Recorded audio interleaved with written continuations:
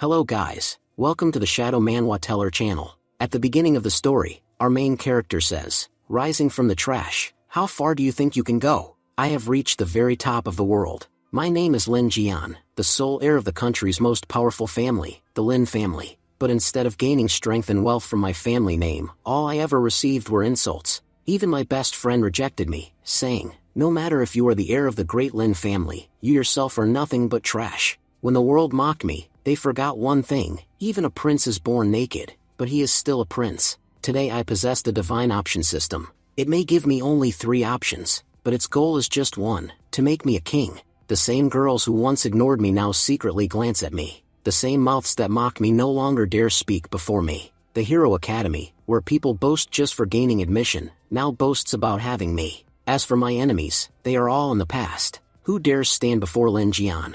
And so, let's see how the boy once considered worthless and shunned by everyone, became someone's brother in someone's life. At the start of the story, our main character says, whenever reincarnation happens, either one is born into a wealthy and powerful family, surrounded by beauties and luxury, or they gain terrifying powers that allow them to rule the world. But I received neither. When I opened my eyes, I was lying on a heap of trash, in the body of a fool who had proposed to the campus goddess in front of everyone. Because of that, the goddess's admirers beat him up, and this weakling died. After entering this world, the first person I met twisted his neck 360 degrees just to talk to me. Truly, this world is strange, filled with ghosts. That man even tried to eat me. But honestly, this world isn't as bad as I thought. A beautiful girl appeared and saved me. Then she asked me, "Am I beautiful?" Now, how could an innocent boy like me lie? I had never seen such beauty before. But soon she revealed her real face, horrifying, and I realized this world isn't so nice after all. That girl was none other than Kuchisake Corona. From the very first glance, I had given her my heart, and she was now after my life. She teased me, saying, "Little brother, tell me, am I beautiful?" Lin Jian thought, "You are beautiful, but only in your other form. If I say yes now, she'll turn me into one of her kind. If I say no, she'll kill me instantly. How do I answer this impossible question? I've always been bad at multiple choice questions." Just then, Kuchisake Corona said, "You can't even answer? Looks like I'll have to answer for you." Jian thought, "It's over, I'm trapped." Suddenly, a voice echoed, "Host, don't worry. I am here to save you. I am your special divine selection system." Time froze. Jian couldn't move his body. The system continued, "You have 5 seconds. Whenever you face confusion in life, I'll give you 3 options. Depending on your choice, you will be rewarded. Option 1, run away with all your strength. Reward, strength increased 10x. Option 2, kneel and beg for your life. Reward, S-class physical talent. Option 3, words won't work anymore. Take action, kiss her directly. Reward, 1 random triple S rank ability." Jian thought, "Seems like this system is what will help me reach the top of this world. I've always failed MCQs, so this time, I'll pick the option with the best reward." He grabbed Kuchisake Corona and said, "I can't describe you in words." Then, suddenly, he kissed her. Because of that, she returned to her real form. She cried, "I'm no longer pure. I'm a devil ghost. Why did you kiss me?" Jian replied, "They say love is blind. I couldn't see whether you were human or demon. You asked if you were beautiful, this was my answer." Blushing, Kuchisake Corona introduced herself. "The world knows me as Kuchisake Corona, but to my loved ones, my real name is Hongi. My hero, I must leave for now, but I promise I will return to you." And with that, she vanished. Jian sighed in relief. Finally, she's gone. The system said, "Host, you completed the task successfully. You will now receive a triple S ranked supernatural power. To activate it, shout, 'Cheap Thor, show your might.'" Jian frowned. "What? Such a cringe line. I'm not shouting that. But wait, I kissed a demon just to get this power. I might as well use it." So he shouted, "Cheap Thor, show your might." Immediately, a deadly lightning bolt struck from the sky, but since no target was selected, it struck Jian himself. Shocked onlookers cried out, "Look at the sky! Such a massive demon! Who is it that summoned such a powerful creature?" While watching all this, a girl said, "This power, it's beyond even S rank." In the entire Kanwan city, only one person had ever surpassed S rank. Who could this be now, breaking through again? Could it be another member of the Lin family resurfacing? The scene shifts. We see Jian, who has fallen to his knees after being struck by lightning. The system speaks, "Host, lightning has struck you. Because of this, you have obtained a triple S rank ability, Stormbreaker, but your body is currently too weak. For now, you can only use Stormbreaker in a few parts of your body. Once your body becomes fully powerful, you'll be able to use this ability to its fullest. Jian thinks, so this is my ability, Stormbreaker. Wait a second. According to the memories of this body, the strongest known level in this world is S rank, and yet the very first ability I awaken here is triple S rank. That means, I'm going to become invincible very soon. Whoever wrote that novel about the invincible was absolutely right. With this triple S power, I'll quickly gain both wealth and fame. Not only will I enjoy peak power, but also a peak life. System, you're amazing. Just then, the system warns, host, a very dangerous ghost is approaching you. Leave this place as soon as possible. Jian realizes, it must be because of that lightning strike earlier. The attack attracted ghosts. I need to get out of here quickly, because right now, I have no strength left to fight. After running for half an hour, Jian finally reaches his home. So this is my house? No, calling it a house would be wrong. This is a palace. I didn't know the owner of this body was this rich. But if he was so wealthy, how did he end up bullied? As Jian opens the gate, a little girl stands before him. She says, "Brother, you're so late today." Jian remembers, oh right, I had a little sister in this world. Her name is Linji. Linji looks at him worriedly. "Brother, what happened to you? Why are you hurt?" Jian replies casually, "It's nothing. I just fell on the road and got a few scratches." Linji smiles, "It's okay. Brother, drink some soup." Jian thinks to himself, I must say, this girl is really considerate. According to the memories, the Lin family adopted me. A few years after adopting me, the parents died, and since then I've lived with my sisters Linhua and Linji. Both of them are extremely talented and powerful. But me, though I carried the Lin surname, I never had their talent. That's why everyone always mocked me, saying that being adopted could give me the family name, but not the ability. 3 years ago, the special division selected my elder sister Linhua. Normally, they don't recruit children, but because she was so talented, they took her in at a very young age. Since joining them, she's been extremely busy and only comes home once a month, so the responsibility of looking after Linji fell on me. But the truth is, the original owner of this body never really cared for his sisters. He was bitter from being mocked and took out his anger on Linji. She's so young, and she's always been afraid to stay alone at home. But that didn't matter to him. He always left her alone and went out. Honestly, the Lin family showed him nothing but kindness after adopting him. And yet, he never valued it. To be blunt, I've inherited the body of an ungrateful, weak piece of trash. But at least he left behind all the traits I need to become the protagonist of this world. As Jian reflects, he suddenly hears someone shouting. He turns back angrily. Who dares disturb me while I'm drinking soup? Looks like you don't value your life. Behind him stands a girl who says sharply, "You're the one who doesn't value life, wasting time on useless things all the time." Jian thinks, this girl, her name is Xiaomane, my childhood friend, and a very talented awakener. She often appears in the news. Jian asks, "Xiaomane, what are you doing here?" Xiaomane glares at him. "After everything you did, you're seriously asking me why I'm here? Don't play dumb. Remember this morning's assembly? You were supposed to give a speech. Instead, you grabbed the mic and shouted 'I love you' to me, then boldly declared that I didn't need to answer because you already knew my feelings, that I could give you my answer by nightfall. Do you even realize how humiliated I felt because of you?" Jian thinks, so this is the same girl I confessed to earlier, the reason I was beaten up and thrown into the trash.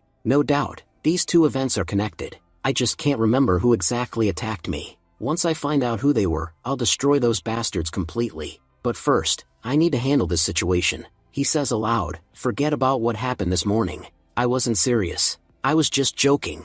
Don't take it to heart, but honestly, I like lionesses, not kittens. It may break your heart to hear this, but you're not my type. I understand your feelings though. Many people try to reach for the moon, but not everyone is destined to touch it." Just then, annoyed, Xiaomane suddenly attacks Jian. She shouts angrily, "You bastard! How dare you make such a disgusting joke?" As Xiaomane moves forward to attack again, Jian dodges swiftly, and in that moment, he accidentally catches sight of something. Blushing, Xiaomane snaps, "You really are a shameless man. Where exactly are you looking?" Jian quickly replies, "I didn't do it on purpose. Honestly, I'm an innocent guy, but because of your carelessness, I ended up seeing everything. Do you even know what that did to my pure heart? My body couldn't handle it. I even lost 2 drops of blood. And yet, I'm still standing here, not doing anything, while you're the one complaining." Furious, Xiaomane says, "That's it. Today I'm going to beat you up right here." At that moment, Linji steps forward and says firmly, "Sister Xiaomane, if you dare to lay a hand on my brother, I won't forgive you either. Chow Mein scoffs. I don't waste my time talking to children. Lin Ji retorts, strange, isn't it? I don't like talking to so-called adults either. Chow Mein mutters, you siblings really are alike. Then she turns back to Jian and says, actually, I came here to tell you something. Tomorrow, our school is holding a special ability test. Whoever awakens as C rank or higher ability will get admitted to the Hero Academy. I've already awakened a Class A ability, which means my place in the Hero Academy is guaranteed, and my future will shine as bright as the sun.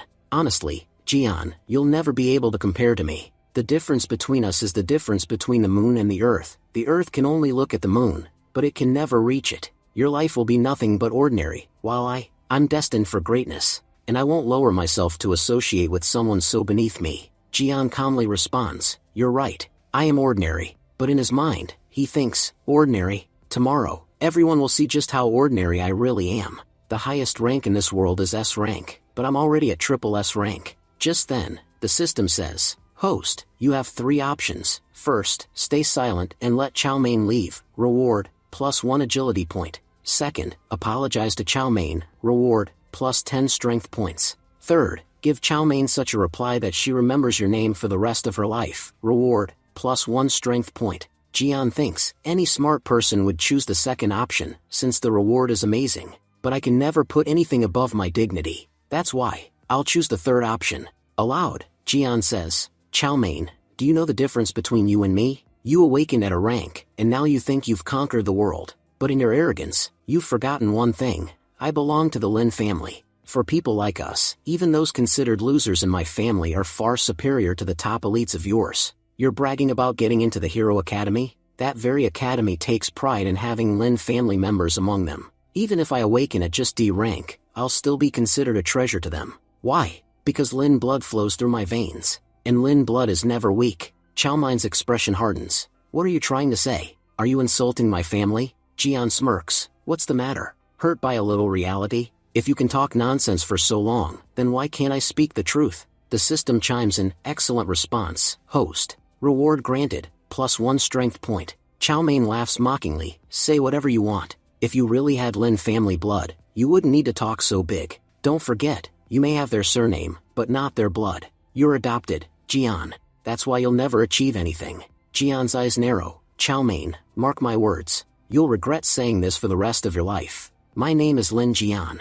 Once someone falls from my eyes, I never look back at them again. Lin Ji steps up, encouraging him, brother, don't listen to her. We are members of the Lin family. No one in our family has ever awakened below a rank. I believe in you completely. You will become a powerful awakener. Later that night, Jian goes to sleep. Suddenly, Hongyi appears before him. She says softly, you're the first human I've ever truly liked. That's why. I won't let you escape me. When morning comes, Jian was late for school. Lin Ji waves him off. Good luck, brother. Show everyone who you really are. People say, ashes are left when fire burns out. But when those ashes ignite into gunpowder, that gunpowder is called Lin Jian. Jian laughs. Don't worry, little sister. Today, this gunpowder will set the world on fire. Lin Ji thinks proudly, brother, I know you're the best in this entire world. You'll never let the Lin family name fall. Father trusted you completely, and he never trusted the wrong person. Running to school, Jian thinks, last night, I had such a strange dream. I felt like that ghost, Hongyi, was sleeping right beside me. It felt so real, like it actually happened. The scene shifts to the high school. Chow Mein sits at her desk, wondering, why is Jian so late today? Just then, an announcement is made. All students, form a line. Those who didn't complete their awakening test yesterday will undergo the test today. Just then, Jian manages to arrive just in time. Placing his hand on someone's shoulder, he says confidently, see, I made it on time. Annoyed, the guy snaps back, take your hand off my shoulder. You're nothing but bad luck. Don't pass that bad luck on to me. But when he realizes Jian is alive and standing there, his eyes widen in shock. He mutters, how are you not dead? Aloud he asks, Jian, what are you doing here? Jian replies coolly, Roti Sugi, I'm your classmate. The same reason you're here, I'm here for that too. I didn't come to play music or waste time. Roti Sugi frowns and says, I thought you'd be too scared to even show up for this test. Jian thinks to himself, this guy gives off such a stubborn, arrogant vibe. From my memories, I know he's my enemy, and I'm certain he's also the one who'll try to kill me. This is our first encounter, so I need to show him that he picked the wrong person to mess with. Just then, the teacher announces, the students whose names I call will come forward to take the awakening test. Anyone who awakens at C rank or above will qualify for the Hero Academy. Those below C rank will live their lives as ordinary people. One by one, students are called. Some receive F class abilities, others low-level awakenings. Finally, it's Rotisugi's turn. Smirking, he says, I'm the most famous guy in this high school. Everyone loves me. I already know I'm a genius. Today, I'll prove it by surpassing all the awakeners of the Lin family. He places his hand on the crystal and awakens an A-class ability, Ghost Wood. Chow Mein watches in surprise. I didn't think he'd awaken at Class A. Meanwhile, the girls cheer loudly, Rotisugi, you're amazing. We knew you'd awaken at Class A. Then the teacher announces the next name, Lin Jian. Chow Mein thinks, yesterday I humiliated him so he wouldn't dare show up here. Everyone knows how weak he is. Coming here only means asking for humiliation. The other students laugh when Jian steps forward. How does this guy even have the guts to come here? If he can become an awakener, then we're all supermen. Does he not understand? The Lin family only adopted him. He's not their real blood. Rotisugi smirks to himself, the biggest disgrace of the Lin family. Today, he'll humiliate himself so badly he'll never be able to show his face again. Jian, unfazed, thinks, everyone is laughing at me. I guess I really am famous in this high school. The teacher scolds him suddenly, hey, your pants zipper is open. Closing it casually, Jian replies, you don't even know? This is fashion. Anyway, all of you are about to see how a truly powerful awakener is born. This world will witness its next hero today. He places his hand on the crystal. For a moment, the crystal shines so brightly that everyone is stunned. Turning around with a smirk, Jian says, what's the matter? Never seen a triple S rank ability before? But the teacher shouts, kid, are you out of your mind? It's not triple S, it's written triple F. Your ability is so worthless the crystal couldn't even identify what type it is. Jian stares in disbelief. Triple F rank ability? The students burst out laughing. Jian, you've humiliated yourself completely. You're nothing but a clown here to entertain us. You've done your job, now get lost. Rotisugi sneers, unbelievable. My so-called rival is the biggest fool alive. Everyone already knew this would happen, but he still walked in and embarrassed himself. Just the other day he even dared to propose to Chow Mein in front of everyone. Now he'll never show his face in school again. But Jian refuses to accept it. There's something wrong with your crystal. Go check it. There's no way I'm weak. I clearly remember, the system gave me a triple S rank ability. Why can't I use it? Why can't I show my true power? At that moment, Hongyi appears beside him and whispers, don't worry, I'll fix everything. When Jian opens his eyes again, the crowd has vanished. The teachers gasp in shock. His potential value is changing, and at an incredible speed. How is this possible? Nothing like this has ever happened before. Though the crystal reads triple F rank ability, his potential is revealed to be triple S rank. If he studies and trains properly, there's even a high chance he'll reach S rank. Chow Mein smiles softly, you were right yesterday, no member of the Lin family can be weak. For the first time in my life, I'm happy to be proven wrong. Rotisugi, however, trembles with jealousy. How is this possible? I awaken at a rank, which means I can never rise higher than that. But this bastard, he has the power to surpass us all. The teacher says firmly, your current power is very low,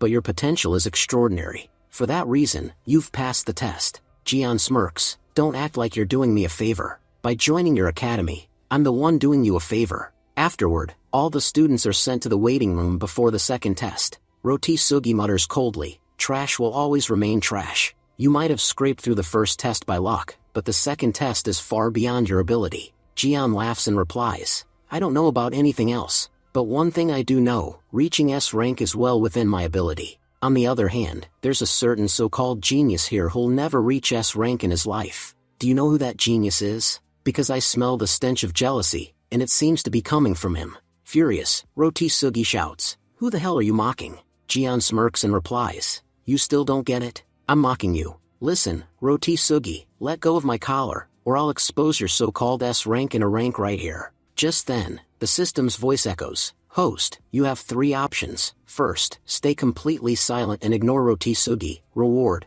plus 3 agility points. Second, calm the fire burning inside Rotisugi, you already know how to do it. Reward, plus 3 strength points. Third, respond with love instead of hatred. Rotisugi snarls and grabs Jian's collar tighter. Now tell me, what will you do? Looks like you've forgotten my full name. I am Yang Rotisugi, the young master of the Yang family. You have no right to point a finger at me, let alone lay a hand on me. But Jian chooses the second option. Without hesitation, he punches Roti Sugi straight in the face. You asked for a beating so desperately, I couldn't bring myself to refuse. Staggering to his feet, Roti Sugi growls. No one, not even my father, has ever laid a hand on my face. How dare you? At that moment, the examiner for the second test arrives. She warns sternly, if you two do anything here, I'll disqualify you both immediately. The second test is about to begin. Everyone, follow me. Jian notices a serpent mark on her shoulder and thinks, that mark, she must also be from the Hero Academy.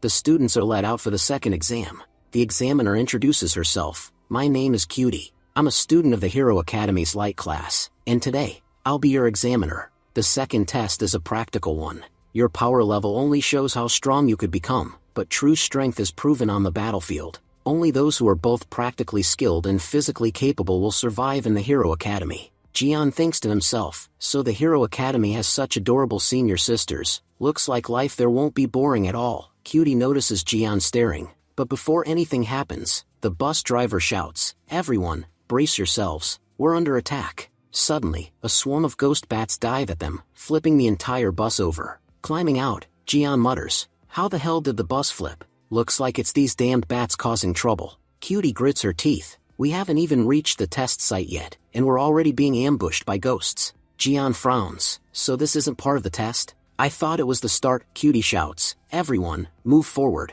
Start killing these monsters. Jian notices something strange. Even if everyone is fighting, something doesn't feel right here. Meanwhile, Roti Sugi thinks, perfect. Nobody's paying attention. What an excellent chance to kill Jian. He grabs a ghost by the neck and hurls it at Jian. Here, a gift from me to you. Kicking the ghost away, Jian retorts, I don't need your gift. Elsewhere, Cutie and the other students are fighting fiercely. The crowd whispers, that examiner, Cutie, she's insanely powerful. Roti Sugi smirks arrogantly, ha, I didn't even get warmed up, and the fight's already over. But suddenly, chains erupt from the ground, binding everyone in place. A menacing figure appears, Ghost Rider. He sneers, you've all fallen right into my trap. And look at this, among the crocodiles, I've caught myself a beautiful little fish. Don't worry, sweetheart, Ghost Rider will take very good care of you. One boy screams, that's my girlfriend. How dare you touch her? Ghost Rider laughs, I can touch you too. But trust me, it won't be a gentle touch. Cutie breaks free from the chains and charges forward, but Jian shouts, free me too. She ignores him coldly, only to be struck and thrown back by Ghost Rider. Jian catches her before she hits the ground and says, I told you to free me. Now look, you got hurt for nothing. The system chimes in again. Host, you have 3 options. First, escape with Cutie, reward, +2 agility points. Second, kneel before Ghost Rider and beg for everyone's lives. Third, teach Ghost Rider a lesson. Defeat the villain like a true hero and become everyone's savior, reward, enhanced technology. Jian grins, my choice is clear. I choose option 3. Ghost Rider, kneel before me, because if I decide to beat you, I won't stop counting. The students gasp in horror. Jian's lost his mind. Ghost Rider is at least AB rank awakener. Attacking him directly is stupidity. Ghost Rider launches an attack, sending Jian crashing backward. The students cry in despair. We knew this would happen. God, if you had to free someone, why this fool? As Jian falls, he thinks desperately, what do I do now? Then Hongi appears before him, her voice calm and firm. You won't do anything. I'll handle this. Your power is too immense for your body to control. But if you channel it into your right hand, then you'll finally be able to activate it. At that moment, Jian focuses, and finally, his true power awakens. Jian smirks and says, now this is going to be fun. At the same time, he thinks to himself, Hongi is really close to me right now. Does she actually want me to kiss her again? But then Hongi reveals her true form and snaps, idiot, wake up, or Ghost Hunter will finish you off. Opening his eyes, Jian wonders, wait, was Hongi just inside my dream? Ghost Hunter growls, kid, I'll admit it, you're tough. No one survives a strike from my left hand. Yet here you are. Jian smirks back, do you know what happens to anyone who dares to touch me? No one survives. The moment people see me, they say, that's Jian, strong and mighty, with a voice so sharp it cuts deep. And anyone foolish enough to cross me, ends up wetting their pants. Ghost Rider snarls, we'll see whose pants get wet. With that, he launches another deadly attack. Everyone watching thinks Jian won't survive this time, but Jian calmly raises his right hand and catches the attack. He declares, there's a famous saying, a king's son may be born naked, but he is still a prince. And I'm telling you this for one reason, because I am the heir of the Lin family. I cannot, no, I will not, lose to a dog like you. Ghost Rider's eyes widen in shock. What? You're from the great Lin family? Without hesitation, Jian lifts him and smashes him against a rock. Cutie, stunned, whispers, when did he become this powerful? But Ghost Rider rises again, laughing, excellent.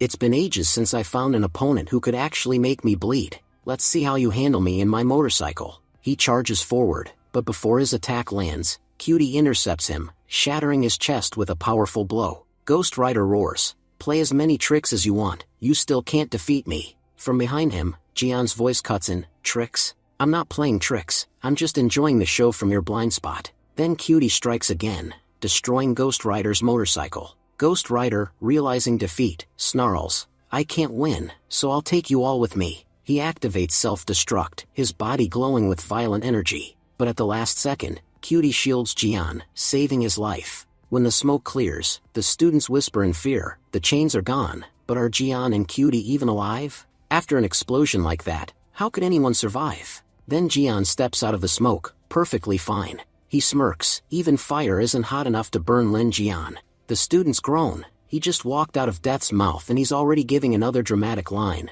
But damn, he really pulled it off this time. Jian turns to Cutie with a grin. You must be hurting, right? Want me to give you a massage? Cutie, blushing and annoyed, shoves him away. Let go of me. The other girls suddenly crowd around Jian, giggling. We never noticed before, but you're actually really handsome. Would you exchange numbers with us? Meanwhile, Roti Sugi, seething in the background, mutters, where the hell did this bastard get so much power? The system's voice chimes in, host, you have defeated Ghost Rider. As a reward, you receive Psychic Point. Jian smirks, with Psychic Point, I'll finally be able to awaken my psychic power. I thought I'd keep a low profile, but what can I do? This handsome face and overwhelming strength simply can't be hidden. The other students suddenly notice something in the sky. What's that flying over there? A giant machine appears and announces, second test, complete. The students were shocked. Wait, what? It's over? Does that mean everything that just happened was staged on purpose? The machine explains, this was an emergency performance test. We wanted to see how you would react under sudden crisis. Every moment has been recorded. Only those whose performance impressed the examiners will enter the Hero Academy. Cutie fumes. What the hell? I'm the examiner, and nobody told me about this. The machine replies, certain details were deliberately withheld. The rest will be explained once you officially enter the academy. Among all the candidates, the best performer was Lin Jian. Jian waves it off casually, that's enough, no need for so much praise. But the crowd cheers, you're our hero, Jian.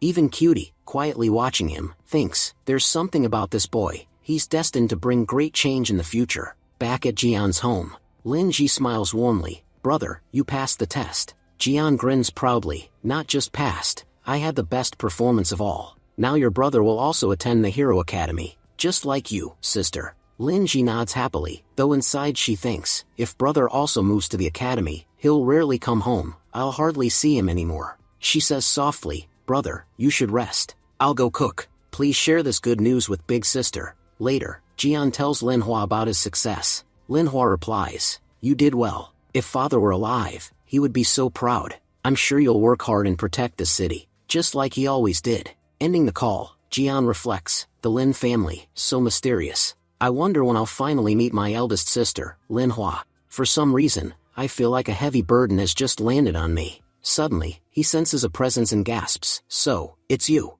That means yesterday wasn't just a dream, was it? It really was you, Hongi. Hongi steps forward and says calmly, yes, I've come to help you improve your powers. I'll raise you to a level others can't even imagine. But there's one condition, you must marry me. Jian freezes, marriage? Hongi says, yes, you heard it right, you'll have to marry me. There will be a soul contract between us. Jian replies, but I'm just an ordinary college student. How can I give an answer to something this big so suddenly? Hongi responds, you may have time, but I don't. Saying this, she signs the contract with Jian. The system announces, host, your ghost marriage is complete. Now you will be shown your partner's memories. It begins about 1,000 years ago, when the demon god attacked humanity. Rivers of blood flowed through the streets, and humanity's last hero was defeated. For 1,000 years since then, that hero's soul has wandered, waiting for a chance to reincarnate and return to this world. Jian thinks to himself, so these are Hongi's memories, that means she was once a hero in the past. I want to see more, but I'm exhausted. I'm too sleepy right now. The next morning, Linji says, "Brother, wake up quickly. You'll be late." As he gets up, Jian thinks, every night, Hongi comes to me, and before dawn, she disappears. She's truly mysterious. If she was once a hero, then how did she become just an ordinary spirit now? I'll have to ask her in the future. But for now, I need to focus. Tearfully, Linji says, "Brother, are you really leaving me?" Jian replies, "I don't want to, but I must." He thinks further, "I can't take this world lightly. There are enemies who once caused my death. If I keep Linji close, she'll be in danger too. Until I become powerful enough, I can't bring her with me. As long as she is living in the Lin family's house, no one has the strength to harm her. That's the only reason I'm leaving her behind for now." Jian says gently, "Linji, just stay at home alone for a while. I promise, once I become strong enough, I'll take you with me." Then Jian leaves on the bus. Meanwhile, Linji thinks, "Brother, to be honest, sister once promised me that she'd always visit, but in the end, she only comes once a year. That's why I won't let the same happen with you. Even if you don't come to see me, I'll come to the university to see you." The scene shifts to the Hero Academy. Jian thinks, "I must admit, this place truly deserves to be called the #1 academy in the country. The buildings are magnificent, and the girls here are even more beautiful. But Jian, stay focused. If one girl leaves, another will come. But if I waste time now, I'll never become powerful." A wise person once said, "If you chase girls, they'll run off with your money. But if you chase money, girls will chase you." And in this world, the true currency of wealth and respect is power. To gain power, I need to see who my teacher will be. Nearby, the academy's teachers are arguing, fighting over students. Two teachers bicker. Just because you're senior doesn't mean you always get your way. You keep stealing all the good students. But not this time. The red-haired teacher smirks. Time will decide who gets what. At that moment, another teacher says, "Your name is Lin Jian, right?" Pretending to be polite, Jian replies, "Yes, that's me. What can I do for you?" Immediately, all the teachers surround him. "So you're the one with S-rank potential who performed extraordinarily in the second test. Become my student, and I'll provide you with the best pills." Another interrupts, "No, be my student. I have many beautiful female disciples." Soon, they crowd him completely. One teacher mocks the other, "Old Wang, you claim you can give him the best pills, but you don't even have the budget to buy one. Forget about many." Old Wang snaps back, "Don't make me expose you. You promise him countless beautiful senior sisters, but the truth is, you don't have any. If you really did, why would you still be single?" The two teachers start fighting fiercely. Jian thinks, these teachers look terrifying. I don't even know which one to choose. Just then, the red-haired teacher steps forward. "My name is Tang Lin. Would you like to join my class?" Jian thinks to himself, "Wow, I've never seen such large basketballs before." Old Wang yells, "I told you not to interfere. Jian, don't choose her." Tang Lin smirks. It's up to Jian to decide who he wants and who he doesn't. Jian debates in his head. The teacher is stunning, but who should I choose? Tang Lin leans closer and says, "If you choose me, I'll offer you the best. You know what I'm talking about." The other teachers groan. Tang Lin always wins by using these tactics. We have no way to fight against her methods. Finally, Jian declares, "Master Tang Lin, from now on, you're my teacher." Tang Lin says, "I gave you both plenty of chances, yet you still couldn't win him over. Now he's mine." She kisses Jian on the forehead and warns, "Work hard. If you slack off and ruin my reputation, I won't forgive you." Watching all this, Roti Sugi burns with jealousy. Later, Jian arrives at his dormitory. He thinks, this academy, its dorms, everything here is perfect. I can already imagine my bright future. Then a student walks out of the dorm next door. "So you're the new guy, Jian? My name's Fatty Gun. I'm also Miss Tang Lin's student. That makes me your senior. If you ever need anything, just come to me." Jian was thinking, "I have to admit, my senior is a really good person." Fatty Gun said, "You must have already met our teacher, right? She has quite an aggressive nature." Jian replied, "Yeah, I saw that today." Fatty Gun continued, "I'm sure she tricked you into becoming her student, and probably told you that you'll get special benefits in the future." Jian asked, "Yes, she did say that. Is there a problem with it?" Fatty Gun sighed, "Not exactly a problem, but she fooled you. That's how she lures every student. She promises special benefits, but in reality, she just works them to the bone. That's her way." Jian asked nervously, "Senior, you're scaring me. What exactly do you mean?" Fatty Gun said seriously, "Our teacher Tang Lin has a nickname. Everyone calls her the witch. She earned that name because her methods are terrifying. The special benefits you imagined, and the special benefits she gives are worlds apart. Not everyone is capable of handling them. Jian thought to himself, on the surface, I'll act scared. But deep down, I'm thrilled. What kind of benefits could be so intense that even I wouldn't be able to handle them? Jian said confidently, thank you for the warning, senior brother. But don't worry at all. Your junior is very capable. I'm fully prepared to endure anything. Fatty Gun smiled. Good to hear. Because honestly, you'll have to endure quite a lot. Scene shifted. We now see Rotisugi, who has gone to his grandfather. Rotisugi said angrily, Grandpa, that bastard Lin Jian was taken in as a student by Tang Lin. He has caused me more trouble than anyone else ever dared to. It's become absolutely necessary to teach him a lesson. His grandfather calmly replied, don't worry at all. I already know everything. That boy won't live to see tomorrow's sunrise. Scene shifts to Jian, who is enjoying a bath when Hongyi suddenly appears. She says, looks like you're feeling quite good. Shocked, Jian exclaims, how did you get in here? Don't tell me you live inside my body. Hongyi smiles, inside your body is a vast spiritual world. Not just me, an entire city could easily exist within it. Jian asks, spiritual world? What exactly is that? Hongyi explains, a spiritual world is created from one soul power. The greater the soul power, the larger the spiritual world. By using soul power, a person becomes stronger. And know this, your spiritual world is larger than anyone could possibly imagine. Your body holds more energy than anyone in history ever possessed. The problem is that your physical body is weak. That's why you can't fully use this energy. Jian asked, so is that why you married me? Because of my spiritual world? Hongyi nodded, yes, you could say that. But your spiritual world is so powerful that even after giving me energy, it still has an immense amount left. No matter how much I use, I can always restore my power after every battle, thanks to your spiritual world. Jian grinned, then what are we waiting for? Let me restore your energy right now. Just as the spicy moment was about to begin, there was a knock at the door. Annoyed, Jian muttered, who the hell is knocking now? Don't they know not to disturb me? When he opened the door, no one was there. Jian frowned. Was this some kind of prank? Suddenly, someone leapt out from the bushes and attacked him. Jian dodged the strike and thought, someone's trespassed into my house. He shouted, wait a second, you're a weasel spirit. The weasel sneered, boy, you dodged my attack. That means you're fast. Don't be shocked by my appearance. Some consider me part of the human category, while others see me as a fairy. Jian scoffed, honestly, you've got it all wrong. Who told you that you look like a fairy? You're clearly just a weasel. And if you're a weasel pretending to be a fairy, then standing in front of you, I must be the Vin Diesel. The weasel smirked inwardly, this fool has fallen into my trap. Now's the best time to attack.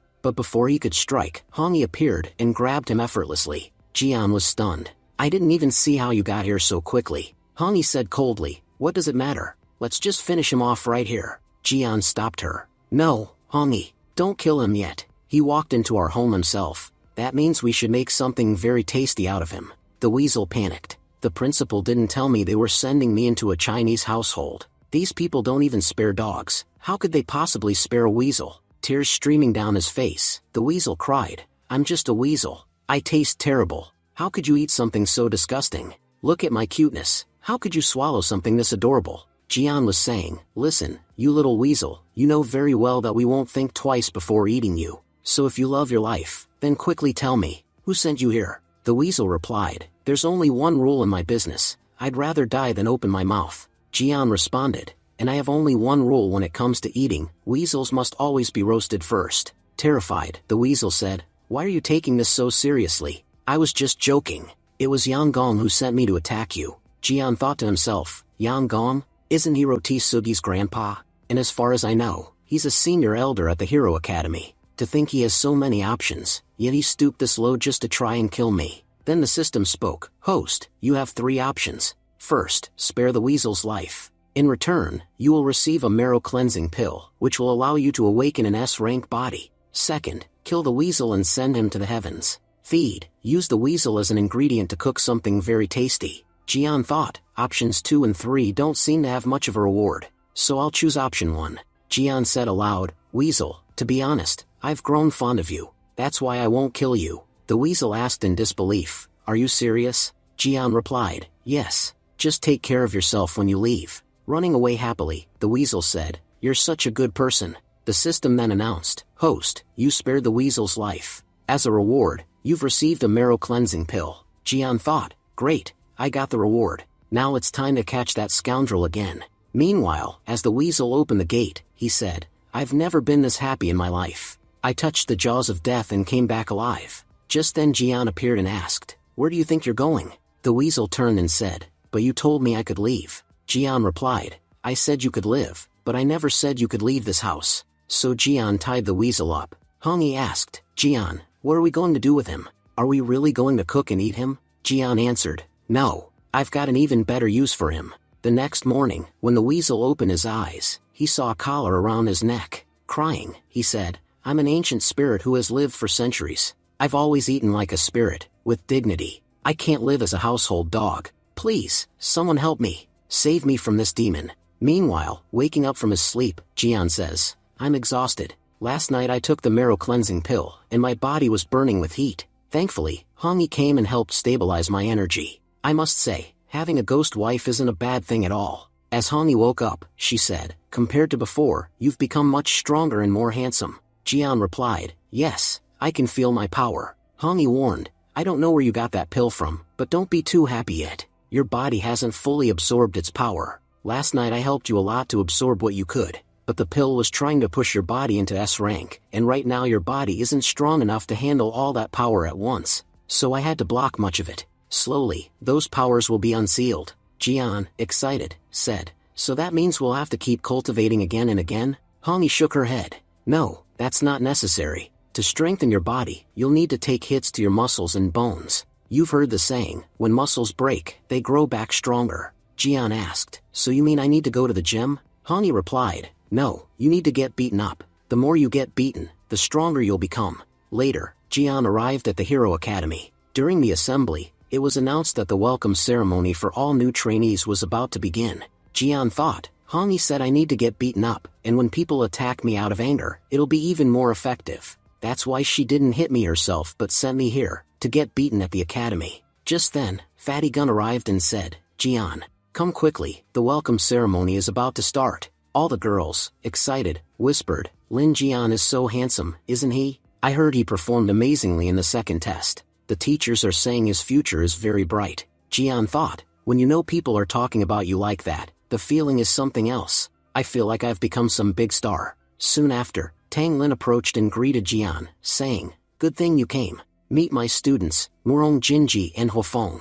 They're your seniors. And you already know Cutie, who was your examiner during the second test." Cutie scolded him, "You're so careless. Who arrives late on the very first day of college?" Jian smirked and said, "By the way, Cutie, your physique looks even better than before. If you ever feel sore, just let me know. I'm really good at massages." Enraged, Cutie attacked Jian, but he effortlessly dodged every strike with his eyes closed. Morong commented, "He's even more impressive than the rumors say." Jian teased, "You couldn't even touch me." But then, by accident, Jian bumped into Teacher Tang. Tang Lin said, "You've improved a lot since the last time we met. By the way, I looked into your background and discovered something amazing. I had no idea your father was the great hero, Lin Yuan." Fatty Gun, shocked, said, "What? Jian is the son of the great hero Lin Yuan? Lin Yuan has always been my favorite hero. I used to dream of becoming just like him." Feng added, "There isn't a single awakener who doesn't know about hero Lin Yuan. The Lin family has produced geniuses in every generation,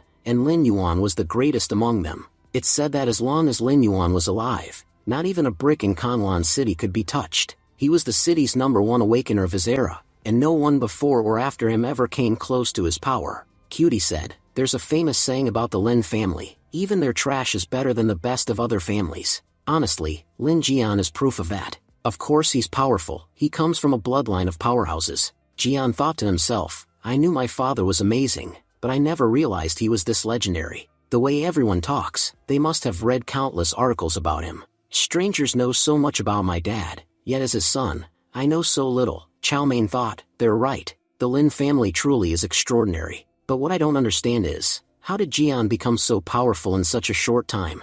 I've heard Teacher Tang Lin has methods to make her students stronger, but what kind of secret technique did she use on him to raise his power so fast?" Meanwhile, Roti Sugi thought, "Grandpa said Jian wouldn't live to see this morning. But here he is, standing before me, perfectly fine." Just then, the vice principal spoke, "Everyone, settle down. Let me introduce myself. My name is Vice Principal Xuanyan, and I'm very happy to meet you all today. You might think the Hero Academy is the greatest academy in the world, but the truth is, it's you students who make it great. If you rise higher, so will the academy. That's why I hope all of you achieve greatness in the future. In the first and second tests, some students performed outstandingly. For that reason, we will be awarding them the Hero Order. Students who receive this honor, please come forward and give your speech. Jian whispered, Brother Fatty Gun, what exactly is the Hero Order? Fatty Gun explained, the Hero Order is given only to the best. Think of it like a special stone card. It can also be used for storage. Its space is massive, and you can even store living beings inside it.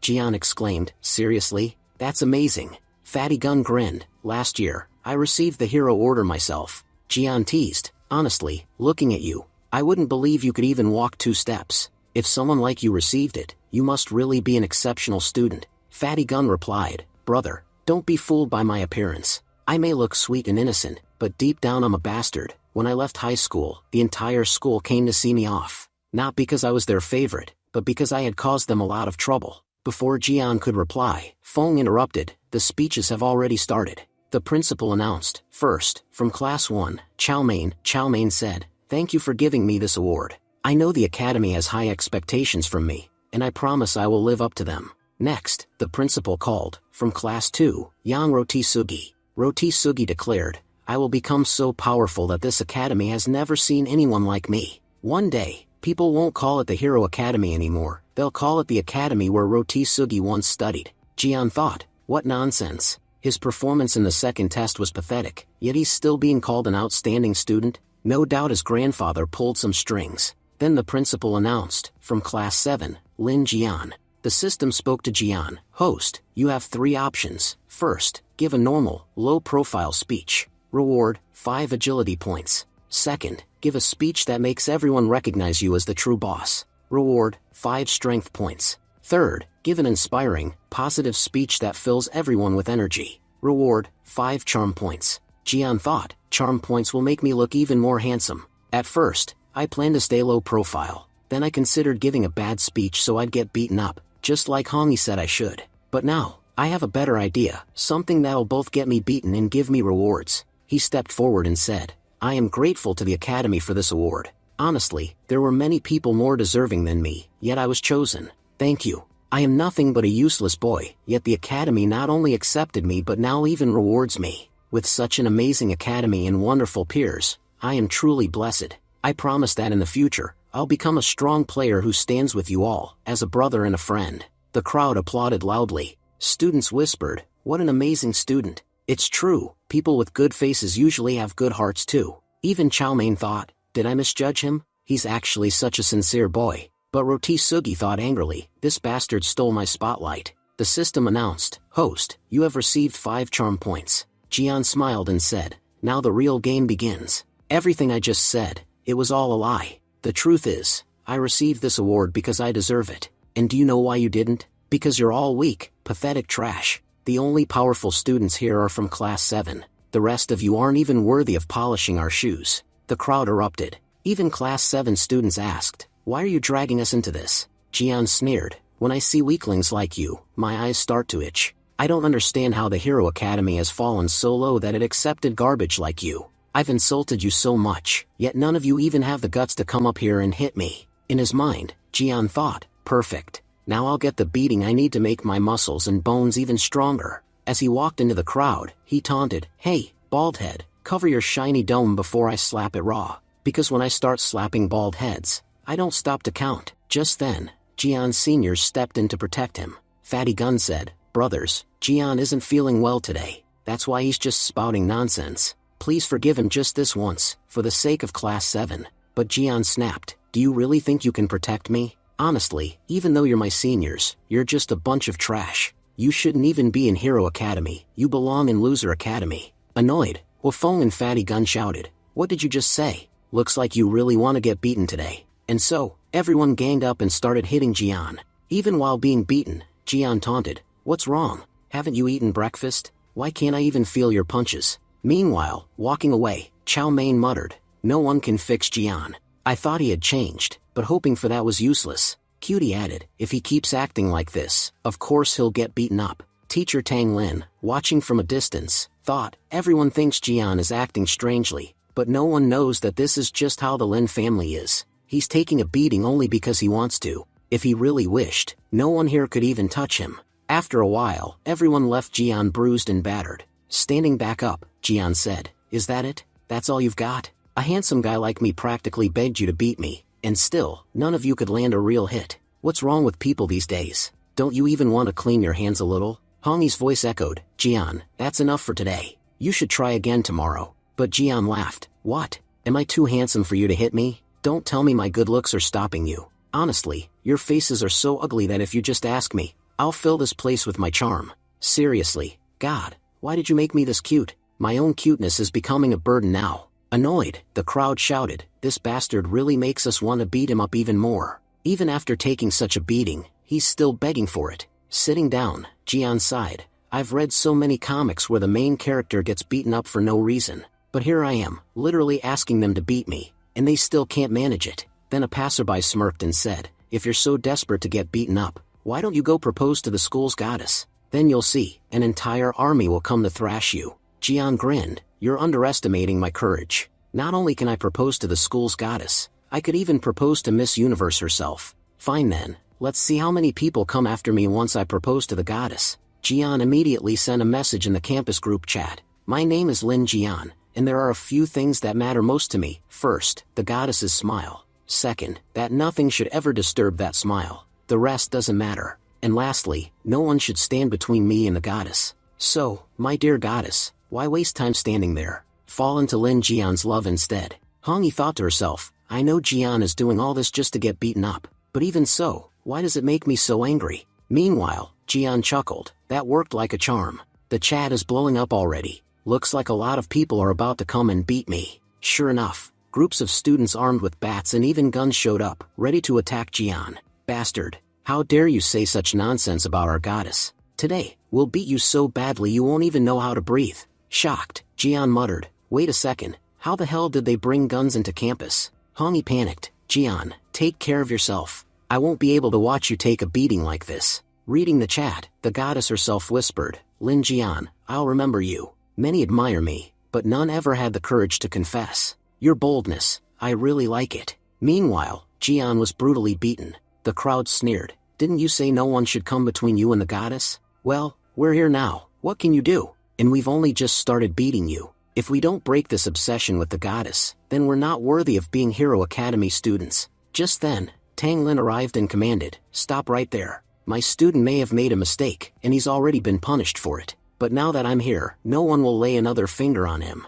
I'll count to 3. If you're not gone by then, not even your teachers will be able to save you." Terrified, the students fled, shouting, "Teacher Tang Lin is the scariest teacher of all. We need to get out of here fast." Tang Lin turned to Jian and said coldly, "So, you're purposely taking beatings just to strengthen your muscles and bones, aren't you?" Jian stammered, "No, teacher, that's not it at all." Tang Lin continued, "There's no need for such foolish methods. In 2 days, the spiritual spring of our academy will open."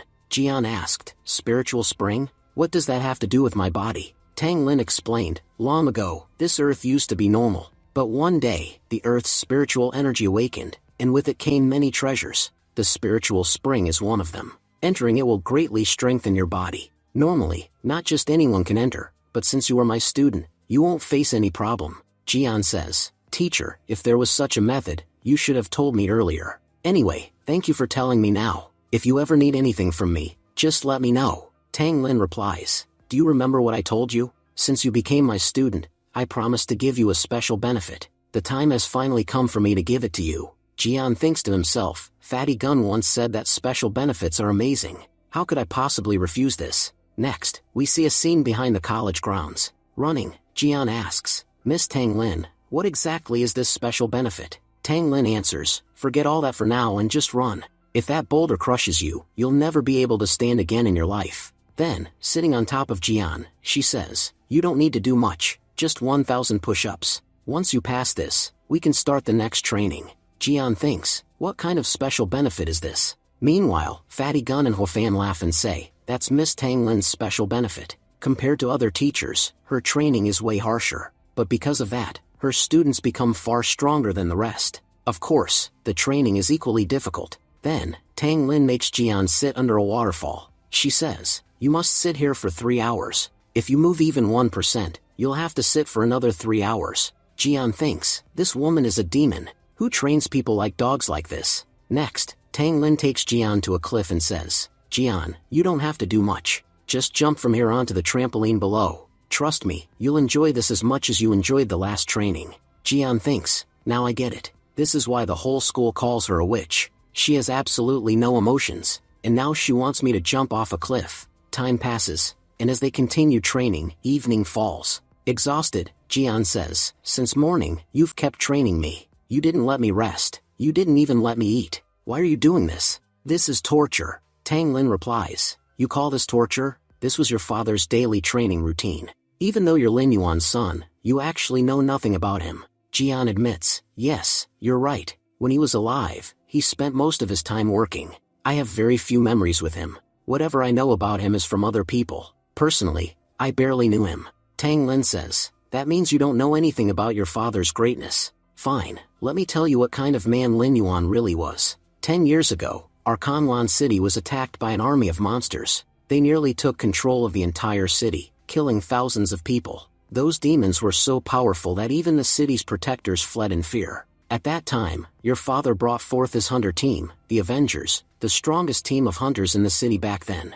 As hunters, we had no obligation to protect the city, but your father led us to defend it anyway, and I know this because I, too, was once a member of the great Avengers team. Together, we killed many demons and saved countless lives. You could say that Kanlan City was fated to end that day, but the Avengers stopped that end. However, the price was enormous. In that battle, we lost our captain, Lin Yuan.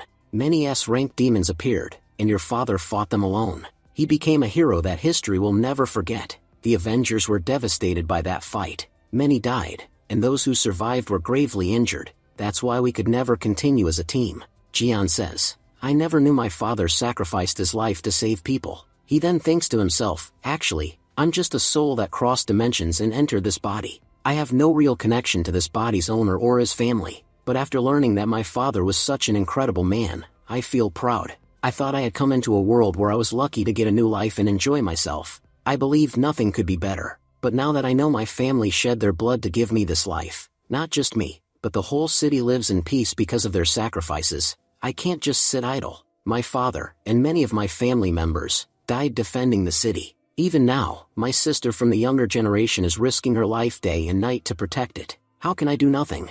I must become powerful at all costs. I want to end this problem once and for all so that no member of the Lin family ever has to sacrifice their life again. Out loud, Jian says, Miss Tang Lin, don't worry. Even if Lin Yuan isn't here to protect the city, his son Lin Jian will. Now I know exactly what I must do to become strong, and I'm ready to do whatever it takes. Tang Lin smiles and says, then what are you waiting for? Start doing push-ups again. The scene then shifts to Yang's office. One man says, that freshman named Lin Jian needs to be killed. I can finish this job in seconds. Yang replies, Mu-Hui, I know you can handle this. That's why I'm giving the task to you. There are 1,000 spirit stones on the table. Take them. Just make sure there are no mistakes when killing Lin Jian. Mu-Hui says confidently, don't worry. This time, Lin Jian will also be entering the spiritual spring. With my iron power, I'll bury him 7 feet underground, and no one will ever know. Besides, he publicly proposed to my goddess. Even if I weren't being paid,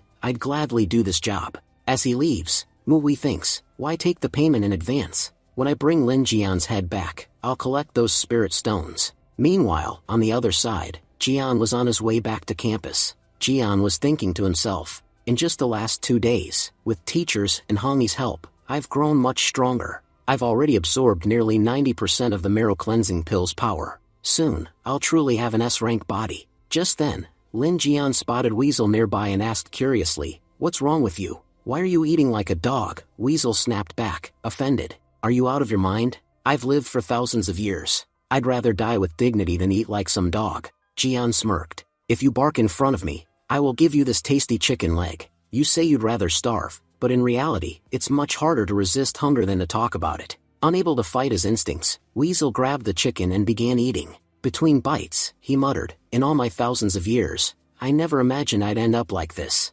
Still, since you gave me this, let me give you a warning in return. Be careful. You're in danger. I know Yang Gong very well. He doesn't rest until his work is done. Seeing you alive must have infuriated him. He'll definitely send someone powerful to kill you. Jian paused, thinking, this weasel, maybe his heart isn't all bad after all. Aloud, he said, thanks, Goldie. I'll remember that. Weasel growled. Goldie? Don't call me that. Later, teacher Tang Lin arrived with the students, leading them to the spiritual spring. Jian looked around in surprise. Teacher, this looks more like a historical building. I don't see any spring nearby. Tang Lin explained, this place has been hidden from ordinary people by altering its surroundings. Only those connected to Hero Academy can enter. Also, each of you has a hero order containing 500 spiritual stones. Before entering the spring, you must toss them inside. Only then will the energy be released and benefit you. Curious, Jian turned to Fatty Gun. Senior Fatty, what exactly is a spiritual stone? Fatty Gun explained patiently, it's a stone that stores immense energy. Using it boosts your strength greatly. That's why spiritual stones are treated like currency in this world. The students hurried forward. Cutie urged, come on, we shouldn't waste time. Let's move quickly. Tang Lin nodded. Go ahead, children. I'll wait here. Jian reassured her. Don't worry, teacher. We'll be back soon. Inside, Fatty Gun grinned. Jian, you take care of yourself. I'm going to help the girls. Jian sighed. At least tell me which spring is the best before you run off. He then noticed Roti Sugi staring at him. Looks like those guys are planning something today. But really, what can they do? I should just focus on this spiritual spring. If they cross me, I'll handle them. As he explored, his eyes fell on a massive gate. Strange, everything else here is open, yet there's such a huge gate. Could a great treasure be hidden behind it? Without hesitation, he kicked it open. But instead of treasure, inside were the two goddesses of the academy, bathing. Jian's eyes widened. Well, I didn't find the treasure I expected, but this is even better. The girls gasped. One of them sneered, isn't that Lin Jian? The one who was beaten up yesterday. Another added sharply, the same Lin Jian who publicly proposed to me? At that moment, the system's voice rang out. Host, you have 3 choices. 1. Leave immediately and earn 5 agility points. 2. Show courage and jump into the spring. Reward, 6 Piscic points. 3. Apologize, and you'll gain 5 strength points. Jian smirked. I've already seen so much. Why stop now? The goddess shouted. Lin Jian, what are you doing? Jian dove straight into the spring. Exactly what I should be doing. Furious, the goddess threw him out of the room. The system chimed again. Host, your courage is commendable. Reward granted. Not far away, Mui clenched his fists, fuming. Did Jian just come out of the very room where my goddess was bathing? Does that mean he saw her? I've never even gotten that close to her myself. And this bastard actually saw her bathing? Jian, you won't escape. I'll make sure you die like a dog. Meanwhile, Jian stumbled upon a small, empty spring. All the other springs are occupied, only this little one is left for me. It seems I will have to make do with this. He slipped into the water and sighed in relief. I have to admit, getting beaten and then soaking in hot water really hits differently. Feels like all my torn muscles are healing already. Suddenly, Hongi appeared before him. Jian, am I not enough for you? Why do you keep teasing every other girl? For this mistake, you must be punished. She sank her teeth into his shoulder. Jian winced, thinking, how do I even explain? I have my reasons for acting this way, otherwise, I'm not really like this. Just then, the gate burst open. Mui stormed in, glaring. You bastard, how dare you lay your hands on my goddess? Jian's eyes narrowed. So it's him, the one I saw talking to Roti Sugi earlier. I knew something was off here. Mui advanced, eyes burning with rage. Those eyes that looked at my goddess, today I'll gouge them out and play with them. Jian dodged Muhui's strike. The impact shattered the ground beneath them, sending dust and rubble everywhere. Stunned, Jian called out, there's no solid ground under this pond. He grabbed the edge and hauled himself to safety, holding Jian's foot. Mui says, if I die, I'll take you with me. You looked at my goddess, you made a huge mistake. Seeing Jian about to fall, Hongi leapt forward to save him. Mui laughed, breathless with satisfaction. Finally, my mission is complete. Even as I die fulfilling it. Then Mui collapsed, but Jian soon realized the cave wasn't what it seemed. There's water under the cave, so I still have a chance to survive. He plunged through the surface, but instead of hitting solid water he fell again. Astonished, Jian realized, this water was floating in the air. Hongi steadied him. This world doesn't work like you expect. Nothing here follows normal logic. As she spoke, Mui plummeted to the ground and died. Because of Hongi's quick reflexes, Jian lived. Breathing a little easier, Jian murmured, I never imagined there would be a hidden world under this spiritual spring. I doubt even Hero Academy knows about it. From what I can see, there are a lot of treasures here. Let's go look. Maybe we'll find something valuable. Hani grinned. You're right, treasure hunting will be fun. They checked Mu Hui's body. Jian shrugged. He's dead. Hani looked at him, concerned. Don't you feel anything about that? Jian shook his head. Honestly, I don't. He came here to kill me. If fate had been different, I might have been the one who died today. So whether he lives or dies doesn't matter to me. What matters is the treasure he died carrying. He pried out a spiritual stone and scowled. What a stingy find. I thought he'd have more. Hani cut in, worried. Be careful, Jian. I can sense a lot of demons and ghosts nearby. Jian teased. Are they all as pretty as you? Hani smacked him. Idiot. This place is a ghost town. Only evil spirits live here. It's dangerous for weak humans. Jian asked. What's a ghost town? Is it dangerous for me? Hani explained. Yes. It's very dangerous for weak humans. If a weak demon breaks into a human city, then he will definitely be killed. Likewise, a weak human who wanders into a demon's city will be killed. Jian was half listening when a childlike laugh echoed from the side. A ball flew toward them and dropped at Jian's feet. Jian laughed. A Loki ball? Are there Lokimons in this world too? A pair of ghost kids danced forward. Uncle, we were playing football and need more players. Join us, or we'll beat you. The system's voice rang out with options. Play football with these kids for 3 strength points, kill one and escape for 5 strength points, or make them your enemies and earn 8 strength points. Jian smiled at the ghost's enthusiasm. They just love football. How can I refuse? What are your names? The first demon says. My name is Rolando. The other is Mousy. We want to be the best ghost footballers when we grow up. Jian bent. Alright, I'll teach you a trick that will really help. He kicked the ball, and it struck Mousy hard enough to send the little ghost collapsing. Jian quipped. You two seem destined to be thorns in each other's sides. I just removed 1 thorn ahead of schedule. Rolando wailed. Uncle killed Mousy. Who will I play with now? You came to the ghost town and killed my friend. We won't forgive you. Hani warned. Jian, you sure know how to pick fights. Lots of ghosts are coming for you. What will you do? Jian only shrugged. Do what I do? Let them hit me. I've already absorbed 90% of my pill's power. A bit more damage and I'll finally stabilize into my S-rank body. The other ghosts converged. Who is he to mess with our town's best footballer? Jian grinned, unbothered. You want revenge for your Mousy? Come and get it. Beat me up. The ghosts hesitated, shocked someone would invite death. That guy's crazy, but since he killed Mousy, they attacked. They started beating Jian. Rolando's brother pointed out, hey, there's a female ghost standing over there. Why isn't she trying to save him? Jian taunted. Are you tired already? Honestly, your torture is not even my warm-up. One of the ghosts sniffed the air and said, no point beating him, his body looks tasty. Let's eat him. Tonight we'll party for Mousy. The ghost's mood turned from vengeance to celebration. Hani watched, alarmed. Jian might need help. She squinted at Jian's form. The light around him flickered. Was his body reaching an awakening stage? At that very moment, Jian's S-rank body began to awaken. Jian said he could feel the power of the S-rank body flowing through him. Hani responded, come on, let's wipe these pests out quickly. There's no point in holding back anymore. The two of them charged forward and began slaying monsters one after another. Jian commented, with such a powerful body, taking down these creatures feels so easy now. I've endured a week of beatings for this strength, and honestly, it feels amazing.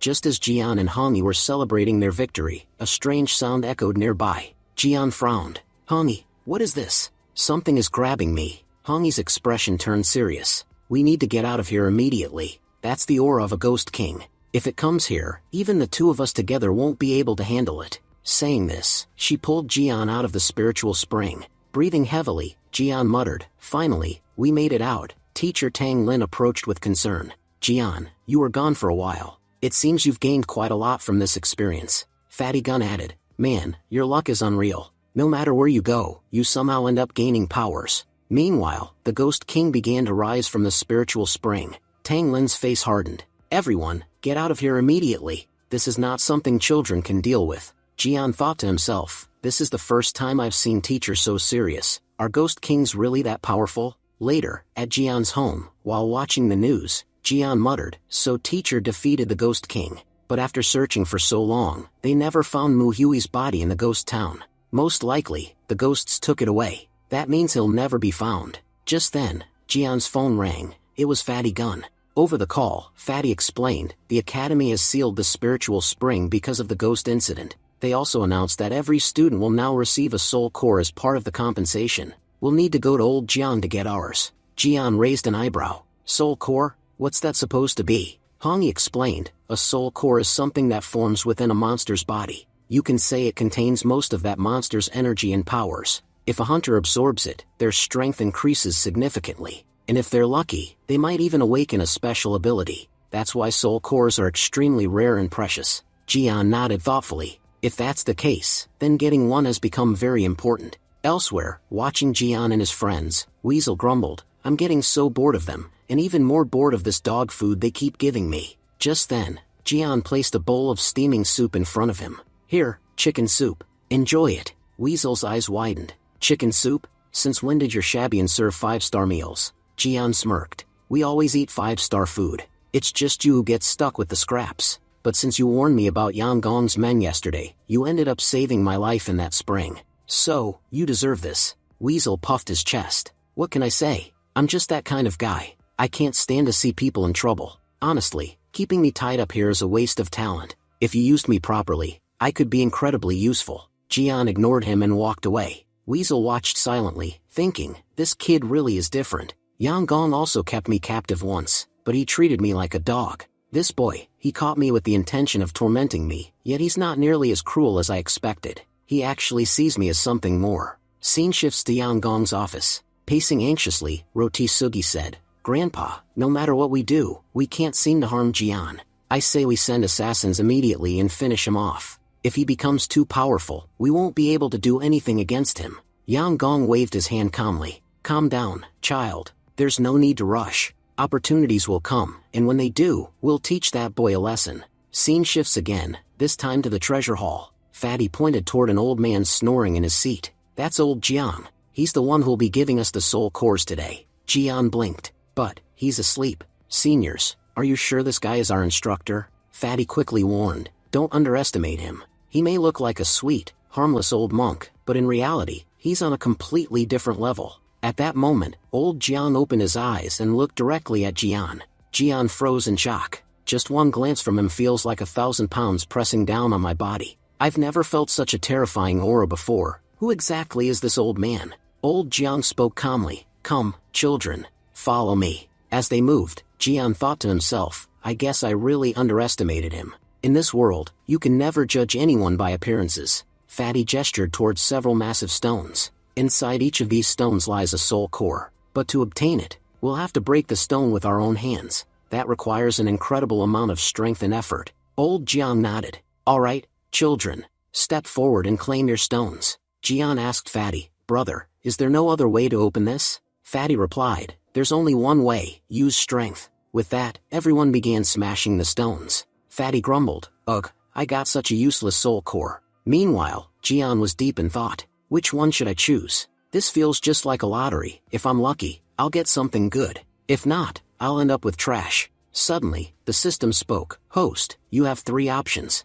First, try to open the stone normally. That will earn you 5 strength points. Second, show off your true power and shatter the stones with your full attack. That will earn you 8 strength points. Third, ask the others for help. That will give you 4 strength points. Jian smirked. I awakened my S-rank body just yesterday. I don't think breaking these stones will be difficult for me. With a single punch, he shattered a stone into pieces. Everyone gasped. He broke it with one punch. This guy really knows how to show off. Jian then stepped forward and smashed another stone. Teacher Jiang hurried over. Child, what do you think you're doing? Jian replied calmly, Instructor, the rulebook only says that we can obtain soul cores by breaking stones. It doesn't say one child can only break 1 stone. Whoever has the strength can break as many as they want. With that, Jian continued breaking stone after stone.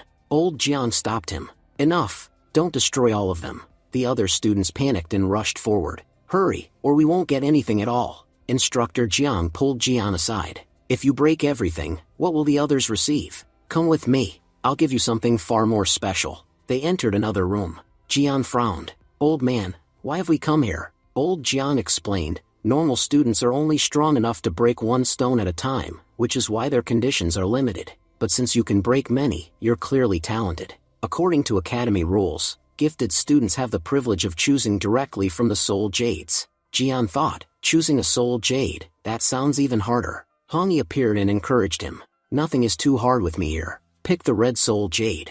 It may look like an F rank, but in truth, it belonged to a powerful ghost fire demon.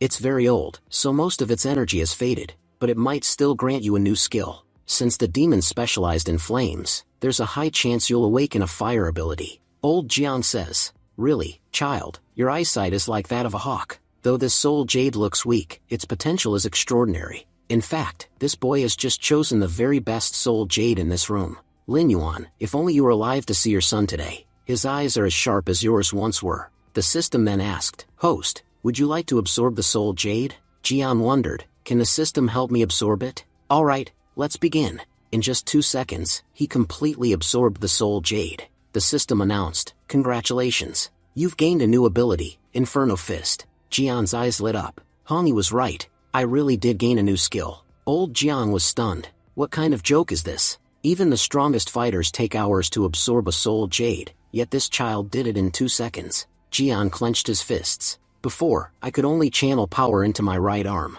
Now, I feel it flowing into my left arm too. Does this mean my latent power is evolving? The system confirmed, "Congratulations, host. You can now use your Stormbreaker ability with your left arm as well." Excited, Jian activated his power. "Amazing, unlocking this ability in my other arm makes me feel twice as strong. The day I can channel Stormbreaker through my entire body will be the day my power reaches an entirely new level." Old Jiang smiled proudly. "Lin Yuan, your son is even greater than you. He'll become the brightest genius of his era." Just then, Fatty Gun came running. "Jian, hurry up and escape. The commander of the goddess fan army has come to crush you, and he's brought at least 100 men with him." Jian chuckled. "What perfect timing." Fatty Gun warned, "Don't underestimate him. His name is Lu Feng. He's incredibly strong. Please, take my advice and run." But Jian smirked. "I just unlocked a new skill a few seconds ago. My hands are itching to test it. And now, a punching bag has come knocking on my door. How could I possibly let him go?" Outside, Lu Feng roared, "Coward. If you've ever had even a drop of real courage, come out and face me." Assistant sneered. "Why would he come out? I'm sure he saw our numbers and ran away in fear." At that moment, Jian strode into view. Fire keeps burning even when wounded. Ashes remain even when flames die. And the guy who looks into the eyes of fear and scares fear itself is called Lin Jian. Did you really think a lion would run away just because a few jackals showed up? Shocked, Assistant muttered, "Brother, he's so arrogant. How dare he call us jackals?" Lu Feng stepped forward. "So, you're Lin Jian.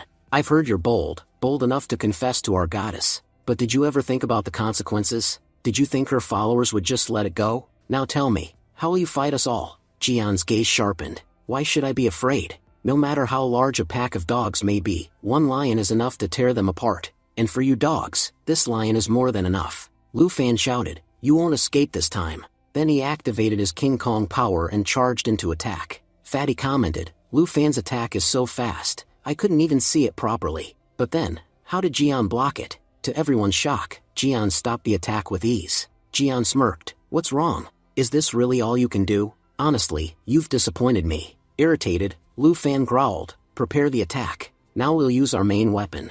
At that moment, Assistant summoned his weapon Ghost. He warned, "Brother Lu Feng, transfer your powers into me." Shocked, Jian thought, "What's going on here? Aren't these guys supposed to be members of the goddess's fan club? Why are they fighting among themselves?" But Jian quickly decided, "Whatever this is, I can't watch anymore." Saying that, he stepped forward to attack. Lu Fan sneered, "The closer you come, the more pain you'll feel." Jian replied, "Time will tell who feels the pain. Now, watch the power of Inferno Fist." Their attacks clashed violently, causing a massive explosion. Cutie and the others gasped, "What just happened there?" As the dust cleared, Lu Fan and his men were badly injured. Lu Fan groaned, "Yesterday, this guy was being beaten everywhere he went. How did he suddenly become so powerful? Lucky for us, he didn't aim directly at us. He diverted his attack at the last moment. Otherwise, we'd all be dead. Instead, we just got minor injuries. Brother Lin Jian, we came here to kill you, but you turned out to be a godlike man." Jian thought to himself, "That was the first time I used this attack. I accidentally missed, but at least no one died. That's a relief." Then he said aloud, "I knew you were on the wrong path. That's why I came to set you straight. I didn't kill you, this was just a warning." Saying this, Jian turned to leave. Lu Fan and his men whispered among themselves, "Brother Jian is truly amazing.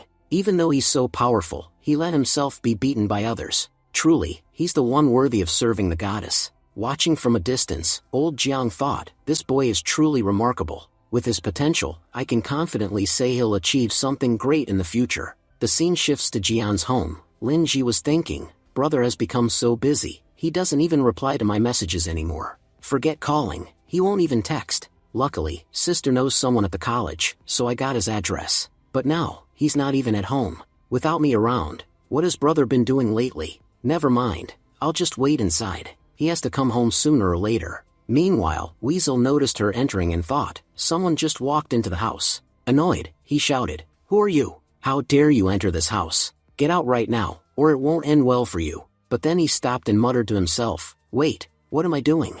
I've started acting like a dog guarding the house. How could I forget? I am the great immoral Weasel. Lin Ji looked at him and smiled. Brother has such a cute dog. Goldie, is that your name? Weasel snapped. What's wrong with you people? Do I look like a Goldie to you? Get out, girl, or I'll have to use force. But then Lin Ji released her aura. Weasel froze in shock. What kind of power is this? I've never felt such terrifying suppression before. She may look like a child, but she carries the soul of a demon king. Against her, I must not misbehave. Quickly wagging his tail, Weasel said, you're absolutely right. I'm just a cute little dog. Lin Ji laughed. See? I knew I couldn't be wrong about dogs. You really are adorable. Later that night, Jian returned home, exhausted. Today was exhausting. The treasure hall was so far away. It took forever to get back. Wait a second. Why is the door open? Did someone break in? Hongi warned. Be careful. I can sense a dangerous killing intent inside. Someone powerful is waiting for you.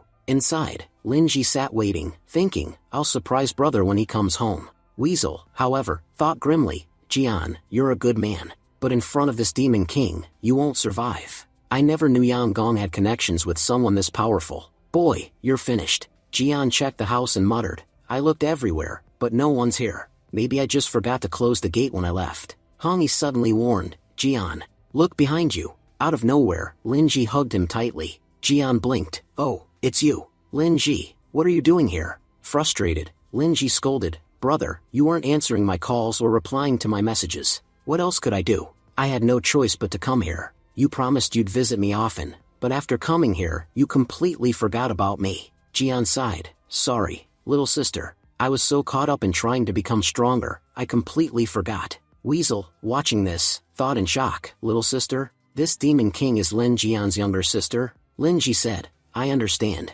It's because you've been working so hard. That's why I forgave you. Jian replied, of course I have to become powerful. I need to protect my sister. And when you grow up, the three of us will stand together and protect the city. Lin Ji smiled and said, brother, I actually had some amazing news to tell you. Jian asked, what news? Lin Ji replied, brother, I've been accepted into Hero Academy for my studies. That means I don't need to live in the city anymore. I can stay here with you. Jian pretended to be happy, saying, that's wonderful news. But deep inside, he thought, why is she staying here of all places? I was enjoying living with Hongi peacefully, but it looks like my good days are about to end. Weasel, on the other hand, panicked in his mind. Wait, does this mean the Demon King is going to stay here permanently? Then living here will be even harder for me. I can't survive among such powerful and dangerous people. I have to find a way to escape from here. At that moment, Lin Ji said happily, brother, you adopted such a cute little puppy. You know, I was playing with him while waiting for you to come back. Jian thought to himself, I know for sure Weasel doesn't like this at all. Still, seeing him like this makes me strangely happy. Then Lin Ji asked curiously, by the way, I wanted to ask you something. If you live alone in this house, then why is it always so clean? You never do any cleaning. That means you don't actually live here alone. You told me you were busy cultivating, which is why you couldn't answer my calls, but now it looks like you've been busy with something else. Jian quickly said, no, I really have been working hard at cultivation. You tell me, do you think a girl would ever fall for me? Lin Ji replied bluntly, no girl would ever like you. And listen carefully, when you're at the academy, you should only focus on your studies. Don't waste time on useless things. Jian smiled awkwardly, all right, ma'am. Now please go and get some rest. But in his mind, he thought, looks like I'll have to keep Hongi hidden from her. Meanwhile, Hongi thought to herself, Jian's little sister is really cute. She truly cares so much about her brother. Later, Lin Ji prepared food for Jian. Looking at the meal, Jian thought nervously, why does this food look so dangerous? Could it be that Lin Ji is angry at me and made this scary-looking dish to take revenge? Lin Ji asked, what's wrong, brother? Why aren't you eating? Look, Goldie already finished his portion.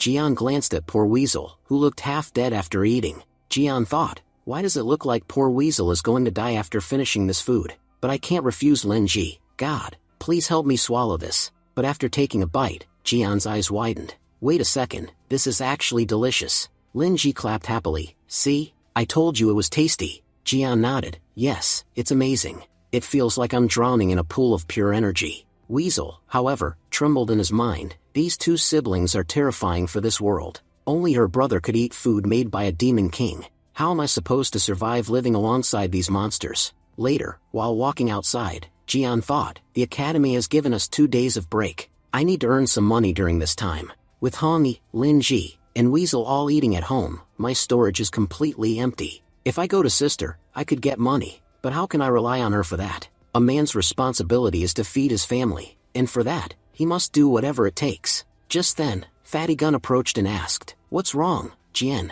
Why are you crying? Jian replied, Brother Fatty Gun, you know how cruel this world is. Without money, you can't do anything. I thought maybe I could go out and earn some in these 2 days. Fatty Gun said, I'm also going out to earn money. Would you like to come with me? Jian answered eagerly, Yes. I was waiting for such an opportunity. Fatty Gun asked, But wait, aren't you from the Lin family? How come you're short on money? Jian replied, You could say I'm self-independent. Anyway, where exactly are we going? Fatty Gun said, We're going to the mission hall. Soon, they arrived at the mission hall. Fatty Gun explained, Everyone here calls the Mission Alliance the Bounty Alliance. You'll find tasks ranked from F up to a level. Look at that board over there. All the missions are listed, ranging from finding lost cats to hunting down dangerous monsters. People pick missions based on their power level. You know, many of our academy students work here part-time to earn extra money. Looking at the board, Jian pointed excitedly, This mission's reward is amazing. It says we have to defeat a demon king, and the reward is 50 million spirit points. Fatty Gun shouted, Idiot, that's a demon king mission. Even if we got killed 36 times over, we still wouldn't be able to defeat one. Jian said confidently, Guys, if we manage to complete all the missions listed on this board, we'll become billionaires in a single day. Nearby adventurers overheard him and muttered, He must be new here. If a single person could really complete that many missions, then why are so many mercenaries struggling here? Even with so many mercenaries around, there's never a shortage of missions. Completing them all alone? That's impossible. But Jian thought to himself, if I become a billionaire, life would be so easy. I wouldn't have to worry about anything ever again. Fatty Gun then said, Jian, come, let me introduce you to my team. They're all powerful and very special people. I can only bring you to meet them, but whether they accept you or not depends entirely on you. So make sure you behave properly in front of them. Jian said, You already know how amazing my behavior is. Fatty explained, This is our mercenary team, Sogan Blade. Jian looked around and said, Wow, you guys even have a lot of fans. Fatty laughed, Not all of us, only one of our members has tons of fans. Approaching his boss, Fatty introduced, Boss, this is my classmate, Lin Jian. He ranked number 1 in this year's exam and wants to join our Sogan Blade. The boss said, Oh, so a newcomer wants to join us. Jian smiled, It's an honor to meet you all. The boss extended his hand. My name is Mana. I'm the captain of Sogan Blade. Jian shook his hand and said, I've heard a lot about you, Captain. It's great to finally meet. The captain replied, It's great to meet you too. Seeing his talent, Captain Mana felt pleased. Meanwhile, Jian thought to himself, Is this man's hand made of stone or a hammer? How is he so strong? Fatty added, Lin Jian has an extraordinary physique, and just a few days ago, he awakened a new fire-type ability. That's why I brought him here. Mana said, In that case, let's test his ability. Jian looked at the glowing orb and thought, This looks just like an awakening stone. Will it measure my power level too? Mana nodded, Yes, you're absolutely right. Placing his hand on it, Jian thought, I've improved a lot. Let's see how far I've advanced from triple F rank. The orb glowed, revealing Jian's current level, C+ rank. Fatty shouted, When you joined the academy, you were just triple F rank. Now you're already at C+. That's incredible growth. The captain thought to himself, a C+ rank kid already? He's truly talented. This boy will go far in the future. Captain Mana said aloud, You're perfect to join our team. Jian bowed slightly, Thank you. Don't worry, once I join, your team will become even stronger. Inside, Jian thought, Thanks to Brother Fatty's introduction, I became a mercenary so easily. But the vice captain interrupted, Talking big is easy, but fulfilling those words is far more difficult. Suddenly, all the girls in the area screamed, Muchen, you're so cute. Muchen frowned. You boys don't think before you speak. One day, it'll cost you dearly. Remember, becoming a mercenary isn't that easy. One day you'll get beaten badly, Jian thought. What's this guy's problem? Why does he talk so much nonsense? Still, he looks familiar somehow. He's handsome, sure, but not as much as me. He's one level below. Mana said. Now that we're all one team, we should treat each other as friends. Everyone, introduce yourselves to Jian. The first girl said. My name is Coco. I give everyone Choco. Well, actually, I'm the team's healer. The second person said. My name is Yuzo, but everyone calls me Sharpshooter. Muchen, irritated, thought, this brat completely ignored me. Captain Mana then said. Meet our vice captain, Muchen. Surely you've heard of Mukian, the academy's god? Well, he is her brother. Shocked, Jian exclaimed. What? He's Mukian's brother? Now it makes sense why he's been so hostile toward me. Muchen said. I didn't expect we'd face each other like this. Jian replied. Neither did I. But don't worry, brother-in-law. I'll take good care of your sister. Enraged, Muchen snapped. Who are you calling brother-in-law? If you even glance at my sister, I'll break your teeth. Listen carefully. Don't go anywhere near Kian. And as for joining this team, you'll first have to defeat me, because I don't allow just anyone to enter. If Muchen is part of this team, there's no place for trash here. Jian smirked. So this guy is challenging me to a fight. Fatty quickly warned. Jian, don't fight him. Muchen is a B-class awakener. We can't underestimate him. At that moment, the system voice appeared in Jian's mind. Host, you have 3 options. First, apologize and end the matter peacefully. Reward, +5 agility points. Second, choose the path of vengeance. Reward, +5 strength points. Third, eat 5-star. Do nothing. Reward, +5 spirit points. Jian thought, I already have enough strength, and spirit points aren't really useful for me. My spiritual energy is overflowing. What I really need now is agility. So the first option is the best. Muchen sneered. What's wrong? Why are you silent? Are you scared now? Jian suddenly bowed and said, Brother Muchen, forgive me. Someone once challenged me, and that's why I confessed in front of your sister. But honestly, I believe I'm worthy of Goddess Kian. Muchen thought proudly, my aura must be overwhelming. This kid's already panicking. But Jian continued, Vice Captain, won't you forgive me for my mistake? Muchen thought, maybe I was too harsh. This kid really is quite innocent. So he said aloud, all right, I forgive you. The system voice chimed, host has earned +5 agility points. Then Jian smirked, did you really think I was saying all that out of fear? Suddenly, he punched Muchen and said boldly, she may be your sister, but she'll become my wife. Brother-in-law, the farther you stay out of this matter, the better it'll be for you. Captain Mana was stunned. What did he just do? Jian was saying, honestly, I've become way too powerful. Muchen replied, you bastard, you sneak attacked me. At the same time, Muchen was thinking, that punch was way too heavy. I've taken the captain's punches before, and this punch carried the same kind of power. Is this guy really only on that level? Jian said, our fight had already started. I tried to distract you, and you actually fell for it. If you want to progress in life, here's my advice. When you fight, focus only on the fight. If you let your attention wander, you'll always end up taking punches like this. Muchen said, the fight hasn't even started yet. Now the real fight begins. Captain Mana interrupted, the fight is already over. We still have missions to complete. We can't waste the whole day on this. Then Jian, walking toward the girls, said, by the way, my name is Lin Jian. What's so special about Muchen?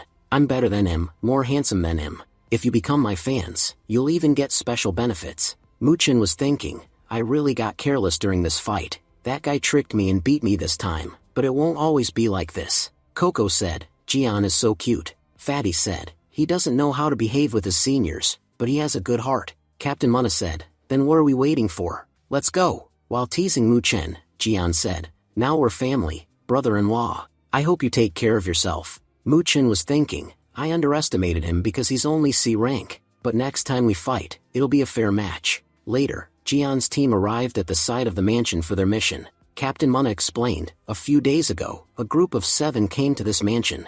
Their task was only to explore and find out why such a beautiful place is deserted. They entered with full hope, but all they found was darkness, disappointment, and a maze. The path to enter was clear, but they couldn't find the way out. That's why they haven't returned yet. Our mission is to find all the missing people and bring them back. Jian thought, this sounds like a low-level horror story. Captain Mana continued, an inspection team came here earlier. They reported that there aren't any particularly strong ghosts inside, only E-rank ghosts. Our job is to eliminate them and rescue the missing people. Once we find them, our mission will be complete. Mu-chen, distribute communicators to everyone.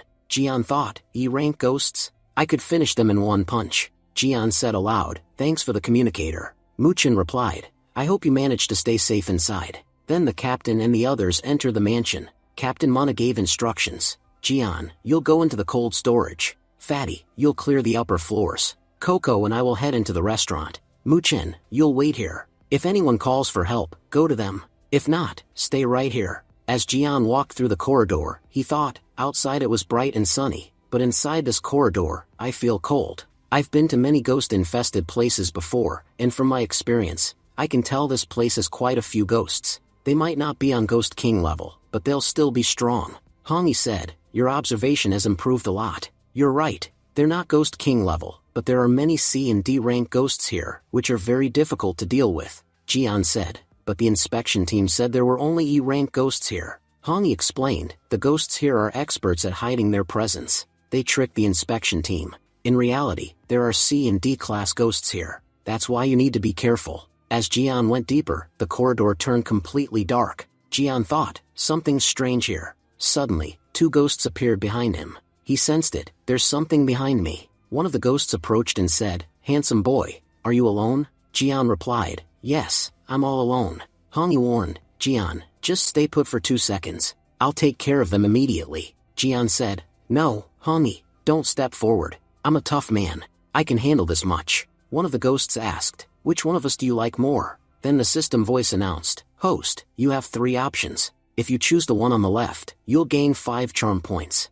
If you choose the one on the right, you'll gain 5 strength points. If you choose both, you'll gain 10 agility points. Jian grabbed both and said, when I already have 2 diamonds, why would I choose anyone else? I'd never want either of you to leave me. Annoyed, Hongi said, you're done for. I'm never letting you stay home. The system then announced, you have received 10 agility points as a reward. Jian immediately said, everything I said just now was a lie. You two aren't diamonds, you're coal, just coal. I don't want either of you. Leave me right now. He lifted both ghosts and threw them away. Jian said, as long as I have Hongi, I don't need anything else. Hongi replied, I misjudged you. You're actually incredible at acting. Jian was also thinking, if I had delayed saying that even by 2 seconds, Hongi would have bitten me by now. The ghost stood back up and said, you lied. Just like every other disgusting man, you're a terrible person. Jian muttered, but I attacked with full power. How are they still fine? The ghosts shouted, you're a liar. And liars deserve only one punishment, death. Zombies, move forward and turn him into one of your own. Jian was shocked. What kind of ability is this? A ghost just summoned a whole horde of zombies. Hongi said, your teammates are nearby. Let's go to them. You can't fight all of these alone. The ghosts commanded, zombies, chase them. Don't let them escape. Hongi explained, these zombies are actually the missing people who were trapped by those 2 sisters and lost their lives. Jian asked, but weren't there only 7 missing people? These zombies are way more than 7. Meanwhile, in the dining hall, the entire team had gathered. Captain Mana asked, Mu-chen, did you find anything? Mu-chen replied, no, nothing at all on my side. The sharpshooter said, this place is freezing cold. That confirms ghosts are here, but they're extremely skilled at hiding. Captain Mana agreed, you're right, but even after searching everywhere, none of us found anything. Only Lin Jian hasn't returned yet. Fatty said, what? He's not back? I thought he'd already returned by now. Coco added, did you guys notice that strange noise? It sounds like someone is running toward us. Just then, Jian arrived, saying, finally, I made it here. Captain Mana asked, what's behind you? Jian replied, 2 ghost sisters and their zombie army. You told us to find the missing people. Well, I brought them all. The whole team was shocked. An entire ghost army? How are we supposed to fight that? Suddenly, one of the ghosts attacked with poison breath, burning everyone's clothes. Jian shouted, ghost, that was a dirty trick. Fatty cried, my dignity is ruined. How can I go outside with these burnt clothes? Captain Mana cut in, now isn't the time to complain. Everyone, attack the monsters with full power. Everyone started fighting. Captain Mana yelled, Talon, show your strength. Show them how much heat you've got. They attacked one of the ghosts, but the other ghost shouted, before you touch my sister, you'll have to go through me. Fatty grabbed her, holding her back. Coco said, sorry, but I can't help in this fight. Jian thought, the help you've already given is enough. Then Hongi said, go, Jian, help your teammates. She took control of Jian's body, forcing him to hand his clothes to Coco. Jian thought, wait, Hongi can control my body? I didn't know that. Coco thought, Jian might talk nonsense all the time, but deep down he's a good person. After half an hour of fighting, both ghosts were finally captured. Fatty said, they weren't that powerful, but their summoning ability gave us a lot of trouble. Captain Mana announced, this mission is finally complete. Now we need to inform the department that the report they gave us was wrong. Fatty joked, while we're at it, why don't we exchange contacts? Write down my number, 97821, and after that dumb Taika dumb. The ghost sisters mocked him, you fat idiot. Are you crazy? What kind of number is that? Jian thought, now I understand why Fatty doesn't have any luck with girls. With pickup lines like that, no one would fall for him. If he really wanted to use a line, he should have asked me. I could have given him something decent. But seriously, what was that? Coco said, Jian, thanks for lending me your clothes. I'll wash them and return them later. She then kissed him and added, thank you for everything you did today. Hongi thought, what just happened? This is the complete opposite of what I expected. Fatty teased, buddy, today you showed your true colors. When it was time to save your friend's dignity, you held back your clothes, but for the girls, you gave them away. Jian said, by the way, Fatty, everyone else used their second abilities in this fight, but I didn't see you use your real power even once. Fatty replied, I'm from the summoning department, and this place isn't suitable for summoning, but if I get the chance, I'll show you my power. Muchen thought angrily, this bastard hasn't even been in the team for a single day, and already he's more important to everyone than me. Captain Mana then said, I have news for all of you. The information given to us by the second department was wrong. Because of that, the task difficulty has been increased, and higher difficulty means double rewards. Each of you will now receive 30,000 spirit points for this mission. Overjoyed, Lin Jian shouted, what, 30,000? That means my broke life is finally over. Fatty said, you're so happy over such a small amount? That's nothing. You can earn way more in just a month. Jian said, if you only have that much money, then why are you treating me to a party today? Captain Mana said, the officials from the correct department are coming to inspect this place. We'll take both these ghost sisters there. Until they arrive, we cannot leave. After an hour, people from the psychic department arrived. The psychic department officers said, Sogen Blade team, you all did an excellent job. The information you provided was absolutely correct. These are D-rank ghosts, but because of their summoning abilities, they are classified as C-rank. Capturing them was truly a great achievement. Jian thought, what? Such powerful ghosts were only D-rank. I remember when our academy's second test was happening, a B-rank ghost attacked us. It seems the academy must have lowered its power back then, which is why I was able to face it. If I can't even defeat D-rank ghosts now, then defeating a B-rank ghost at that time would have been impossible. Just thinking about it, if someone can control such a powerful B-rank ghost, how strong must that person be? Then the department officers said, Sister Hua, we've taken custody of the ghosts.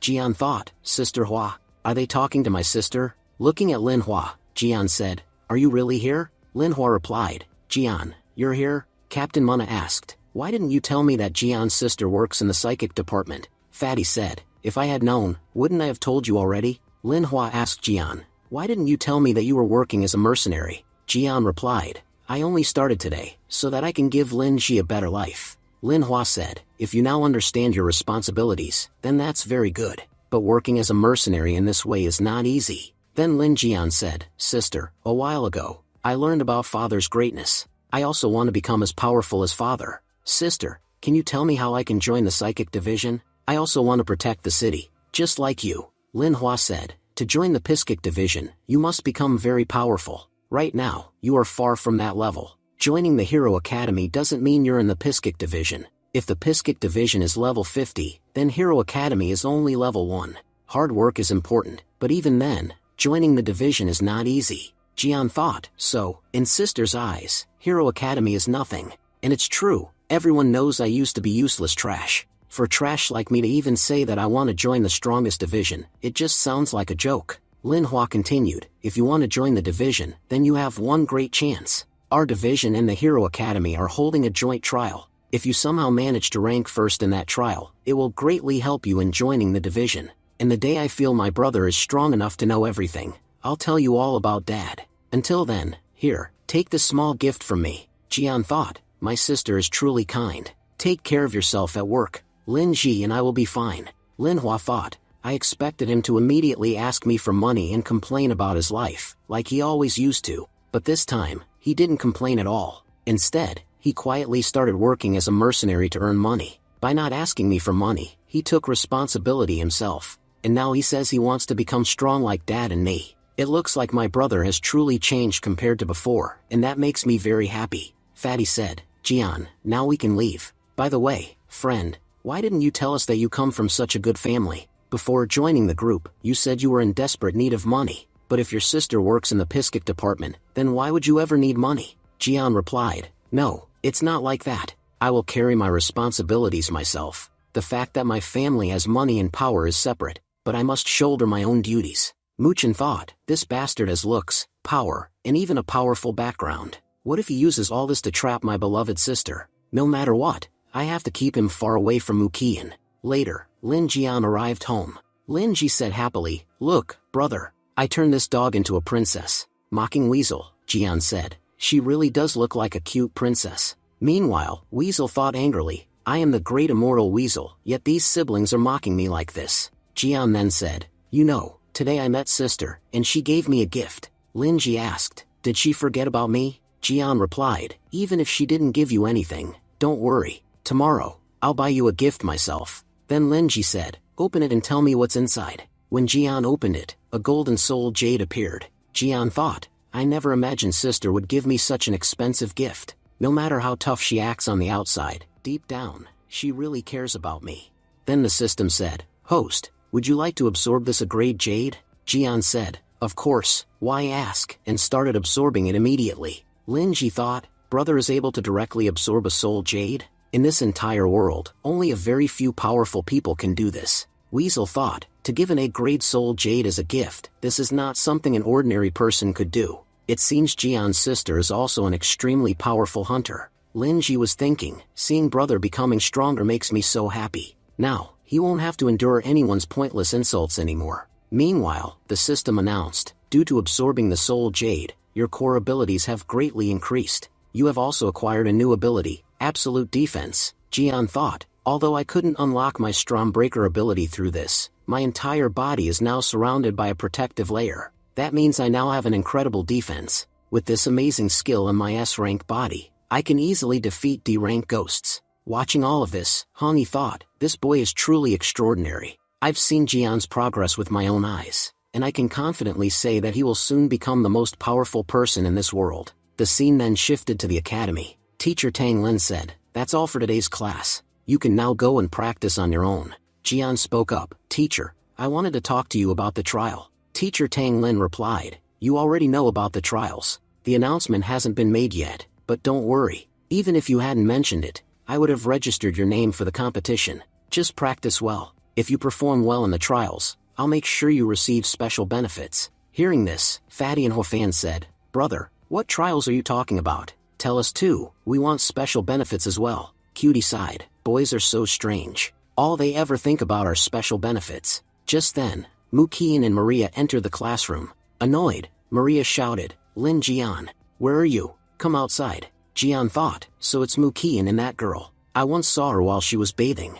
Are they here to take revenge? Well, to be honest, this is the first time I'm seeing Muqian properly, and I can admit, she really is the most beautiful girl on our campus. Lying with a straight face, Jian said, I'm not Jian. That fatty over there is Jian. Maria attacked immediately and snapped, do you think only you saw us that day? We know clearly that you're Jian. But when her attack struck, Jian was completely unharmed. Shocked, Maria exclaimed, what? I used 90% of my power in that attack, yet it did nothing to him. Jian smirked, everyone, it seems Maria likes me a lot. That's why she purposely isn't hurting me. Irritated, Maria shouted, stop your nonsense. I'm here for revenge, nothing else. Cutie snapped, how dare you attack someone from our class? Maria retorted, Cutie, stay out of this. Jian thought, why did Cutie step in to help me? Maria growled, it doesn't matter what Jian has done. Right now, he's part of Class 7. You can't harm a Class 7 student inside Class 7. Maria replied coldly, time will tell. Besides, you're alone. What can you possibly do to me? The other students gasped, are these two girls about to fight each other? And then, a fierce battle broke out between Cutie and Maria. Muqian thought, we came here for Jian, but these two girls have started fighting instead. Fatty explained, Cutie and Maria have been sworn enemies for a long time, since high school. They can't even stand to see each other. That's why, Maria attacking any of Cutie's classmates is something Cutie would absolutely not like. Jian chuckled. Ah, so that's how it is. Well then, Cutie, I'll support you. Go on, make Maria remember her place today. The two girls fought so intensely that their battle spilled outside. Suddenly, a cloaked man appeared between them. The man said, "What's the point of fighting among yourselves? If you want to fight, then fight me." Jian asked, "Who is this guy?" Hongi warned, "Jian, be careful. His aura is extremely strong and evil." Maria demanded, "Who are you?" The man laughed, "Who am I? I am darkness itself. My job is to destroy everything in my path. Everyone calls me the Charmer of Darkness." Muqian gasped. Did he just say he came from the dark world? That means, he's from the underworld. Jian asked, "The underworld? What kind of place is that?" Fatty thought nervously, "This bastard is insanely powerful. Before he attacks us, I need to call for the teacher." The Charmer sneered at Muqian. "Such beauty, you must be the young miss of the Mu family." Maria was shocked. He moved in an instant, from there to here. I couldn't even see him. Before anyone could react, the Charmer grabbed Muqian using his power. He declared, "I came here to take you away. By using the Mu family bloodline, I'll make myself even stronger." Maria attacked furiously, shouting, "How dare you touch my friend? If you want to take her, you'll have to go through my dead body first." The Charmer laughed. "Your attacks actually affect me? Impressive. Not only are you beautiful, but also strong. You're the perfect material to become my maid." Enraged, Maria spat back, "Then watch carefully how this maid destroys you." Jian quickly interrupted, "Wait a second. I want to ask something first. What exactly is the underworld? And who, or what, is the Charmer of Darkness?" The Charmer smirked. "Don't tell me you know nothing about the underworld." Cutie explained, "The underworld is a place where countless ghosts and monsters live. But these aren't normal monsters, they're all evil. Some despicable humans also live there, those who, unable to awaken their own soul powers, sold their souls in greed for strength. Now their only purpose is to torment our world. Simply put, the underworld has nothing to do with good. Every vile ghost, human, and monster, you'll find them all there." Jian said mockingly, "It seems this guy isn't just weak, he's downright pathetic. Look at him, his face is so hideous he had to come here hiding it." The Charmer laughed and replied, "Hide my face? Ha! I'm the most fearless man in the entire underworld. My name is known everywhere down there. Anyone who dared to underestimate me, I filled their life with darkness. And today, I'll make all of you children vanish into the same darkness." As he spoke, the entire place was suddenly engulfed in a pitch-black barrier. Everyone panicked. How did the sky suddenly turn black? Attacking, the Charmer declared, "This is my power. I'm so strong that if I dare look straight into the sun, I can turn day into night." Cutie snapped in irritation, "Jian, can't you ever control your mouth? You're always running it at the worst times." Jian raised his hands innocently. "What did I even do? I'm just a normal teenager. How was I supposed to know he'd take my words so seriously?" The Charmer smirked. "Watching you all tremble in fear, I'm really enjoying this." Meanwhile, Jian secretly tried calling for help. "Hello, the academy is under attack by a Charmer of Darkness. Send someone powerful immediately to deal with him." Maria asked anxiously, "Wait, our phones aren't even working. Did yours connect?" Jian sighed. "No, the call didn't even go through." The Charmer laughed again. "If I can turn day into night, do you really think I can't cut off your signals? You have no idea just how powerful the man standing before you is. This barrier world, you're inside my domain now. Here, only what I want will happen." Jian mocked him. "If you're really that powerful, then why don't you let us out of this barrier? Look, I'm recording a video right now. If you can't free us, that just proves you're no real man.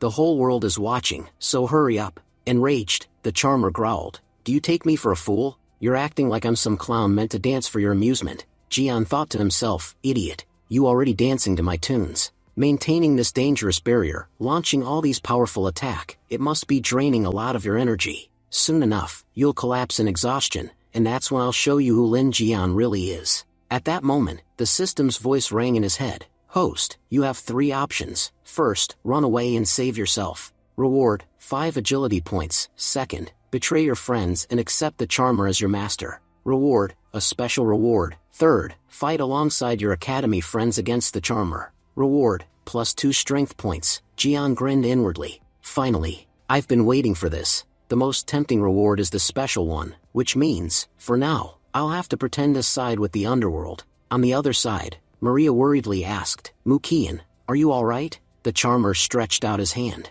"Come with me. I'll take you away on a little trip." But Cutie stepped forward and blocked him. As long as I'm here, you won't lay a finger on anyone from this academy. No matter how many differences we may have among ourselves, we're all still academy students." The charmer smirked. "Another beautiful girl. Looks like I'll be taking quite a few from this academy." Just then, Jian stepped up behind him. "You really are amazing." Cutie and Maria gasped. "Jian, what are you doing?" Jian bowed slightly. "Brother, forgive me. I failed to recognize your greatness before. In every story, there's always one true man. And looking at you, I realize, you're that one."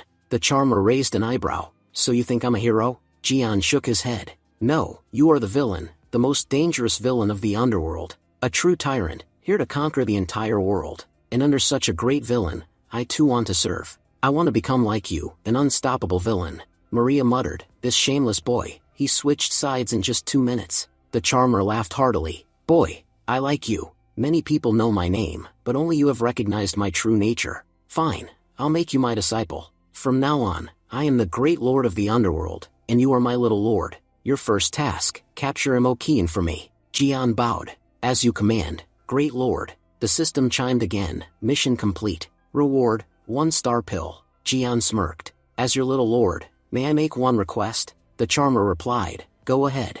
Whatever you want, I'll give it to you." Suddenly, Jian punched him hard in the face. "Then I want your worthless life." Everyone was stunned. What just happened? Jian sneered. Did he really think I'd become his assistant? He may call himself a villain, but he has no idea who he's dealing with. I'm not someone who stands behind others. Wherever I stand, that's where the line begins. Maria sighed in disbelief. So he was acting this whole time.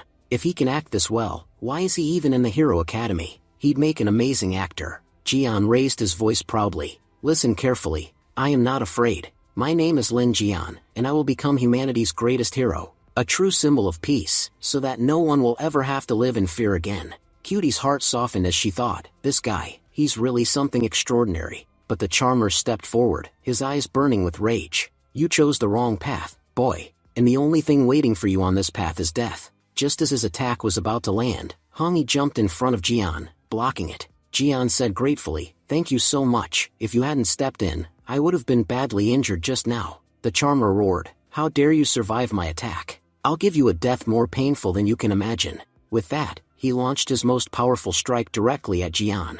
But suddenly, a radiant, powerful shield appeared around Jian. Jian's eyes widened. "This isn't my power, then whose ability is this?" Even the charmer was stunned. Who here could possibly block such a powerful attack of mine? Breaking through the charmer's assault, Jian taunted, "You came here to pick on children, didn't you? Well, go fight these children's teachers instead. Let's see if they don't reduce you to your underwear." The charmer shouted in rage, "I am the strongest. I am a force that no one can erase." Just then, Fatty yelled, "The teachers are here." Jian smirked. "Now this is going to be fun. I thought Fatty had run away like a coward, but it turns out he went to call the teachers." Teacher Tang Lin stepped forward, her eyes blazing. "You insect, you really thought no one could destroy you? After tormenting children, you think yourself superior? Let's see how you fare against me." The charmer recoiled in shock. "How did you break my barrier? It was supposed to be unbreakable." Tang Lin scoffed. "That pathetic barrier was unbreakable? I could shatter such trash back in 4th grade. And you have the audacity to call it indestructible?" Furious, the charmer bellowed, "Fine. Let's see you withstand my ultimate killing technique." His enormous serpent lunged forward, devouring Tang Lin whole. The students cried out in horror, "Did he just eat Teacher Tang Lin?" The charmer laughed. "How does it feel to be nothing but my meal? This is the true power of the underworld and darkness." But then, the entire serpent exploded from within. Jian blinked. "Wait, did Teacher just make the snake explode?" Tang Lin stepped out unharmed, brushing dust off her sleeve. "My apologies. I was trying to pry open your snake's mouth, but I accidentally used too much force and blew it up." The charmer gawked. How did my ultimate technique not harm you at all?" Tang Lin smirked. "Because the difference in our power levels is too vast. Vermilion, come forth. Show them the strength of a true summoning beast." A mighty crimson creature materialized, and with just one devastating attack, it completely overpowered the charmer. Tang Lin sneered. "What happened? Weren't you boasting a moment ago? And now you can't even stand." Jian, amazed, said, "Teacher, your beast looks almost human." Vermilion suddenly punched him. Jian winced. "And it's just as bad-tempered as you." Fatty laughed. "That's Vermilion, one of the strongest fire beasts. If it punched you and your face didn't burn, that means it actually likes you. Don't forget, Vermilion is an ancient beast. That's why Teacher Tang Lin is considered one of the strongest people alive. Tang Lin turned to the charmer. Tell me, should I kill you or spare you? The charmer spat. Kill me if you want, but I'll never talk. Tang Lin smirked at Jian. Disciple, let's show him what we excel at. And so, she and Jian together began ruthlessly beating the charmer. The students gasped in horror. These two really are devils. Who could torture an enemy this badly? The charmer cried out in tears. You're monsters. Please, stop. I'll tell you everything. But before he could speak further, a shadowy hand pierced through his chest, killing him instantly. A new figure appeared from the darkness. Our secrets must never be revealed. Jian froze. Who is this now? Their aura feels even more dangerous than the charmer's. Tang Lin's expression hardened. So, one of the most powerful in the underworld has come. Suri, the female devil. But why is she here? Suri smiled coldly. Relax. I didn't come here to kill anyone. I only came for what belongs to us. And in the blink of an eye, she seized Jian. Cutie and Maria were horrified. How could she move that fast? Jian wailed. You've got the wrong guy. You came from Ukian, right? Then why are you taking me? I'm just an innocent kid. Tang Lin and the others charged forward to save him, but Jian cried out, help me. Why are you all running in slow motion? Hurry up, or she's going to drag me away. And then, she was gone. Tang Lin clenched her fists. Suri has taken Jian. The scene shifted to a desolate mountain. Jian screamed at the top of his lungs, somebody save me. This devil is going to ruin my dignity. Suri silenced him sharply. Shut your mouth. No one is coming to save you here. Jian gritted his teeth. Do you think I'm that weak? Even if no one comes, I'll save myself. Take this, Inferno Fist. But to his shock, nothing happened. My powers. What's wrong with my powers? Why can't I use them? Suri smirked. Because I've severed the connection to your spiritual world. That's why. Terrified, Jian stammered. What are you planning to do? Your target was Mukian, wasn't it? Why capture me instead? Suri replied, yes, our target was Mukian. But after seeing you, I realized, you possess the ability of a strong breaker. And everyone knows that divine abilities are unrivaled. That's why we chose you for our experiments. Jian thought in shock. How does she know about my ability? No one knows that I have a triple S rank. Everyone just thinks I'm ordinary. So how did this demon find out? Meanwhile, Hongi muttered from afar, that girl Suri is extremely dangerous. Because she closed off this spiritual world. I can't help Jian right now. Jian clenched his fists. No one knows I have a triple S rank ability, but this demon does. How? Suri held up a crimson shard. Don't worry, you don't have to do much. All you need to do is swallow this blood crystal. I promise nothing will happen to you, and I'll even give you a reward. The system spoke. Host, you have 3 options. First, refuse to eat the crystal. If a demon is offering it, it can't possibly be something good. Choosing this will grant you plus 15 strength points. Second, be obedient like a good child and follow the elder's words. Doing so will grant you plus 5 energy points. Third, waste time by waiting for others to arrive. Choosing this will grant you plus 10 agility points. Jian thought for a moment. The first option is obviously the best. He declared boldly, if you force me, I'll jump off this cliff and die. Then you can keep experimenting on my corpse. The system responded, choice registered. For refusing, you are awarded plus 15 strength points. Suri tilted her head, amused. You're quite strange, child. If you won't listen to me, I'll simply break your arms and legs before feeding it to you. Either way, you'll end up eating it. Jian shrugged. Then why bother breaking my arms and legs? Just feed it to me now. Suri smirked. Since you've agreed, I'll reward you. Then, to Jian's shock, she kissed him before placing the blood crystal in his mouth. From afar, Hongi trembled with anger. I can watch Jian die, but I can't bear to watch another woman get that close to him. This demon is truly vile. Jian frowned. What exactly is this blood crystal? Why don't I feel anything after swallowing it? Just then, Teacher Tang Lin appeared on the scene. Suri chuckled. Well, since everyone has arrived, I'll take my leave. I hope you remember me. Moments later, Fatty rushed over. My friend, let me check you. Who knows what that demon did to you? Jian pushed him away. Don't worry, I'm perfectly fine. A teacher with yellow hair asked, Director, should we pursue Suri? Tang Lin shook her head. No, it's pointless. Instead, strengthen the protective barrier around our academy. That demon must never be allowed near us again. And Jian, you should go rest. You've already done well by saving everyone today. Jian replied proudly, I just did what a great hero should. It was pretty easy for a handsome guy like me to handle a female ghost. Later that evening, Jian returned home. Linji, I brought food for you. Linji's face lit up. Thank you so much, brother. Weasel grinned. Master, you're really kind. But then his eyes widened. Wait, did I just call Jian master? Oh no, I'm slowly becoming like a dog. Lin Ji asked, aren't you going to eat? Jian sighed. I'm too exhausted. I need to rest. As soon as he entered his room, Jian collapsed to his knees. When I ate that blood crystal, I didn't feel anything, but now my whole body is burning from the inside out. That woman definitely had bad intentions, but I don't know what to do. My body is so weak I can't even activate the system to heal myself with pills. Suddenly, Hongyi's voice echoed. Jian, are you alright? Your inner energy has become unstable and aggressive. It's trying to burst out. That crystal she fed you is forcing your potential to overflow, but your body can't handle it. If you want to survive, you'll have to share your power. Jian frowned. What do you mean? Hongyi smirked faintly. You're smart enough to figure it out without me spelling it out. That's when a spicy moment sparked between Jian and Hongyi. The next morning, Jian awoke refreshed.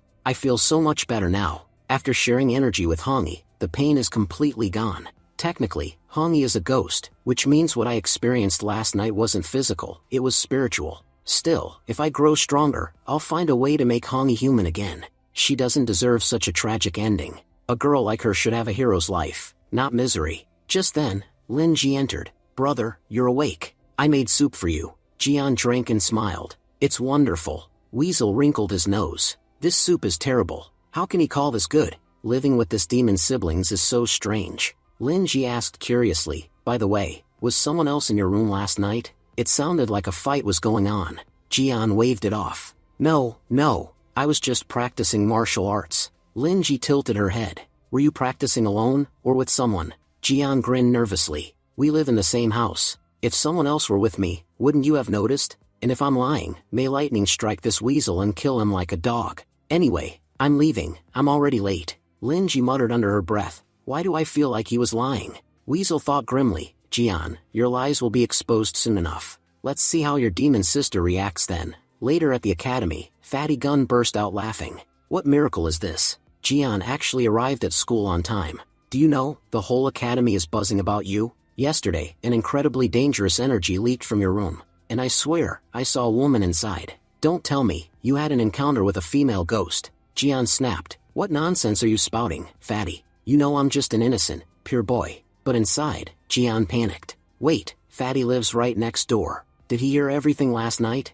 Fatty leaned closer. I'm telling you, the entire school is spreading the rumor that you spent the night with a female ghost. And this rumor has spread like wildfire. Jian was thinking, this rumor may be true, but I'll have to prove it false no matter what. Throwing his phone, Jian said angrily, are you all crazy? I'm just a first-year student. Do you really think I'd do something like that? My entire focus is only on studying and nothing else. Cutie commented, boys are so strange. Sometimes they stay together like brothers, and sometimes they end up fighting.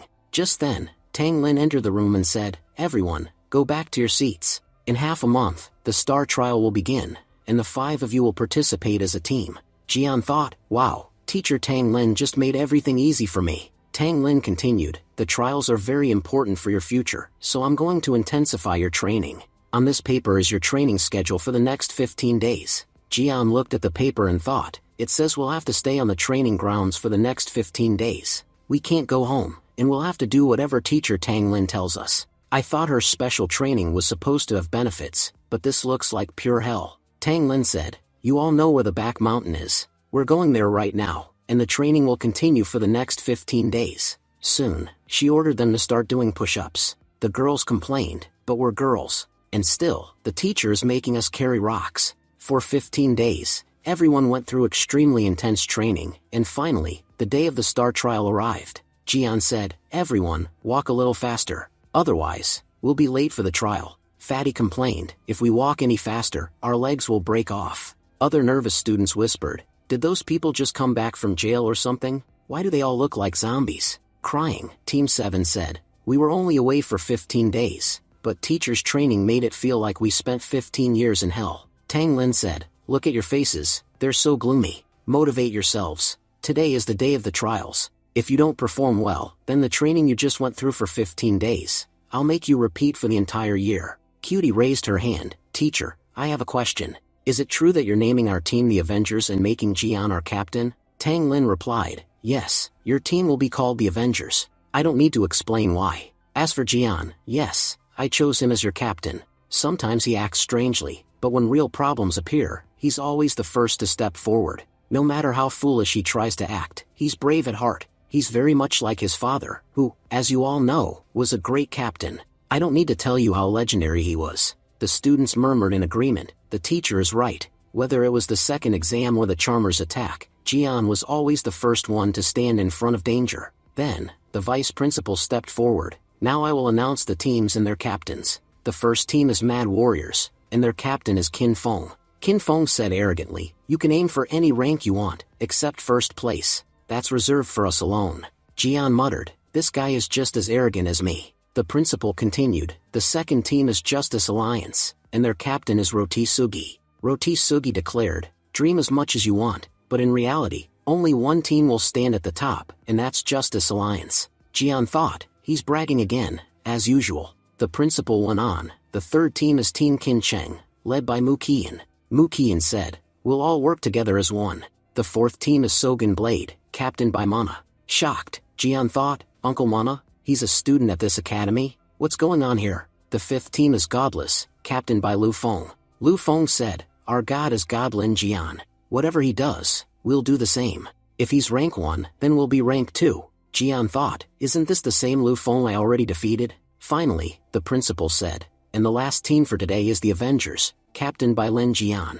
Jian confidently declared, "Our Avengers have already achieved great things, and this time too, we'll create miracles." The crowd murmured, "The Avengers? Isn't that the name of the world's strongest team? Are they really worthy of using such a name?" Sure, it was Lin Jian's father's team, but still, this isn't a name that can be used lightly. Chow Mein thought, "I never expected Jian to become a captain. Everyone knows how amazing Team 7 is. For him to be their captain is already a huge deal." Meanwhile, Roti Sugi was fuming. "Didn't I tell Grandpa to kill this bastard? They didn't listen, and now he's become a captain. I have to stop him from becoming famous no matter what." Roti Sugi spoke up, "I agree Lin Jian's father was a hero. The whole world respects him and sees him as an idol, but his team's name can't just be used like this. We won't let the Avengers' name be turned into a joke." Others joined in, "Yeah, the Avengers were the greatest. Anyone can't just take their name." Roti Sugi is right. Roti Sugi smirked and said, "See, Jian? I changed everyone's mind in just 2 seconds."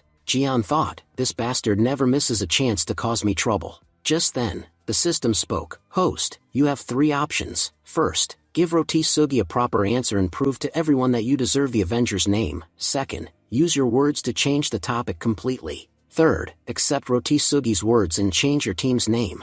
Jian thought firmly, "Even if I don't get a reward, it doesn't matter. I'll choose option 1. Jian said, "My father used to be the captain of the Avengers team. When the city was attacked, everyone hid in fear. But that day, my father stepped forward. He fought the monster and sacrificed his life to protect every single person in the city. Don't think I'm telling you this just to prove how great my father was. What I want to say is, there are many people like my father who live in the shadows, silently trying to protect this world. They don't seek glory or freedom. All they want is to save humanity. It's because of them that we can live peaceful lives today. We are the new generation of warriors. That's why I'm inheriting the name the Avengers. But I'm not only inheriting the name, I'm inheriting the purpose behind it. Many people fight for fame, power, or glory. But I don't want any of that. I want to be a hero who protects others from the darkness. Even if the world never knows my name, it won't matter, as long as people are safe because of me. That's enough for me. I don't think anyone here understands the true meaning of the Avengers more than I do. That's why I don't feel any hesitation in carrying this name." Jian thought proudly, "Wow, those were some amazing lines. I don't think anyone can argue with me now." Lu Feng exclaimed, "See, this is the thinking of my god Jian. He doesn't want anything for himself, everything he does is for the world, just like a true god." Jian muttered to himself, "I thought the girls would speak up for me. Why are the boys supporting me instead?" Lu Feng continued, "You all mocked him, but think for a second. This is the same guy who awakened Triple F rank during the exam. And now, he's strong enough to be the captain of his team. If he isn't worthy of his name, then who among you is?" Maria said, "Even though Lin Jian is rude and annoying sometimes, he's not bad at heart. Whenever there's danger, he's always the first to step forward." Mu Qian added, "Yes, I also have no problem with him being a captain." The others joined in, "Yeah, during the second exam, he risked himself to protect everyone." Roti Sugi muttered angrily, "How can everyone change sides so quickly?" Some girls shouted, "We support Lin Jian too, because he's so handsome." Chow Mein thought sadly, Why do I feel like I've made a huge mistake? I misunderstood Jian and ended up losing something really precious. Jian smiled and said, "Thank you, everyone, for supporting me." Qin Feng thought, this guy is impressive. A competition is only exciting when there are strong rivals like him. Tang Lin thought to herself, I made the right choice giving this team the name Avengers. Captain, if you could see your son right now, you'd be so proud. He's truly your reflection. I'm proud of him too. Meanwhile, Roti Sugi shouted, "What's wrong with all of you?" The crowd shoved him aside, saying, "Move out of the way. He's tomorrow's hero. We want to take pictures with him." They pushed past Roti Sugi and crowded around Jian. His team whispered among themselves, "This world is really strange. Now we understand why people spend so much money on PR." Soon, the scene shifted. At the entrance of the Devil Domain, the announcement was made, "Welcome, everyone. The Devil Domain will open shortly. Please remain calm until then." Looking around, Lin Jian asked, "Why are there cameras everywhere? And why are people selling stuff here?" Fatty explained, "The cameras are for live broadcasting. And those vendors are all academy students trying to make some profit by selling their goods." Just then, a boy shouted, "Want a photo of our school's 4 goddesses? Best quality prints for just 699. Jian frowned, "They've clearly photoshopped those pictures. Who would buy that?" Fatty nodded, "Yeah, you're right." But the next moment, Jian bought all the photos. Everyone stared as he said, "These are fake. No one else should get their hands on them. That's why I bought them all." Fatty grinned, "Give me some too. We won't let anyone else touch these." Then Jian noticed, Captain Mana himself was selling the same photos. Jian shouted, "Aren't you ashamed of yourself?" Fatty greeted politely, "Former captain, it's an honor to meet you." Coco blushed as she looked at Jian. Jian smiled at her, "Sister Coco, how are you?" Coco thought nervously, "I want to talk to him more, but just looking at him makes me so shy." Jian asked, "Only academy students are allowed to sell things here, right?" Then Uncle Mana, "What are you doing here?" Mana laughed, "Even though I look older, I'm still a student of the academy. That's why I can set up a stall just like everyone else." Pointing to something on the table, Jian asked, "By the way, what is this?" Mana explained, "This is a full map of the Devil Domain, the place we'll be entering soon." Looking at it, Jian thought, every detail has been marked here. If I carry this inside, it'll be a huge help. Mana added, "You were once a member of our Sogen Blade team. For you, I'll give a 10% discount." At that moment, Jian, after discussing with his teammates, starts running. Jian says, "For now, I'm just borrowing this from you. Once I'm done reading, I'll return it." Meanwhile, Mana yells angrily, "How can you be so shameless?" Coco interrupts, "Captain, calm down. You know what Jian is like." Mana replies, "Of course I know him well. That's why I only gave him a photocopy. The original is still with me." Just then, Jian and the rest of his team come running back to their group. Huofeng says, "After doing something so cheap, I actually feel kind of good. Feels like life is finally getting fun." At that moment, a man arrives and announces, "Kids, I'm the examiner for your star trials. Today, I'll explain all the rules to you. All the cameras you see around here will record your performance. This competition isn't just about killing monsters, it's also about teamwork and many other things. We'll be watching how many monsters you defeat, how you work as a team, and how you react in emergencies. Based on everything, you'll be given scores and ranks." Jian comments, "So basically, this is just like the entrance exam." The examiner continues, "All the gates have now been opened. You may enter." Jian notices, so many portals are open, that means each path will lead us to a different part of the Devil Domain. Cutie quickly says, "Hurry up and choose one. We can't fall behind." Jian picks a path and enters. Fatty says, "Let's see what kind of path our captain chose for us." But Jian, shocked, exclaims, "This is the most dangerous place in the entire Devil Domain. We have to get out of here fast." The teammates, almost crying, complain, "We chose the wrong captain. His bad luck has gotten us trapped." But Jian replies firmly, "Crying won't help. Taking action will. I have an amazing plan to get us out of here quickly." The scene shifts to the Elder Room. Linhua says, "This year's students are very active. The moment they entered the ghost world, they started exploring it." Tang Lin adds, "Yes, I have high expectations from them too." Suddenly, someone rushes in and reports, "One of our camera cars has been hijacked, and it's none other than one of the student teams." Shocked, the teachers ask, "The students hijacked the car?" Old Jiang remarks, "Of course, they must have learned it from Jian. He's the biggest devil of our academy." Teacher Tang confirms, the hijacker is indeed Jian himself. All the teachers are stunned to see Jian hijacking the car. Linhua mutters, "This can't be my brother." The vice principal comments, "This student is truly interesting. He never does what anyone expects." Inside, Cutie worries.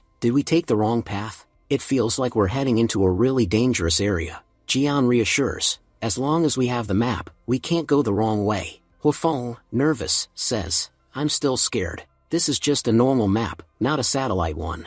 It might not be accurate. Fatty spots something. Look ahead. There's a town. As they walk through, Jian says, it's strange to see a town in a place like this. Could monsters be living here? Hongi replies, yes, ghosts and monsters live here. What else did you expect in the devil domain? Please be careful, they're very dangerous. Jian confidently says, don't worry, I'm here. They soon see many humans tied up. Jian exclaims, how dare these monsters tie up humans? Cutie, furious, adds, these monsters are such bastards. I won't spare them. Jian instructs, you guys free the captives. I'll go ahead and check the city. Cutie whispers, he's acting like a true captain, checking everything himself. Doesn't he seem different lately? But inside, Jian was actually thinking, I only came here to steal. If they've built such a big town, they must have plenty of valuable loot. Hongi observes, Jian is roaming around like he's the ghost king himself. Jian notices a shop and says, they even have stores here. No doubt, everything they own is stolen from humans.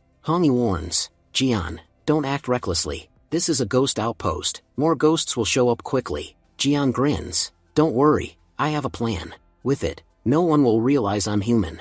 Could you disguise me, so I look like a ghost? Hongi agrees, and Jian, disguised, enters the shop. Pointing at the shopkeeper, Jian says, hands up. I came here to rob you. Hand over everything you've got. The ghost, trembling, thinks, he looks like such a powerful ghost. Jian warns, what are you staring at? I don't have money, but I want your stuff. If I take it, will that be a problem for you? The ghost quickly replies, no, brother, no problem at all. Take whatever you like. Immediately, Jian starts loading up the goods. Jian says, Hongi, you're amazing. Hongi replies, loot the shop completely. Just then, another ghost enters the store after sensing Jian's aura. Crying, the shopkeeper begs, brother, please help me. Some ghost from outside the village came here and is bullying me. Hongi scolds Jian, I told you to keep a low profile. You released so much energy that now several ghosts have gathered here. At that moment, an elder ghost arrives and says, so, you came here to steal?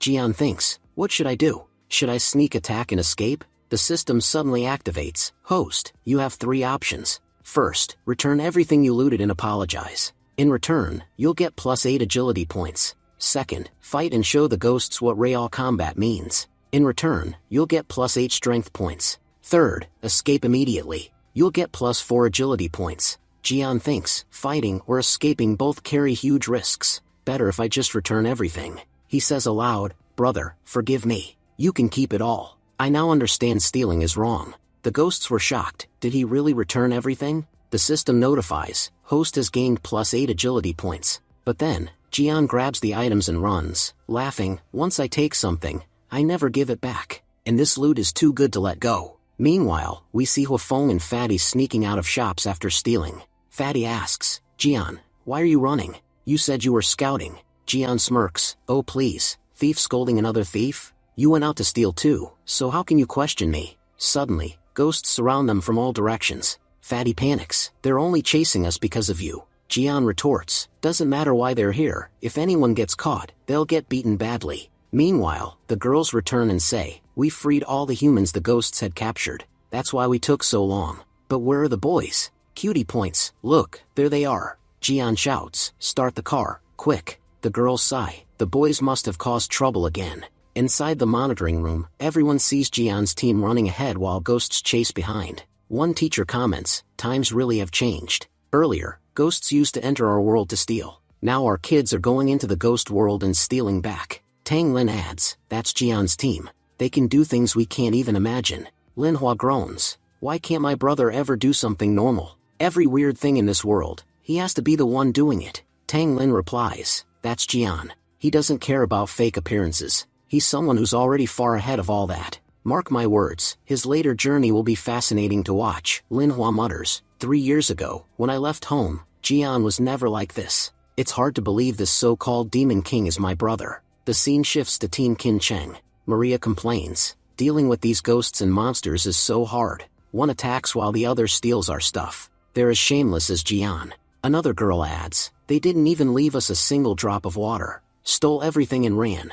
Mu Qian protests, why do you always badmouth Jian? He's not that bad of a person. Maria smirks, oh, why does it bother you so much? Don't tell me, you like him? Just then, Jian appears, announcing like a shopkeeper, sale in the devil domain. Roadside goods at cheap prices. Limited offer, hurry up. The girls were shocked. Did Jian just open a shop here in the devil domain?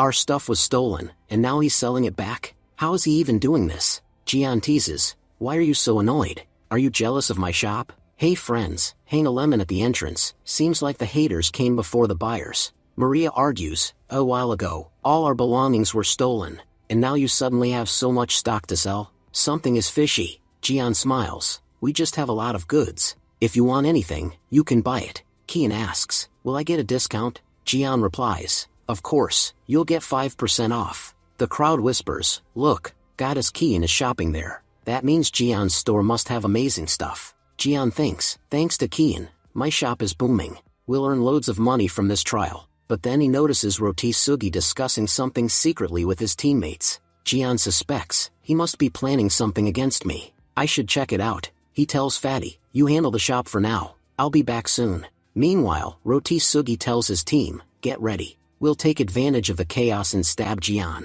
But we must do it in such a way that the cameras don't record it. Just then, Jian appears and says, young Master Rotisugi, you're absolutely right. Rotisugi replies, who's there? Come out. Jian steps forward and says, my name is Jiang Yun, and I'm part of the Mad Warrior team. While passing by, I overheard your conversation and thought I'd help you solve your problem. Rotisugi says, so, you'll help us kill Jian? What has he ever done to you? Jian replies, what hasn't he done? That bastard is too handsome, so the girls don't even look at us. Because of his arrogance, even our captain, Qin Feng, despises him. If he ever ran into our captain alone, Captain would crush his bones. Rotisugi said, Jian has made countless enemies just by acting cocky. If Qin Feng is on our side, there's no way Jian will survive today. Rotisugi adds, they say the enemy of my enemy is my friend. So why don't we work together and end our troubles once and for all? Brother, take this E-class soul jade. Lead me to your captain. I need to discuss the plan with him. Jian pretends to hesitate. You must have worked hard to obtain this soul jade. How can I possibly accept it from you? But Rotisugi thinks, he's saying he doesn't want it, but his body language screams that he does. He's just waiting for me to push it on him. So Rotisugi insists, brother, please don't refuse. Just accept it as a gift. Jian replies, alright then, I'll accept your gift. But you must know how amazing our Mad Warrior team is. Do you really think we'll help you for such a small price? Rotisugi fumes internally, this bastard. If he weren't a member of the Mad Warrior team, I'd teach him a lesson right here. He then says aloud, who said I'd only give you the soul jade? Here, take an extra 1,000 spirit stones as well. Jian smirks, why waste time here then?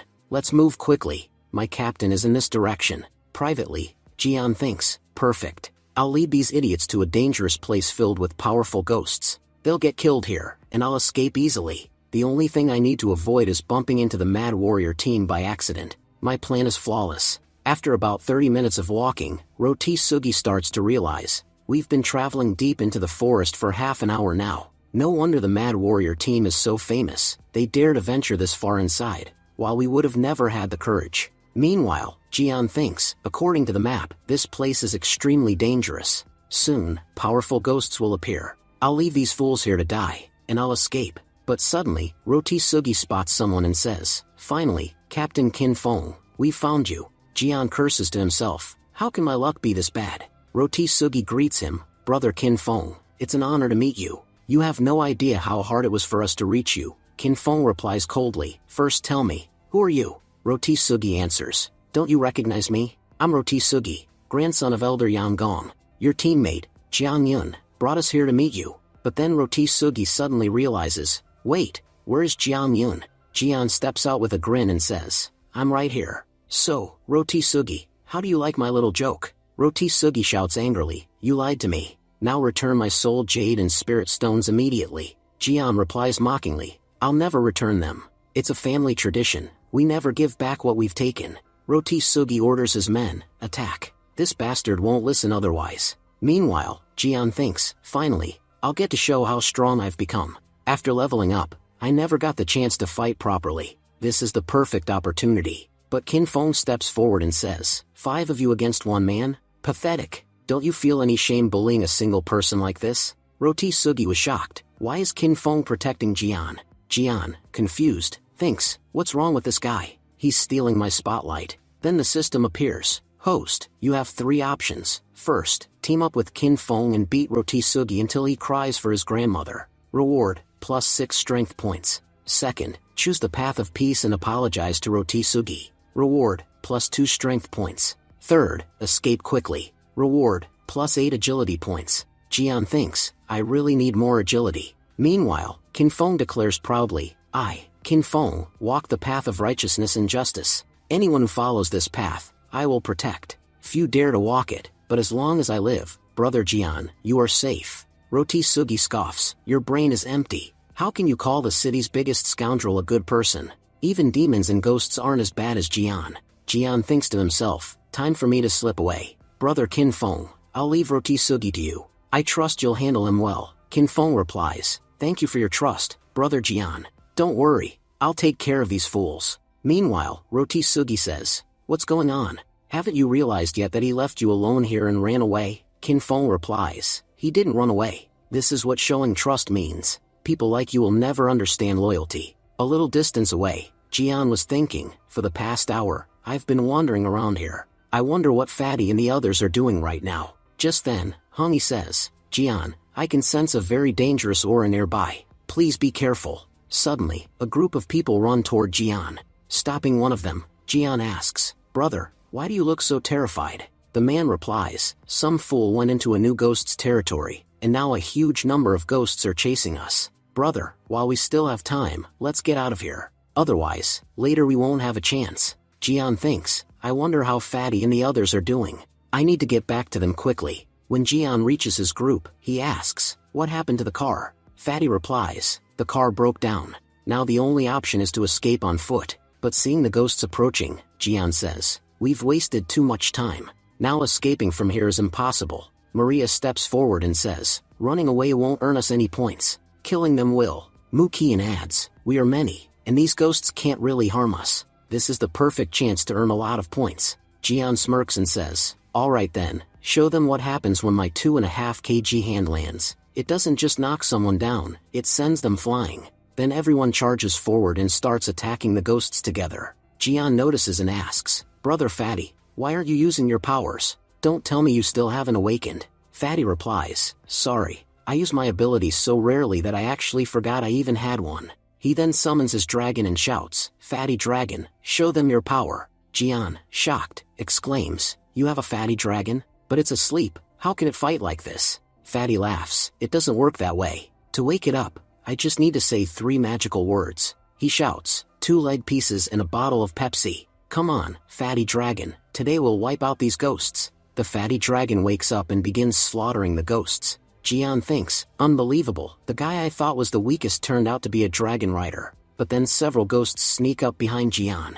Before they can strike, Qin Feng arrives and kills them all. Qin Feng says, I thought some ghosts had attacked here, so I came to help. Don't thank me. It's the duty of the strong to protect the weak. Jian fumes inside. Baldy, stop stealing my spotlight. Showing off is my job, and only mine. At the same time, Roti Sugi appears and mutters, if it wasn't about earning points, I'd never have come here. Jian rallies his team, come on, friends, let's show them our strength. Just then, Roti Sugi suddenly slashes Jian's shoulder. He says, sorry, my target was the ghost, but you got in the way. Did it hurt? Jian replies calmly, a scratch from a cat can't wound a lion.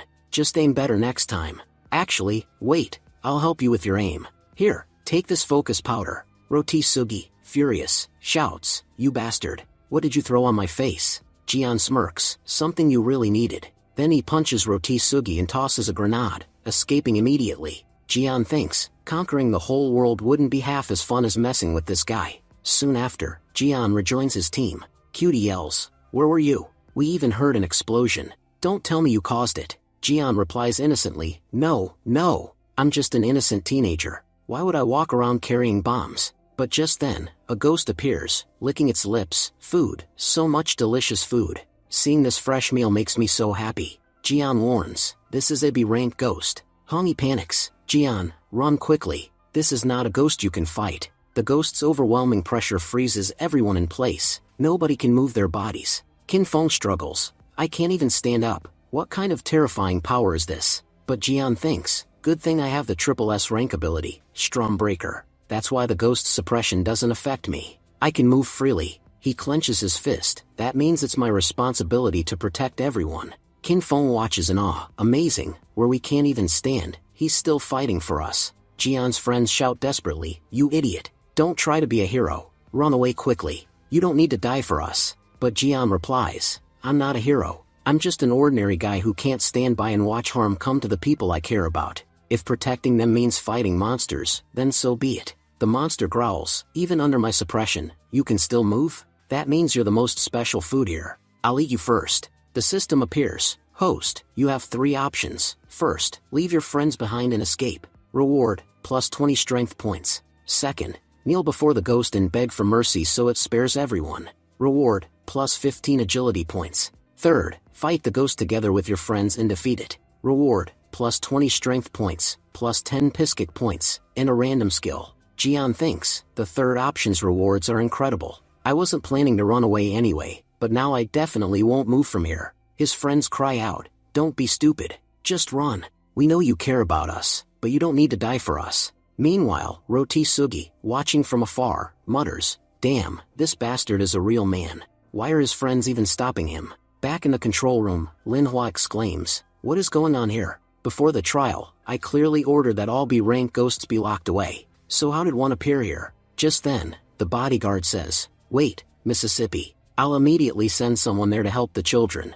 Linhua interrupts, hold on a second. Make sure you send an expert, but tell them not to interfere in the fight. I want to see how these kids handle themselves in a time of crisis. Only if one of their lives is truly in danger, then the expert may step in. Tang Lin comments, it seems you have a lot of faith in your brother's strength. Meanwhile, Linhua was thinking, my brother's future is going to be filled with hardships. If he can make his ability stronger now, it will be much better for him.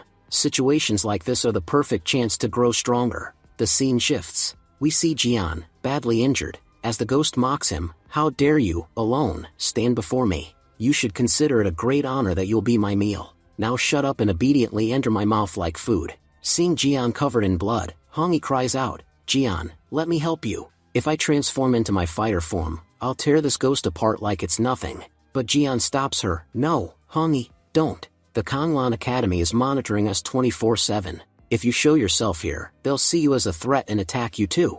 Hongi pleads, then what should I do? Jian replies firmly, don't worry, trust me, this insect isn't powerful enough to kill me. Saying this, Jian and the ghost clash, their attacks colliding violently. The ghost's weapon slashes across Jian's body. The scene shifted to the underground of the Devil Domain. The first gatekeeper says, this place is shaking so much today. The second gatekeeper replies, of course, it's because of the star trials going on. Still, we shouldn't worry about that. Our real job is to guard this gate carefully. You know very well what lies behind it. The first nods, of course. Behind this door is the Ghost King, Blood Knight, who was once one of the most powerful ghosts of his time. But he's been locked up here for 10 years, unable to do anything.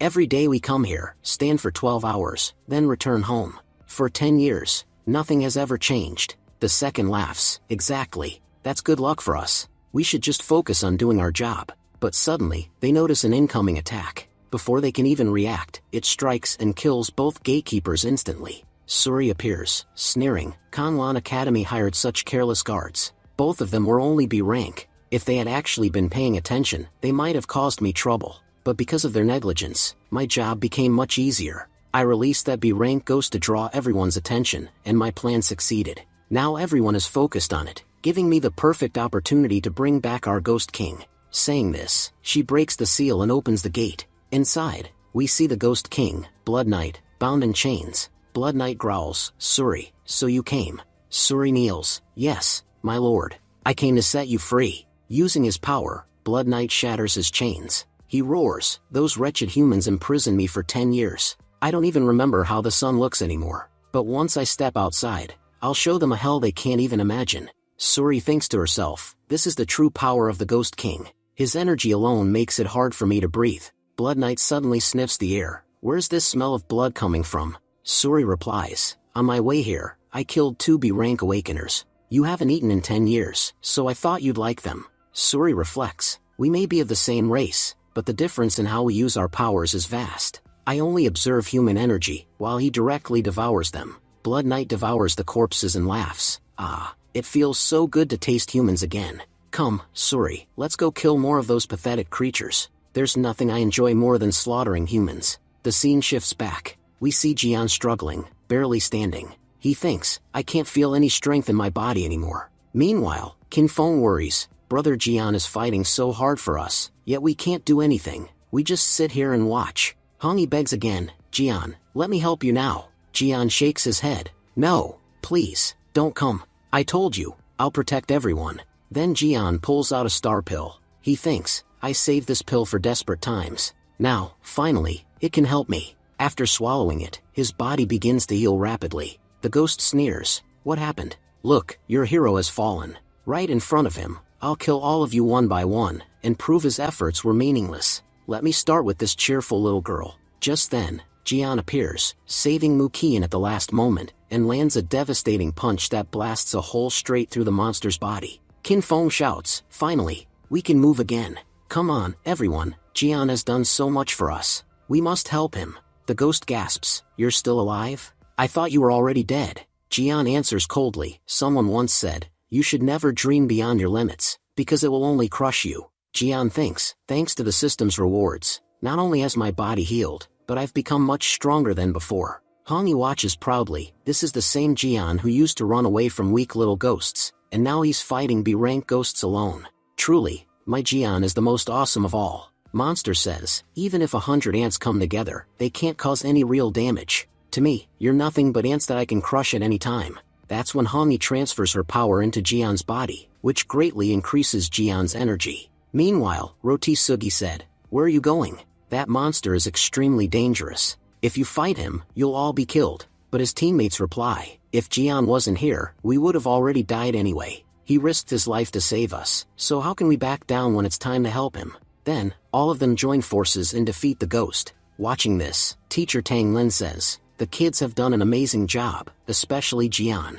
Linhua adds, I didn't even realize when my little brother grew up this much. Seeing Jian today reminds me of father. Who knows, maybe one day he'll become an S-rank hunter just like him. Suddenly, a bodyguard rushes in and says, there's a serious problem. Someone has broken the underground seal, and the Blood Knight has been released. Old Jian, shocked, says, what? The Blood Knight is free? Linhua immediately orders, quick, tell all the children to leave the trial. The Blood Knight isn't a ghost they can handle. Meanwhile, because Jian defeated the ghost, he receives a reward. The system announces, host, you will receive a random skill through the lottery system. Jian hopes, please let it be a good skill. The system then says, congratulations, host. You have received a new skill, the invincible egg. By using your special bowl, you can create eggs that are extremely tasty and highly nutritious. Jian thinks, what kind of ability is this? Well, let's at least test it out. He tells Fatty, open your mouth. Fatty replies, what's going on? But Jian puts an egg in his mouth. Excited, Fatty says, wow, what is this? It's so delicious. I've never eaten anything this tasty before. Cutie asks, why are his eyes reacting like that? Huafan says, brother, I want to try it too. Jian mutters to himself, do I look like some egg vendor to them? But actually, this skill doesn't consume much energy, so I guess I can feed them. He gives an egg to Huafan as well. Fatty, overjoyed, says, give me another one. Muqian says, hey Jian, we're classmates too, right? Can I ask what you're eating? Jian replies, I have plenty of eggs. Do you guys want some? Okay then, everyone open your mouths. He feeds eggs to all of them. Everyone praises, these eggs are amazing. Jian thinks, well, at least there's one good thing about this skill. Now I'll never have to worry about food in the future. The girls, however, wonder why the boys are reacting like this. Jian asks Cutie, do you want one? She replies, no thanks, I'm not interested in your next trick. Scarlet, on the other hand, says, Jian, I want one. Fatty then asks, what about the ghost's corpse? Jian explains, everyone knows that AB rank ghost sells for a good price. I only wanted Soul's Jade. The rest you guys can share. Muqian agrees, that's fair. After all, Jian did 90% of the work killing it, so the jade rightfully belongs to him. One by one, everyone takes their share. Jian thinks, such a huge body, yet such a tiny jade.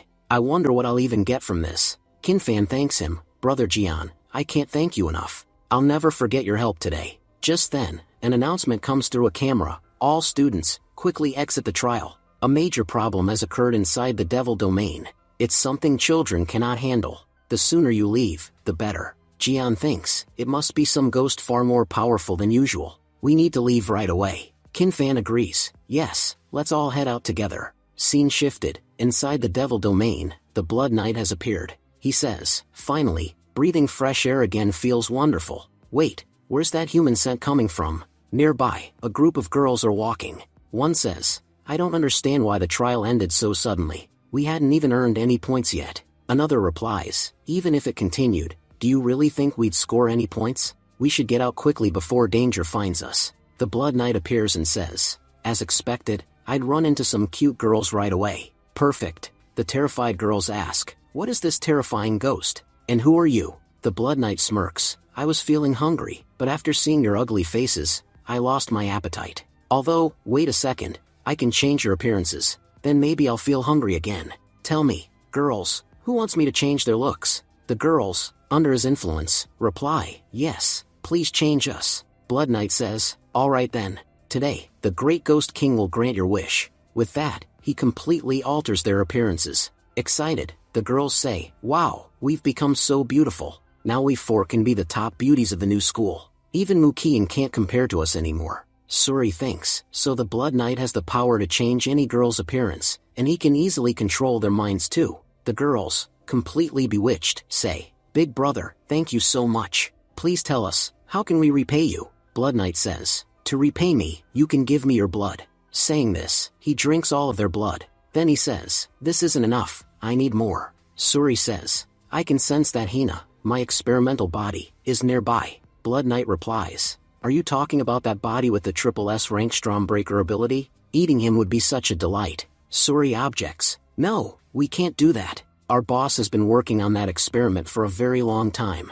You can't just devour his experimental subject. Annoyed, Blood Knight snaps, shut your mouth. I don't care about any boss, I'll do whatever I want. Suddenly, someone attacks Suri. It turns out to be Tang Lin and Lin Hua. Laughing, Blood Knight says, so, Kanglan Academy and the Psychic Division are attacking me together? Girls, even if you combine your powers, you can't do anything to me. But when Tang Lin and Lin Hua launch a joint attack, Blood Knight barely manages to dodge. Just then, Suri moves forward to attack Lin Hua from behind. She says, girl, you're done for. Who will save you now? But then Lin Hua strikes at Suri and says, stay in your place. Shocked, Suri says, how can she be this powerful? Meanwhile, Blood Knight rushes towards Suri and says, we need to get out of here quickly. We can't fight them now. As he leaves, he says, you're lucky today. I'm only after the Stormbreaker. Otherwise, I would never have spared you. Tang Lin thinks, and a rank ghost king who can fly, even after being imprisoned for 10 years, he hasn't lost his abilities.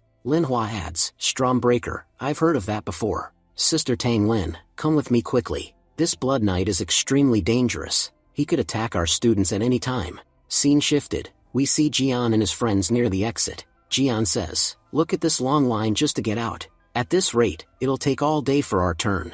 Fatty explains, everything happened in such a rush. The academy could only open one portal for everyone to leave. Cutie snaps, shut up and stay in line. Just as they're waiting, a portal opens above them, and Blood Knight and Suri appear. Blood Knight says, so many weak insects, but in the future, they might cause trouble for us. Jian recognizes her, that's the girl who fed me the crystal. But who's that red ghost with her? Is this another underground attack on us? Blood Knight declares, kneel before your king and show me respect. He releases a terrifying pressure on everyone. Jian thinks, the pressure from maybe rank ghost didn't affect me, but I can feel this one so strongly. Hongi says, of course you can, this is one of the 8 ghost kings, the Blood Knight. Jian, you need to find a way out immediately. None of your tricks or strength will work against him. Jian thinks, so this is a ghost king, that means at the very least, he's a rank. The ghost king grins, so much fresh food, just looking at you makes me happy. Qinfan says, it's hard enough just to breathe here.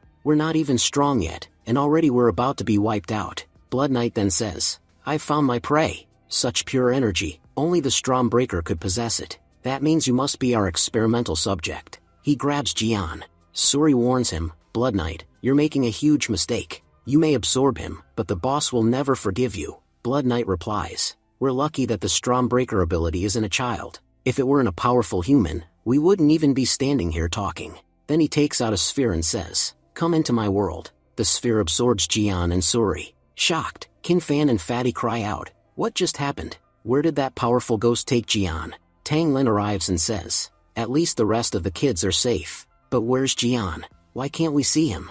Lin Hua says, "I can sense his aura. He must be inside that sphere." Fatty pleads, "Please save our friend." Lin Hua explains, "This is a space sphere created by a very powerful ghost. If we try to force our way in, we might die before even entering."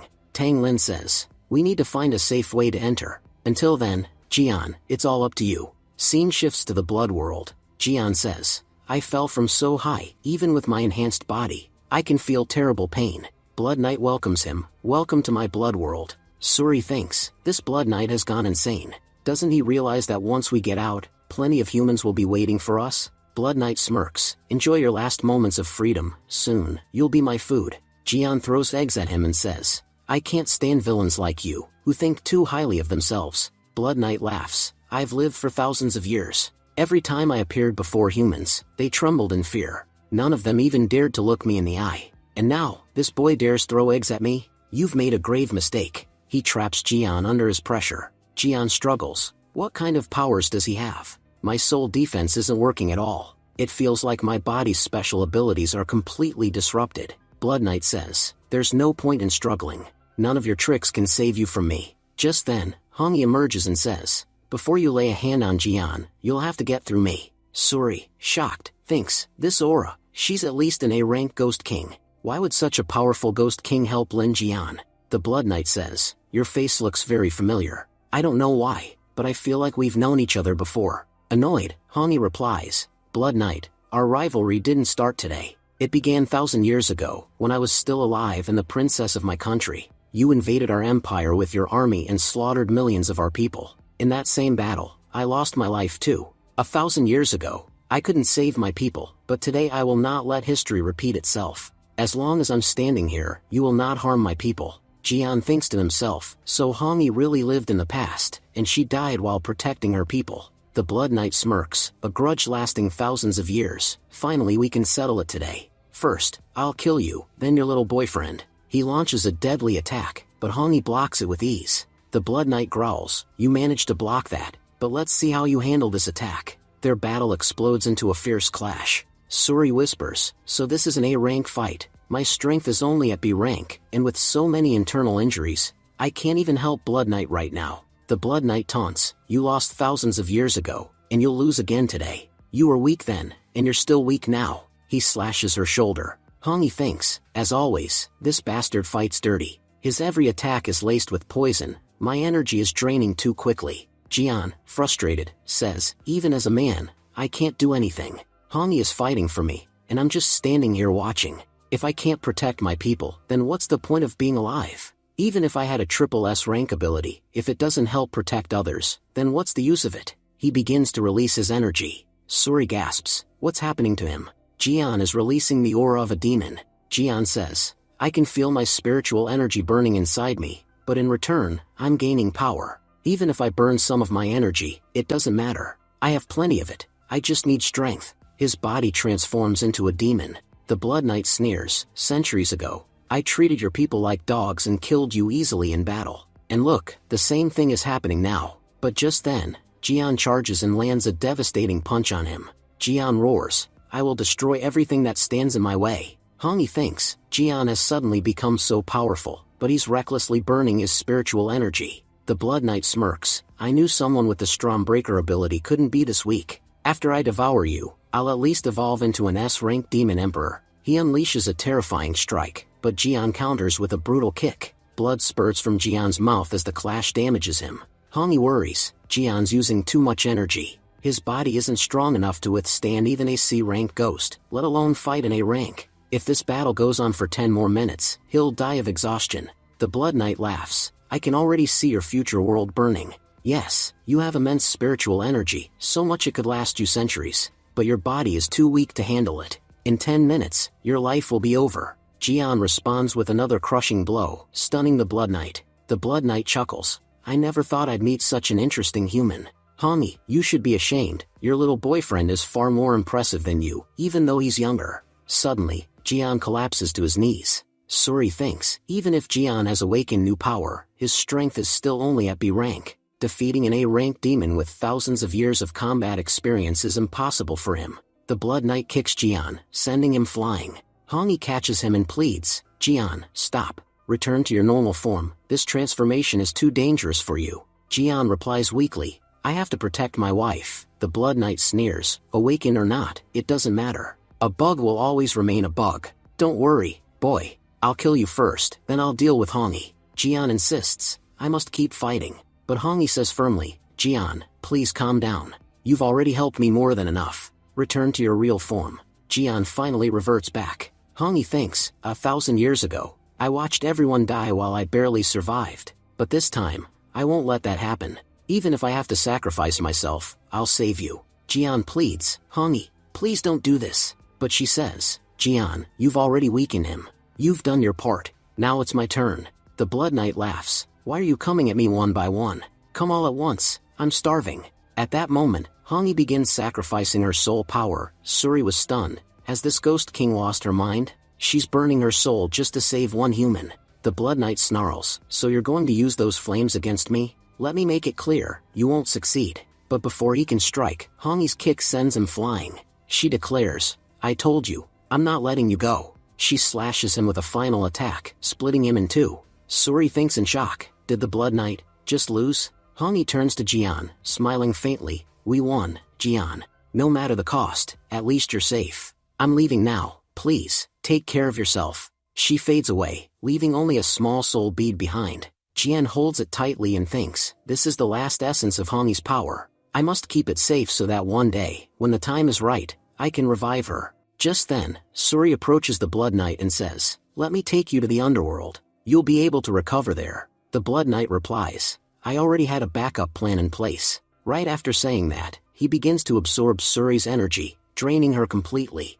As he absorbs her power, his body begins to heal and regenerate. The Blood Knight thinks to himself, I survived, but my body is still too weak to fight right now. Meanwhile, Jian steps forward and says, you bastard, you're not getting away this time. But before Jian can reach him, the Blood Knight starts flying away. He smirks and says, you got lucky today because of your wife. Don't worry though, once I regain my full strength, I'll come back to kill you myself. Jian glares at him and replies, fine. I'll be waiting for that day. With that, the Blood Knight disappears, escaping through the spatial orb. Tang Lin says, I'm going after the Blood Knight. You go and save Jian.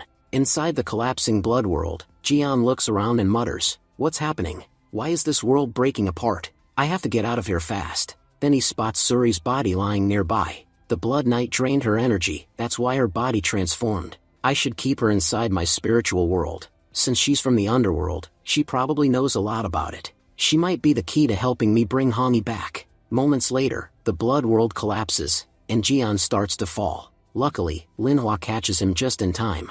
Linhua asks, Jian, are you okay? Jian replies weakly, yeah, just a little tired.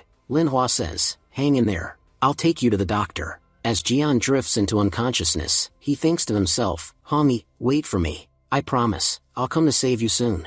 3 days later, we see Jian at home, training intensely. Lin Ji comments, ever since my brother came back from the trial, he's completely changed. He trains all day and barely speaks. Do you know what happened to him? Weasel shakes his head and says, no idea. But in his mind, Weasel wonders, it's been days since I've seen that female ghost who used to be with Jian. Could something bad have happened to her? Inside the house, Suri accidentally drops a glass and exclaims, I'm sorry. I made a mistake again. Lin Ji scolds her, you can't even do one thing right. I don't even know why my brother brought you here. Weasel mocks her too, yeah, you're worse than useless. Even a 5-year-old could pick up a glass without breaking it. Lin Ji adds coldly, I won't tolerate these mistakes anymore. Go make breakfast for my brother again, and make enough for both of us. We're hungry too. Suri, quietly frustrated, thinks to herself, I'm only trying to repay Jian's kindness, but these two won't stop tormenting me. Meanwhile, Weasel grins smugly and thinks, it feels good having someone lower than me around. Elsewhere, Jian was deep in thought. I stored Hongi's soul bead in my spiritual world. I thought Hongi would wake up in a few days, but it hasn't at all. Lin Ji calls from the other room, brother, come eat your breakfast. Jian glances at Suri and thinks, she's definitely hiding something. I'm sure she knows more than she lets on.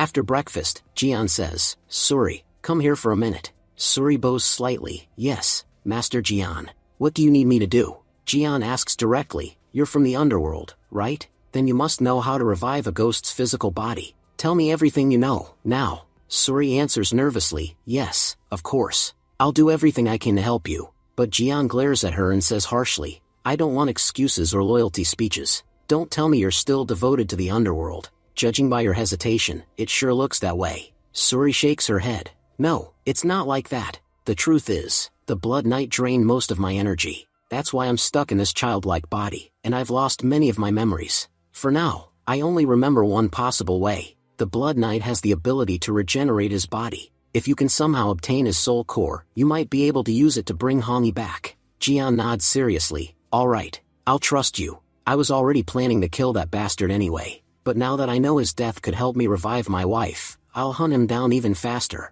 Suri thinks to herself, Lin Jian really is a strange human. In a world where everyone sees ghosts as enemies, how can he have such genuine feelings for one? Scene shifted. We see Jian and Fatty walking together. Fatty says, What's wrong with you lately, man? You've been acting all gloomy and serious. Jian replies calmly, I'm not sad, just focused. Fatty grins. Well, you'll like this then. Our Avengers team ranked #1 in the trial, and you should have seen Roti Sugi's face when the results were announced. He was so red and furious. Honestly, watching him lose his temper was even more satisfying than winning. Fatty thinks to himself, something's definitely off with Jian.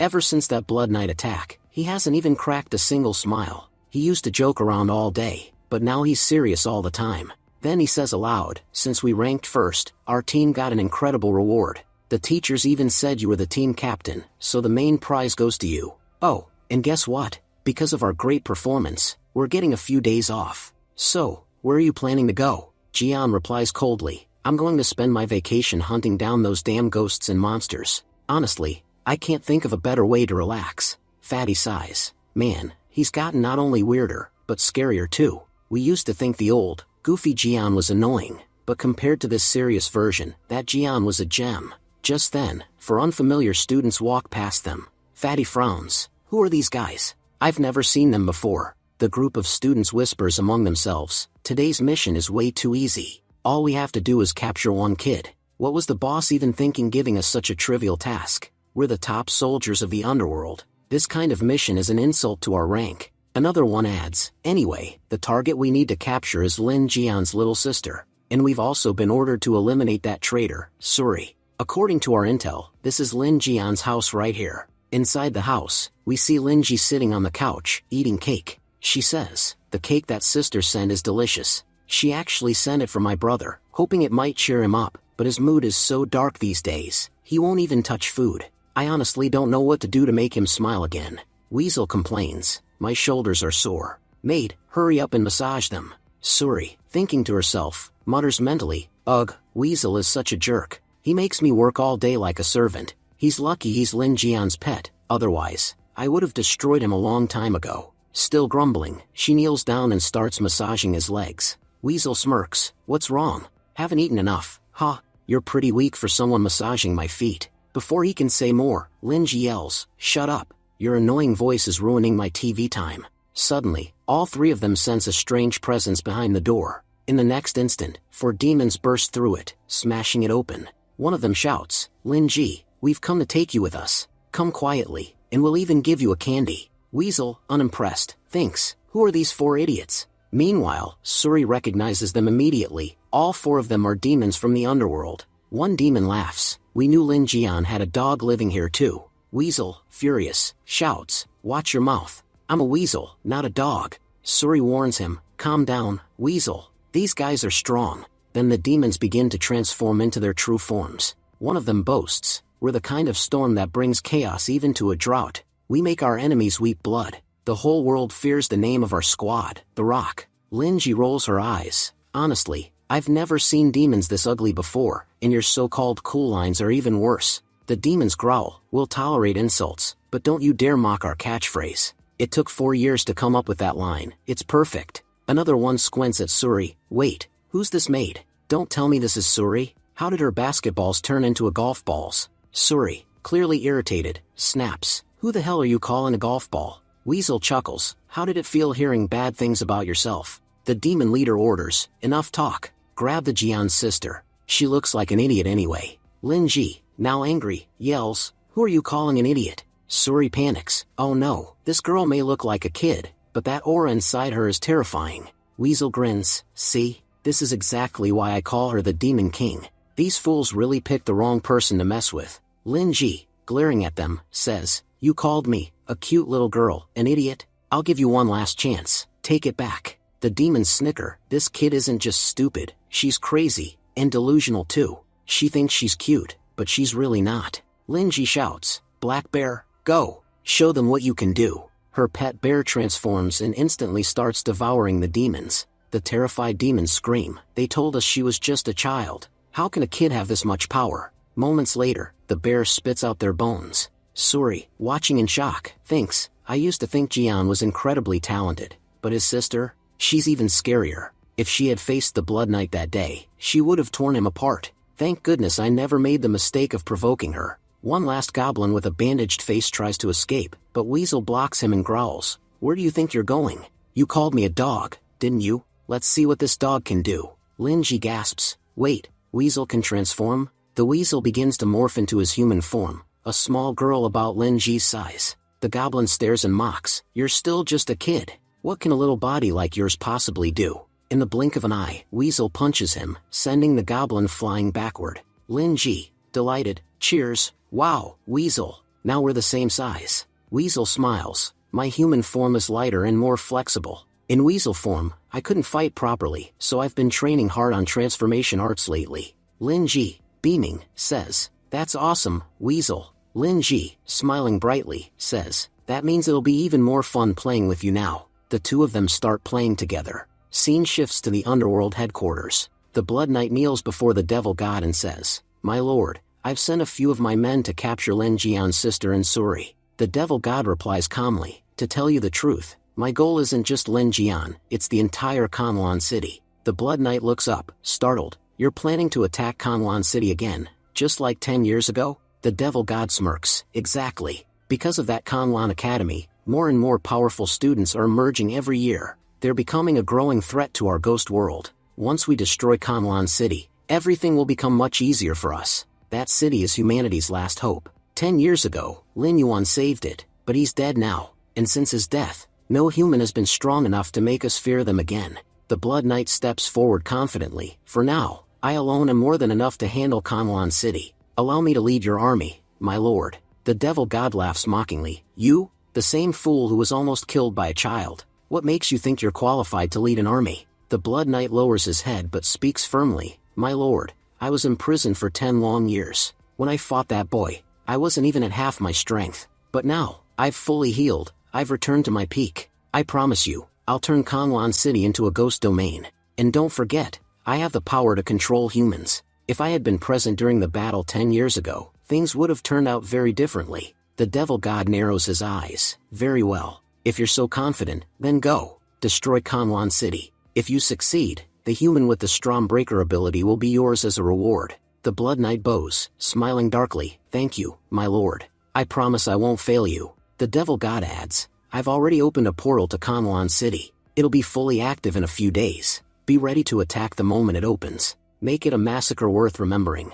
The Blood Knight grins. Don't worry, my lord. I've never failed a mission, and I don't plan to start now. In his mind, he thinks, Lin Jian, because of you, my reputation in the underworld has taken a hit. Once undone, everyone will remember why they fear the Blood Knight. Scene shifts again to Kanlan Academy. Teacher Tang stands before the students and announces, just because you ranked number 1 in the trials doesn't mean you've conquered the world. There are much bigger challenges ahead, and you'd better be ready for them. We haven't been able to catch the Blood Knight yet, and our intelligence reports suggest an attack may happen soon. You are the future of this city, so you must become stronger. For the next few weeks, I'll personally train you. I'll push your physical limits to their absolute peak. The students groan in frustration. Do we really have to go through more training again? Scarlet complains. I can't do this anymore. I'm the team's healer. Why do I have to do physical training? Fatty glances at Jian and says, what's up with Jian? He's just standing there, but he's still cultivating. Tang Lin replies, don't bother him. Lately, he's been working harder than ever. Maybe he's trying to become truly powerful. Fatty thinks to himself, wow, Jian's aura feels so much stronger than before. Could he be on the verge of a breakthrough? Meanwhile, Jian is deep in concentration. My spiritual power has grown incredibly strong. I'm only one step away from reaching B rank. Last time I fought a B rank ghost, it nearly killed me. But if I can reach that level myself, everything will get easier. Suddenly, the system speaks in his mind. Host, you currently have 70 unused skill points. Would you like to use them for your breakthrough? Jian smiles slightly. There couldn't be a better time. Yes, enhance my Strom Breaker ability even more. A surge of energy explodes from him.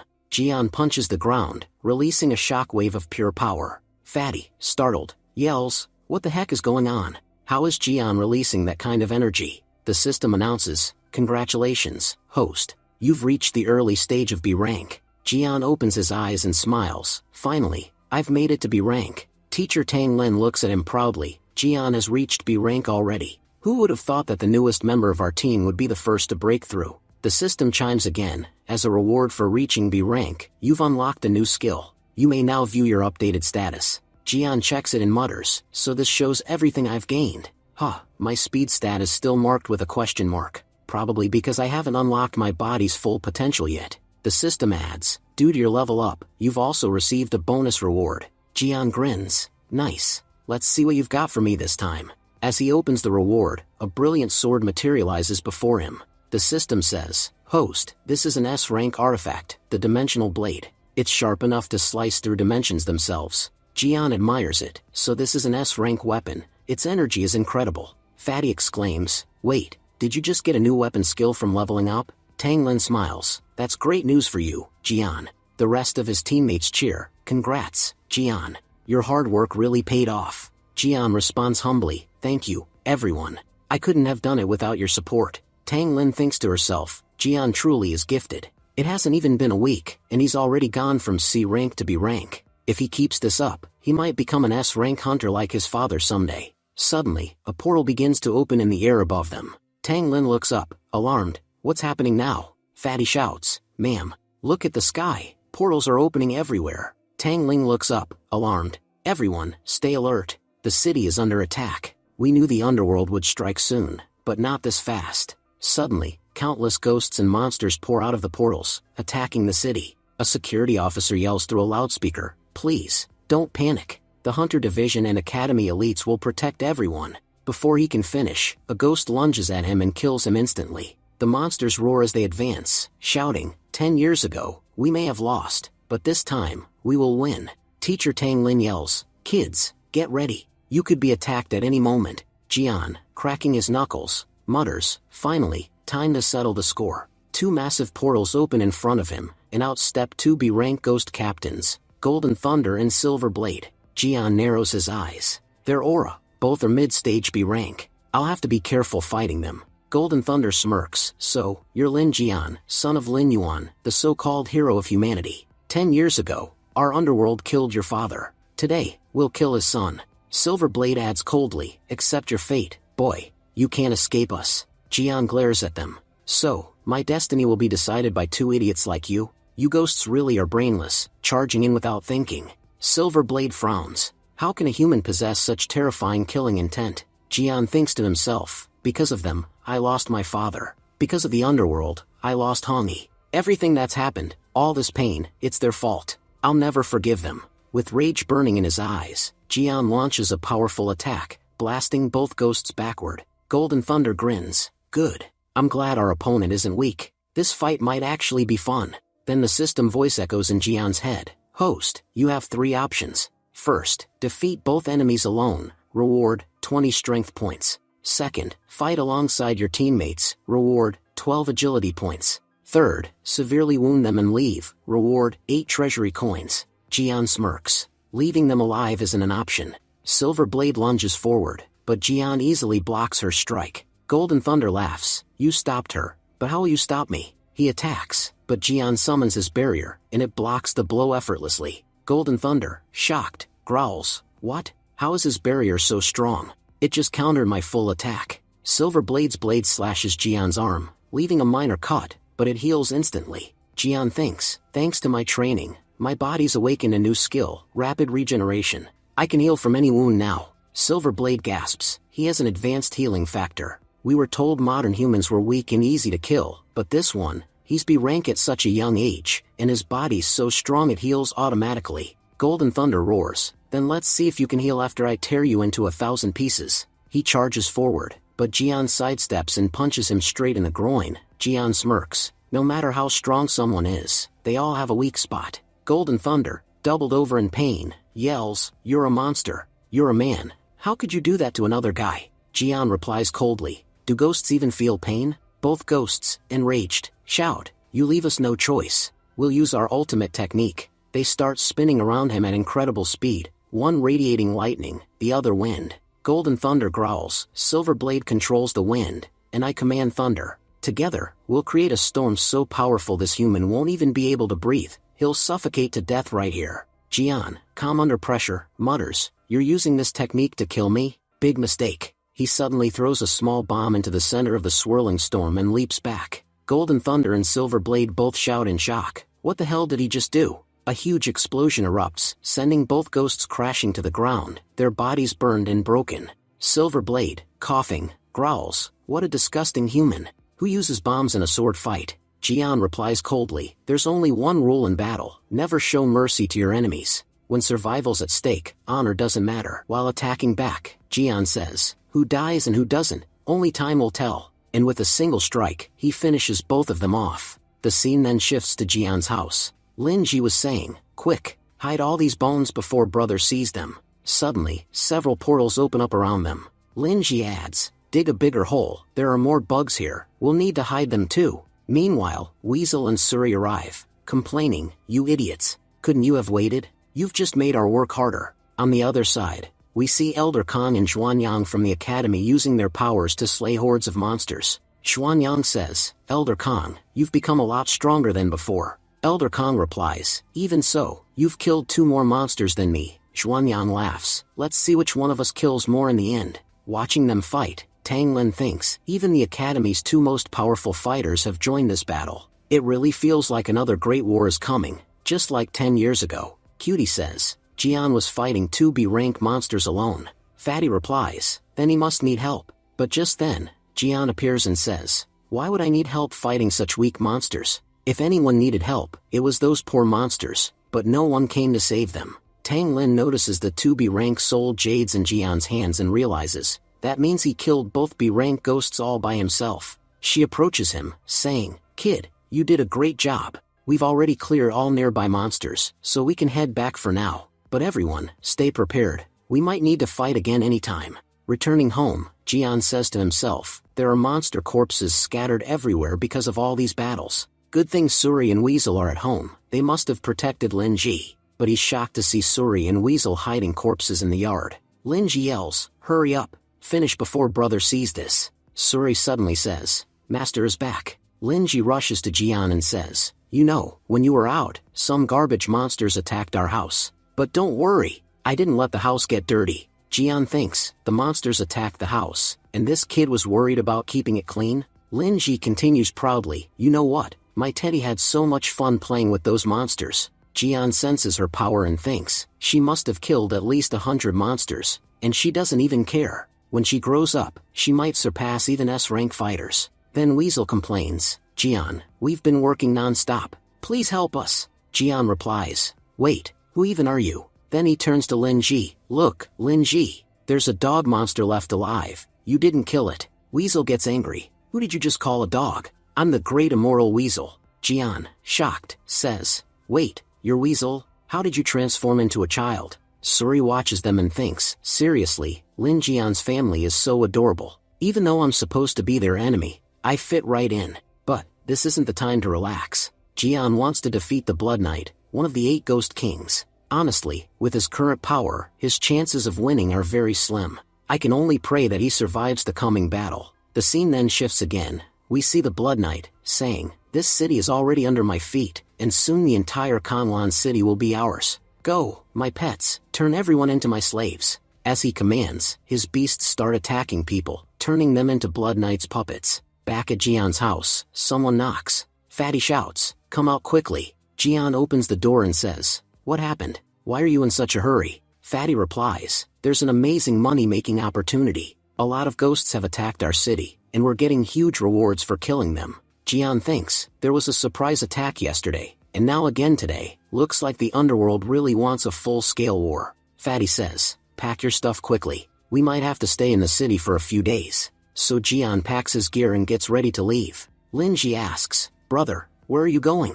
And when will you come back? Jian replies, the city needs me to protect it. As soon as my work is done, I'll return. Linji smiles, don't worry about the house. I'll handle everything. I'm a big girl now. Jian smiles to himself, sometimes my little sister is just too cute. She's making me believe I can leave her alone at home. After saying goodbye, Jian leaves. Then Linji turns to the others, pack your bags too. We're going to Kanwan City. My Teddy didn't get enough ghosts to eat here. He'll eat all the ghosts there. And we'll explore the whole city too. Weasel cheers, that's going to be so much fun.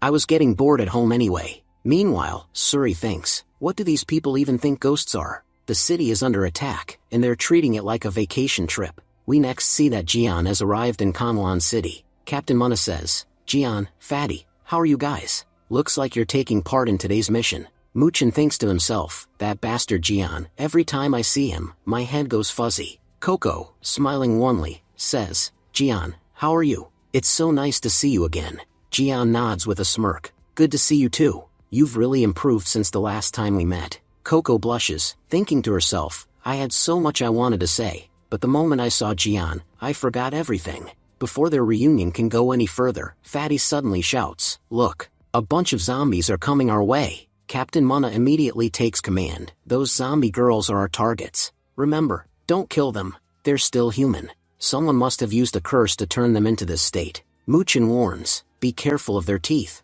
If they bite you, you'll become one of them too. Jian observes quietly, so all their power is concentrated in their teeth. That must mean their weakness lies there as well. Before anyone can act, the zombie girls rush at Fatty, tearing at his clothes. Fatty screams, why are you attacking me? Is it because I'm fat? Huofeng yells from behind, Fatty, why aren't you fighting back? They're zombies, not real girls. At that moment, Captain Munna jumps in dramatically, tossing off his jacket. How dare you disturb my men? If you've got the guts, come after me instead. But the zombie girls completely ignore him and continue attacking Fatty. Munna, frustrated, shouts, why are they going after him and not me? Fatty pants, how should I know? Just then, Munna glances back and sees a group of male zombies approaching him. He screams, run, run for your lives. I don't need any of you here. Meanwhile, the team struggles to handle the relentless zombie horde. Jian, sensing something strange, thinks, my body feels oddly calm. Maybe that's why these ghosts are afraid to come near me.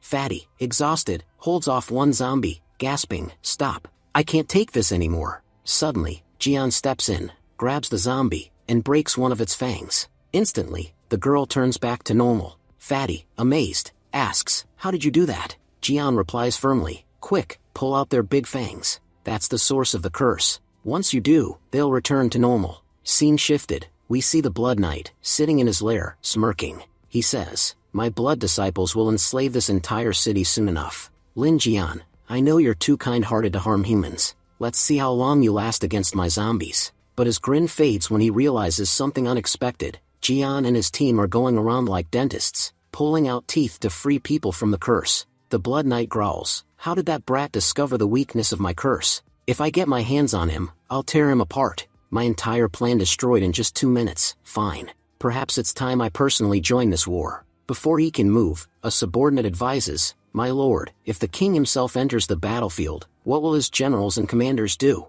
You are our ruler, your role is to command us, not to fight. The Blood Knight smirks. So, you wish to help instead? A ghost kneels and says, allow me to handle Lin Jian alone. You need not worry about him. The Blood Knight nods, you're a B-ranked ghost, you should be able to handle him. But if you fail, don't you dare show me your face again, Nightmare. Nightmare bows, don't worry, my lord, you'll only hear good news from me. Back at Kanwan City, Jian's team successfully restores all the victims. An official approaches them and says, excellent work, your payment has been transferred to your accounts. Captain Munna grins proudly, I've made a huge profit this time. Meanwhile, Fatty whines, can someone please get me a shirt? Those ghosts tore off everything except my underwear. Jian, deep in thought, muses, I'm certain these ghosts are under the Blood Knight's control. He must be hiding somewhere in the city. I have to prepare myself. The fight with him is inevitable, and it might be my last chance to save Hongi. Just then, a scream echoes nearby. Fatty and Captain Mana immediately perk up. That sounded like girls screaming. They shout in unison and rush off. Jian sighs. These two are absolute perverts. Moments later, they find several girls tied up and hanging from ropes. The girls cry out, "Please, save us." Cutie snarls, "Those filthy monsters. How dare they hang humans like this?" Captain Mana, puffing his chest, declares heroically, "Don't worry, ladies. I'm here now. I'll save every one of you." The girls cry, "Yes, please save us, brother." But Jian senses something wrong.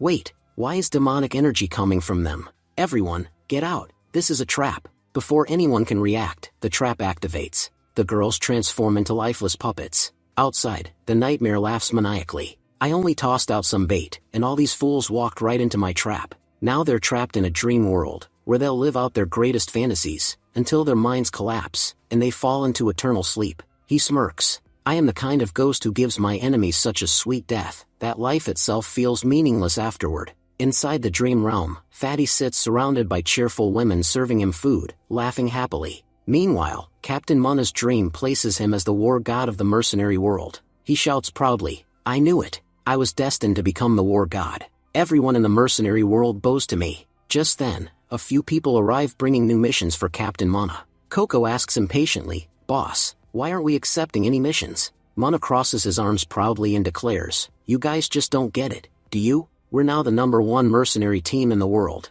and I'm the most powerful mercenary war god alive. We only take missions worth at least 50 million, nothing less." Meanwhile, in another part of the dream realm, Wafong, Scarlet, and Cutie are happily hanging out at an amusement park, enjoying themselves without a care in the world. Watching all their dreams unfold, Nightmare smirks and says, "So these are their deepest desires? How simple-minded these humans are. Well then, let's see what Lin Jian's dream looks like." Inside Jian's dream world, Jian slowly opens his eyes to find Hongi peacefully sleeping beside him. Startled, he whispers, "Hongi, you're alive?" Hongi wakes up and smiles gently. "Of course, I am. Why wouldn't I be?" Overcome with emotion, Jian hugs her tightly, tears welling up in his eyes. "I missed you so much." Later, as Hongi begins to prepare breakfast, Jian stops her, his voice soft but conflicted. "Wait, please, don't. I know this isn't real, this world, this life, it's just a dream. But even so, seeing you again makes me happy."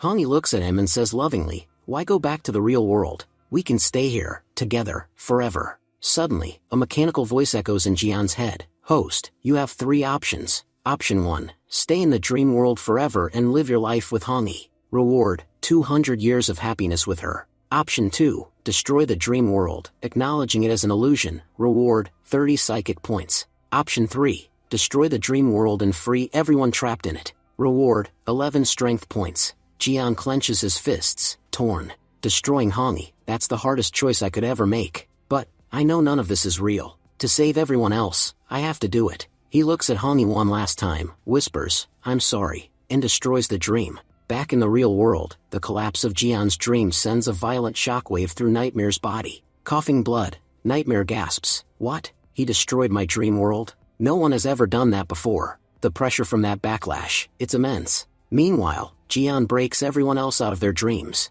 The others, crying, shout, "Our dreams were about to come true." Jian responds firmly, "Even if they had, it wouldn't matter. They were just dreams. Now hurry, we need to get out of here before that ghost comes for us again." The group escapes the dream realm. Jian thinks grimly, the one who attacked us must be at least a B-ranked ghost. Nightmare, now recovering, snarls, "I was being merciful, giving you all a peaceful death in your dreams. But if you crave pain, then pain you shall have. You'll regret defying me." Before he can act, Jian rushes in and kicks him aside, sending him crashing into a wall. Nightmare staggers, thinking, "I'm too injured to fight back right now." He quickly throws down a smoke bomb and vanishes. Jian growls, "Damn it. If he escapes now, he'll cause major trouble later." Fatty warns, "Everyone, be careful. That's no ordinary smoke bomb, it's poison gas." But Jian clenches his fist and punches the air, dispersing the entire poisonous fog in one powerful blow. Scanning the surroundings, he mutters, "He took advantage of the chaos to flee. If I can't even handle a B-rank ghost, how can I ever face the Blood Knight? I need to train harder, become stronger." Meanwhile, Nightmare, fleeing and seething with rage, thinks to himself, "You fools made a huge mistake. If you had finished me off today, you might have survived, but by sparing me, you've given me the chance to recover. Next time, I'll return with a plan so flawless you won't even dream of escaping. Scene shifted. Lin Ji and her crew enter Kanwan City. Driving wildly, Weasel laughs. Man, driving this car is so much fun.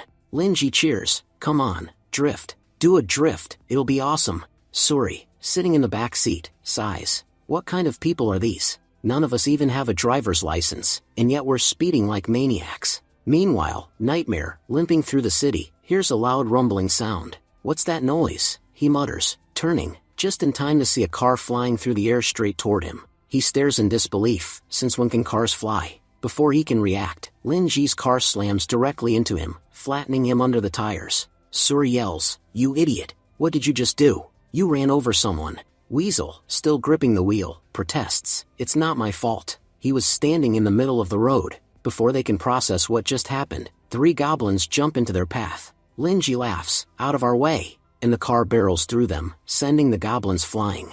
Back to Jian's team, Jian says seriously, "We should move out. That ghost isn't dead, he'll be back, and we need to be ready." Captain Munna replies confidently, "Let him come. As long as we stick together, there's nothing we can't handle." Cut to the Blood Knight's fortress. The Blood Knight, watching through his crystal sphere, says, "Nightmare is one of my finest generals. He's never failed a mission. Surely, by now, he must have captured Jian." He peers closer into the orb and freezes. Inside, he sees Nightmare's crushed body, tire marks still imprinted across it. Clenching his fists, the Blood Knight snarls, What is this? I can't believe it. Even Nightmare is defeated by Lin Jian? Looks like I have no choice left. I'll go myself." It's time they learn what a real commander truly is. Moments later, Weasel's car skids into Jian's camp, barely stopping in time. Weasel shouts, "Everyone, move. My feet can't reach the brakes." The car crashes straight into a wall. Suri, clutching her head, says dryly, "Well, good thing I was in the car, otherwise, you'd have killed everyone." Jian, stunned, asks, "Lin Ji, what are you all doing here?" Lin Ji explains nervously, "Brother, Suri and I were just relaxing at home when this weasel said, 'Let's go out for a drive.' And before we knew it, this sneaky furball dragged us all the way here." Weasel retorts, "Oh please, you're the one with masters in lying. This entire plan was your idea." Lin Ji punches him square in the head and snaps, "Who told you to open your mouth?" Before their argument can continue, Captain Munna cuts in, his tone serious. "Kids, this is not the time for jokes. The department just sent word. We're under a full-scale attack. And this time, the Ghost Army is being led by none other than the Ghost King, Blood Knight." Lin Jian's expression hardens. Blood Knight is leading them? Good. Finally, I'll get the chance to settle the score. Scene shift to Blood Knight's fortress. Blood Knight stands atop a pile of ruins, grinning wickedly. Ah, what a beautiful sight. Humans screaming, running for their lives. Their fear is music to my ears.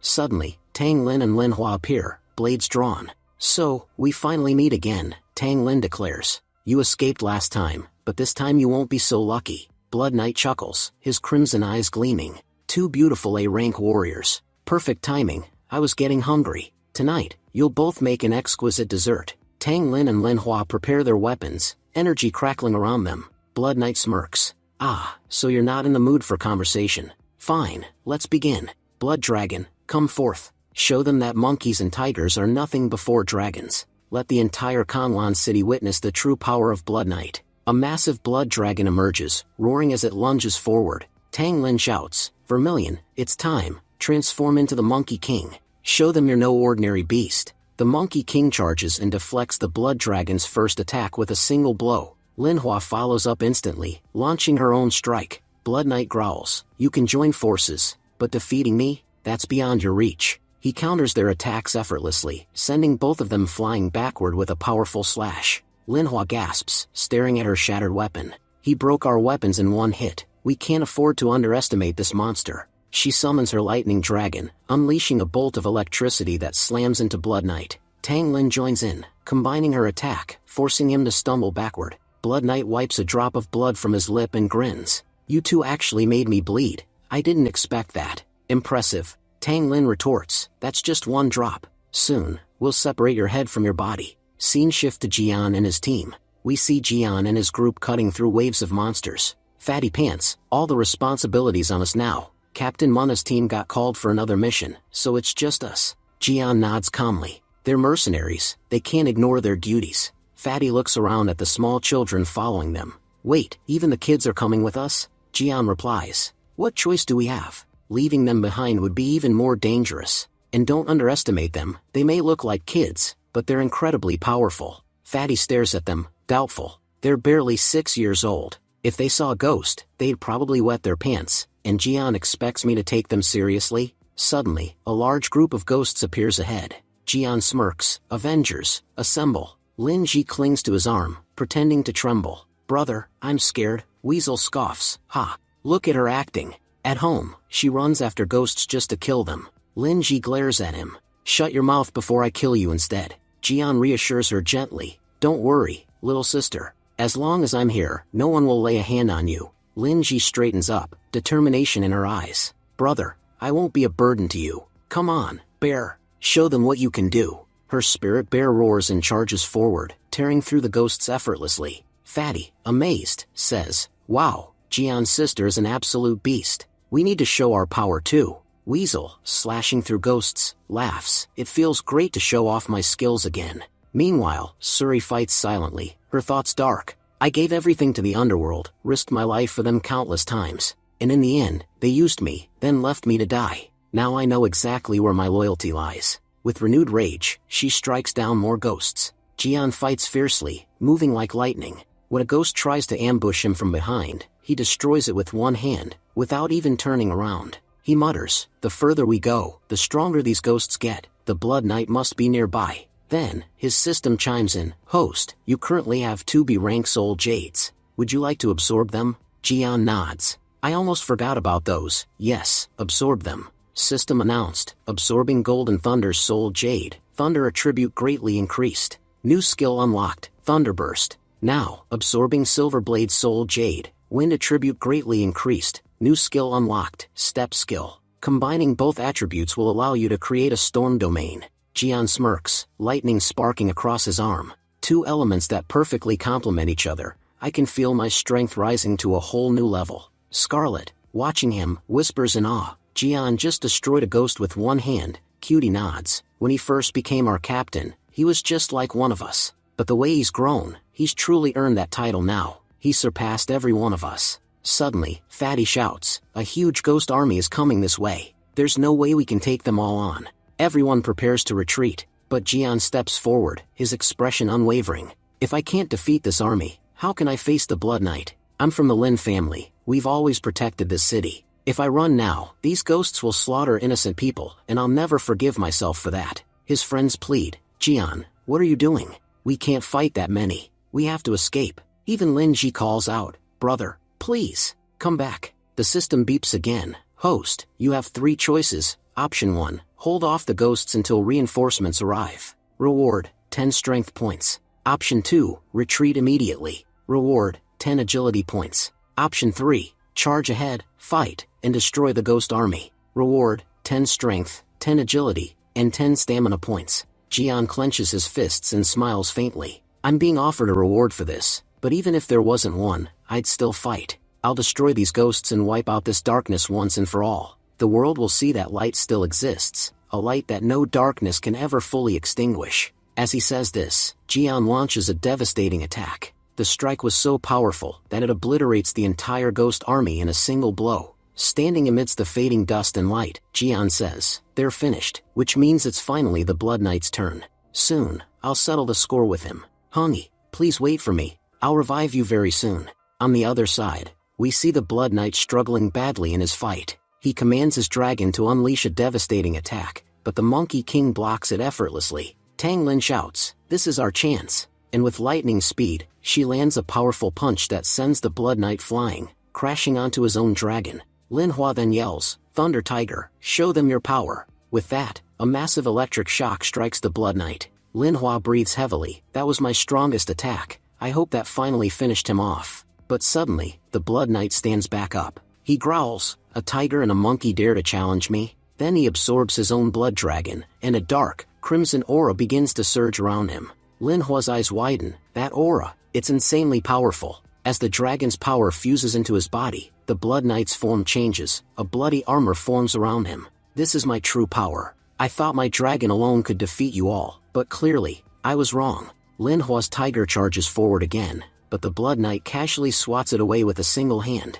There's an enormous power gap between us. No matter how hard you try, you'll never bridge it. Then, with a single punch, he knocks both opponents out. Raising his arm, he growls, "I'll crush both of you with my bare hands." Before his fist can land, Jian suddenly appears and rescues the two girls in the nick of time. "Don't worry, my Avengers team is here now. We'll take it from here," Linhua says in relief. "Lin Jian came to rescue us." Scarlet rushes over and starts healing the wounded girls. Seeing Suri, the Blood Knight snarls, "So, you're still alive? And you've joined forces with your new master? Let's see how your so-called master protects you when I kill you right in front of him." The Blood Knight charges forward, but Jian blocks him instantly. Shocked, the Blood Knight mutters, "You've become much stronger than before." Then Jian's system activates and speaks. "Host, you have 3 options. 1. Use a trick to trap Blood Knight and escape with your team. Reward, 10 stamina points. 2. Kill the Blood Knight and avenge Hongi. Reward, 20 strength, 20 agility, 15 energy points. 3. Make the Blood Knight your slave. Reward, 10 agility points." Jian clenches his fists and says coldly, "I'll never let this bastard live. I choose option 2. Both rush at each other, their powers colliding violently. In the middle of the battle, Jian transforms into his demon form. Watching in awe, Fatty gasps, "Wait, Jian can transform now?" The Blood Knight attacks and shouts, "Last time, you ran away. But this time, I won't let you escape." Jian dodges and counters with a heavy punch. "Idiot, I wasn't the one who ran, you were. If you'd stayed that day, I would have torn you into 1,000 pieces." Blood Knight slams his fist into Jian's chest, sending him crashing into the ground. Tang Lin and Linhua shout together, "How dare you strike Jian right in front of us?" They both unleash powerful attacks at the Blood Knight, overwhelming him. Then Jian closes in, landing a massive punch to his face, shaking the battlefield. The entire team joins in, attacking together, surrounding and beating the Blood Knight mercilessly. Frustrated, the Blood Knight yells, "You filthy pests! How many of you does it take to fight one man?" But suddenly, his subordinates charge at Jian's squad. The Blood Knight roars, "Do you really think your pathetic attacks can hurt me? If I'm going down today, I'm taking all of you with me." He activates Blood Sacrifice, summoning a blood formation that engulfs the battlefield. The dark energy spreads everywhere, suppressing everyone's movements. No one can move a single muscle. The Blood Knight smirks, "I've sacrificed 2/3 of my power, but it's worth it. Now I'll devour you all. If I consume Lin Jian, I can completely recover my strength." But Jian grits his teeth and says, "I'll use all my power to break this formation. This is my last chance to save Hongi, and I won't waste it." The Blood Knight thinks to himself, "What kind of ability is this Stormbreaker? Even an S-rank fighter wouldn't be able to move under my suppression. Yet he can still fight back." Jian shouts, "You really think your little spell can hold me down? There's no force in this world strong enough to make Lin Jian kneel." Tang Lin watches in awe. "What is this power?" Jian's strength, "It's already reached a rank, maybe even beyond." Jian steps forward, his aura flaring like lightning. "I'd rather die than kneeling. I will never be a slave to a monster like you." With a single, thunder-charged strike, Jian severs the Blood Knight's arm. The Blood Knight gasps in shock. Where did that thunder power come from? Is this part of his Stormbreaker ability?" He collapses to his knees. Jian walks toward him and says, "To protect my family, my friends, and humanity, I will always stand tall. Killing you today means saving Hongi too." With that, Jian unleashes a final strike, obliterating the Blood Knight's body. His teammates cheer, "We did it. We actually won." The Blood Knight's suppression is gone. Jian picks up the Blood Knight's soul crystal and says softly, "Hongi, I saved you. We'll meet again soon." Then Linhua and Linji run up and hug him tightly. Linhua smiles proudly, "Jian, I'm so proud of you. You've proven that you truly are a part of the Lin family." Cutie says, "Jian, you are incredible. You've shown everyone what it truly means to be a real captain." After defeating those ghosts, even the sky looks so much clearer now. Tang Lin thinks to herself, 10 years ago, Lin Yuan saved this city, and now, 10 years later, his son, with the same name, has saved it once again. Watching Lin Jian do all this makes me so proud. Meanwhile, Jian was thinking, "Hongi, I can finally bring you back." 2 days later, sitting in his home, Jian thinks to himself, "For 2 days and 2 nights straight, I've been refining this jade. I've transferred all the Blood Knight's soul energy into Hongi. Once this is complete, she'll wake up again." Suddenly, the soul jade shatters. Jian's eyes widen. It worked! Hongi is finally coming back to life. As the light fades, Hongi's form appears, returning to reality. She throws her arms around him and says softly, "I thought I'd never see you again." Jian holds her close. "We finally meet again. You have no idea how much I've missed you all this time." Hongi smiles gently. "Even though I was unconscious in the spiritual world, I could still feel your emotions, your longing." Then she leans in and kisses Jian. The scene shifts to the underworld headquarters. A ghost kneels before the Devil Lord and reports, "My lord, our attack on Kanwan City failed, and during that battle, the Blood Knight was killed." In rage, the Devil Lord strikes him down instantly. A cloaked subordinate steps forward and says, "My lord, I believe we must continue the attacks. We shouldn't give them time to grow stronger." But the Devil Lord replies calmly, "No, there's no need to rush. I admit our assault on Kanwan failed, but we've already conquered every city surrounding it. Our territory is now stronger than ever before. Kanwan? It's just a small piece of land. If we can conquer everything around it, we'll conquer it as well. For now, we must stabilize the lands we've already claimed, then move forward with the next phase." The others step forward and say in unison, "Yes, Devil Lord, you're absolutely right. Under your command, we'll rule this entire world." The Devil Lord smiles darkly. "That day will come soon, when humankind's last hope will kneel before us." The scene changes again, back to Jian's house. Linji says, "For 2 days now, my brother hasn't come downstairs. He's been ignoring us completely." Suri replies, "I'll take some food up to him." But Linji insists, "No, I'll do it myself, and I'll see what exactly he's doing up there." She climbs up to the rooftop and opens the door, then suddenly freezes in shock. "Brother, what are you doing?" Embarrassed, Jian stammers, "Linji, what are you doing here?" He thinks to himself, "She's seen Hongi. How do I even explain this?" Linji says, "There's a girl in my brother's room." Weasel tries to calm her, saying, "She's not a stranger. That's Jian's wife, Hongi." Linji gasps, "His ghost wife? You knew about this already?" Weasel panics internally, "Oh no, I completely forgot that the Demon King doesn't know about Jian's wife." Linji demands, "Tell me the truth. Who is she? And what is a girl doing in your room?" Jian takes a deep breath and tells her everything. He says, "Hongi has done so much for me. She is my wife. Whether she's human or ghost, it doesn't matter to me." Hongi smiles softly, thinking, "Jian just introduced me to his sister, as his wife." Linji smiles, "Well, one thing's for sure, Sister Hongi, you're very beautiful. But remember, brother, no matter what, the people who love you most are still me and sister." Jian chuckles, "Don't worry, Hongi could never replace you too." Hongi smiles warmly, "Linji is such a cute girl." Then she gently places her hand on Linji's head and says, "Do you think I've stolen your brother from you? I haven't. Your brother will always be your brother. You can trust me. As long as I'm here, nothing bad will ever happen to him." Linji thinks to herself, her touch doesn't feel real, maybe because she's a ghost. But this kindness and gentleness, I've never felt anything like it before. As she leaves, Linji says, "All right then, I'll accept you for my brother. But let me make one thing clear, my brother will always be my brother." They all laugh, enjoying a moment of peace and happiness. But suddenly, Hongi winces in pain, her body trembling. Jian rushes to her side. "Hongi, what's wrong?"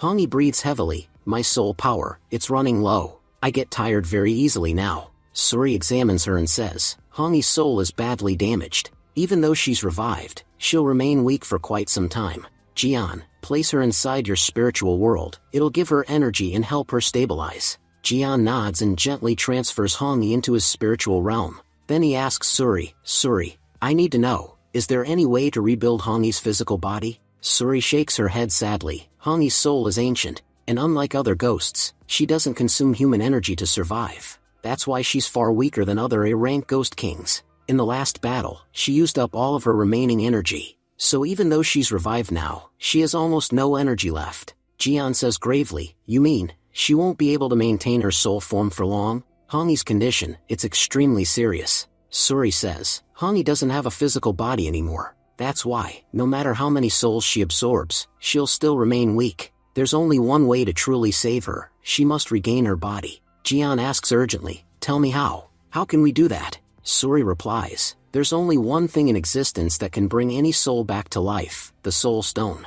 Jian looks surprised. "The Soul Stone?" Suri nods. The Soul Stone is an ancient treasure that holds divine power, the power to revive souls. But because of its overwhelming power, a great war was once fought over it. In that battle, the Soul Stone shattered into 9 fragments, which are now scattered across the world. It's said that each fragment is in the hands of a powerful demon, and taking them back won't be easy. Jian clenches his fists and says with determination, "It doesn't matter how hard it is. I'll find every single fragment of the soul stone, no matter the cost. Hongyi saved me once, now it's my responsibility to bring her back to life. Soul stone, wait for me, I'm coming for you." 2 days later, at the academy, the vice principal gathers all the students for an assembly. He says, "Thanks to your efforts, we've managed to save Kanglan City once again.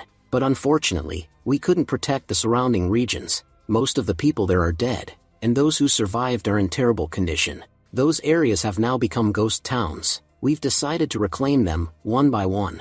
Anyone willing to go on missions outside the city will receive great rewards. The greater the danger, the greater the prize. And remember, participation is voluntary. Those with courage may step forward." He continues, "But before that, we'd like to honor the heroes who saved Kanglan City. Please welcome the Avengers team, led by Lin Jian. With incredible bravery and teamwork, they protected this city. As a token of gratitude, the city awards them a reward of 3 million credits." The crowd cheers loudly. The vice principal says, "You can all become heroes like them, all you need is courage when the time comes." Jian thinks to himself, 3 million, huh? That means my share will be 600,000. I just became rich in one go. The girls in the crowd cheer, "Lin Jian, you're amazing." Each member of Jian's team is presented with a hero's sash. Jian blushes, thinking, what's with this thing? If they put a crown on us next, we'll look like beauty pageant winners. Maria giggles, "Look at Jian, he's blushing." Muqian adds, "He looks so handsome in that outfit, doesn't he?" Qin Feng says proudly, "This is exactly what I'd expect from my rival. Brother Jian, go forward, I'll keep chasing you." Meanwhile, Roti Sugi, watching from afar, grits his teeth. "Why isn't this bastard dead yet? If I ever get the chance, I swear I'll kill him myself." Tang Lin walks over and asks, "Jian,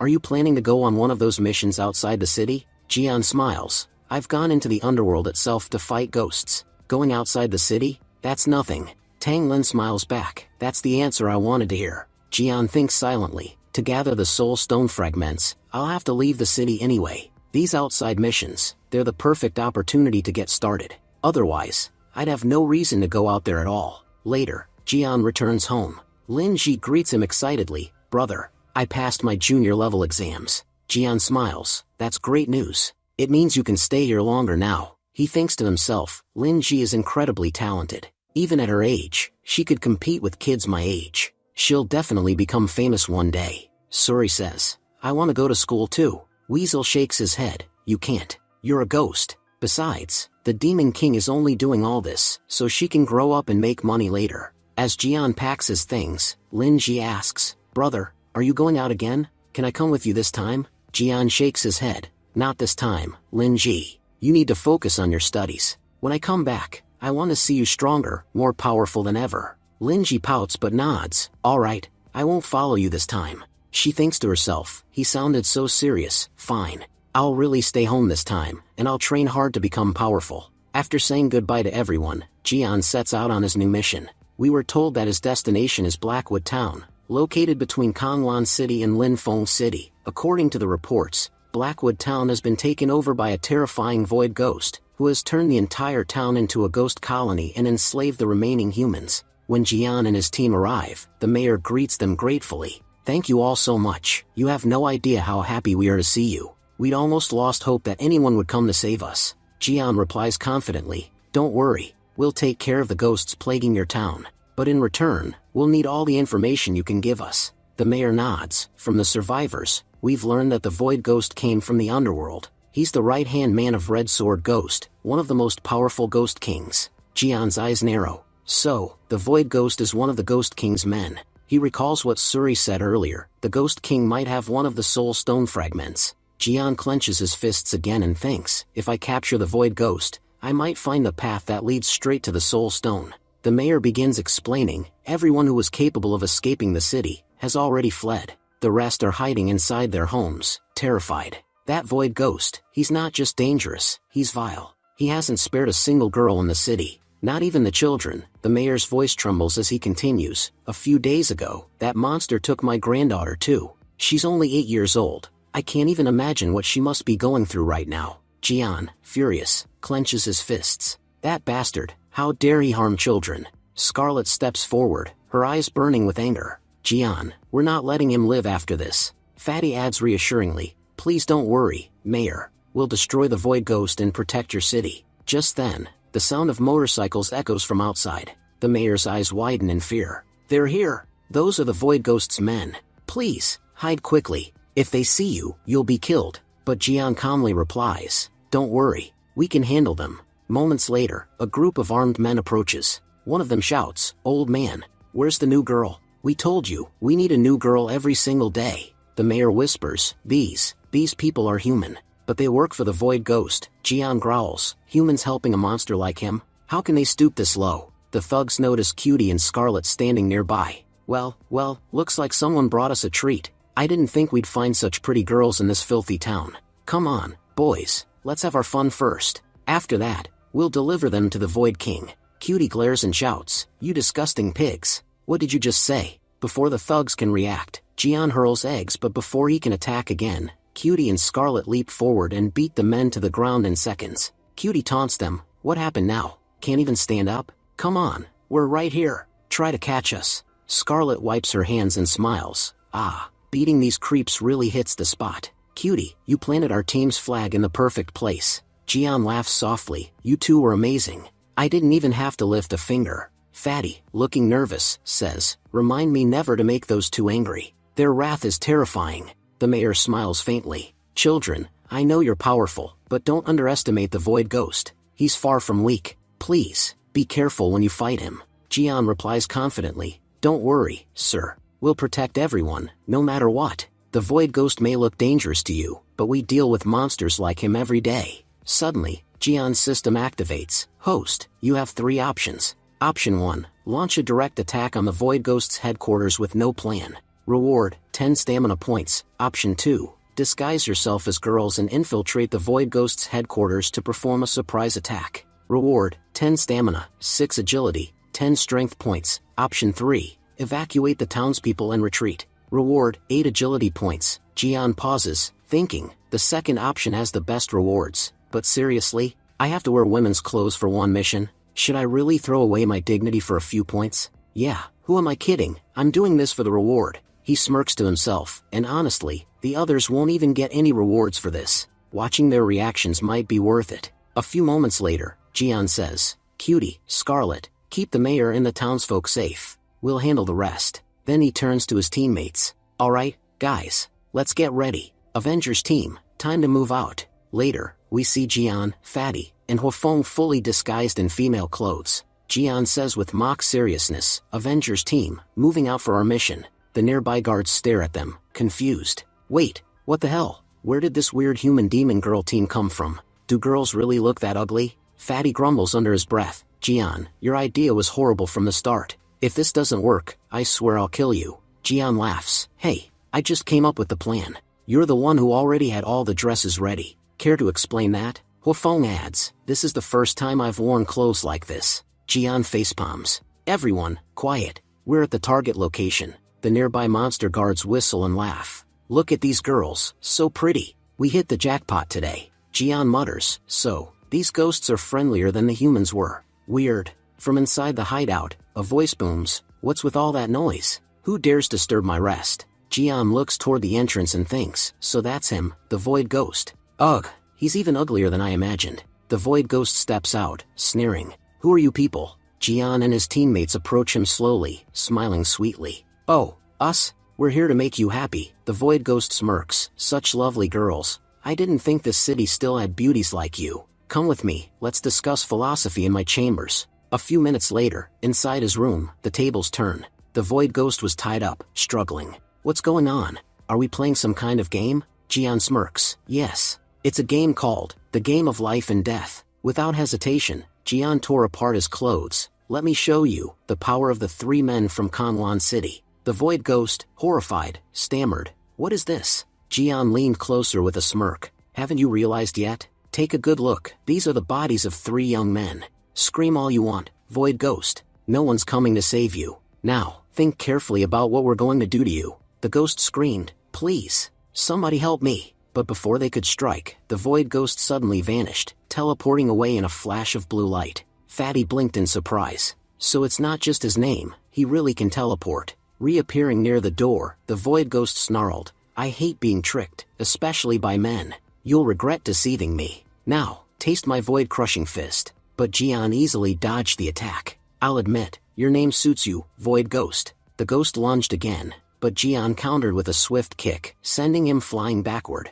Fatty laughed. Ha! Playing kickball with him is actually kind of fun. I was on our country's national soccer team, after all. He shouted and kicked the ghost again, this time with tremendous force. Huafeng yelled, I've got the ball. Jian grinned wickedly. Then let's feed it some eggs. They hurled a barrage of eggs at the Void Ghost, but he teleported away at the last moment, and every single shot hit Huafeng instead. Covered in slime, Huafeng shouted, damn it, I'm not the target. Fatty laughed, the game's not over yet. Now, I'm aiming straight for the balls. Huafeng jumped back in, furious, attacking the ghost himself. You bastard. How dare you dodge the attack? Because of you, I got hit instead. The Void Ghost's expression turned desperate. Humans, they're monsters. Mother was right. Never trust a human. I should have run the moment I saw them. Coming here was a mistake. He tried to open a dimensional portal, attempting to escape, but Jian stopped him with a dark grin. What's wrong? Getting scared already? Too bad. We're not tired of you yet.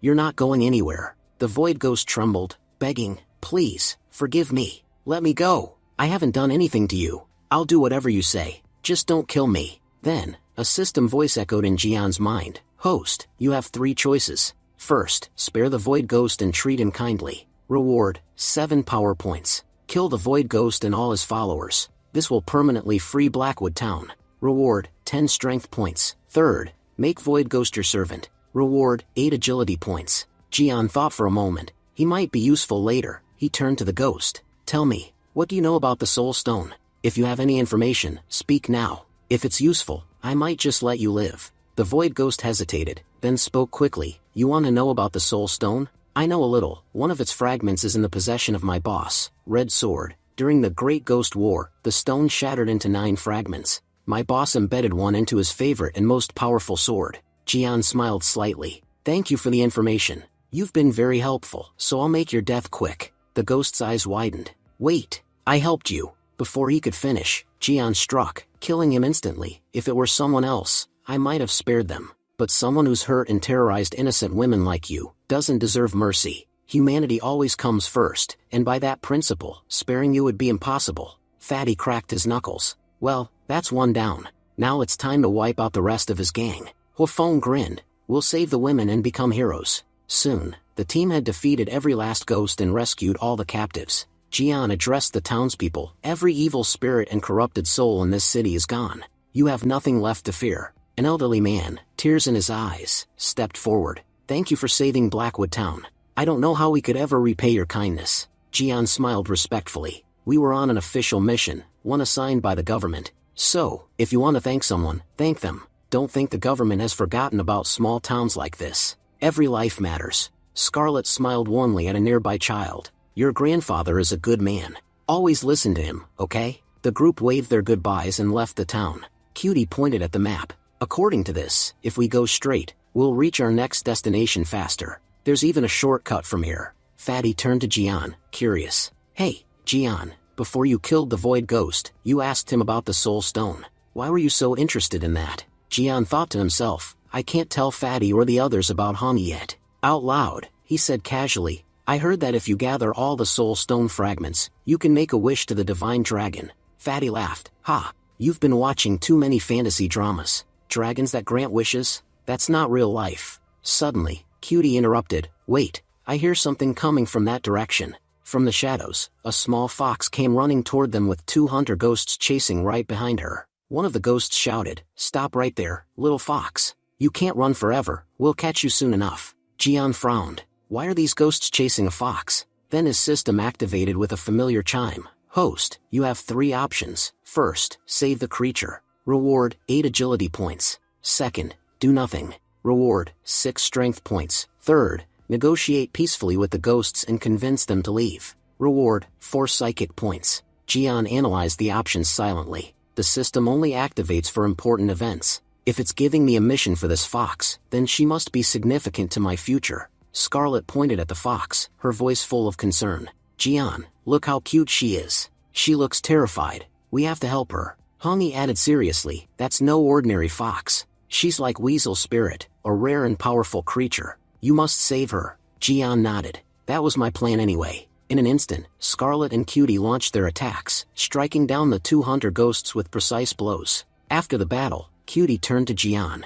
Captain, you decide. Can we keep her? Jian smiled. If you want to, go ahead. Who knows, she might turn out to be a lucky charm from the heavens, something that could help us later. Scarlet agreed. She's adorable anyway, and if we leave her, those hunters will find her again. It's safer if she stays with us. Later, the group returned to their campsite, the little fox curled up happily in Scarlet's arms. Fatty chuckled. Ha! Who'd have thought we'd find a chicken in the woods? Looks like we're getting a free meal tonight. Jian laughed. Look how happy she is after eating. When you're full, little fox, go sleep next to Aunt Scarlet, okay? Scarlet's eyes widened. Aunt? Jian, do you even know what you're saying? Never call a girl aunt, even by accident. At that moment, the little fox jumped into Jian's arms, snuggling against him. Jian blinked. Hey, why are you clinging to me? The fox thought silently. You fool, can't you tell? I want to sleep next to you. Scarlet huffed, crossing her arms. What's wrong with me? Huh, why won't she sleep with me?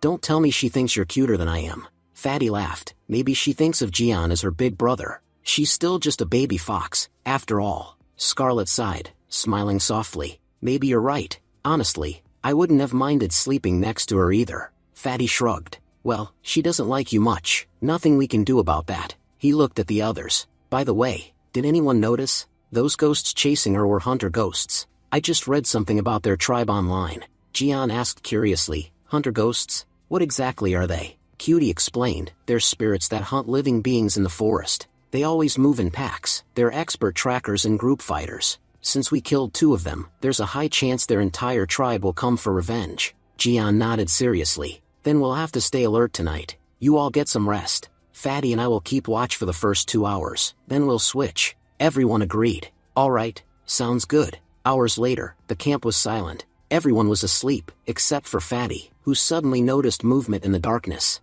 His eyes widened. Someone's here. They're coming straight for us. He shouted, Everyone, get up, now. The team rushed out of their tents, only to see dozens of hunter ghosts surrounding the camp.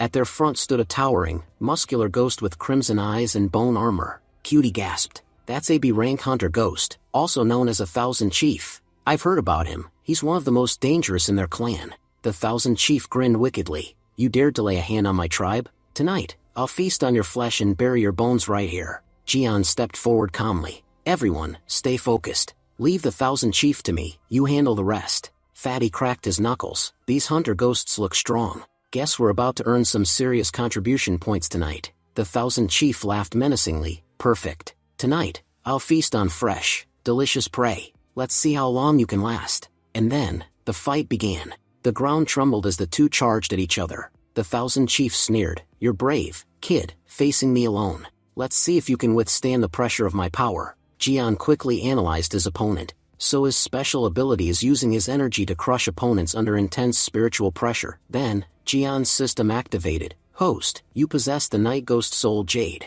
Absorbing it will grant you the spiritual pressure ability. Do you wish to absorb it? Jian thought, now's the perfect time. He absorbed the jade, and his aura exploded. Using his newfound spiritual power, Jian countered the Thousand Chief's attack head-on. The chief's eyes widened. Impossible. The only one capable of resisting my pressure was Night Ghost. How could you counter it? Before he could react, Jian dashed forward. Your cheap tricks can't even scratch me. This is your end, Thousand Chief. Watch closely. With a blinding strike, Jian sliced the ghost clean in half. As his soul crystal materialized, Jian caught it and smiled. Compared to before, fighting has become much easier. Once, defeating a B-rank ghost took everything I had, but now, after countering his special ability, victory came effortlessly. Fatty, amazed, shouted, Unbelievable. You took down a B-rank ghost in just a few seconds. Jian replied modestly, Guess I got lucky today. What about you guys? Did you get anything from the fight? Cutie and Fatty nodded excitedly. Yes. We also gained a lot of soul jade. With these, we'll soon reach B rank too. Jian smiled proudly. That's great. Once the whole team reaches B rank, even the strongest ghosts won't stand a chance against us. He thought to himself, no matter how strong you are alone, you can't move mountains. But if your entire team grows powerful together, defeating even the greatest enemies becomes possible. Fatty spoke up. I've heard the Thousand Chiefs tribe has thousands of hunters. We've probably only killed about 50 or 100 of them. There could be an entire settlement nearby. Jian nodded. The forest is massive, and there are only 5 of us. How will we find their base? The little fox, sitting nearby, thought to herself, I know where it is, but how do I tell them? Then she tugged on Jian's boot, pointing in a direction. Jian smiled. Looks like our little fox knows the way. By sunrise, Jian and his team had destroyed the entire hunter ghost tribe. Fatty laughed. I've got to admit, that little fox was a huge help. She led us straight to their hideout. Jian nodded. Thanks to her, we arrived in time to save these people. They looked around. Dozens of rescued civilians were crying with relief. One of them sobbed. Thank you, the hunter ghosts were killing us one by one. You saved our lives. Jian asked. Where are you all from? How did you end up trapped here? A man stepped forward. We're from Lv.50 City. About a month ago, a powerful ghost king called Red Sword attacked us. Most people fled. Those who couldn't escape are now slaves, forced to serve him. We ran into the forest to hide, but the hunter ghosts trapped us here ever since. Jian clenched his fists. If you follow this path straight ahead, you'll reach Kanwan City. It's safe for now. You can also rest at Blackwood Town along the way. The survivors bowed deeply before leaving. Jian watched them go, anger burning in his eyes. These ghosts are getting bolder. That bastard Red Sword has enslaved an entire city. If I ever face him, I'll make sure he pays. Hongi cautioned him, be careful, Jian. Red Sword is one of the 8 ghost kings. His strength rivals the Blood Knight himself. Jian nodded firmly. Don't worry, I'll be careful, but when the time comes, I won't hesitate. Watching him, Jian's friend says, seriously, what kind of dreams is this guy seeing? Later, Jian's team finally reached the outskirts of Lv.50 City. Fatty groaned. Wait, weren't we told this was a shortcut? It still took us 4 hours to get here. Jian raised his hand. Stay alert. I sense something. There are awakeners nearby. A group of awakeners appeared from behind the walls. They said, we thought it was a threat approaching the city, but it's just a bunch of petty thieves. Nothing dangerous. Scarlet and Cutie glared. Thieves? You better get your eyes checked. Jian frowned. Their city's already been destroyed. A ghost king took control, and now they're robbing travelers trying to save what's left. I might forgive the ghost king, but scum like this? Never. He stepped forward, preparing to strike. A calm, mocking voice interrupted him. It was Nokia, one of the city's defenders. You can win any fight you want, except one, the battle against time. Because in that fight, time always wins. With that, she unleashed her time power, freezing Jian completely. Jian struggled as his body froze mid-air. So, time manipulation, huh? Impressive. But the thing about time is, it doesn't affect everyone. His aura flared, shattering the time field around him. The strong do whatever they choose, and right now, what I choose is to beat you down. Nokia thinks, he looks about the same age as me. How did he manage to pass through my time magic? Just then, Jian, who was following behind Nokia, says, even though you have the power of time, I must say, your speed is just like Nokia in the 5G era. They're still fighting when Kinfan arrives. Kinfan says, Nokia, what on earth are you doing? Nokia replies, can't you see? I'm fighting some thieves here. Laughing, Kinfan says, they're not thieves. This guy is actually the #1 genius in our class, Jian, the one I told you about. Shocked, Jian says, Kinfan, what are you doing here? And how do you know this girl, Nokia? Kinfan explains, she's a student from Spirit Academy. I came to Lv.50 City for a mission, and that's where I met them. They're fighting to protect their city. Jian says, so, she's not a thief, huh? Fatty angrily says, how dare you call her a thief? Nokia is better than you in every way. Huafan adds, well, she's the goddess you've just met today. Later, we see that they've set up a camp. Nokia explains to Jian and the others about the situation in Lv.50 City. Jian says, it's clear now, the Red Sword ghost has taken control over Lv.50 City. But unlike other ghosts, he doesn't kill ordinary people. Instead, he's enslaving them. I don't understand why he didn't just kill them. Cutie says, forcing someone into slavery is even more painful than death. Nokia adds, you may have seen many evil ghosts before, but none as twisted as the Red Sword. He becomes stronger by feeding on the negative energy of humans. That's why he's enslaved everyone, forcing them to work day and night. He doesn't spare anyone, not even children or the elderly. Within just a month, he's turned their lives into a living hell. Jian thinks aloud, so that's how it is. Every ghost king has its own way of gaining power. For example, the Blood Knight became stronger through blood, while this one grows stronger through negative emotions. But we defeated the Blood Knight before he could reach his full power. The Red Sword Ghost, on the other hand, has been absorbing negative energy for over a month, defeating him will be much harder. Jian then asks, why haven't the people tried to control their own emotions? If everyone stayed happy, the red sword would weaken automatically. Nokia says, humans can control anything, but not their own minds. Everyone knows the red sword is powerful. That fear and panic inside them make him even stronger. Even if they try, they can't stop themselves from panicking. There's only one way to defeat the red ghost, by destroying him completely. To do that, we'll have to go to his ship, which is floating right above the city. The company that created him also built several dark towers across the city, spreading more negativity among the people. The red sword has absorbed enormous energy from the negative emotions of millions, and now he is in seclusion trying to stabilize that power. Jian says, alright then, we'll strike at his strongest point. First, we'll cut off the source of his energy. By tomorrow's sunrise, all those dark towers will be destroyed. When the red sword comes out of the seclusion, he'll see his forces in ruins and his face will go pale. Kinfan says, that's a brilliant plan, Jian.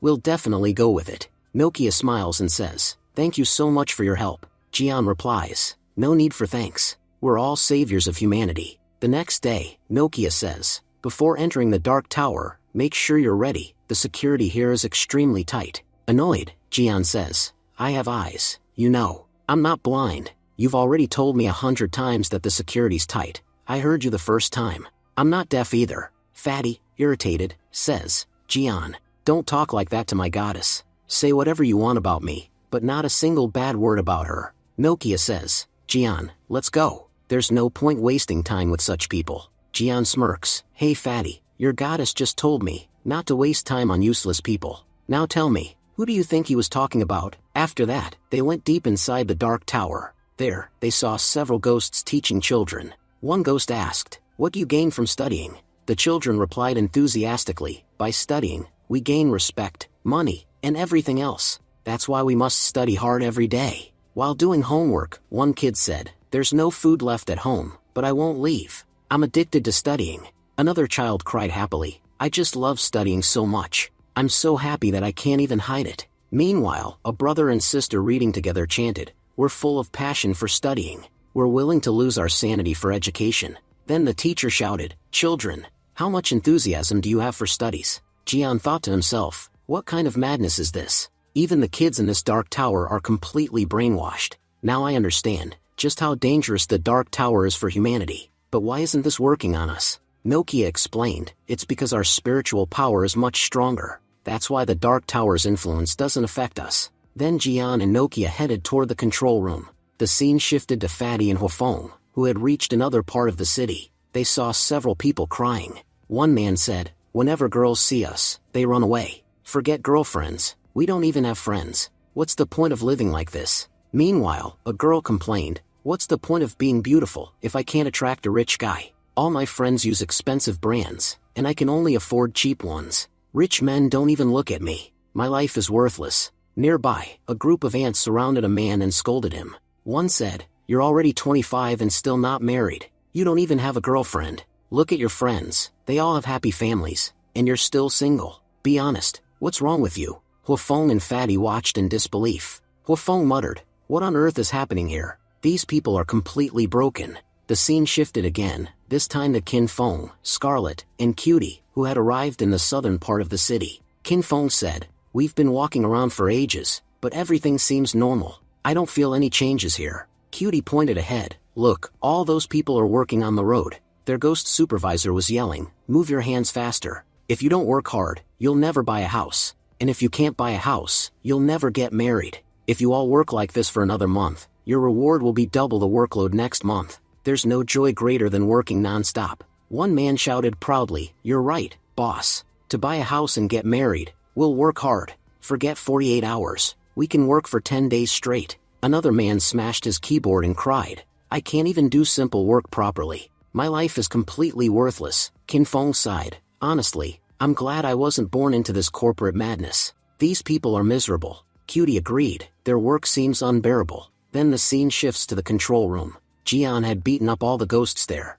One of them shouted, do you even realize what you've done? You've invaded the dark tower of Lord Red Sword. If you keep causing trouble here, you won't survive. Jian smirked and said, wow, I'm so scared. You know, when I get scared, I can't control my hands. So don't worry about your lord, just take this punch. He struck the ghost with a powerful blow. Nokia smiled and said, Jian is so strong. I haven't even had a chance to use my power since we came here. Little Fox added proudly, my master is the best. Then the system voice spoke up, host, you have 3 options. First, destroy the Dark Tower, reward, fried chicken. Second, give up on the Dark Tower, reward, sweet lemon candy. Third, take control of the Dark Tower, and make the ghosts experience everything they made humans feel for the past month, reward, a drink that makes you happy. Jian said thoughtfully, a drink that makes me happy? Well, since all the rewards involve food or drinks, I'll pick the third option. Nokia said confidently, if you want to take control of the Dark Tower, we can do it.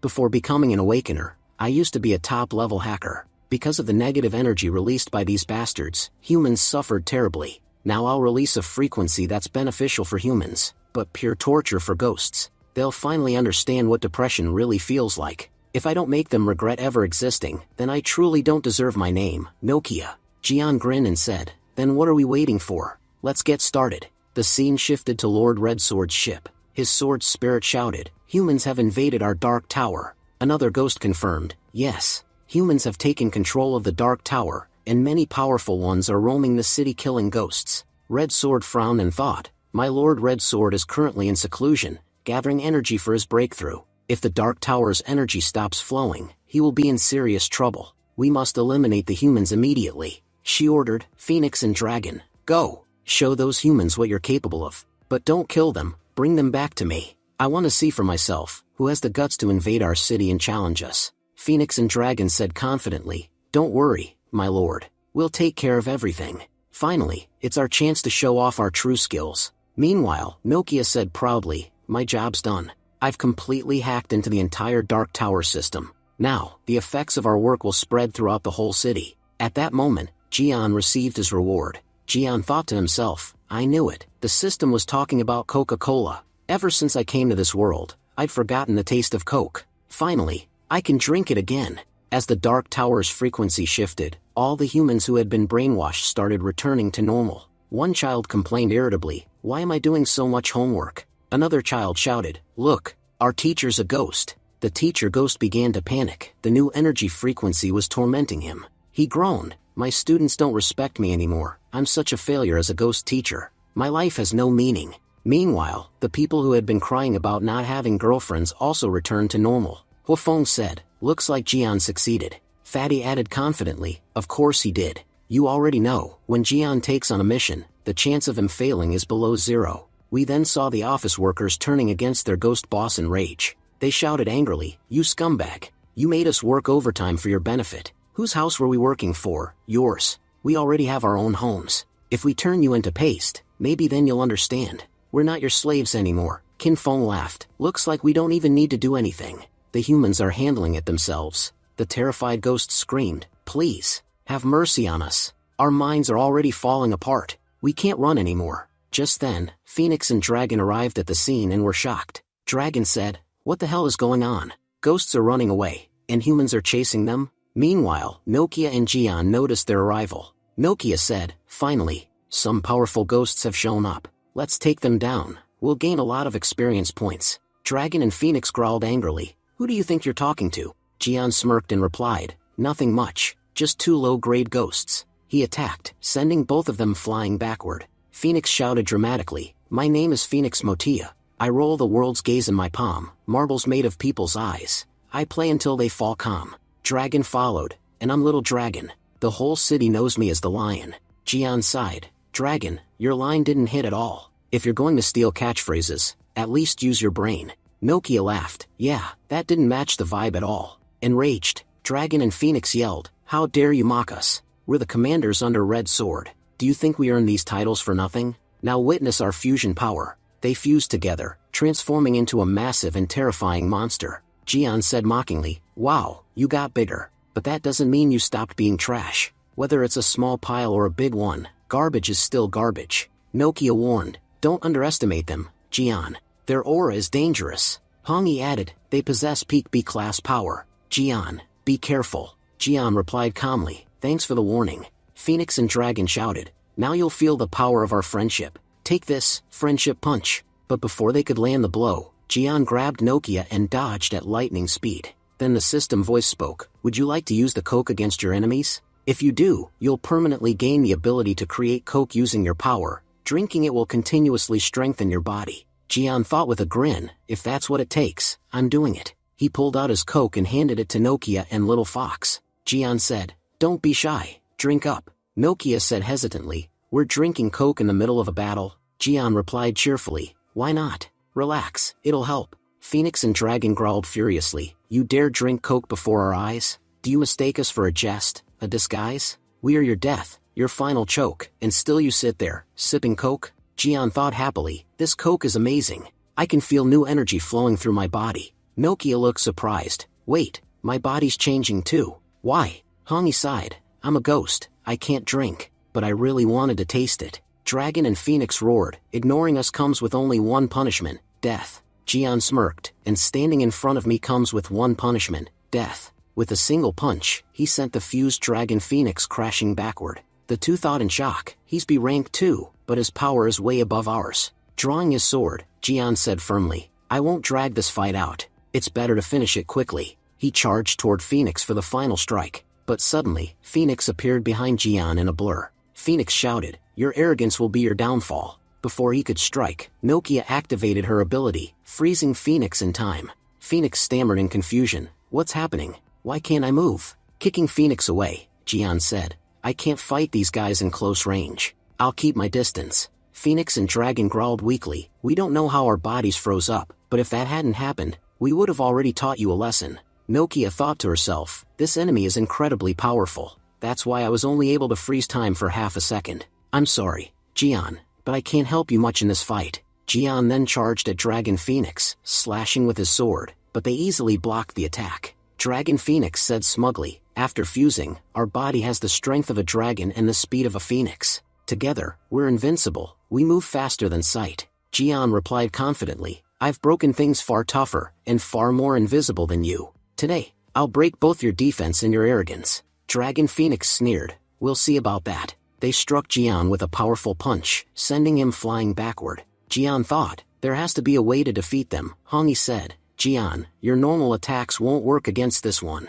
I'm transferring some of my energy to you, that might help you break through its defense. Just then, Dragon Phoenix attacked again. Dragon Phoenix said, I've played around long enough. Time to end this. But suddenly, Little Fox used her ability, freezing Dragon Phoenix in place. Dragon Phoenix thought, confused, what's happening? Why can't I control my body anymore? Jian stepped forward and said, nice work, Little Fox. Now let me handle the rest. With a mighty swing, Jian shattered Dragon Phoenix's defense. Dragon Phoenix gasped, how can a mere human possess the aura of a ghost king? There's something strange about this man. At that moment, Nokia used her time ability to worsen Dragon Phoenix's injuries. Dragon Phoenix cried out, but he only grazed me. How did my wound get this deep? Nokia thought to herself, I accelerated the time on his wounds, making them old and decayed. That's why even a small cut is now causing unbearable pain.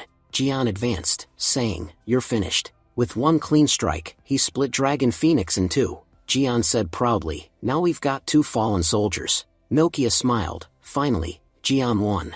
Jian said, we defeated Dragon Phoenix together, so the credit is shared. Half of the victory is yours. Nokia teased, oh, I was just supporting you. You did all the hard work. But as they say, sharing is caring. Are you giving me half because you care? Hongi muttered, that girl's reaction is not good. I need to keep Jian away from her. Little Fox pouted, Master, I want a reward too. Jian laughed, you want a reward? Huh? Here, try this Coca-Cola I just got. He handed her the drink. The little fox happily drank it. Then the rest of Jian's team arrived and said, Jian, our mission is complete. Only one place remains, Red Sword's ship. Jian said, alright, but before we go, drink some Coke first. Fatty asked curiously, what is this stuff? I've never seen anything like it. But as soon as they drank, everyone was amazed by its flavor. Nokia exclaimed, Jian, give me another one. This is amazing. No matter how much you drink, it's never enough. The scene shifted to Red Sword's ship. Sword shouted furiously, what did you say?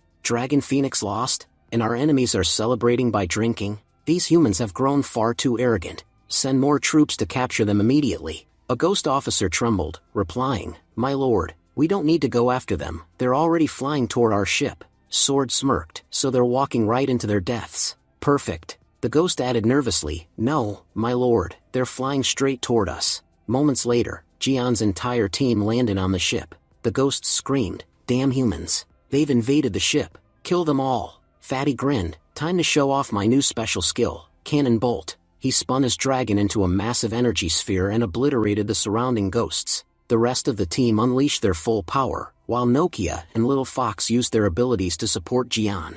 Working together, they defeated all the ghosts in under 5 minutes. Then, Sword appeared, her aura blazing. Sword said coldly, "Humans, coming to this ship was your biggest mistake. You will all die here." Jian said calmly, "That aura, it's incredible. It must be coming from the Soul Stone. It's what's giving this sword life." Hongi explained, "Yes, the Soul Stone is extremely dangerous. It can even bring the dead back to life. Because of it, this sword has developed a mind of its own."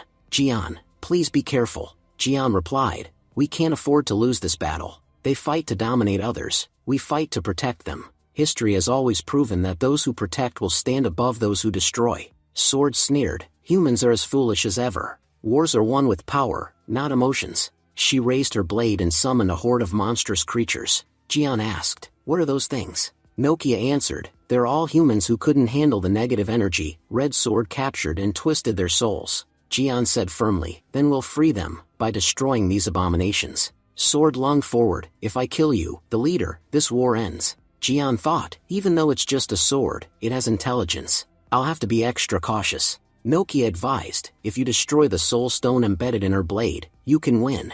At once, Sword unleashed 1,000 blades toward Jian, but he dashed through them, cutting one down. Sword smirked, "The one you cut was just a fragment, a third copy of me. You're not strong enough to defeat the real sword." Meanwhile, Little Fox joined in, channeling her energy to attack the sword alongside Jian. Sword sneered, "Cute little fox, don't you understand? Your powers only work on living beings. I may have a mind of my own, but I'm still a sword, lifeless metal. Your cheap spells won't work on me." At that moment, Jian summoned his barrier and blocked Sword's attack. Jian thought to himself, "As long as the red sword is still trapped in the seclusion, we still have a chance to win.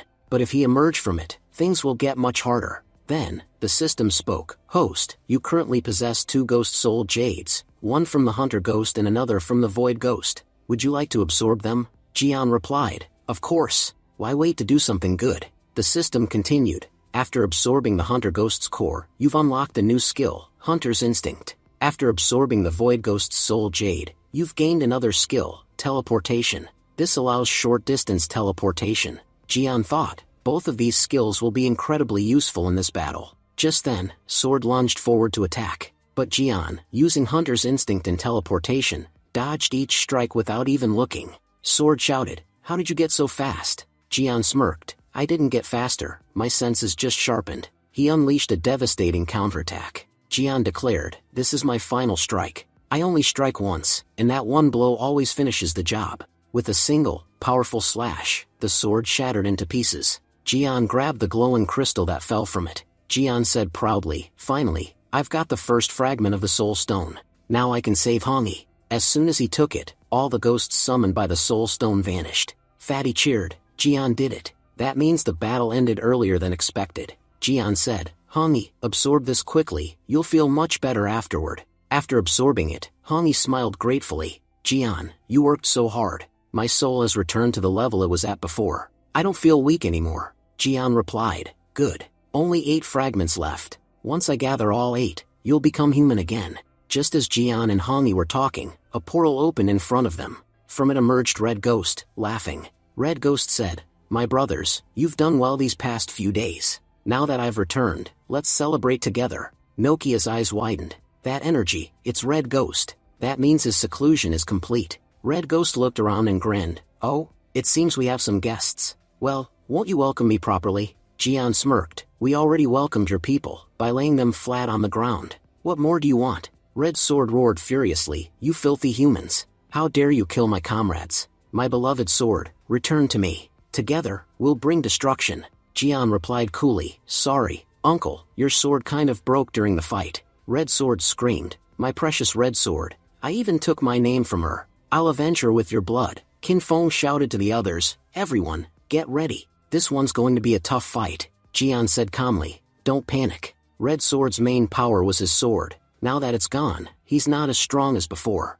Unless he activates his domain. Red Sword grinned. Thank you for the reminder. With that, he unleashed his domain, dragging everyone inside. As they fell, Jian groaned. Ugh, that was quite the drop. Good thing I've got an S-class body, or my bones would have been dust. Fatty asked, Nokia, should I help you up? Nokia replied, No, I'm fine. Cutie said seriously, high-level ghosts possess their own domain abilities. From what I can feel, our powers are being suppressed. This must be a suppression domain. Qin Feng pointed ahead. Look, there he is. They saw Red Sword, standing in the center of a dark, red-tinged world. Red Sword said menacingly, Welcome to my world of pain. Here, you will know pain, understand pain, and see the souls who once fought to conquer the world, only to crumble into ruins. Soon, you'll become part of those ruins too. Sword of Destruction, arise. Tonight, our dinner guests are powerful humans. Then, the system spoke again. Host, you have 3 choices. Option 1, kneel before Red Ghost.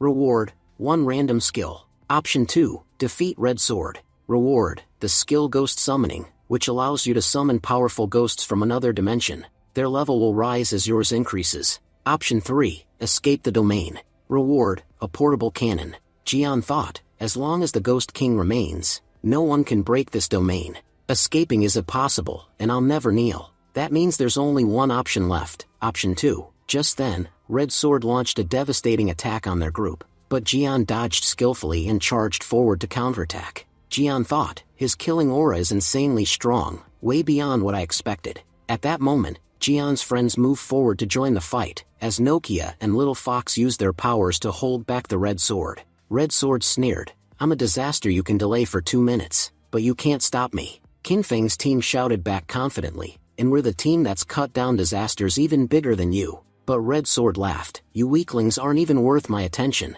It's just bad luck for me that I have to waste time dealing with you. With a single punch, he sent them all flying. Taking advantage of the moment, Jian rushed in and attacked, but Red Sword easily countered, knocking Jian backward. Jian thought, our spirit energy is being suppressed. If we could fight at full strength, the outcome would be completely different. Wait, Fatty once said that his dragon could eat anything.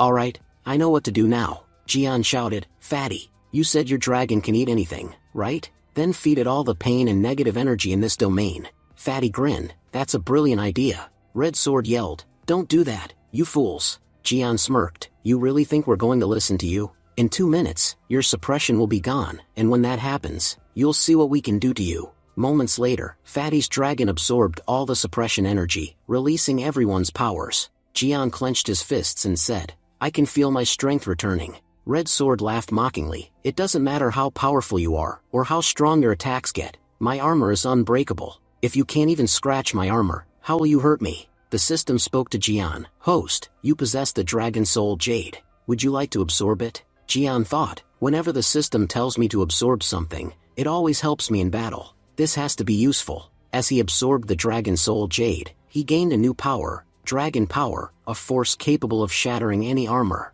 Jian said with a confident grin, you were showing off your armor just a second ago, right? Let's see how long it lasts against me. He attacked, and with a single blow, shattered Red Sword's armor. Red Sword's eyes widened in disbelief. I can't believe it. How did he break my armor? Then Jian's teammates charged in, coordinating their attacks perfectly. Red Sword roared, I am an A-class Ghost King.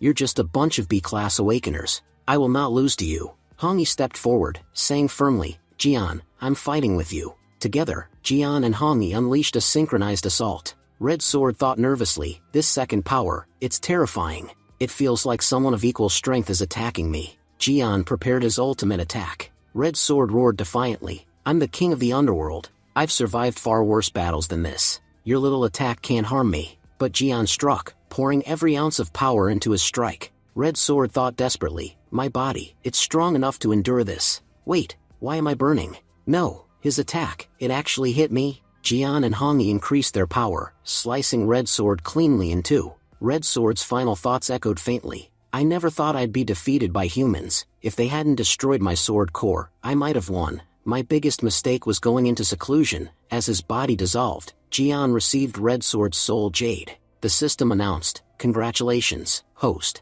You have unlocked a new skill, Ghost Summon. Hongyi smiled. Jian, you did it. You won. Jian shook his head. No, we won. Every one of us made this happen. His team approached, cheering. Captain, that was incredible, Jian replied, smiling modestly. I didn't do this alone. This victory belongs to all of us. Just then, the Ghost King's domain shattered, and the team climbed onto Fatty's dragon to escape. 2 days later, after Red Sword's defeat, Lv.50 City had finally become peaceful again. The people were rebuilding together, repairing all the damage that had taken a month to cause. Jian said, our mission's complete. Time to return to the academy. Nokia smiled softly. You know, Jian, when I first met you, I never imagined you'd be the one to protect our city. I used to think heroes existed only in stories, but now, I've met a real one. She hugged him tightly and said, it's been an honor working with you. Thank you for saving my city. Once things are peaceful again, I promise I'll come visit you. Hongi teased, smirking. Wow, your female friends just keep increasing. Huh, whatever she does, you're the one who's going to be punished. Fatty cried dramatically. I'm doomed. My goddess dumped me and chose Jian instead. Huafeng laughed. The goddess you worship? She doesn't love you. She admires Jian as her hero. You've been living in delusion this whole time. Fatty smacked him on the head and shouted, you're a disgrace to friendship. Hongi crossed her arms. Jian, it's been 30 seconds already. How long are you planning to keep hugging her? Jian stammered. I wasn't even saying anything. He gently let go of Nokia and said, I'll be waiting for you in Kanwan City. Hopefully, we'll get to work together again soon. Then Jian and his team departed. Nokia watched them leave and thought, I'll work hard, so that one day, we can meet again. The scene shifted to Linji's school. Linji sat at her desk, lost in thought. What's my brother doing right now? Weasel glanced at her and thought, what's wrong with her? She's totally spaced out. He asked, hey, are you okay? Linji smiled faintly. No, I'm fine. I just miss my brother. It's been 15 days. No calls, no letters. Weasel said sarcastically, your brother doesn't care about you. He just acts nice when he's home. Wherever he goes, that Hongi girl is always with him. He's probably so happy with her, he's already forgotten he even has a sister named Linji. And before he could finish, Linji punched him straight in the face. Linji said angrily, every time Weasel opens his mouth, only nonsense comes out. Weasel smirked and said, the truth is bitter, and that's why the world always gives a hard time to those who speak it. Just then, a classmate entered the room holding a cake. Boss, here's your cake. Linji replied coldly, so what? You expect me to take it from your hands? Just quietly put it on the table. How many times have I told you, place things on the table silently? I don't even want to hear your voice. The other students whispered nervously, she's seriously the most dangerous bully in the entire school. Another student said quietly, keep your voice down. If she hears you, even the principal won't be able to save you. She's so terrifying that she even storms into the principal's office and beats him up. He's tried punishing her countless times, but now he doesn't even interfere in her matters. Suddenly, a senior student barged in and shouted, who the hell is this Linji? She dared to touch one of my classmates. Get out here. A bespectacled boy whispered, they're seniors. Looks like they came here to find the school bully. Another student added, yeah, I saw the bully yesterday beating up some guys. Those seniors must be here for revenge. Weasel muttered, stop yelling, idiot. Keep it down. Just then, one of the seniors gasped, she's like a demon beast. The red-haired senior shouted, hey, you little brat. I'm here to talk to Linji. Before he could finish, Weasel kicked him hard. Weasel said, why are you calling Linji by her name? Say boss. Apologize, or none of you will walk out of here. The terrified seniors bowed their heads, trembling. Please forgive us. We had no idea how powerful you were. Linji said coldly, if I just let you go like that, what happens to my reputation? Before leaving, hand over everything valuable you've got, right here. This will serve as an example that no one, senior or junior, dares to mess with Linji. Weasel thought silently, wow, Jian works so hard to earn money, yet his sister makes more by bullying people. Just then, a student came running in and said nervously, boss, your big brother's here at the school. Linji froze for a second, then grinned. My brother's here? Outside, the entire school had gathered to welcome Jian. The students cheered, it's the famous Avengers team, the heroes who saved Kanwan City. Welcome, heroes. You're our idols. One day, we want to be just like you. Jian looked around awkwardly and said, are we really that famous? The girls giggled and shouted, you're so handsome. Will you give us your number? Fatty grinned widely, man, this place is amazing. But suddenly, someone screamed, run. The school bully is coming. Within seconds, the crowd scattered. Fatty looked around, confused. What the heck just happened? Jian thought, I didn't expect there to be a bully in the academy's junior division. What kind of monster could scare everyone like that? Then Linji appeared, running toward him excitedly. Brother, you're finally here. She jumped forward and hugged Jian tightly. Jian smiled and asked, Linji, everyone here was just talking about a school bully. No one's been bothering you, right? Don't tell me you're the one they were talking about. Linji quickly shook her head. No way. I'm just an ordinary student who studies hard every day. Do I look like the type to do those kinds of things? Weasel nodded nervously, saying, yeah, Linji hasn't done anything. But in his mind, he thought, the Demon Queen deserves an Oscar. Her brother has no idea how much chaos she's caused. Linji smiled sweetly and said, oh, by the way, is this little fox yours? Little Fox thought to herself nervously, this girl's aura is terrifying. If she holds me, I might actually die. Jian said proudly, yeah, Little Fox is adorable, right? I found her on the way here. Linji took the fox gently in her hands and said, she's so cute. Weasel added with a grin, now I've got a new playmate too. She's so soft. Meanwhile, Little Fox muttered in her own language, please don't bother me. My master's family is way too dangerous. Later that day, Jian returned home. He said cheerfully, I made food for everyone. Eat up and tell me how it tastes. Suri, please join us. After all, you've been taking such good care of Linji lately. Suri smiled modestly. Your sister's incredibly smart. She doesn't need much looking after. But inwardly, she thought, this time was unbelievably hard for me. That weasel and that girl nearly drove me insane.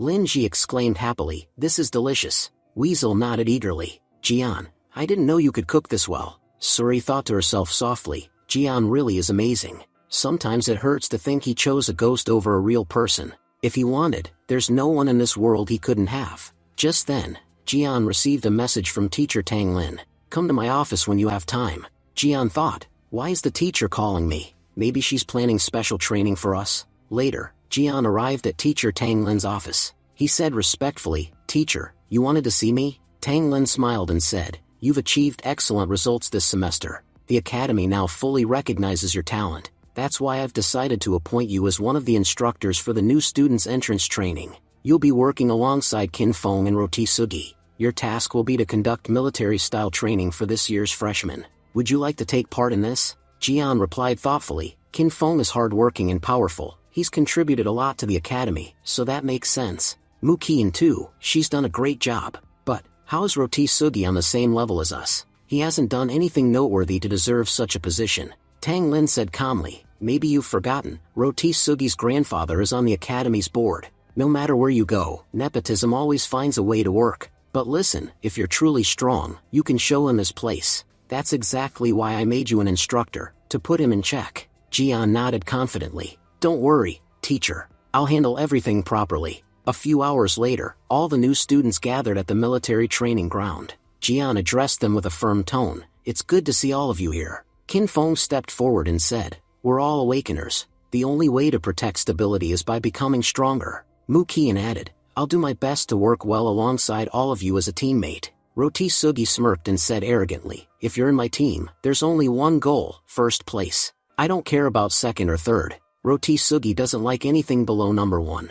Jian announced to his group, Team Blue, I'll be both your instructor and your examiner. I'll be training you personally for the upcoming entrance exam. Some students murmured among themselves, but Jian, aren't you just a freshman like us? We all joined the academy this year, so how can you be our instructor while we're the students? Another student replied, don't underestimate him. Jian defeated an B-rank ghost all by himself. His power is almost equal to some of our teachers. If he's an instructor, I've got no complaints. Jian thought to himself, dealing with this group won't be easy. Suddenly, one student scoffed, Jian, you're the same age as us. All those rumors about your strength are probably lies. How can someone our age be that strong while we're still weak? You have no right to command us. The system's voice echoed in Jian's mind. Host, you have 3 options. 1. Resign from your instructor position. Reward, 8 agility points. 2. Display your strength and shut them up. Reward, 8 strength points. 3. Convince and inspire them to become your fans. Reward, 10 psychic points. Jian thought, the option that gives the biggest reward is the one I'll take. Then he spoke loudly and with authority, listen carefully. You're all arrogant, weak, and pathetic. It might sound harsh, but it's the truth. You're losers, all of you. When your arms lack strength, it doesn't matter how loud your mouth is. No one listens. Just because you awaken your powers, you think you've surpassed the world? You're wrong. You're still inside a well, thinking that's the whole sky. The real world is vast. When you finally climb out, you'll realize how small you truly are. On the battlefield, arrogance doesn't save you. Strategy, tactics, and raw power do. If your opponent is stronger, your pride will be crushed into dust. Our fight isn't against other humans, it's against ghosts. And your current mindset? It's poison, it will consume you from the inside. A wise man once said, "How long can you keep running from reality? Your ego will be the very thing that destroys you." So, drop your pride and focus on training your body. Talking big means nothing. The real thrill comes when your enemy looks into your eyes and feels fear.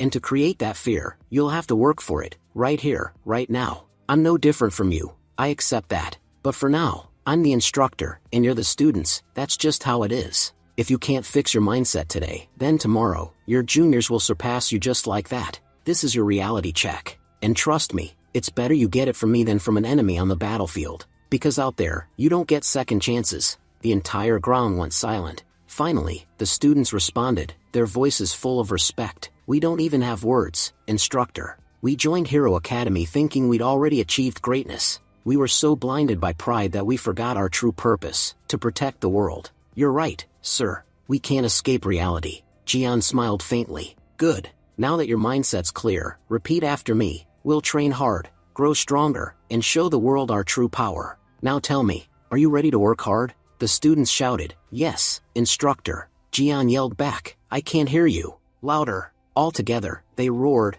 "We've learned our lesson. We're nothing yet, but we'll work hard to become something. We're ready to train." Jian grinned. "All right then. For your first training, a 10-kilometer run." Scene shifted. In the administration office, the vice principal spoke to Tang Lin. "Tang Lin, do you really think Jian can handle the team?" Tang Lin smiled confidently. "Jian's a very unique student. The things we think are difficult, he accomplishes with ease. His methods are unconventional, but that's exactly what makes him better than all of us." Just then, they looked out the window, and saw the students sprinting across the field. Jian's team members shouted as they ran, "Better to burn out while discovering ourselves than to live as cowards." The principal raised an eyebrow. "Well, it's great they're running, but why are they all running in their underwear?" Meanwhile, Mukian encouraged her team, "We'll all work hard, but don't overdo it. If you need rest, just tell me." The boys cheered, "Instructor Mukian, we'd die for you. This training's nothing.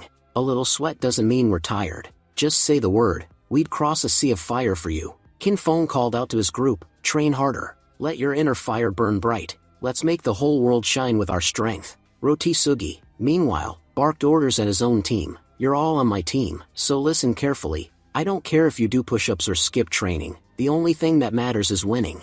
As long as we win, everything else is fine." On the other side, Jian's team was fanning him playfully. Jian laughed and said, "Not tired yet after 1,000 push-ups, huh?" His students grinned. "Not at all, instructor. We can keep going."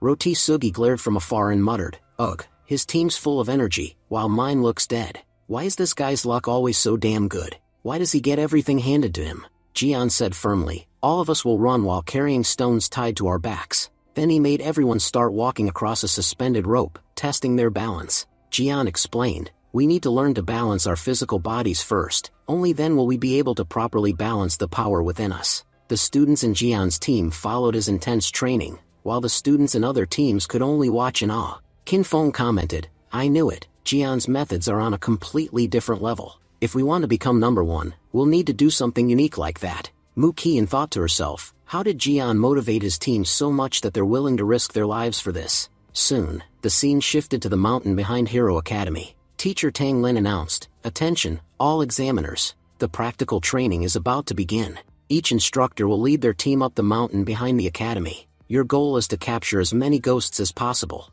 Once captured, mark them with your team's color. The team that tags the most ghosts will be declared the winner. Remember, instructors are not allowed to participate in combat. You may only guide your students using verbal commands." Kin Fong raised his voice proudly, "Teammates, after all our hard work, it's finally time to prove ourselves. We'll fight the ghosts and show them what we're made of." Mu Qian said confidently, "We'll head up the mountain together. If we work as one, we're bound to win." Roti Sugi shouted, "Don't forget, only number one matters. No one remembers second, third, or fourth place." Meanwhile, Jian grinned and said, "Before we go, everyone eat and drink well. Eggs and cola, my treat." Tang Lin sighed and thought to herself, why is Jian always so strange? Every other instructor acts like a professional, and he's here acting like a street vendor trying to sell snacks. Up on the mountain, Mukian addressed her group. Everyone, stay together. There's strength in unity. The students shouted back, yes, instructor. For unity and strength, we'll do anything. One of them suddenly asked nervously, did anyone else hear that sound? It seems like something, maybe ghosts, are running toward us. Get ready, everyone. Our instructor trained us hard for this moment. Let's show them what we've learned. Just then, a group of frightened ghosts ran toward them, crying, please, help us. There are some crazy humans trying to kill us. Moments later, Jian and his team appeared, chasing after the ghosts. Jian's teammates shouted, where do you think you're running? Stop right there. The terrified ghosts begged, we already gave you our collars. You've passed the exam. Why are you still chasing us? Jian smirked and said, because you still have your soul jade left. The ghosts gasped, soul jade? Wait, you're actually going to kill us? Jian replied coldly, what did you think? That we came here to worship you? Brothers, charge. Beat these bastards down. Muki sighed, Jian's methods really are unusual. Other students whispered among themselves, this team is terrifying. When did they all become so ruthless? Jian called out, Mukian, how's your team doing? I hope they're keeping up well. If you'd like, we could team up. It'll make hunting the remaining ghosts easier. We've already eliminated most of them anyway. Mukian frowned slightly, but Jian, we were only supposed to tag the ghosts, not kill them. Why are you going this far? Jian shrugged, grinning. If I can get 2 rewards instead of 1, why would I settle for less? Just then, Qin Feng appeared, calling out, Jian, Mukian, you two are here too? Jian grinned mischievously. Qin Feng, I've got a brilliant idea. Let's form an alliance, the 3 of us, and wipe out all the ghosts together. I don't care who gets first, second, or third place. I've already hunted plenty of ghosts. But if we work together, we can ensure Rotisugi's team doesn't even make the top ranks. Qin Feng nodded, you're right. If we don't team up, we might not win anything. So, let's join forces. Jian clapped his hands. Perfect. But before we move out, everyone, eat some eggs and Coke for energy. The students laughed and said, we'll move faster than ever now, instructor. Jian thought confidently, with the combined strength of 3 teams, we won't just secure our ranks, we'll also teach that arrogant Rotisugi a lesson he'll never forget. Meanwhile, Rotisugi's team had been surrounded by the other groups. The rival students shouted, hand over all your collars. If you surrender now, you'll at least walk away safely. But if you resist, we won't hold back. Rotisugi looked around in panic, thinking, all 3 teams have ganged up on us. What do I do now? How do we escape this? Ugh, I've got the most useless team ever. They can't do anything right. Narrator said, all the ghosts in the forest thought humans only hunted them for their collars. But after Jian arrived, they finally realized just how dangerous humans could be. In a single night, Jian wiped out the entire forest, showing the ghosts that there's nothing more terrifying than a human. The next day, teacher Tang Lin announced, based on the collar count, Jian's team has won by a huge margin. Excellent work, Jian. Jian smiled humbly, it was all thanks to my team's hard work. Qin Fan laughed, with brother Jian in the competition, coming in second is already a great achievement. Meanwhile, Rotisugi clenched his fists, thinking bitterly, because of these 3, my team didn't even get a single collar. We've made history, but for all the wrong reasons. Jian, this is all your fault. You robbed us and became rank 1. Jian smirked, oh really? I robbed you? Funny, this is the first time I've heard a beggar say a rich man robbed him. Suddenly, Jian's system chimed in, host, you have 3 options. 1. Apologize to Rotisugi, reward, 10 strength points. 2. Teach him a lesson, reward, 8 strength points. 3. Ignore him completely, reward, 4 Piscic points. Jian thought, the first option gives the best reward. Looks like I'll have to pretend for a bit. My poor system is so gullible, fooling it is too easy. Then, putting on a terrified face, Jian said dramatically, Rotisugi, please, don't be mad. My heart is trembling, my soul is sad. Tell me, please, what wrong I've done. If winning first is my only sin, then punish me. I've already won. Everyone nearby stared in confusion. What's wrong with him? Rotisugi stepped forward angrily. Oh, don't worry, you will be punished. System notification, congratulations, host. 10 system points earned. Jian grinned inwardly.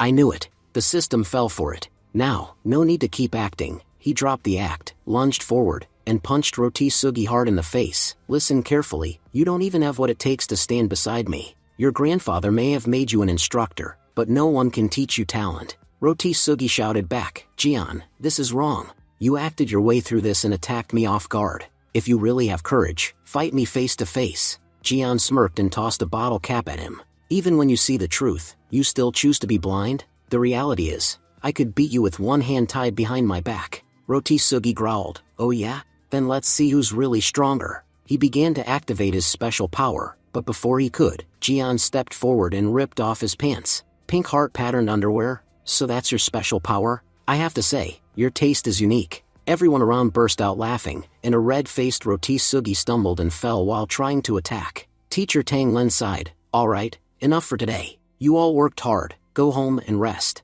As everyone dispersed, Jian thought to himself, Rotisugi, this is just the beginning of my revenge. Honestly, I don't even hate you, but I can never forget what you did. You were so full of venom that you got the original owner of this body killed. Now I'll show you what it means to die slowly, piece by piece. You're so proud of yourself, huh? If I don't turn you into a clown and crush your pride completely, then my name isn't Lin Jian.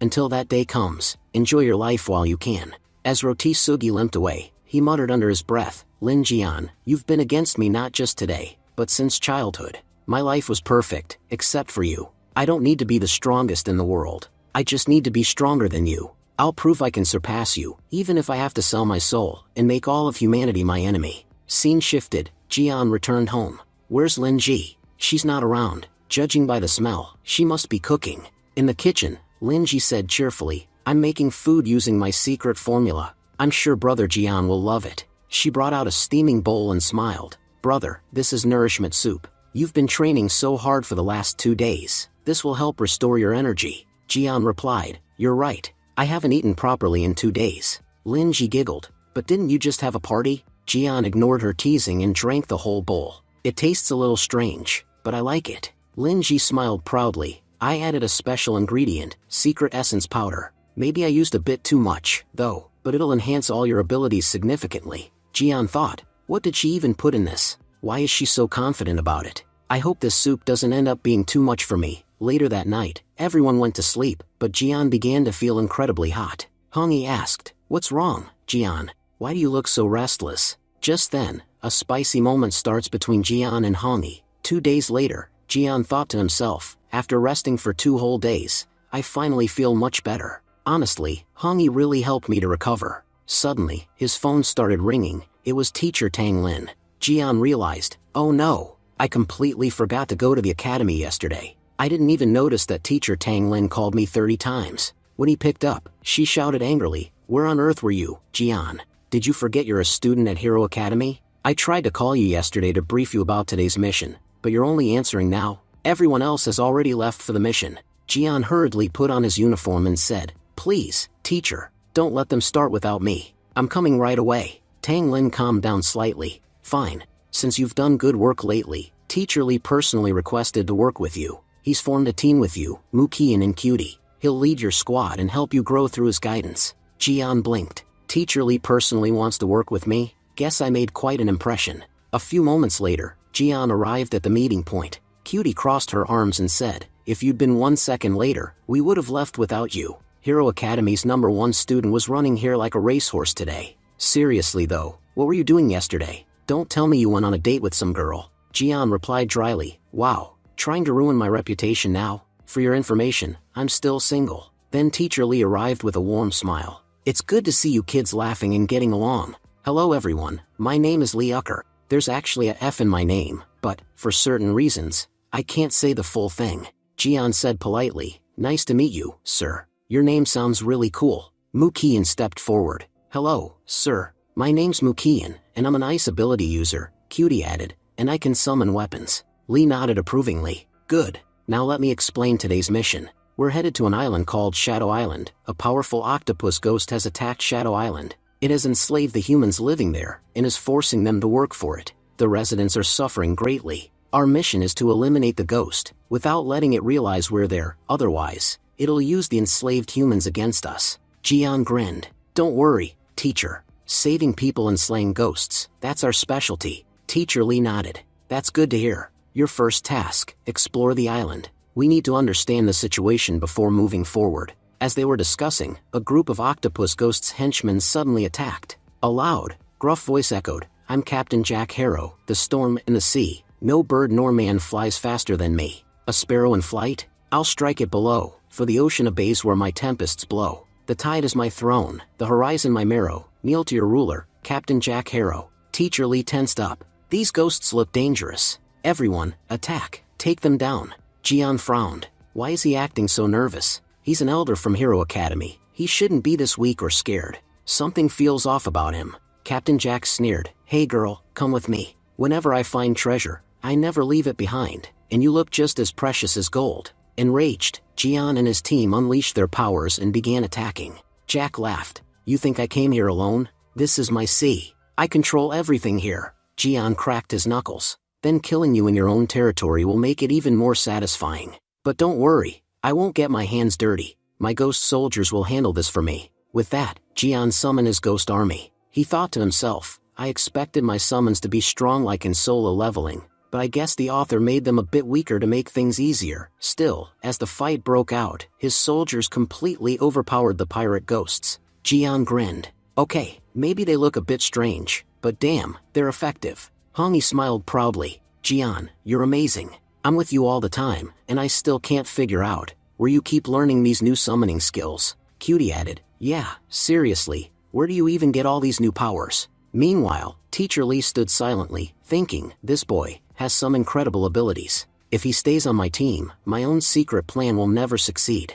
I need to change my strategy. Soon, Jian's ghost soldiers had wiped out all the pirates. Jian smiled. Perfect. That was totally worth it. So many new C-rank soldiers added to my army. Teacher Lee walked over. You all did an excellent job. I can confidently say, you're ready for Shadow Island. Jian smirked. Oh, we're definitely ready. But you, Teacher Lee, I'm not so sure about. You're supposed to be an elder of Hero Academy. I thought we'd learn from your experience in battle, but it seems you're only skilled at one thing, hiding. Now I'm starting to wonder, why exactly is there a F after your name, Lee Ucker? Because in this world, nothing happens without a reason. Lee said, I was only testing you all. Don't worry, normally, I could have easily destroyed those ghosts myself. Jian replied sharply, once trust is cracked, we walk with care. No offense, teacher, but beware, I've learned my lesson, harsh and true. A two-faced guide won't see me through. Lee frowned. Stop talking nonsense. I already told you, it was just a test.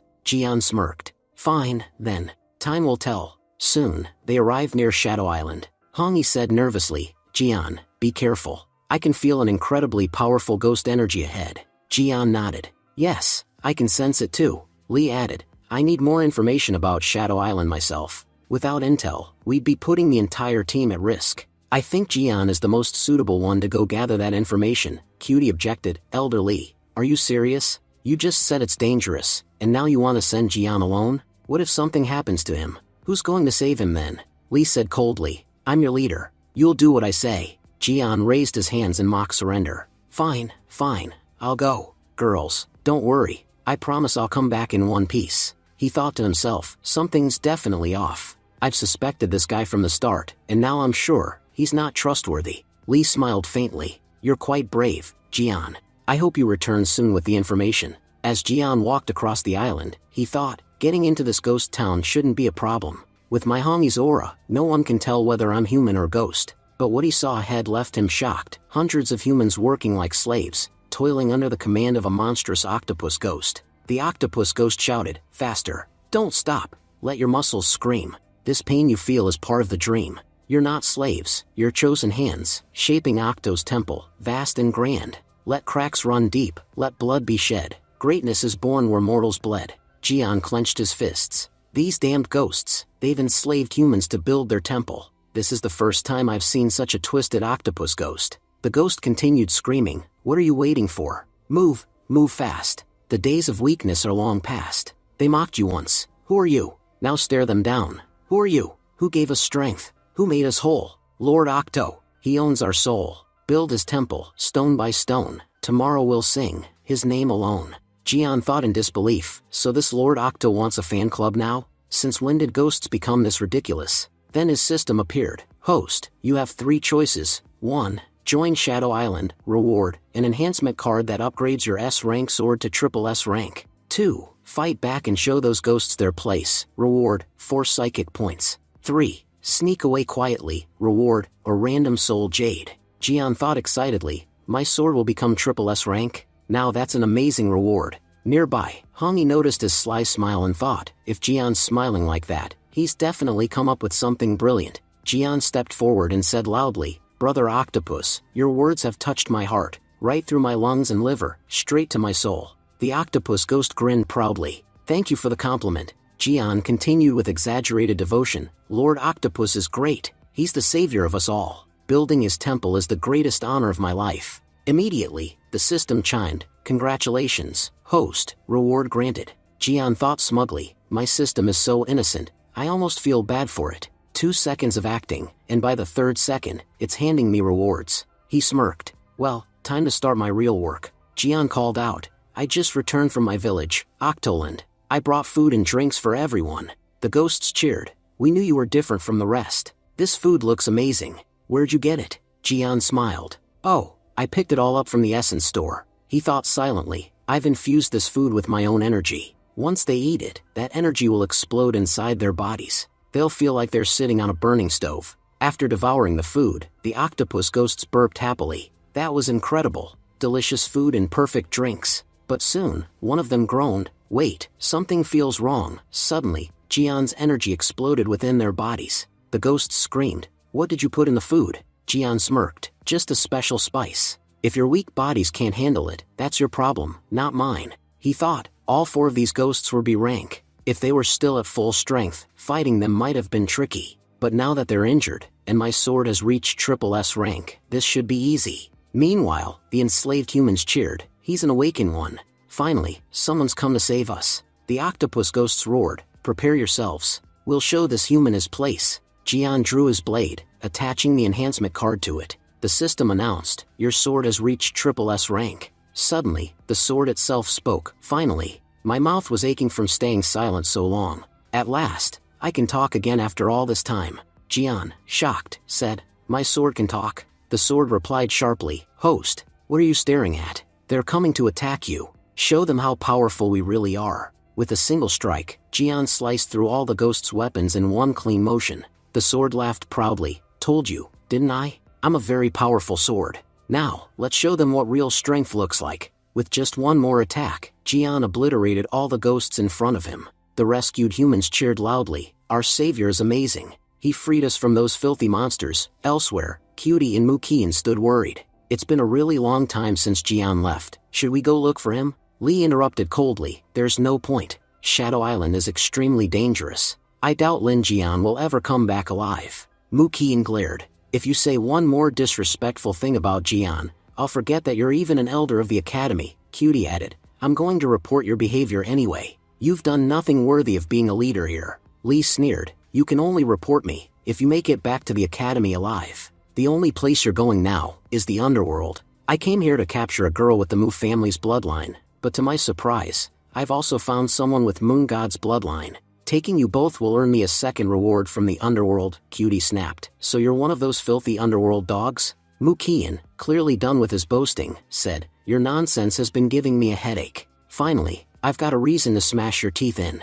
Lee smirked. 2 little mice trying to hunt a lion? Pathetic. I'm a powerful spy from the underworld. You can't touch me. Surrender now, or die pointlessly. The battle began. Scene shifted, back to Shadow Island. All the ghosts had been defeated by the enslaved humans and Jian's army. Jian said, this must be the hole where all that ghost energy is coming from. That octopus ghost must be inside. From the name alone, I bet he'll make a tasty dinner. I'm coming for you, Lord Octo. He jumped into the massive pit. As he descended, Jian was stunned by the horrific sight. Mountains of human skeletons, and on top of them sat the octopus monster, its body glowing with absorbed blood energy. Jian growled, this bastard must have killed thousands of people. He's using their blood to cultivate his power. Hongi said, Jian, I think that octopus monster has devoured a fragment of the soul stone. That's why its power has increased so much. Jian smirked. I'll do anything to get that soul stone fragment. Besides, I already had enough reasons to kill this thing. Now I've got one more. Jian lunged forward, attacking the monster, but the octo monster opened its glowing eyes and blocked his strike. Filthy human. You dare try to break a god's sacred cycle? Jian scoffed. You? A god? You're just a B rank mid-tier monster. If you're a god, then I'm the God Slayer, and I'm going to cut you to pieces right here. The octo monster roared. Let's see about that. All who've come to Shadow Island were weaklings, but eating an awakened one like you will be fun. The fight raged fiercely. Jian and Hongi worked together, slicing off several of its tentacles. Jian thought, I'll admit, these tentacles are incredibly tough. Then his system chimed, Host, you possess a red sword soul jade. Would you like to absorb it? Jian thought quickly, if the system suggests something during battle, it must be useful. Upon absorbing the soul jade, the system said, you'll unlock a new skill, blood sword formation. By sacrificing a small amount of your blood, you can create a deadly sword array. Jian's eyes lit up. Another amazing skill. This is going to make the fight a lot more fun. He unleashed the blood sword formation, slicing through the monster's limbs. However, the tentacles regenerated instantly. Jian cursed, damn it, this thing has healing powers. It must be the soul stone that's restoring it. Hongi warned, if this keeps up, we'll gain nothing from this fight. Suddenly, Jian's sword spoke again, if you're clueless, just ask me what to do. The monster's head, that's its weak spot. The soul stone fragment is hidden there. Destroy the head, and the soul stone will be exposed. Jian yelled, if you knew that from the start, why didn't you say so earlier? It would have made this fight so much easier. The sword replied dryly, well, you didn't ask politely. If someone doesn't say please, I don't give free advice. Hongi shouted, Jian, hurry. If you don't finish it now, we'll lose. Jian grabbed one of the monster's tentacles and grinned. Don't worry, Hongi, victory is ours. The octo monster growled. What are you doing, human? Jian replied, oh, nothing special. When I cut your tentacles, you didn't feel pain, right? Let's see how you feel when I crush them instead. The octo monster whimpered, wait, brother, I'm a ghost, but you're a human. At least show some humanity. What do you even gain from giving me pain? Then Jian's system popped up again. Host, you have 3 options. 1. Torture the octopus monster, reward 10 agility points. 2. Kill the octopus monster, reward 7 strength points. 3. Eat the octopus monster alive, reward 6 agility points. Jian muttered, does my system even understand humans? How could anyone eat an octopus alive? Option 1 sounds perfect, I'll take that. Jian grabbed the monster and spun it around violently, laughing, today, I'll show you that the world is round. The monster screamed as one of its tentacles snapped off. You've shown no humanity. Now I'll show you what a real ghost can do. But before it could attack again, Jian leaped up and struck its head, smashing through its skull and pulling out the soul stone fragment. The octopus monster convulsed and reverted to its true form, shrieking as it died. Jian smiled victoriously. Finally, I've got the second soul stone fragment. That little creature became so arrogant after getting this power, it actually started thinking it was a god. He delivered one final slash, killing the octopus monster completely. Jian said, Hongi, absorb its energy, you'll feel much stronger after this. As Hongi absorbed it, she gasped, I can feel my bloodline awakening. My body is becoming far more resilient, stronger than any ghosts. Jian nodded proudly. Once we find all the remaining soul stone fragments, you'll finally be able to return to your true form. Scene shifts. We see Cutie and Mukian locked in battle with Liucker. Liucker sneered, why struggle, girls? You can't defeat me, Cutie shouted back. I've already sent a distress signal to teacher Tang Lin. She'll be here any moment. Mukian said anxiously, we just have to hold him off a little longer, but it's getting really hard. Liucker laughed coldly, you should have surrendered earlier instead of wasting your strength. Cutie and Mukian exchanged worried looks. We can't dodge his attacks much longer. Just then, Jian appeared, blocking a deadly strike and saving both girls. Jian said firmly, as long as I'm here, you won't harm them, let alone take them away. Hongi teased, Jian, maybe you should put them down now. You've been holding them for quite a while. Jian replied quickly, embarrassed, don't misunderstand. I was just trying to save them, that's all. Liucker growled, so you're still alive? I thought Shadow Island's lord had already made you his slave. Jian smirked, do I look as stupid as you? Your tricks were impressive, I'll give you that, but I figured them out long before you even attacked. Now worry about yourself, not me. Let's see what happens to you next. Liucker sneered, you're lucky you made it back alive. But this time, the creature I summon will crush all 3 of you easily. Come forth, Lord Octopus. Jian chuckled, you're summoning that octopus thing again? Sorry, but that's my dinner for tonight. Liucker looked shocked. What? You killed the Lord of the Deep? If even he couldn't stop you, I'll have to unleash my full power. You were lucky before, boy, but this time, you won't escape. Jian replied coldly, no, Liucker, you're the unlucky one. If you'd attacked anyone else, maybe you would have lived, but targeting me and my team was the biggest mistake of your life. Liucker roared and attacked, but Jian blocked his strike effortlessly, not only stopping it but forcing him backward with the counter. Liucker gasped, "When did you learn that new skill? No one ever told me you had an upgrade." Hongi said, focusing her energy, "Jian, I'm channeling my power into you. It should make it easier to fight." Liucker thought nervously, "I underestimated him. If I want to win, I'll have to get serious." He poured his energy into his sword and launched a massive attack, but Jian blocked that too, with almost no effort. Jian smirked, "No matter how hard you try, I'm not losing today." Liucker snarled bitterly, "Even if I die, I'll make sure humanity suffers. People think the underworld is full of monsters, but in truth, there's nothing more evil than humanity itself. In every war, it's always the wicked who win. Today, humanity will finally lose." Cutie shouted, "Mukian, we have to help him." The two joined forces with Jian, and the three launched a combined attack on Liucker. Liucker's eyes widened.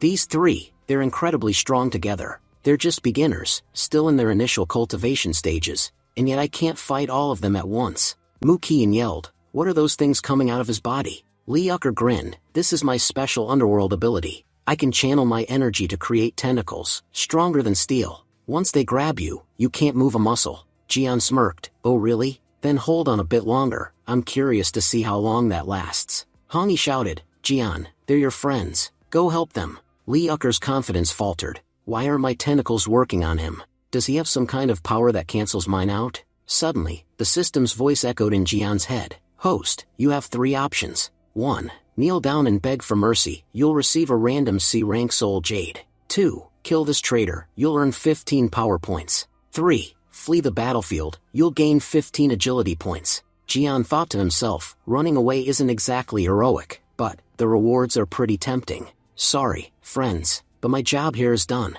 He turned to leave. The girls shouted in shock, "Jian, you're kidding, right?" Liucker laughed mockingly, "So the hero finally decides to run. What a surprise." Just then, the system rewarded Jian anyway. Jian smirked. "Wow, you really are gullible, system. I only said I'd leave. I didn't even take a step, and you've already given me the prize." Suddenly, Teacher Tang Lin arrived on the scene. Cutie exclaimed, "Teacher Tang Lin, you got here so fast. I guess you saw my distress signal right away." Tang Lin said coldly, "Liucker, I didn't expect you to stoop this low. If you surrender now, I'll go easy on you, otherwise, I'll beat you until you're unrecognizable." Liucker spat back, "We'll see who beats who." But before he could act, Jian jumped in front of the girls, shielding them, while Teacher Tang Lin unleashed a brutal assault on Liucker. Liucker screamed in frustration, "Why does this always happen to me? I've been working at this academy for 10 years, and in all that time, I've been nothing but weak. Even Tang Lin became a director while I'm still serving tea like a janitor. I even joined the underworld, and still, I can't do anything against her. Why am I always the one who loses?" Tang Lin threw him to the ground and shouted, "Because you're just a pathetic excuse for a man." Liucker gritted his teeth, muttering, "If I die here, I'll never get my revenge. I'll do whatever it takes to survive." He suddenly tore off his own arm, horrifying everyone watching. Liucker screamed, "Heroes of the Academy, I'll remember every one of your faces. You took my arm today, but I swear, I'll take your smiles next time. Mark my words, my name is Liucker, and I'll make you all pay." Tang Lin rushed forward to stop him, but he managed to escape. Jian asked with concern, "Is everyone okay? Why was he targeting you two in the first place?" Mu Qian explained, "Because I carry the Mu family bloodline," Cutie added, "and I possess the Moon God's heritage. I'm the successor of the Moon God's clan." Jian thought to himself, "I thought I was the only one here with a powerful background, but it turns out there are others with divine bloodlines too." Hongi said encouragingly, "Don't worry,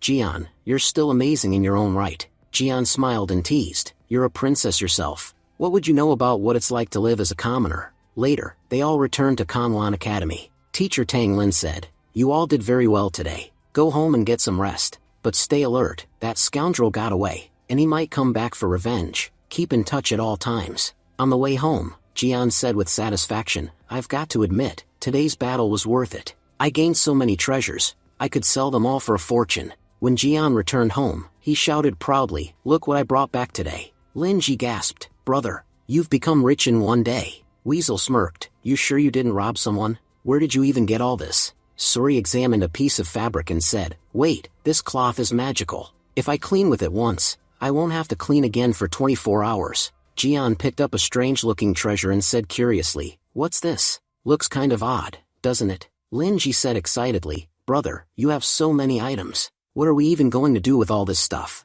I saw on TV that you can sell things at an auction. You should go and sell everything there. Jian grinned. That's actually a brilliant idea, Lin Ji. Hongyi smiled. She's getting smarter as she grows up. Lin Ji blushed and thought, Hongyi just praised me. Now I understand why my brother likes her so much. Later, Jian arrived at the auction house. He thought, with my new appearance, no one should be able to recognize me. A staff member approached and asked, Sir, are you here to participate in the auction? If so, do you have any documents with you? Jian frowned. Documents? What are you talking about? The man said impatiently, if you don't even know that, you can't enter here. You're just wasting our time. Go somewhere else. I don't have time for this. Just then, the boss of the auction house arrived and asked, what's going on here? The worker explained nervously, nothing serious, boss. This man just doesn't seem to know anything about how the auction works. The boss replied kindly, so what? You don't chase off newcomers just because they're inexperienced. Little brother, since it's your first time here, let me explain.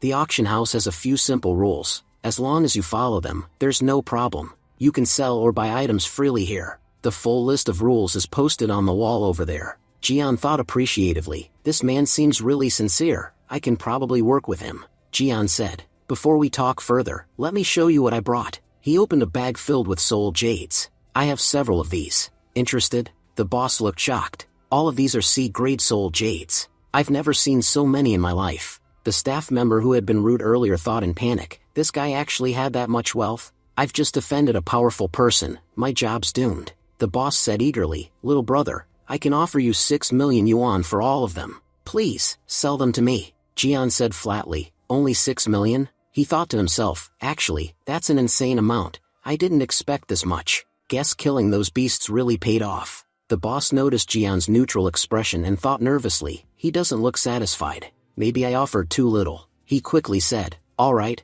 let's make it 8 million. Jian kept a straight face, though his heart was racing. 8 million, huh? I can't show too much excitement. If they think I'm new to this kind of money, they'll try to take advantage. The boss studied him and said finally, you still don't look impressed. Fine, 10 million. That's my final offer. The first staffer almost cried. Please, sir, sell them to us. Don't walk away. Jian pretended to act indifferent, but inside, he was screaming with joy. He said calmly, alright, deal. Here's my card number. Transfer all the money there. And make sure not a single coin is missing. You know what I'm capable of if it is. The boss replied respectfully, of course. You'll receive the full payment. By the way, the auction is about to begin shortly. Since you've done us such a great favor, we'd like to offer you a special privilege. You'll get a chance to present directly to the customers. Soon, the auction began. The host announced, ladies and gentlemen, today we have a special guest who's going to showcase something truly remarkable. Jian walked up on stage wearing his mask and said confidently, hello everyone.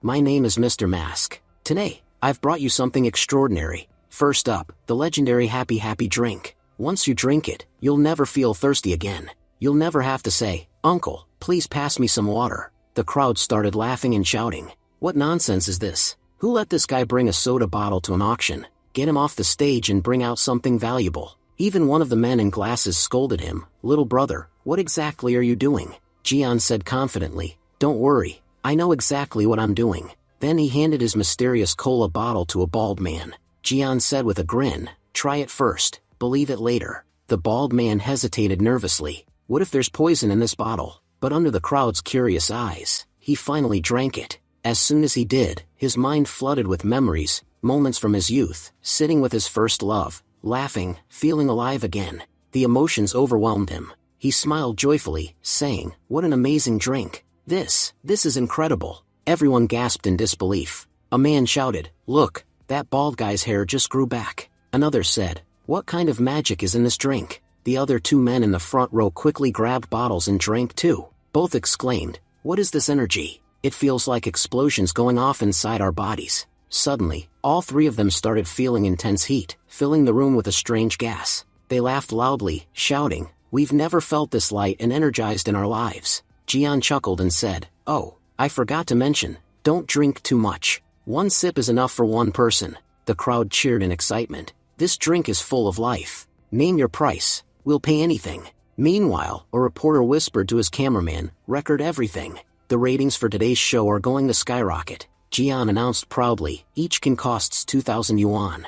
You can pay me through this QR code. Hurry before they're gone. Within seconds, people started scanning and paying. The crowd shouted, "Sell us everything you've got. We'll buy it all." Later, while heading home, Jian smiled to himself. What a fantastic sale. I earned over 10 million in a single day. Next time I find something valuable, I'm definitely coming back to the auction house. Turning to Hongi, Jian said warmly, "By the way, I picked something special for you. You were looking the other way at the time, but I think you'll love it." Hongi blushed and asked softly, "Did you really buy this for me?" "Thank you, truly." Jian smiled modestly, "Save your thanks for when I restore your body. I haven't done anything yet that deserves your gratitude." Hongi replied sincerely, "You've already done so much. Just being with you is enough for me. Nothing could make me happier." Scene shifts to the underworld headquarters. Li Yucker was reporting to the Devil Lord about Jian.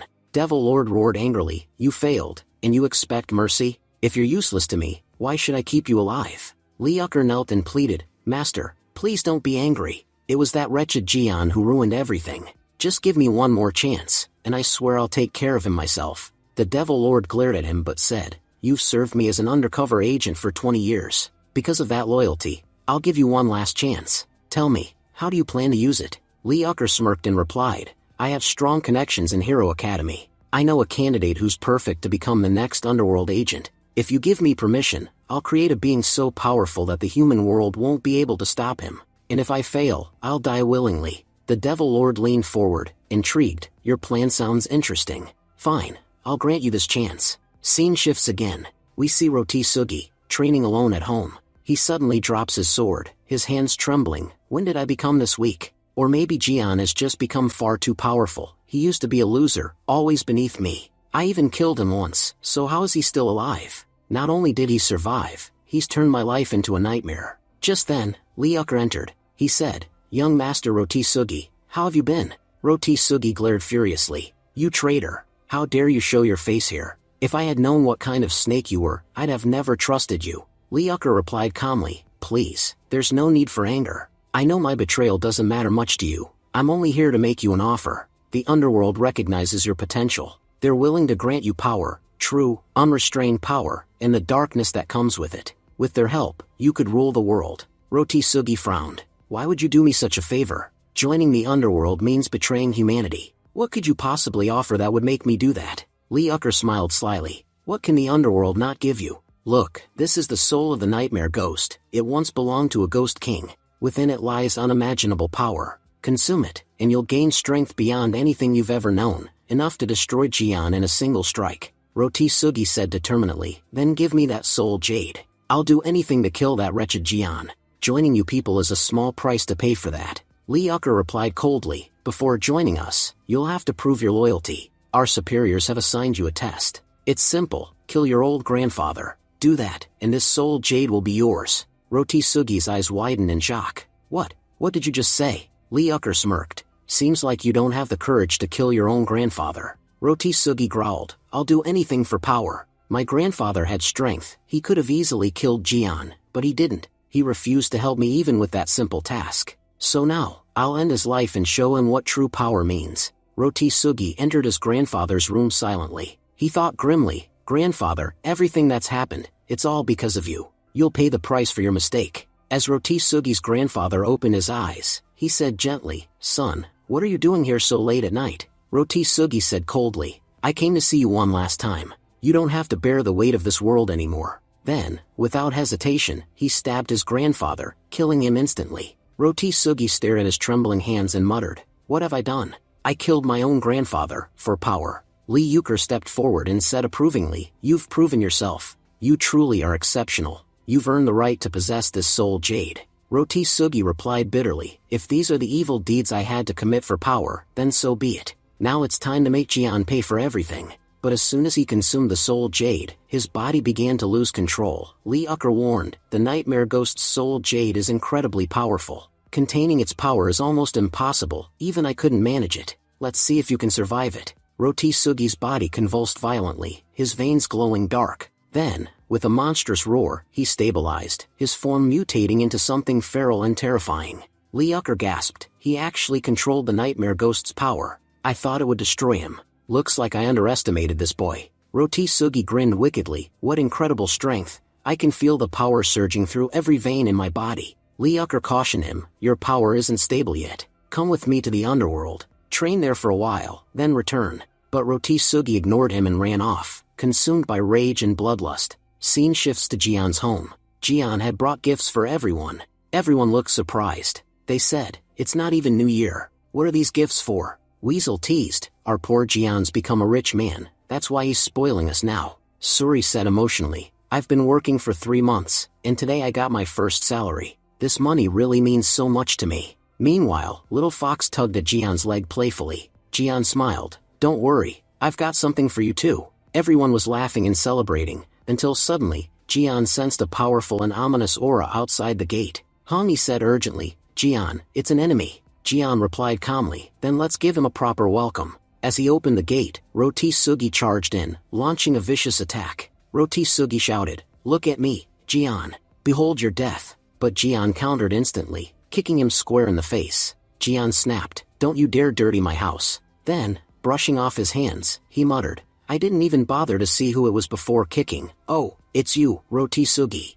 Rotisugi snarled, "You don't even recognize me anymore?" Jian smirked, "You always looked disgusting. But when did you become this ugly? Don't tell me you sold your soul to a ghost." Rotisugi roared, stepping closer, "Forget my soul, today I'll send yours straight to hell." Both unleashed their powers, their attacks colliding violently. Hongi shouted, "Jian, be careful. I can sense the power of the nightmare ghost inside Rotisugi. He must have absorbed the nightmare ghost's soul jade. That's an incredibly powerful spirit. We can't underestimate him." Rotisugi charged a deadly attack, dark energy swirling around him, but Jian struck him with a punch, saying, "So you can attack, but do you have to shout like that every time?" Then, the system's voice echoed in Jian's head, "Host, you have 3 options. 1. Kill Rotisugi and end this problem permanently. Reward, 15 psychic points. 2. Defeat him without killing him, and show him the mistake of coming here. Reward, 20 psychic points. 3. Forgive Rotisugi and let him go.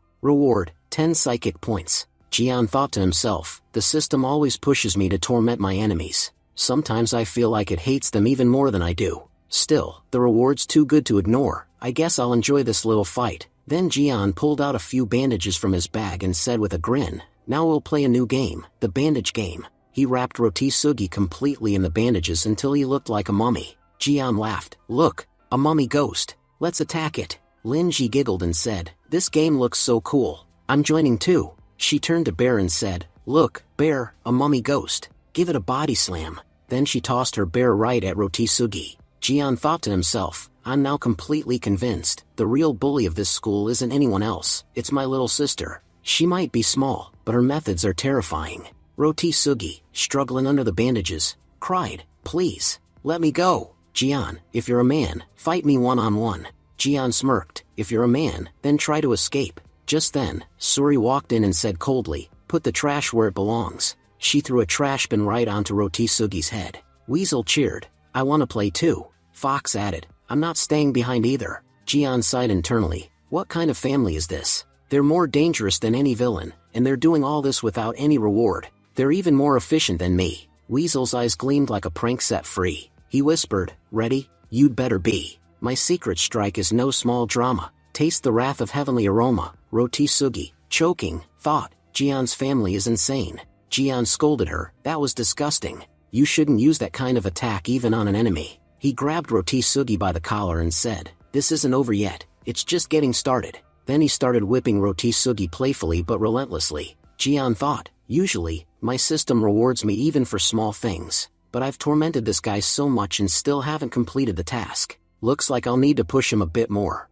Rotisugi shouted weakly, "You're not humans, you're devils. If I had known your family was this crazy, I'd have never come here." Outside, hearing the chaos, Liucker said smugly, "Ah, that's the sound of victory. I can tell from here, Rotisugi's winning. After getting the soul jade, he became so powerful. There's no way he could lose to Jian." But inside, Jian was actually tickling Rotisugi, making him laugh uncontrollably. Jian teased, "Come on, young Master Rotisugi, you should laugh once in a while." Meanwhile, Liucker, watching from the corner, trembled. What on earth is going on here? This is terrifying. How is Rotisugi even surviving this? Then suddenly, the system chimed, "Host, your task is complete." Jian sighed with relief, "Finally. That took forever. I was getting tired of torturing him." At that moment, Liucker rushed in, picked up the unconscious Rotisugi, and tried to run away. Liucker said, "We meet again, Jian." Jian growled, "Two traitors in one frame. Just looking at you both makes my blood boil." Rotisugi, barely conscious, shouted, "This is all your fault, Jian. I won't rest until I destroy your entire body and soul." Liucker thought to himself, even though Rotisugi's stronger than before, his physical body is still weak. If he keeps using his new powers recklessly, he'll die for sure. But he's too important to me, he's the key to my survival. I can't let that bastard Jian kill him.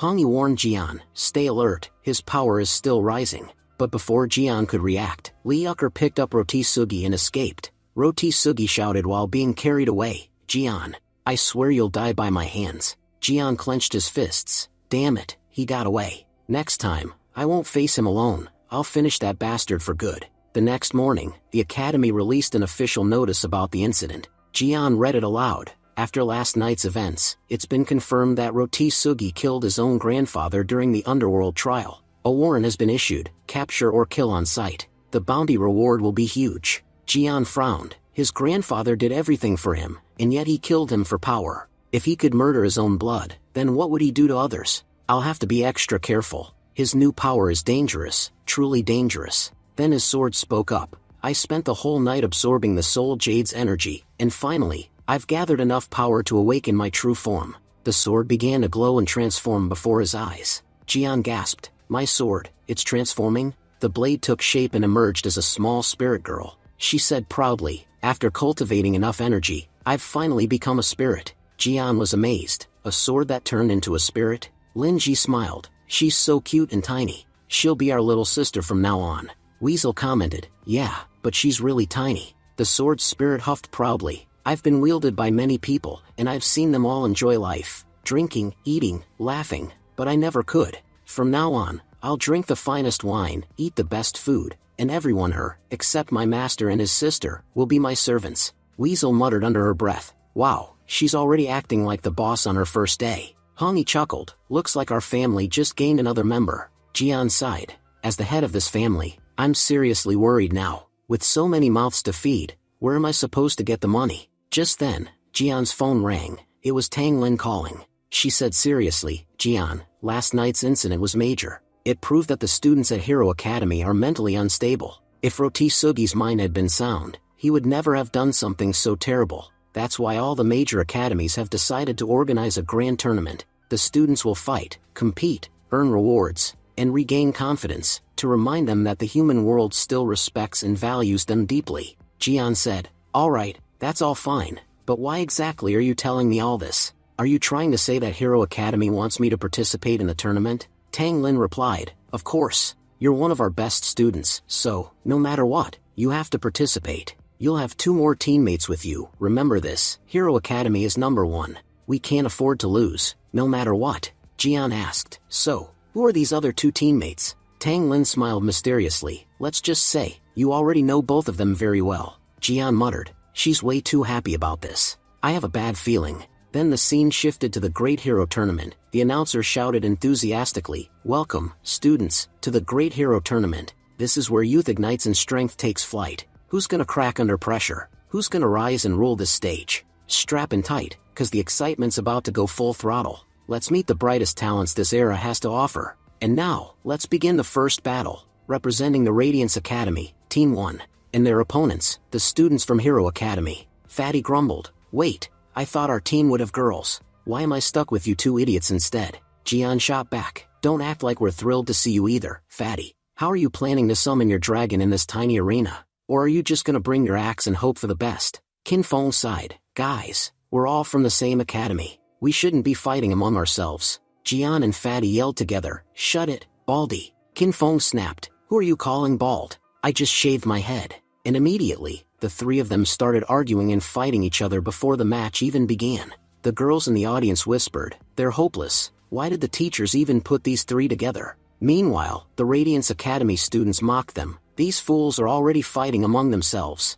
Perfect, we'll strike the moment the match starts and wipe them out with a sneak attack." But as soon as the match began, Jian, Fatty, and Qin Feng smirked and shouted, "They've dropped their guard, attack now." With just one perfectly timed combined strike, they knocked the entire opposing team out of the arena. Jian grinned, "So, how's our acting? You really thought we'd fight for real? Qin Feng laughed. Winning through tricks is way more satisfying than a fair fight. Fatty added, I swear, Jian, you always pull this crazy stuff. But wow, that victory felt so good. The announcer shouted. What an incredible turn of events. The Hero Academy team pretended to fight among themselves, only to work together and crush Radiance Academy. This kind of cunning might be exactly what they'll need to survive against tougher opponents. But let's see if they can keep up that momentum. Their next battle will be against the students from South College. The South College students stepped forward confidently. We're not idiots like the last team. Your tricks won't work on us. We're not just strong, we're smart too. We'll show everyone that Hero Academy isn't number one anymore. Then Jian summoned his Sword Spirit, who appeared beside him. Sword Spirit smirked. So, boss, what's the plan? If you want me to handle these weaklings, I'll finish the job in 2 minutes. The South College team got angry. Who are you calling weaklings? Huh? And weapons aren't even allowed in this match. Jian shrugged. Who said my Sword Spirit counts as a weapon? If you've got something that strong, feel free to use it. Sword Spirit cracked her knuckles. I don't even need my sword for this. My hands alone are enough. The opponents sneered. She's too full of herself. Let's teach this kid her place, and let's show them who's the boss here. But before they could move, Sword Spirit dashed forward. Don't call me kid, old man. The name's Raya. And with lightning speed, she knocked all 3 opponents out in seconds. Jian whistled. Whoa, I didn't know she was that powerful. Qin Feng muttered. Where the heck did you find this little bodyguard? Then, another team entered the arena. We're the strongest here, you'll never beat us. Jian tilted his head and laughed. What's up with your hairstyles? Why do you guys look so weird? Fatty laughed. All the more reason to beat them up. And so, Jian and his team launched into action, pummeling the next team with ease. Watching from home, Lin Ji cheered. Brother, you're amazing. That was so fun to watch. Jian, standing in the arena, declared proudly, listen up, everyone, Hero Academy was number 1, is number 1, and will always be number 1. As long as people like us are part of it, none of you trash can ever touch us. Even if you all gang up together, you still wouldn't stand a chance. If we're talking about the top 20 students of this generation, every single one of them will be from Hero Academy. The crowd erupted, and the other students, furious, rushed at Jian to attack. The host commented with a laugh, looks like Jian has fired everyone up so much, that the entire audience is now ready to fight him. The angry students shouted, he's such an arrogant jerk. Get him, Cutie giggled, that's Jian for you. He can make an entire crowd angry just with his words. Muki sighed dreamily, but honestly, he still looks kind of cute while doing it. Up in the stands, Nokia was watching everything silently. Then the host announced, and the winner of today's tournament, Hero Academy, Jian, pretending to be humble, said dramatically, to everyone I defeated, thank you. Without you guys taking my punches so well, I could have never made it this far. Now it's clear, Hero Academy is number 1, and the rest of you are just losers. After seeing your strength, I'm more confident than ever. The defeated students muttered angrily, we'll train even harder. One day, we'll make this arrogant guy pay. The host smiled, incredible. With just a few words, Jian has motivated the entire generation. Truly, he's inspiring in his own twisted way. After the ceremony, Jian was surrounded by a crowd of girls. Fatty whispered, whoa, they're all so beautiful. Qin Feng teased, don't act so desperate, man. Girls like tough guys, not drooling idiots. Try to act cool. Just then, a girl approached Qin Feng and said shyly, brother Qin Feng, I really like you. Qin Feng grinned, well, I like you too. How about we exchange numbers? Fatty rolled his eyes. Didn't you just tell me to act tough? What happened to that? Meanwhile, several girls surrounded Jian and asked, do you have a girlfriend? If not, add us on WeChat. Jian smirked confidently, my heart and my arms are both completely empty. Any girl who wants to enter, there's plenty of room. The girls squealed, so you mean, we actually have a chance? But before they could get any closer, Nokia suddenly appeared, pushed through the crowd, and hugged Jian tightly. All the girls gasped in shock. Who is she? How dare she hug our god Jian? Fatty shouted dramatically, my goddess just hugged Jian. Why, goddess, why? Hongi, glaring from a distance, muttered, Jian, you're not escaping this one. Jian thought nervously, oh no, why did she have to show up now? How am I supposed to explain all this to Hongi later? He stammered, Nokia, what are you doing here? Nokia smiled, Lin Feng City is finally safe now, so I came here to find you, in Kangwan City. Qin Feng said politely, it's great to see you again, Nokia. Nokia replied, thanks, Qin Feng. I'll be staying here from now on, and I plan to become stronger with all of you. Fatty, blushing, said, goddess, you remember me too, right? Nokia blinked. Sorry, do I know you? Fatty clutched his chest in despair. You could have asked for my life, and I'd gladly give it, but instead, you asked for my identity. That hurts more. Kin Feng laughed. It's not her fault, Fatty. No matter how much grass dreams of reaching the sky, it never will. In the end, it's only donkeys that will feed on it. Fatty snapped. You heartless jerk. Meanwhile, Mukian fumed in jealousy. How dare she hug Jian?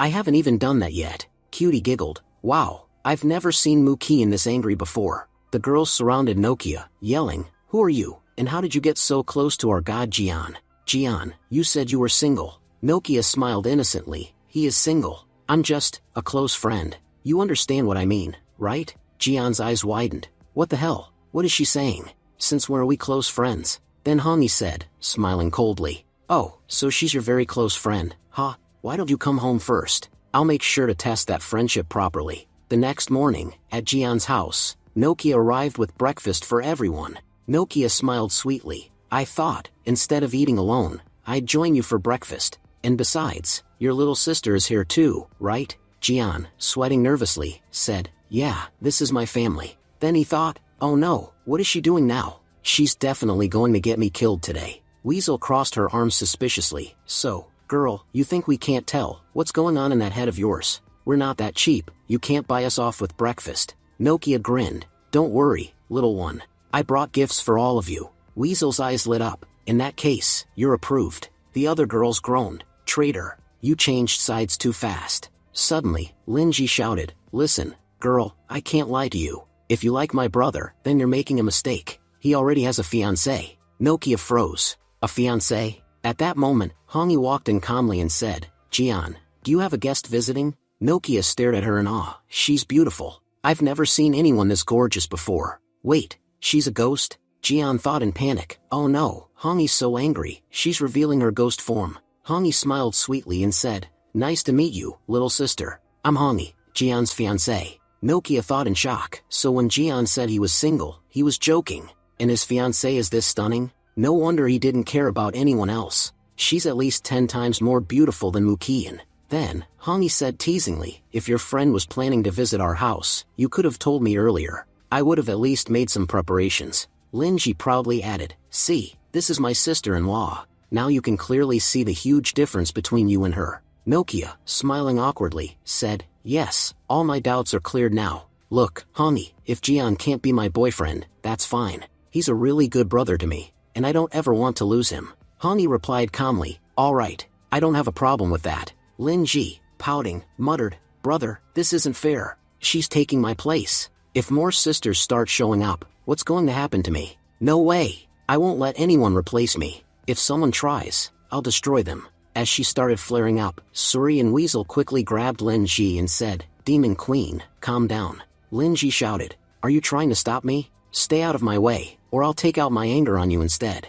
And with that, chaos erupted. A full-blown fight broke out inside the house. Jian, holding his head, thought helplessly, My peaceful home, it's ruined. I didn't even do anything this time, and everything's already falling apart. Hongi sighed. Well, Jian, this is our loving family, as you can see. Nokia, watching the chaos in disbelief, thought, How does Jian even stay sane in a family this dangerous? His life must be so hard. Suddenly, Jian's phone buzzed. It was a message from Linhua. The message read, Brother, I need to talk to you about something important. Meet me at the park. Jian thought, Sister is calling me? That's strange. She must want to talk about something serious. Later, we see Jian arriving at Kanlan City's park to meet Linhua. Linhua said softly, I've been so busy with work that I haven't had time for family. Jian, do you remember this place? Jian looked around and said, Yeah, it may look like an old ruin now, but this used to be our home once. He thought to himself, Sister is usually very serious.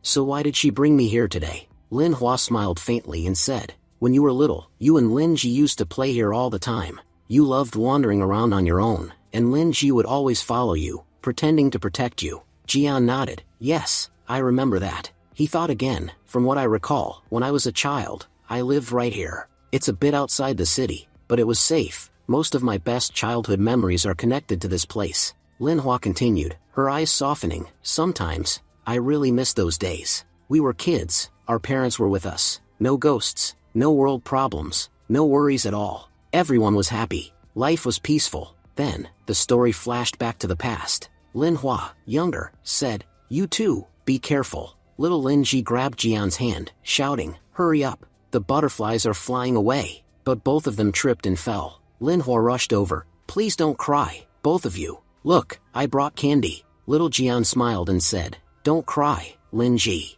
Big brother is here." Their mother smiled lovingly. "They've grown up so fast. They already look after each other." Their father said seriously, "It's a shame we can't be with our children more often. Tomorrow, there's a huge war against the Ghost Clan. If we win, we can finally live peacefully with them again." But the next day, tragedy struck. Their parents died in the war, protecting the city and their children. Even in death, they saved everyone. Afterward, young Linhua, crying beside their bodies, said, "Please don't cry, you too. I promise, I'll always protect both of you." Back in the present, Linhua wiped her tears, remembering everything. Jian thought, "This is the first time I've ever seen sister cry. And even though these aren't really my memories, watching her like this hurts me deeply." Linhua smiled faintly. "I'm okay now. The past is gone. Now it's time for the three of us to build a new future together. One where no human will ever have to go through what we did." Jian nodded firmly. "You're right, sister." He held her hand, and both of them blushed slightly. Linhua teased, "Why are you embarrassed? You used to hold my hand all the time when you were little." Jian smiled awkwardly. "Well, we've grown up now." Linhua chuckled. "Yes, you've grown, and I heard you even defeated the Red Sword and Blood Knight recently. You've been doing great work lately. That's why I brought you here, to tell you the truth. You're mature enough now to understand it." Jian looked surprised. "The truth? What truth?" Linhua took a deep breath. "I'm going to tell you who you really are." Jian blinked. "Who I really am?"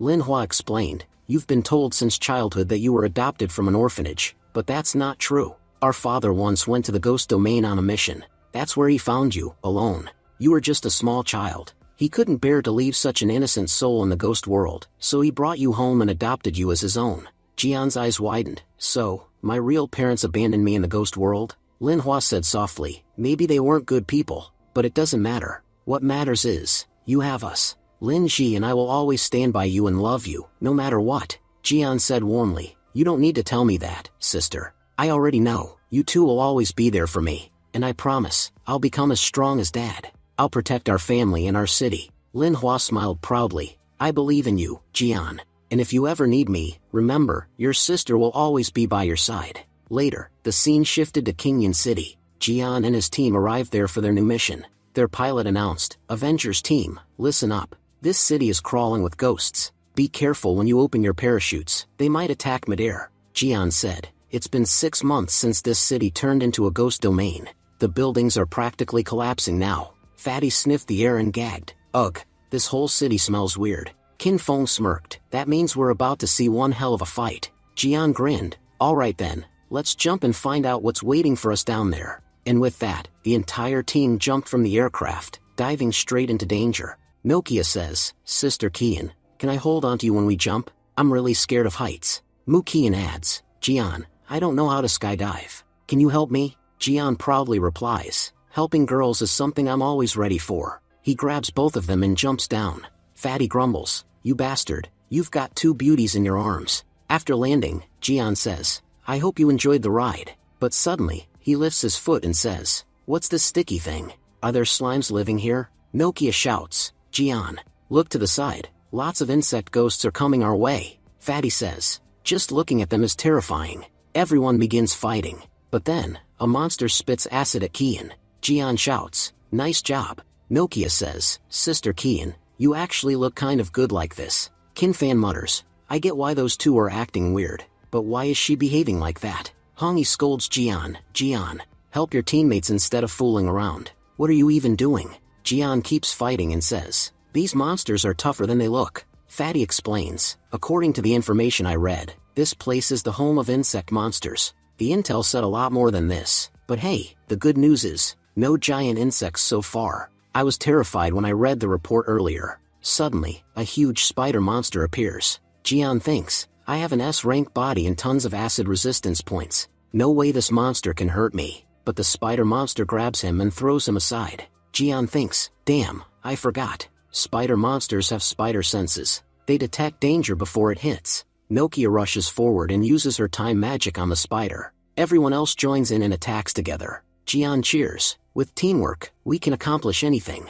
Hongi points. Jian. Something is coming out of the monster's body. A new insect creature emerges. Qin says. It can fly. Qian observes. Look closely, that's a human. An insect ghost took over his body and mutated him into this. I think he's sending a signal to call all his companions. We need to leave immediately. But suddenly dozens of insect monsters surround them. Jian says. There are so many. You said these monsters turn people into insects. Does that mean this entire city has turned into bugs? Hongi explains. Be careful, Jian. The ability to turn humans into insects belongs only to one ghost, one of the 8 ghost kings, the insect queen. Jian cries dramatically. Why do I always run into ghosts wherever I go? If I don't get a soul stone from this trip, it'll all be pointless. Fatty asks. Jian, what do we do now? Suddenly they hear gunshots. A man appears, shooting down the insects one by one. He says, so there are some survivors left today. Kids, I'm glad to see you. Jian was shocked. Where did this grandpa come from? The intel said this city was destroyed 6 months ago. Not a single human survived. So how is this old man still alive? Grandpa shouts, hurry, get in the vehicle. The sky will fill with insects any moment now. I'll explain everything later. Jian says, guys, let's go. Later, they arrive at a hidden bunker filled with impressive weapons. Grandpa says happily, after so long, it feels wonderful to see living humans again. Jian thinks, this old man is definitely no ordinary veteran. He only placed his hand on me, but I could feel his immense pressure. Nokia says, Grandpa, thank you so much for saving us. Are you the survivor of this city? Grandpa begins explaining, 6 months ago, the insect queen attacked King Yen City. Half the people were killed, and the other half were mutated into insect creatures. 6 months ago, I was just an ordinary man too. I couldn't save my family. Their deaths awakened my powers. Now I can infuse energy into my bullets, and fire devastating shots. For the last 6 months, I've been fighting this war alone. But honestly, I can't defeat them by myself. No matter how many I kill in a day, they multiply even faster. My only wish before I die, is to see my city peaceful again. But maybe that day will never come. Jian says confidently, don't worry at all. Your dream will come true, I promise. Suddenly, a cockroach crawls onto Mukian's body. Nokia screams, a cockroach. Hurry, get it off her. Grandpa laughs and says, it's not a real cockroach, it's a cockroach ghost. You can kill it easily. So why are you so scared? Jian thinks, there are cockroach ghosts in this world too. Hongi says seriously, Jian, the situation in this city is extremely serious. If there's a cockroach ghost here, that means the cockroach queen is also here, and she is one of the 8 ghost kings. Jian was shocked. So there are 2 ghost kings in the city at the same time? This mission is definitely not going to be easy. Mukian cries, someone please help me. Meanwhile Fatty and Qin think nervously. How are we supposed to tell her that we're scared of cockroaches too? Qin pretends to act brave. It's just a small cockroach. You can kill it and throw it aside. Jian steps forward and removes the cockroach. The system says, host, for saving your friend, you receive a reward, S-rank skill acquired. Jian becomes excited, an S-rank skill? This must be something amazing. But then, his system reveals, your new S-rank skill, ability to talk to cockroaches. Jian was horrified. What? This garbage skill? How is talking to cockroaches an S-rank ability? Well, since it was free, I guess I shouldn't complain. Suddenly he hears voices, 2 cockroaches whispering, he's dangerous, he killed Big Brother, we should leave before he notices us. Jian opens a cupboard and says, so I can hear them. The cockroaches panic, he found us. Please spare us, human. We are innocent cockroaches. Jian thinks, if I can talk to them, I can also use them. Hongi says, Jian, the insect queen and cockroach queen hate each other. They're sworn enemies. They always fight. We can use their rivalry to our advantage. Jian smiles. Great idea. I was thinking the same. He tells the cockroaches, you have 2 options. 1, take me to your boss, and I'll spare all of you. 2, refuse, and I'll squash every single one of you right now. So, what's it going to be? Fatty and Qin stare in disbelief. Jian can talk to cockroaches? Where does he even learn these weird things? Grandpa says impressed, kid, you're quite interesting. Jian pats the 2 cockroaches. These guys are nice. I'm going with them to meet their boss. I'll be back soon. Fatty and Qin mutter, they're basically his friends now. Well, he is a monster himself, so it makes sense. Later, Jian arrives at a nest full of cockroaches. He says, wow, they've built a whole kingdom here. Some cockroaches approach. A human? Traitors. How dare you bring a human here? Humans are forbidden in our territory, but the 2 escort cockroaches defend him. He's not normal, he can talk to us. We brought him because he wants to speak to the boss, and if he doesn't, he'll kill us. Other cockroaches scoff. Traitors, you 2 are dead. We won't let a human enter our territory. They prepare to fight Jian, but then a loud, annoyed voice echoes. What's all this noise? Who woke me up? Jian thinks, that voice sounds like a grandma. The cockroaches panic. The boss is awake. Shut up or she'll kill us all. The cockroach queen stumbles forward and lands near Jian's feet. Jian asks, so, you're the ghost king? She replies proudly, what do you think? Do I look like a normal ghost? Among the 8 ghost kings, I am the most powerful. I am the great cockroach queen. Jian says bluntly, honestly, you're really tiny. I'm scared I might accidentally step on you. The cockroach queen snaps, tiny? Watch my ultimate form. Let's see if you can handle my true power. She transforms and grows, but Jian says, you're still tiny. You were 1.5 feet tall, now you're 3 feet. Not a big difference. Hongi warns, Jian, don't provoke her. She's extremely powerful. But it's too late. The cockroach queen punches Jian and sends him flying.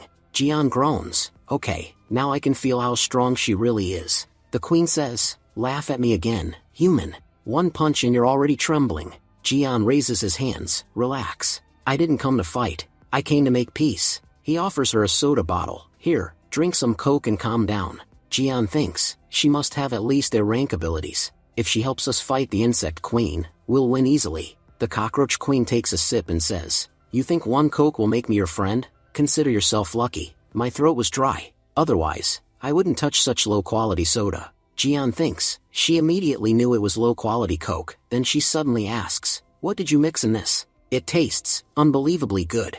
Other cockroaches also drink it and shout, amazing. We can feel new power awakening inside us. The cockroach queen says, I want more of this drink. 1 bottle isn't enough for me. Jian thinks, I never imagined that a ghost king would be bribed with a new bottle of Coke. I thought I'd have to negotiate for hours, but none of that happened. The cockroach queen continues, listen, I'm completely loyal to the underworld, and I don't like following anyone else's orders. But one thing is true, the insect queen and I have been ancient enemies. She invades my territory, and I invade hers. The biggest problem in my life is her. So yes, I'm willing to work with you. Jian smiles, then let's work together. Here, have another Coke to celebrate. Scene shifted. Grandpa and the others are fighting hordes of insects. Grandpa shouts, look at the guts of these insects. They've invaded our home. Kin Fan says, there are too many. They just keep coming. Fatty complains, where the heck is Jian? Why isn't he back yet? Suddenly Jian arrives. Your captain is here, and I brought an entire army with me. Fatty and Kin Fan panic. An army?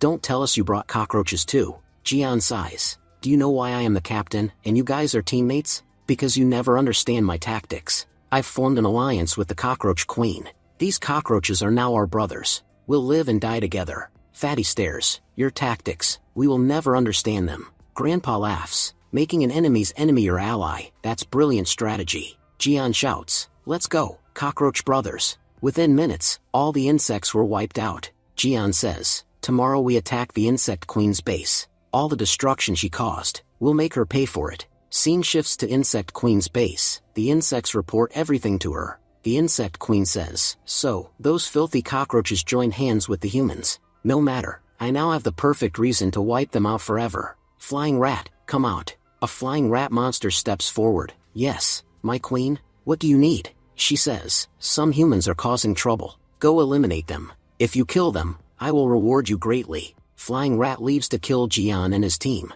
Back to Jian's group, Hongi says, Jian, the cockroaches are helping us so much. Even though we have power, we were outnumbered. But with the cockroaches, this battle is easy. Fatty complains, I can't stand the smell of these insect creatures. Kin Fan says, we're struggling here. Meanwhile, the cockroaches are having a feast. Then Flying Rat arrives and summons several more flying rat monsters. Jian says, now what is this thing? Kin Fan replies, looks like flying rat-type monsters are attacking us now. The cockroaches cheer, great, double meal today. Jian shouts, everyone, put up barriers, otherwise they'll fall right on you. Mu Qian cries, why are they only falling on me? Soon, rats begin falling onto them one by one. Flying Rat dramatically says, you killed my brothers. I will avenge them. Jian replies, you're the one who killed them, and now you're pretending? Flying Rat growls, I will kill all of you with my own hands. The system tells Jian, you have 3 options. 1. Escape immediately, reward 9 agility points. 2. Fight the rat monster alone, reward 10 psychic points. 3. Fight together with your friends, reward 10 strength points. Jian thinks, to fight it alone, I must fly, but I can't fly. His sword speaks, I'm here. I can help you fly. Jian says, okay, fly me up. The sword suddenly kicks him into the air. Jian screams, traitor. I told you to make me fly, not kick me like that. Never mind, at least I reached him. Jian unleashes a powerful attack on Flying Rat. As he falls, he thinks, task complete, but I still can't fly. If I fall from here, I'm dead. Suddenly, Sword Spirit arrives. Master, how can anything happen to you while I'm here? She grabs him by the hair and pulls him through the air. Jian says, why don't I feel any pain? Are you really lifting me? Hongi shouts, Jian, look properly. With hands that tiny, how could she lift you? You're standing on my umbrella. Jian thinks, I'm such an idiot. I could have flown with Hongi's help, but I chose the stupid method. Hongi says, Jian, I can sense a soul stone inside that rat's body. Jian replies, that means the thing on its head is the soul stone. Finally, our trip is worth it. Jian charges forward and unleashes a deadly attack. Flying Rat shouts, take my soul beam. But Jian teleports out of the way in time. Jian mocks, hey rat, look over here. He attacks again. Kinfan and Fatty watch from below. What happened? Did Jian win? Hongi says, careful, Jian, I think the rat just got stronger. Flying Rat roars, I've had enough. Behold my fully transformed body. He charges toward Fatty and Kinfan. Nokia says, I'll slow him down with my time magic. But the rat attacks her and throws her back. Mukian shouts, Nokia, stay behind us. He'll keep attacking you otherwise. Nokia thinks, Sister Mukian is so kind. She saved me from falling. Fatty angrily says, he touched my goddess? I won't forgive him. The Flying Rat laughed, voice cold and clever. Humans, inhale this, if you dare. Let it crawl inside your bones, and your souls will flee forever. Jian yells, everyone stay back. That smoke is poisonous. Fatty shouts, your sword pushed all the smoke toward us. Kinfan says, Jian is doing all of this on purpose. He's testing how we react under difficult conditions. Fatty shouts, dragon, swallow all the poison gas. Show this rat that there's nothing in the world you can't eat. The rat was shocked, impossible. This gas is extremely poisonous. How can anyone swallow it? Kinfan laughs, Fatty, your dragon is amazing. Its swallowing ability is incredible. Fatty replies proudly, if that's the case, then give him roasted chicken tonight.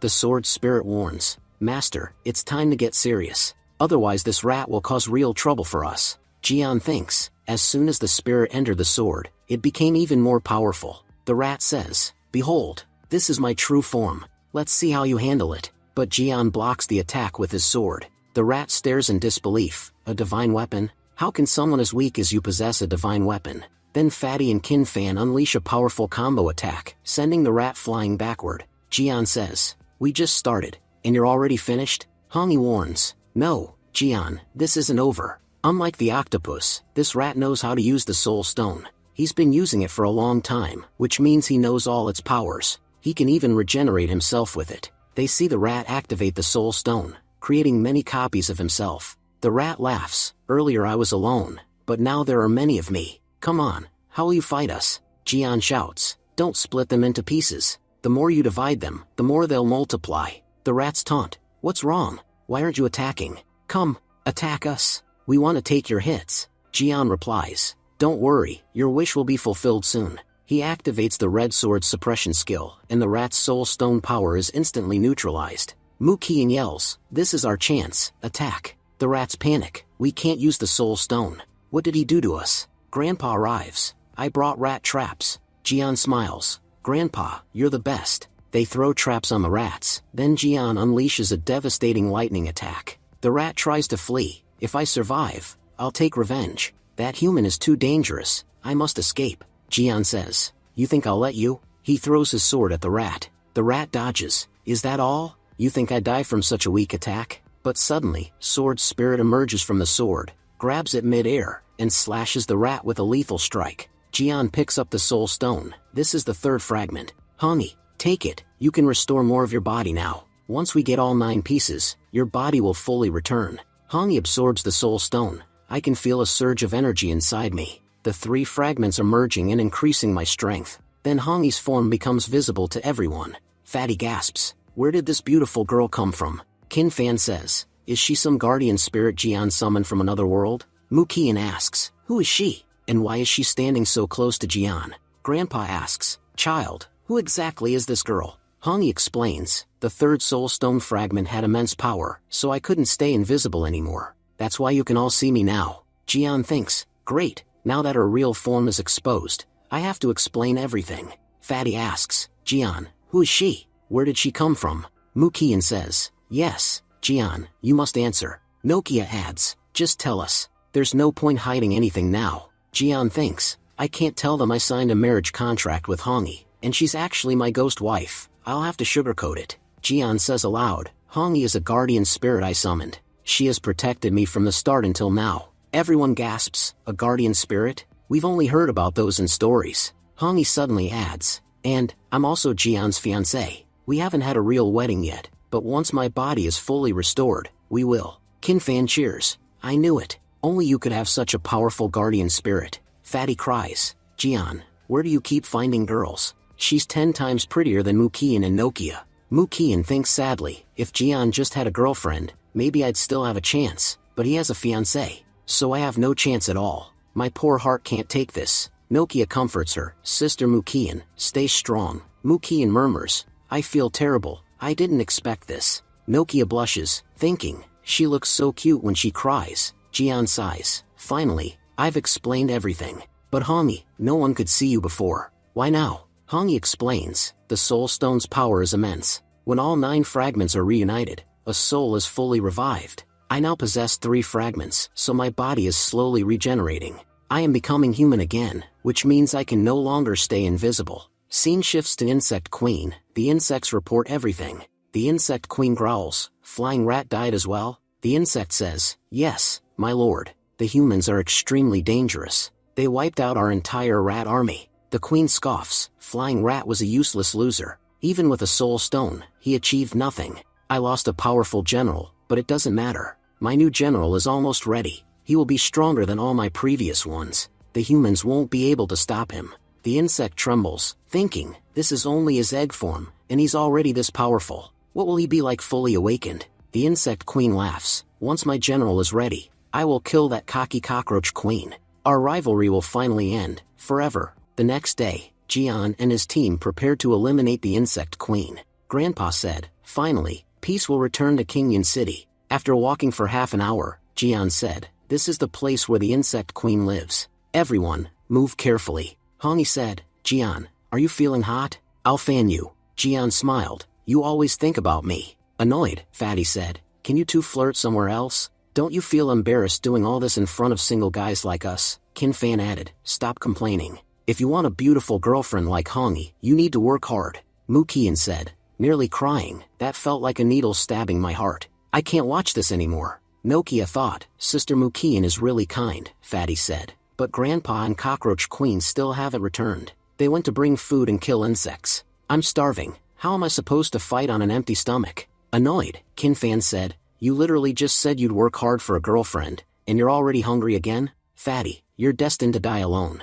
Fatty replied, "You're super fit and you're still single." While they kept chatting, a mantis watched them. The mantis said, "So, these are my prey." Stepping out, it said, "Do you know what my blade-like arms are for?" Jian said, "For cutting grass?" "No," the mantis growled, "for cutting humans like you." Qin Fan scoffed, "Are you crazy? You're tiny. How will you cut us?" The mantis said, "You're proud of your size, aren't you? You killed many of my insect brothers. Now I'll break your arrogance." Hongi shouted, "Everyone, be careful. Its aura feels extremely dangerous." The mantis cast its magic, and suddenly everyone disappeared. Hongi panicked, "Jian, everyone, where did you go?" Jian's voice echoed from below, "Hongi, I'm down here." Jian yelled, "We've been shrunk. That must be the mantis' special magic." Hongi shouted, "Where exactly are you?" Jian answered, "Down here. I can't even use mental communication anymore. How does this useless mantis have such a dangerous ability?" The mantis sneered, "You may not see me, but I can see all of you.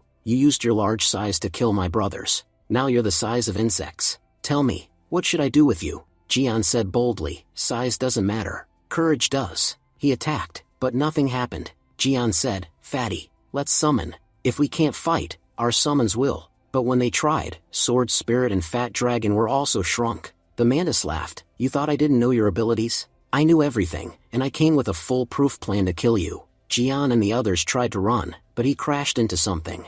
A cockroach appeared. Boss Jian, why are you so tiny? Jian said, perfect timing. Looks like the mantis magic works only on humans. That's why Hongi and the cockroaches didn't shrink. Jian climbed onto the cockroach and said, brothers, charge. Qin Fan shouted excitedly, this is awesome. I'm riding a cockroach for the first time in my life. Nokia said, thank you for letting me ride with you, Sister Mukian. Is it okay if I hold on to you? Mukian replied, of course. We're both girls, what's the problem? They all charged into battle. Qin Fan shouted from the back, Jian, move. We're launching our missile attack. He threw a stone at the mantis, but the mantis sliced it easily. Jian suddenly yanked the mantis loincloth. This is my surprise attack. Let's see how you fight now. The mantis yelled, you filthy human. Give me back my loincloth. Aren't you ashamed? Jian teased. What happened? You were acting so tough. Here, take it back. At that moment, Mukian and Hongi combined their spells, and launched a powerful attack.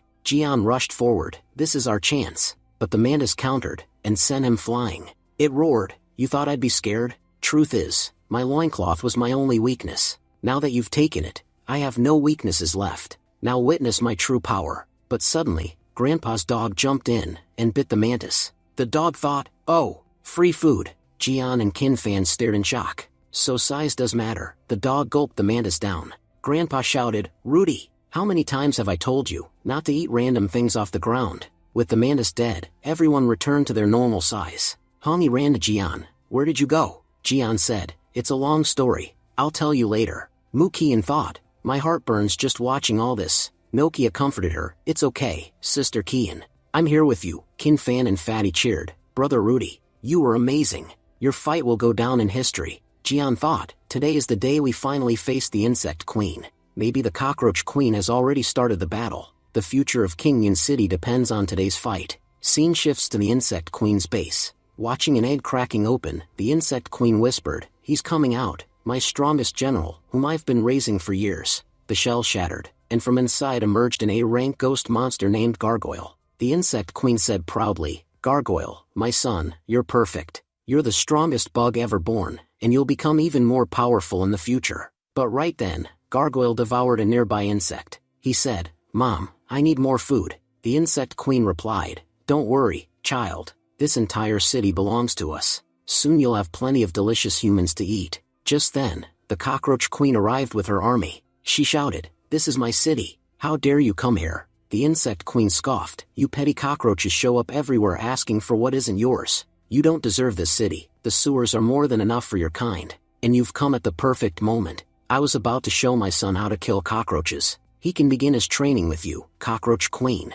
The insect queen summoned her weapon. The cockroach queen replied, I'm ready for today's battle too. Insect queen summoned her own army. But with just one attack, the cockroach queen obliterated all of the insect soldiers. The insect queen growled, once I kill you, all my problems will be over. The cockroach queen snapped back, you are my only problem. The two queens clashed fiercely, and it became clear the cockroach queen had the upper hand. The insect queen panicked, if I fight her alone, I'll lose. The cockroach queen mocked, what happened? Weren't you acting almighty a moment ago? Where did all that attitude go? She landed another heavy blow. The insect queen screamed, Gargoyle, help me. Shocked, the cockroach queen said, where did that come from? Did she create an A-rank monster? Gargoyle slammed her to the ground, draining her strength rapidly. The insect queen laughed, who said I'd fight alone? I have a powerful army. Why wouldn't I use them? After killing you, I'll become the #1 ghost king. But at that moment, Grandpa rammed the insect queen with his car. Jian shouted, Sister Cockroach, we're here to help you. Hongi muttered irritably, of course, he only comes running when it's to help girls. The insect queen stared at Jian and thought, that blue-haired boy is handsome. If I make him my slave, I'll have so much fun. The cockroach queen shouted, don't you dare take my food. I mean, don't you attack my comrades. Jian ordered, everyone, show your power. Let's teach this ugly ant what real strength is. The insect queen shrieked, who are you calling ugly? And I'm not an ant. I'm only 25. You naughty brats, I'll teach all of you. Jian yelled, one by one were useless, attacked together. Everyone charged with full power, but they still couldn't break through her defenses. Jian thought, the insect queen and her general are both a rank, we only have the cockroach queen as a rank. The rest of us are B rank. To defeat them, we must give it everything. He transformed into his monster form, and launched a deadly attack at the insect army. But Gargoyle grabbed Jian mid-air. The insect queen laughed. Finish him, my child. She stabbed Jian. Sword Spirit cried, Master Jian is severely injured. Everyone panicked. But Jian thought, good thing I have an S-class body, otherwise, I'd be dead. Because I fought a life-threatening battle, all my skills have awakened. I think I'm about to unlock my second power. Jian's body began glowing. His friends shouted, it's happening. Jian is awakening. A new body, a new form, and a new SSS rank ability unlocked. Son Goku, the god of victory. Hongyi cheered. With this, Jian has reached the peak of a rank initial stage. Sword Spirit added, Master is truly amazing. The insect queen snarled, I don't care if you got stronger. You'll still die at my hands. But Jian lifted her easily and threw her back. Gargoyle shouted, I'll protect Mom. He attacked, but nothing worked. Jian knocked him unconscious with one hit. The insect queen screamed, no, I can't lose. I've worked for years for this day. But the cockroach queen and Hongyi blocked her attack, and the three queens clashed again in a brutal battle. Fatty stood frozen. Girls can be this strong? Any one of them could crush us like bugs. Mukian yelled, what are you staring at? Come help us. Just then, dozens of insects swarmed toward Fatty. Fatty cried, it's because I'm fat. That's why all the insects keep attacking me. They think I'm the tastiest one here. Sword stepped forward and sliced down every insect attacking him. Fatty yelled, you tore my clothes on purpose. Sword replied, no, I was just helping. Now I'm going to kill that big monster. I'm a SSS rank weapon. I can at least do that much. But with a single punch, Gargoyle sent her flying back. Sword groaned, looks like I got a little too confident. Then Jian rushed in and kicked Gargoyle away. Gargoyle roared, my food is hitting me. Fine, then I'll kill my food. He swung his tail at Jian, but Jian grabbed him and slammed him down with a powerful attack. The insect queen gasped, my child lost. If he's useless now, then he'll help his mother win. She absorbed Gargoyle's power, and a new layer of armor formed around her body. The insect queen said softly, my child, your sacrifice will always be remembered. Hongyi warned, she absorbed the other A-rank monster. The cockroach queen added, her power has reached the middle stage of a rank. Sword Spirit said, she's not the only one who can fuse. We can do it too. Hongyi fused her weapon with Sword Spirit. Sword Spirit declared, now this weapon surpasses SSS rank. There's nothing it can't cut. The insect queen marched forward. I'll kill all of you. Because of you, I lost my gargoyle. Jian and his team charged at the same time. Their attacks collided with hers, creating a massive explosion. Jian said, her armor is insanely tough. We'll have to hit her with something far stronger. Hongyi stepped up, let me try. She slashed with her divine blade. The insect queen mocked, you think I'll just stand here, and let you hit me? But Hongyi broke through her shield and sliced her. Jian shouted, nice one. Hongyi, I made a new attack, I call it Inferno Stick. The insect queen snapped, what am I to you, a punching bag? Stop testing all your new skills on me. Jian's Inferno Stick smashed her weapon. She shouted, that was my strongest weapon. How did you break it with a stick? Jian answered, this is Son Goku's staff. There's no weapon in the world that can match it. The insect queen trembled, so, I lost? Jian smacked her down. Was that ever in doubt? Scene shifted. Grandpa stood in a vast chamber. He said, the insect queen kept all the city's people here. These eggs will hatch soon, and she'll have an army no one can stop. My job is to destroy them all. But first, let's make a little money. He started a live stream. Welcome to my new stream. Today you'll see how to kill millions in one explosion. He blew up all the eggs. He asked the viewers, how's my blast? Send more rockets, and I'll make more explosions. He happily continued blasting the area. Meanwhile, the defeated insect queen lay on the ground. Jian said, just a moment ago you were confident, saying humans are nothing, but now look at you, crushed under our feet. The insect queen thought, this kid is small, but his aura is terrifying. He may be a rank, but it feels like he's only using a fraction of his power. Something inside him is truly frightening. The cockroach queen said, stop talking to her. Finish it. Show her that this world belongs to cockroaches and humans. Jian raised an eyebrow. You want to rule the world too? The cockroach queen snapped. You can't treat me like a child. The insect queen stood up weakly. You think Gargoyle was my only child? He was just one. There are millions more waiting to hatch. It's time for them to come help me. Come out, my children. 5 minutes passed. No one came. Fatty said, Jian, Grandpa already found her nest, and blew up all the eggs. Look, he's live streaming it right now. Jian said, Insect Queen, Your army died before they were even born. Now it's your turn. Suddenly, the system spoke. You have 3 options. 1. Kill the insect queen, 25 power points. 2. Capture her, 30 power points. 3. Spare her, 18 power points. Jian thought, the system never assigns rewards without a reason. If sparing her gives more points than killing her, then capturing her must be the best choice. He used his energy to bind the insect queen. She shouted, "What are you doing?"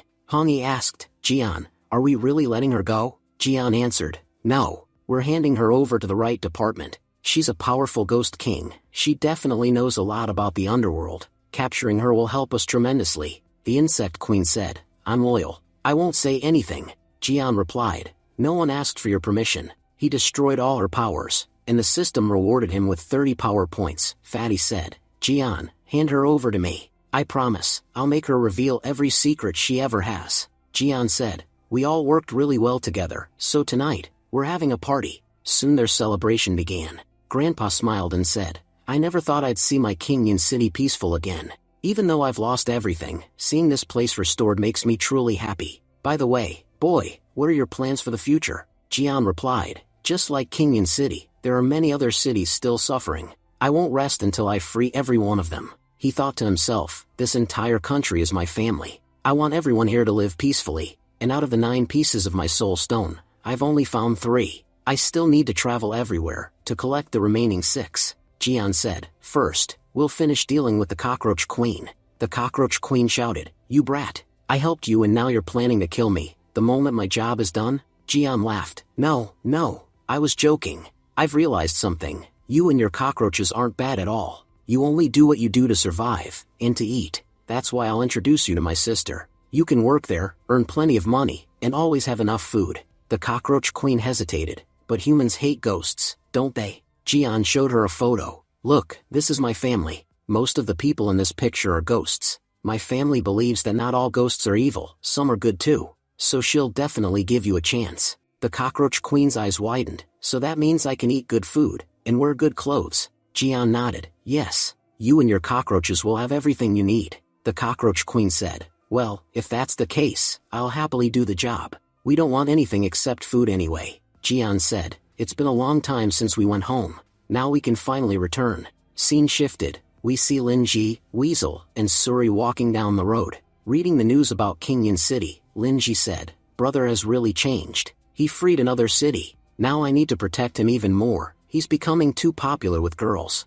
I didn't even notice when that girl Hongyi entered his life. I can't let any girl get close to him." Weasel said, "No matter what that demon queen says, she can't do anything." Suri thought, "They don't know that I have also kissed Jian." Linji punched both of them and shouted, "What exactly are you two trying to say? I don't want to hear anything. I don't even know what's going on in my own heart." Just then, a group of girls approached them. "Hey, you're Linji from Kanwan Junior High, right? Where are your little minions today? If they're around, call them. You'll need them when we beat you up. If powerful girls like us hit you, others will say we bullied you." Linji said, "What are you talking about? Fight me? Do I look like someone who fights cute girls?" One girl said, "I heard the school bully was arrogant and hot-tempered, but she's actually acting like a scared kitten." Another girl added, "And look at her tiny body. How much power could she have? I thought she'd be strong because she's Jian's sister, but now I see both brother and sister are just actors, all talk, no power." Lin Ji's eyes narrowed. "If you talked about me, maybe I'd let it go, but you dared insult my brother? Now whatever happens to you is your own fault." She grabbed both girls and smashed them into a tree. One girl cried, "She's actually terrifying. Who told you to talk trash about her brother?" The other whispered, "How does such a small girl have so much strength?" Wiping her hands, Linji said, "These idiots ruin my mood. Where do such annoying people even come from so early in the morning?"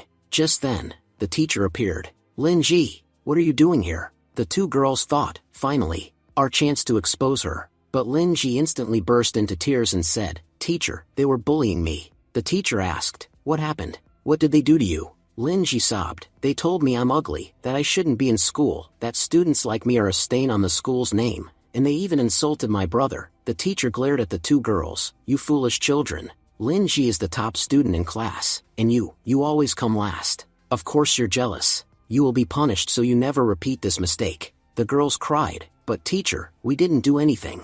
Linji added, "Look at Suri and Weasel, they tried to protect me and got beaten up as well. I feel awful that my friends suffered because of me. The teacher said, "Don't worry, Lin-ji. I will handle the punishment today. They won't dare behave like this again." Weasel whispered, "Lin-ji, you're terrifying.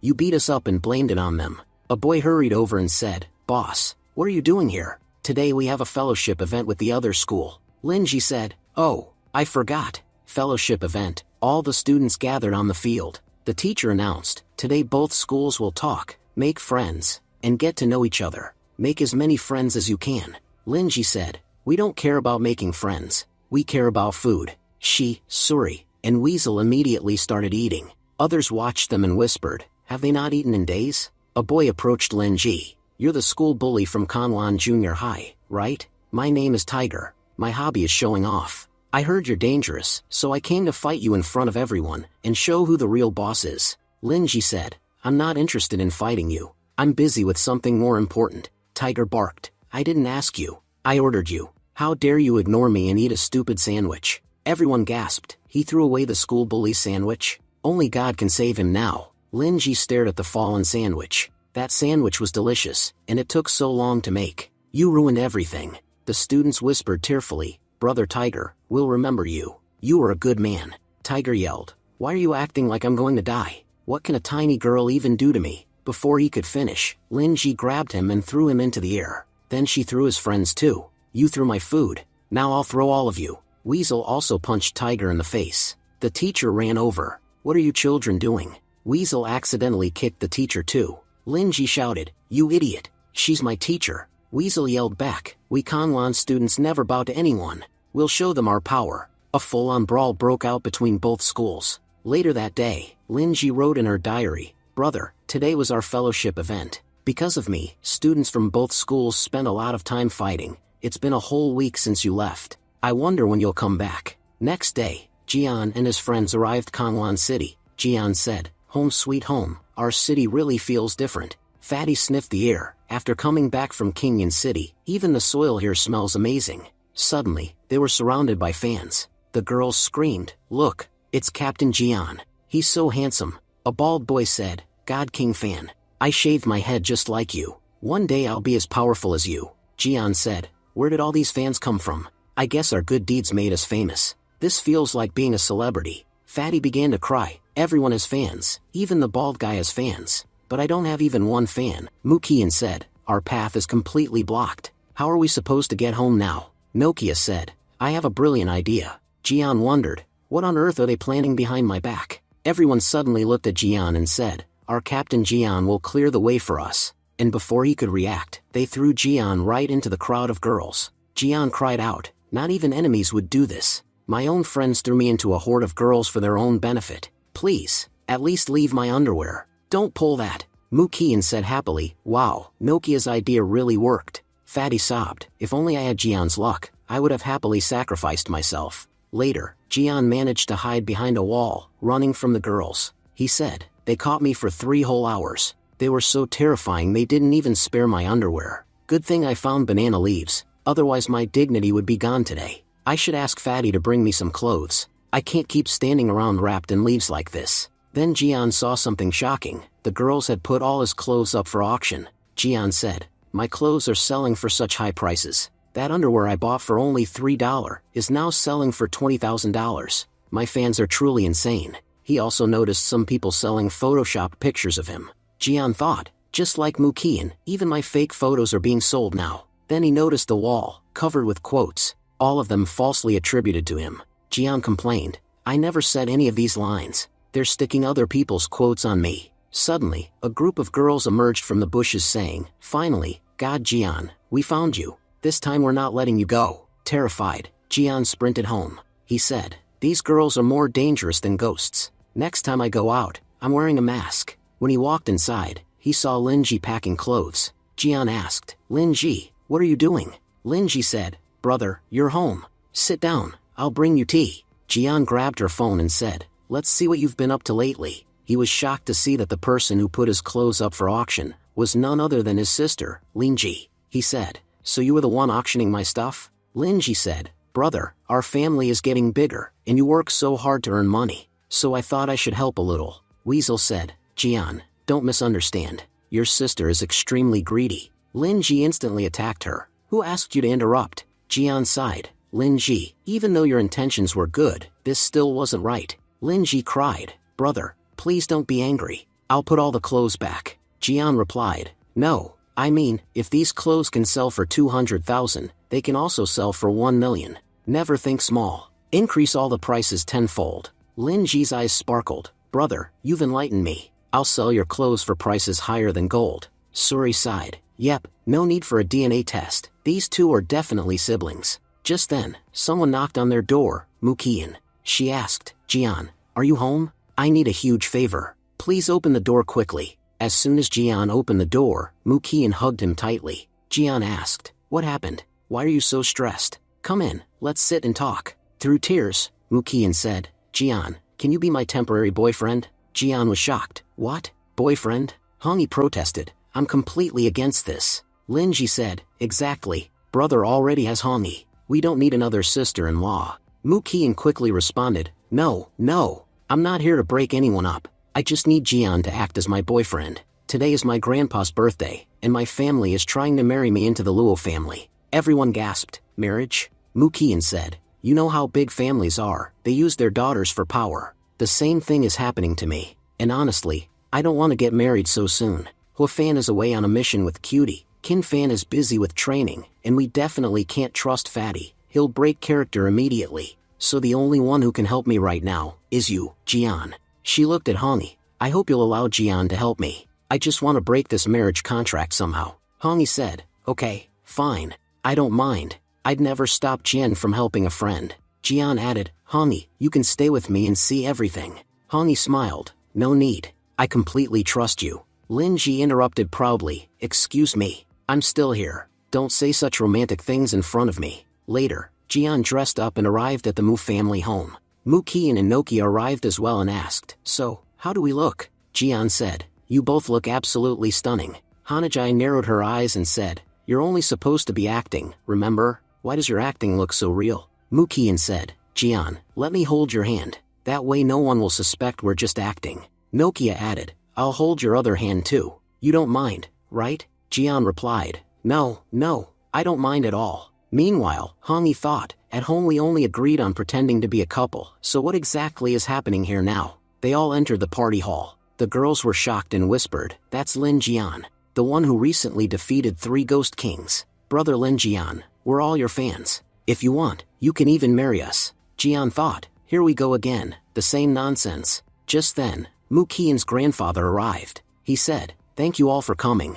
Mukian sighed in relief. Good thing Grandpa arrived. Everyone quieted down. If he had come even 5 minutes later, these girls would have dragged Jian away somewhere. Jian said, so, Elder Mu is your grandfather? I've heard a lot about him. He must have been extremely powerful when he was young. All the family members came forward and began giving Elder Mu their gifts. Jian observed, looks like Elder Mu is very influential. Everyone is rushing forward with gifts. Suddenly, the young master of the Luo family, Luo Zhini, arrived. He said loudly, Grandpa Mu, I heard today is your birthday, so I rushed here as fast as I could. I couldn't prepare a grand gift, but I hope you like this one.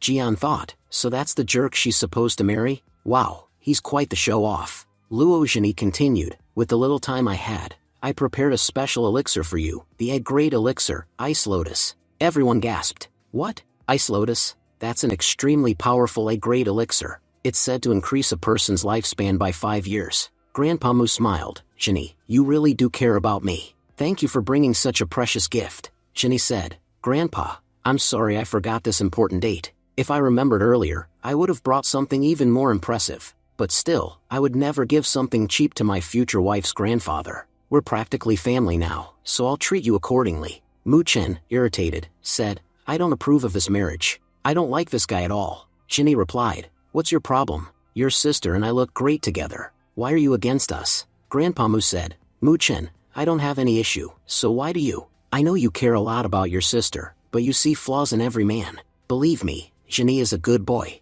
Mu Qian added, Brother Zhini, I also don't like you. The person I actually like is Lin Jian. Jian thought, I'm just acting, but why does everyone sound so serious? Hongi thought, this whole act is getting harder for me to tolerate. Zhini said in shock, what? My future wife already has a boyfriend, and no one told me? Everyone around whispered, that's Lin Jian, the #1 genius of Kanlan City's new generation. He saved the city recently. Actually, he saved several cities. Just like his father, he's a true lion's cub. And he's so handsome too. Compared to him, Jinny is nothing, Jinny said. So you're Lin Jian? I've heard a lot about you, but now that I see you, I think people exaggerated. Sure, you might be a hero, you might be strong, but strength doesn't mean you're rich. To marry someone as beautiful as Muqian, wealth is very important. And honestly, in terms of money, my Luo family leaves you far behind. Jian continued, one thing I am proud of, everything I have, I earn myself. I don't show off using my family's name.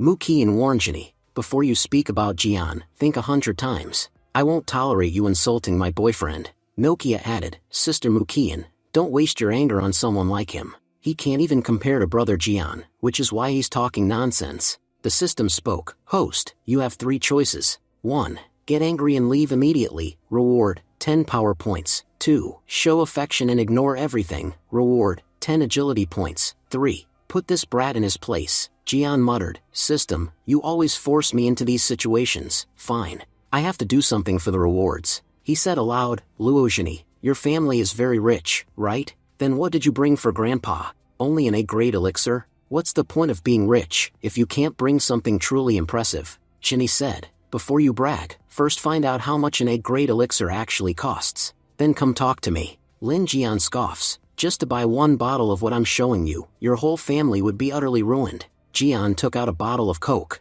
This bottle alone can increase someone's lifespan by 20 years. It can strengthen even a half-broken body, and put intelligence back into the head of an idiot like you. Jinny laughed mockingly. Do you take me for a fool? You bring garbage like this to Elder Mu's birthday, and dare compare it to an A-grade elixir? But Grandpa Mu said, actually, last time in the auction, a mysterious man sold bottles just like this. They contain terrifying spiritual power. Every bottle sold at an extremely high price, worth more than 10 A-grade elixirs combined. Child, where did you get something this valuable? Even my family couldn't obtain one. Jian replied, Grandpa, how can I praise myself with my own mouth? I made this Coke myself. Grandpa Mu was stunned. You made this? Then let's taste it and see how powerful it truly is. He drank it, and immediately felt an enormous burst of energy inside his body. Every nerve filled with power, and he felt youth returning to him. Grandpa said, yes, you were absolutely right. I feel 20 years younger. I haven't felt this good in decades. Everyone around was shocked. So it really works? Jinny shouted in confusion, what is even happening here? Grandpa stepped forward and said, Jian, you will become my grandson-in-law. Muqian, you've chosen the perfect boyfriend for yourself. Jian replied, thank you for your approval, Grandpa. Muqian thought, I knew it. Jian is simply unbeatable. No one can reject him. Jinny protested, Grandpa, how can you fall for this guy's tricks? That thing he made, something more expensive than an A-grade elixir, how could someone like him refine it? Do we all look like fools to you? Jian replied calmly, not all of you, but you definitely do. Jinny said, fine, then show us another bottle. You probably sold your house just to buy one, but there's no way you could afford a second. Jian cut him off. Why would I buy it when I can make it? Today, everyone at this party will drink the Coke I made. Everyone cheered with excitement. Truly incredible. Mu family's son-in-law is amazing. That bottle we could never afford in our entire lives. He's giving it to us freely. Brother Jian, if you ever need anything, all the great families of Kanlan City will stand with you. Jian asked, brother-in-law, why aren't you drinking? Annoyed, Muchen said, if it were Jinny, maybe I'd tolerate him, but not him. Grandpa interrupted, Jinny, I've never regretted my decisions before, but I think I made a mistake choosing a man for Muqian. Forgive me, child, but Jian is the best match for her. Jinny shouted, Mu family, what you've done today, the humiliation you caused me in front of dozens of people, I will never forget it. When I want something, I get it. I don't care what method I have to use. Jian replied coldly, go ahead, do whatever your tiny brain is thinking. Just pray that your dirty tricks never happen in front of me, because if they do, I'll teach you such a lesson that you'll forget your own name. Muqian said, Jian, thank you so much. You really saved me from a big problem. Jian smiled, for a friend, I can at least do this much. And don't worry, these Luo family guys can't do anything to me. Jian thought, I know a lot about the Luo family. This idiot bragged about their wealth, but he never explained how they make it. Their family runs an MLM scam, huge seminars, fake dreams, fake promises. Join us and you'll earn $5,000 on the first day, $10,000 on the second day, your own luxury car on the third. But in reality, they trap poor people so badly that those people don't even have money left for food. I've been wanting to expose this family for a long time, and now I finally have the opportunity. Next morning, Jian answered a ringing call. Who's calling this early? Teacher Tang Lin said. Many ghosts have been sighted on Kanlan Mountain. If you take your team there to investigate, you will receive a very large reward. Excited, Jian said. What reward? Just wait 2 seconds. I'm coming right now. Hong woke up and asked, Jian, where are you going? Jian replied, we got a mission with a huge reward. Get up quickly, we're heading out. Soon after, Jian reached Kanlan Mountain. What are so many people doing here? It looks like the mass team mission was accepted by many. Mu Qian explained, yes, several ghosts were spotted. The psychic department decided one team wouldn't be enough, so they issued a general mission. And now look, people flocking here for money. The muscular mercenaries scoffed at Jian's team. Where did these kids come from? Do they not know that you need real strength to fight monsters? What will they do with those tiny bodies? Annoyed, Nokia said, should I go teach them a lesson? Jian said, Nokia, relax. Let them act tough for now. Once a ghost appears, we'll see who still acts brave. Immediately, many ghosts emerged. Sensing the aura, people whispered, these ghosts, they're at least B rank. The muscular men boasted, against our mighty bodies? These ghosts are nothing. We'll crush them and show off our muscles. But the moment they charged forward, all of them were eaten instantly. Mu Qian asked, horrified, Jian, shouldn't we help them? Jian said, it's too late. They're already in the monster's mouth. Then he told the crowd, all of you confidence on your so-called power, listen carefully. Arrogance doesn't work on the battlefield. If you fight like idiots, your enemies will split you in half. Remember, as long as you fight together, you'll stay alive. Everyone nodded.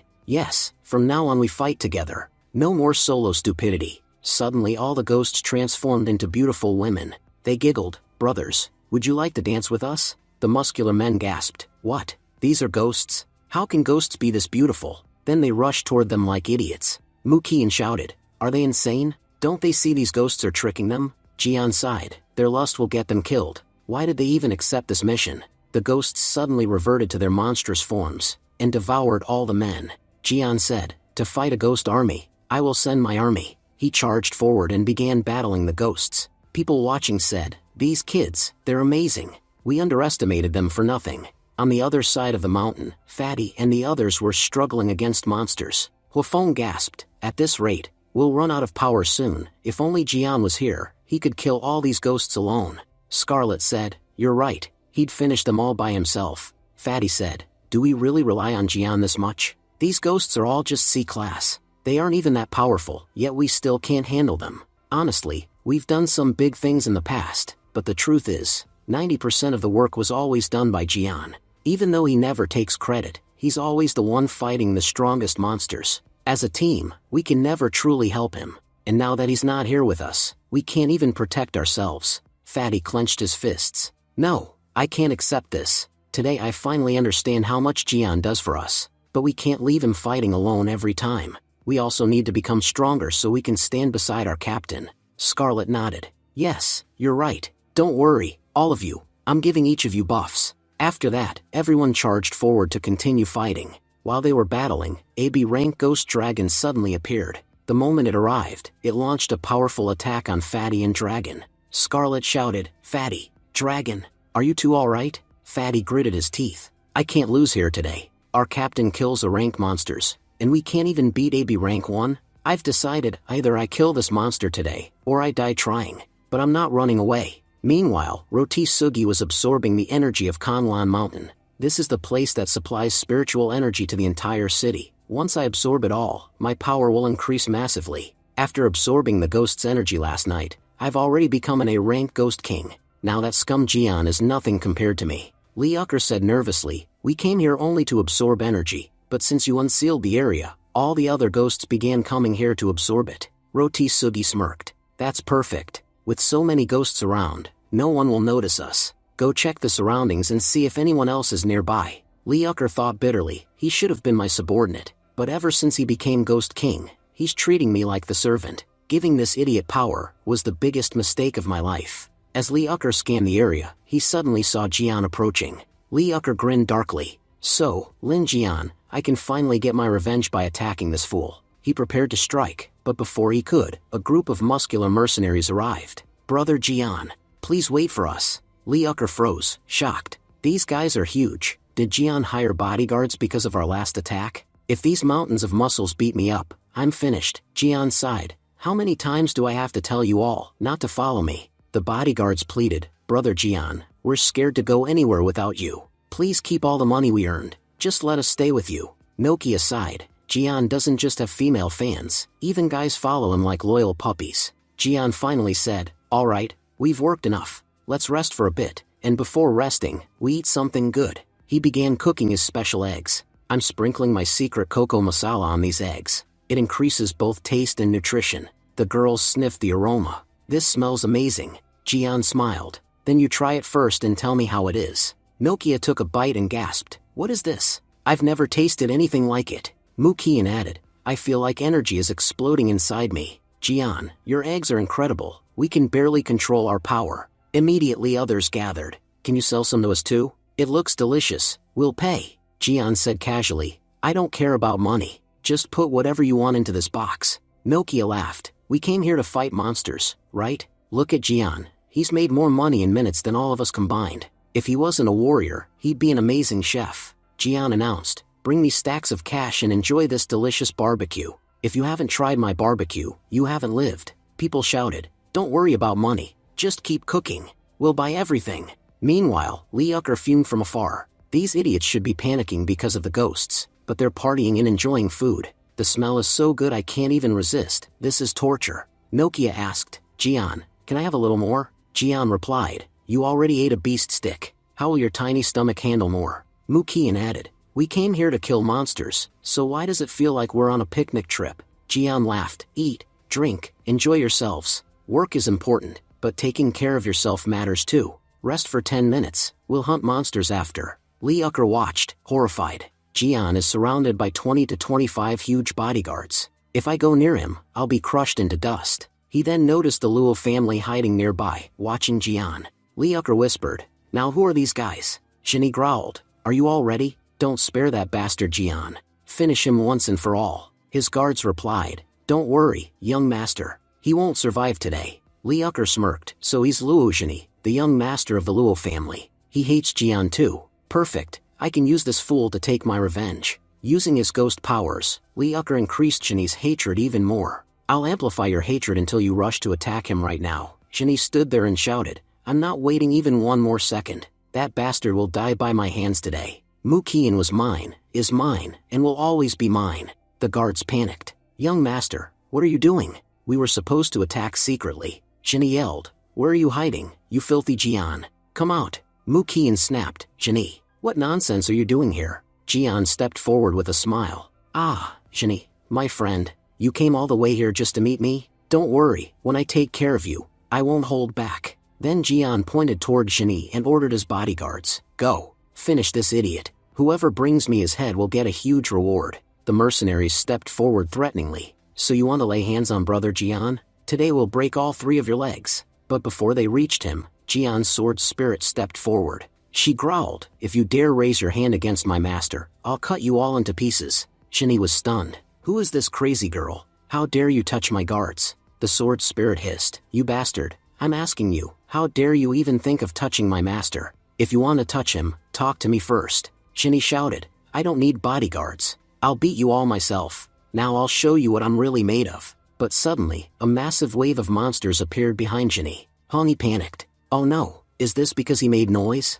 I think he attracted them. Jian smirked. Well, since they came because of you, you're responsible for them. He grabbed Shinny and threw him straight toward the monsters. From now on, you will defend against all their attacks. Meanwhile, Mukian and Nokia prepared to attack as well. Jian laughed. Wow, you're actually a great shield. Not a single attack hit me. Shinny screamed. Lin Jian, this is not right. I will never forget this. Jian replied. I don't want you to forget. I want you to remember this day forever, so that before you hover anywhere near Mukian again, you think 100 times. Then Jian added mischievously, and since you want a girlfriend so badly, I'll give you one. In fact, I'll give you lots of them. He forced a bottle of green Coke into Shinny's mouth. Jian thought, I used my additional power on this Coke. Now Shinny will become extremely attractive, not to girls, but to ghost monsters. Shinny choked. What did you force into my mouth, you bastard? Suddenly, a female ghost slid up to him. Brother, How do I look? Jian pointed.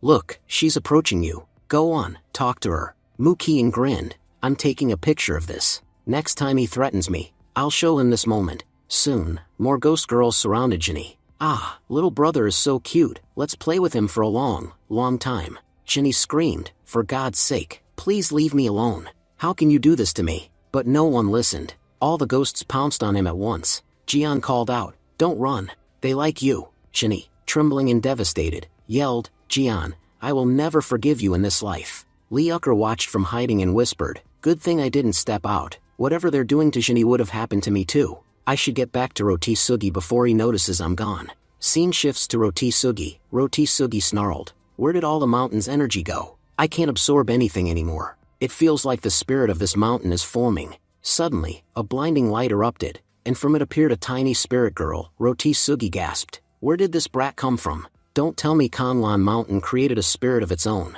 Little sister, you're adorable. Want some chocolate? Come with me, and I'll give you chocolate every day. The spirit frowned. Did you just call me little sister? You're not my brother's age, you're my uncle's age. And honestly, even my uncle doesn't look as ugly as you. Roti-Sugi roared, who are you calling ugly? I'm extremely handsome. The spirit replied calmly, you may think that, but you're not handsome. I can sense the energy of a good person nearby. I'm going to him. Roti-Sugi panicked. No, I can't let her escape. She's incredibly powerful. If I absorb her, I'll reach high level a rank for sure. Scene shift to Fatty and Dragon Gun fight. Cutie shouted, our energy is nearly gone. Scarlet warned, if we don't finish this fight in 15 minutes, we'll collapse. Fatty yelled to Dragon, we need to use our trump card. There's no other option. Fatty and Dragon fused together. Cutie stared in shock. A fusion skill? Fatty actually had a trump card. The cannon dragon roared, I don't care how strong you get. Your flames can't harm my metal body. Fatty smirked, history is proof. Red dragons have always been stronger than metal beasts.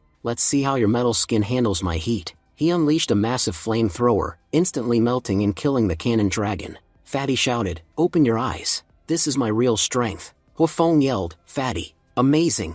This is why you're our vice captain. Scarlet thought, Fatty was always talented. He just never cared about becoming stronger. But after seeing Jian, someone even more talented, trying so hard every day, Fatty finally pushed himself. Even if Jian isn't physically here, his presence pushes all of us forward. Meanwhile, the little spirit flew straight toward Jian. Jian said, ghosts, hurry up and come die at my hands. Don't worry, your spirit cores will sell for great prices. Nokia sighed, to Jian, these aren't ghosts, they're just money. Hongi warned, Jian, be careful, something very strong is rushing toward you. Suddenly, the spirit girl crashed right into him. Jian blinked. A kid just fell from the sky. Who are you? And why are you staring at me like that? The girl said sweetly, my name is Green Rose. And of course I'm staring at you. I've been searching for you everywhere, Dad. Everyone froze. Hongi screamed, Dad? Jian, tell me the truth. Where have you been messing around? Who is this child's mother? Jian panicked.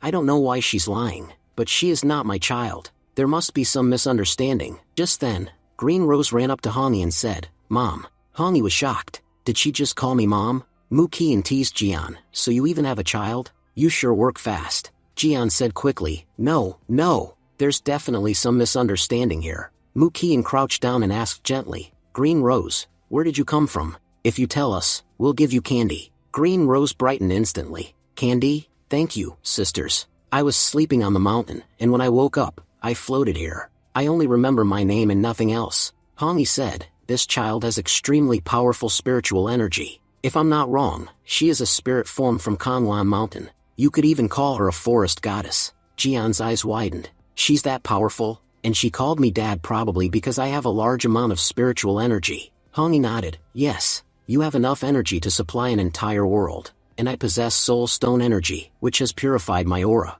That's probably why she sees us as her parents. Suddenly, a portal opened in the sky. Green Rose said, Mom, Dad, we should go. A monster from that portal will appear soon. Just then, Roti-Sugi arrived and said, let's see who I'm fighting this time. Wait, no way, it's that bastard Jian.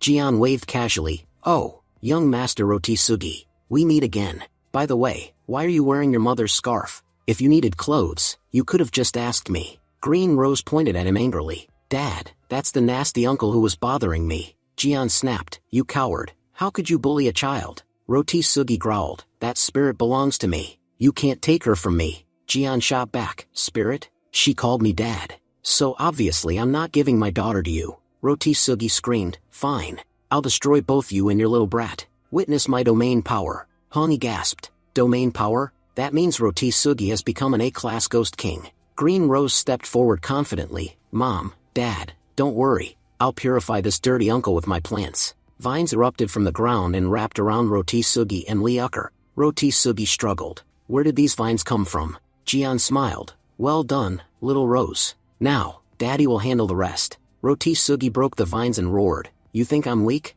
These vines can't trap me. He charged forward, but Jian suddenly appeared behind him. Roti Sugi panicked. How is he this fast? Has he reached a rank 2? Jian smashed both Roti Sugi and Liucker downward with a massive strike. Below, Green Rose had prepared thorny vines, and both enemies landed straight onto them. Jian said proudly, you truly deserve to be my daughter. The girls watching whispered, they really are alike. Roti Sugi groaned, I was careless, that's the only reason you could do this. Jian smirked, oh please, just say where I hit you. If it hurts that much, show me. Roti Sugi snapped, shut up, Jian. You're going too far. Meanwhile Liucker thought, he hit me in a place I can't show anyone. I gave Soul Jade to the wrong person. Roti Sugi might have a strong body, but his brain is tiny. Stumbling away, Roti Sugi muttered, this time I lost, but next time, I'll definitely revive and take my revenge. Jian shouted, wait, take my farewell gift. He threw a stick so accurately that it hit Roti Sugi exactly where he was weakest.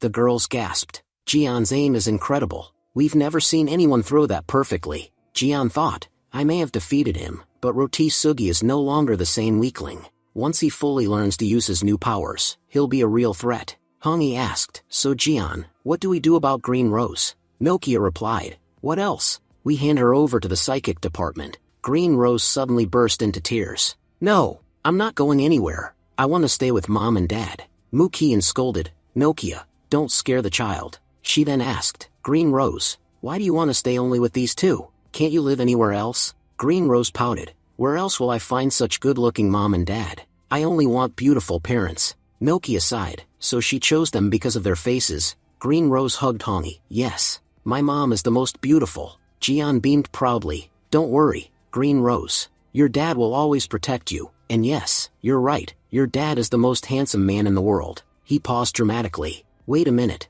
my family keeps getting bigger. Linji, Weasel, Suri, Sword Spirit, Fox, and now Green Rose. My house is turning into a kindergarten. Later, the news reported, because of Jian, the Kanlan Mountain crisis is finally resolved. As long as hero Jian remains in the city, no disaster can threaten it. Young Master Luo was attacked by monsters, and suffered severe mental damage. He will be hospitalized for several days. Avengers Vice Captain Fatty displayed his strength, proving the team is powerful even without their captain. But the most shocking headline was, City's greatest hero Jian spotted secretly carrying a child. Could this be Jian's hidden daughter? A week later, the scene shifts. Jian said, all the problems around the city have been resolved. That's why we finally got a full day off. Today we're going to relax and enjoy ourselves. Qin Fan stretched and said, yeah, I'm going to lie down and sleep while enjoying the cool breeze. Fatty looked around and grinned, there are so many pretty girls here. Let's see which ones are interested in me. Qin Fan asked Jian, hey, are you coming surfing?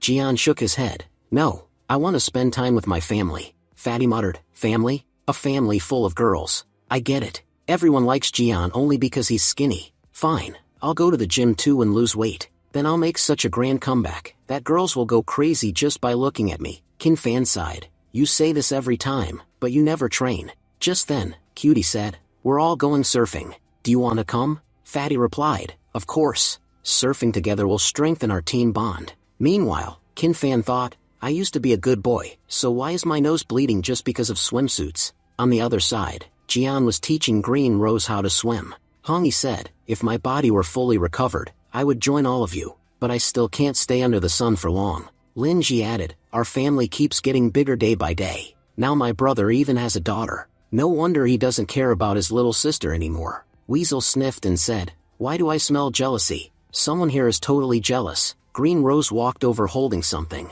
Sister Linji, I brought a mirror for you. I hope you like it. Linji brightened. You brought a gift for me? You're such a cute little sister. I don't mind being your sister at all. Weasel whispered, 2 minutes ago she was jealous, and now she's melted in 2 minutes. Suri corrected Green Rose, you're wrong, Green Rose. Linji isn't your sister, she's your aunt. Call her Aunt Linji. Linji immediately smacked both of them. She called me sister. Why is that a problem for you too? Jian laughed. Come on, let me take a picture of all of you. He clicked multiple family photos. Later that night, Jian said, it was really fun spending the day together. Now, one by one, write your wishes on this paper. We'll throw it into the sea, and maybe the sea god will hear them. Linji said, brother, do I look like a child to you? Only kids believe in such things. Fine, I'll write mine anyway. Weasel snatched the pen. If you don't believe, give it to me. I'll write mine. Both of them ended up fighting over the pen. Looking at the wishes, Jian said, everyone's wishes are amazing.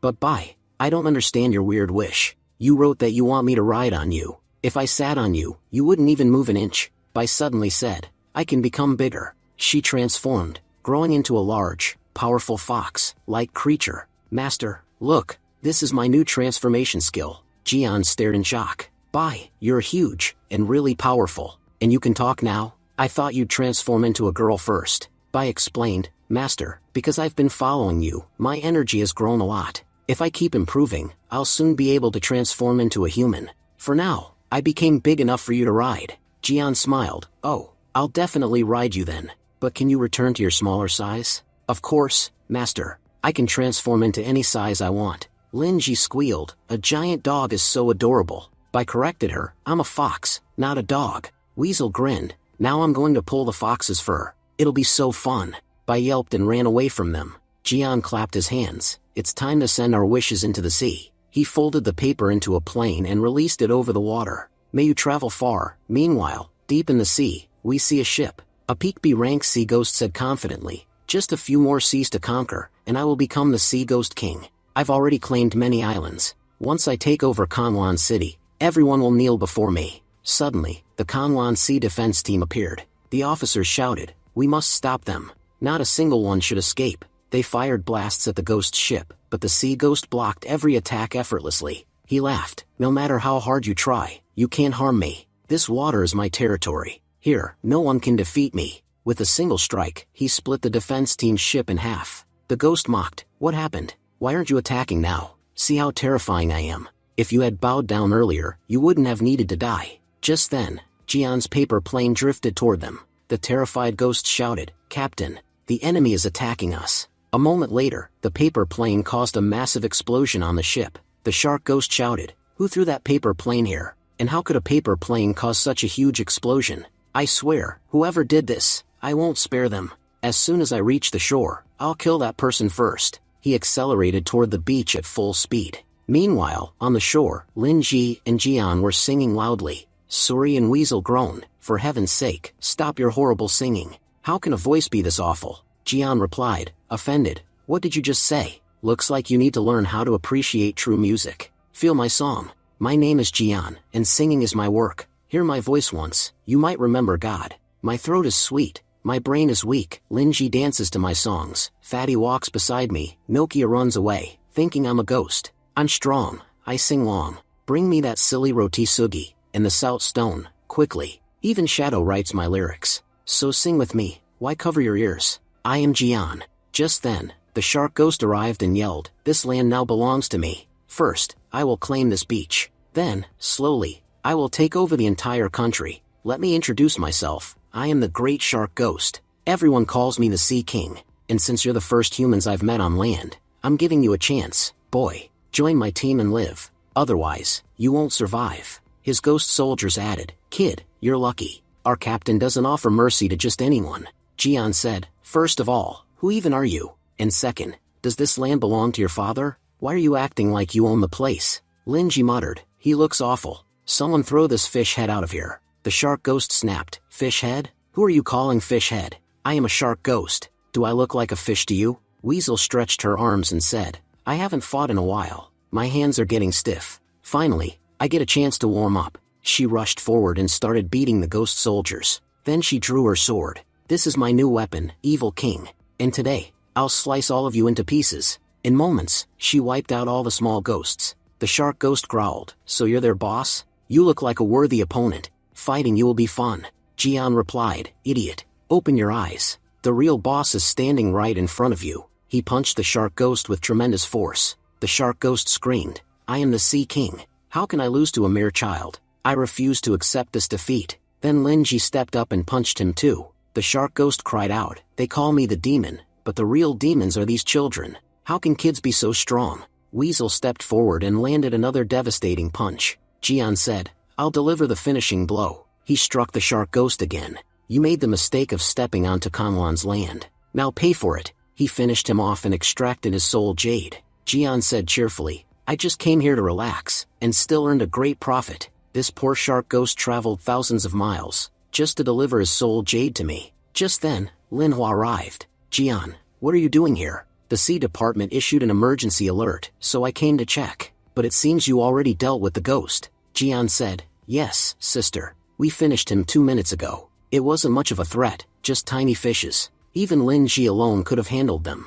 Linhua nodded. Lin Ji, you're doing really well. Your strength has increased a lot since I last saw you, but your size hasn't changed at all. You're still tiny. Lin Ji puffed up angrily. Sister, what do you mean by that? Are you saying my height is too short? Linhua laughed. No, you're still a little girl. In 2 or 3 years you'll grow taller. You'll be as tall as me. Then Linhua noticed Hongyi. You must be Hongyi, the spirit who lives inside Jian's body. Lin Ji told me about you. She didn't lie. You're even more beautiful than she described. And look at you too, you already have a child? Jian quickly waved his hands. No, sister. You're misunderstanding. This little girl is adopted. Linhua shrugged. That's fine. I'm only 2 years older than you anyway. I understand how the young generation is nowadays. Then she turned serious. Enough jokes. Remember, do not slack off. Train seriously. We never know how powerful the next ghost we encounter will be. And Jian, I'm giving you a mission. You must investigate the shadow ghost. Jian's expression changed. The shadow ghost? He's one of the 8 ghost kings. Linhua nodded. Yes. His full name is the Sand Shadow Ghost. He is expanding across the western desert. Wherever he goes, drought follows, and entire regions become barren. He has already destroyed 4 cities. We sent several powerful A-class awakeners, but they were unable to stop him. The damage he's causing is enormous. We must do whatever we can to stop him. Jian thought, if a class elites can't defeat him, then this Sand Shadow Ghost is extremely dangerous. I can't underestimate him. Jian asked, Sister, your aura feels much stronger than before. Did you level up? Linhua replied proudly, Yes. I've reached peak A class. Jian nodded, so that's why your aura feels so intense. Jian thought to himself, in terms of strength, Sister has gone far ahead of me. I assumed that now that I've reached a class, I'd caught up to her, but no, I'm still nowhere near her level. Linhua said, Don't worry. If not today, then someday, you will reach the next level, and I believe that you're the one who will surpass even me. Alright Jian, I'm leaving now, and I hope that by the next time I meet Hongyi, she will have regained her physical body. Jian thought, Sister Linhua always lives alone. She doesn't care about her personal life at all. Her solitude is what defines her now. She is one of humanity's strongest fighters, which means the entire future of humanity rests on her shoulders. Sister, don't worry. I'll become powerful soon, powerful enough to stand beside you, and help lighten your burden. For the next few days, everything went smoothly. Lin Ji went to school regularly, and Suri took care of the house. Meanwhile, Qin Fan and Nokia went elsewhere to train hard. Cutie, Huafan, and Scarlet trained under Tang Lin's supervision. As for Fatty, no one knew where he was. Most likely he had gone home to work on losing weight. On the other side, Jian and Coco set out to investigate the shadow ghost together. The scene shifted to the western desert. Coco said, I never expected the Sand Department to assign the 2 of us as partners for this mission. Jian replied, It was obvious. Your water ability is amazing. In this dangerous desert, having a multi-element user like you is extremely important. Coco thought, finally, I'll get a chance to get closer to Jian.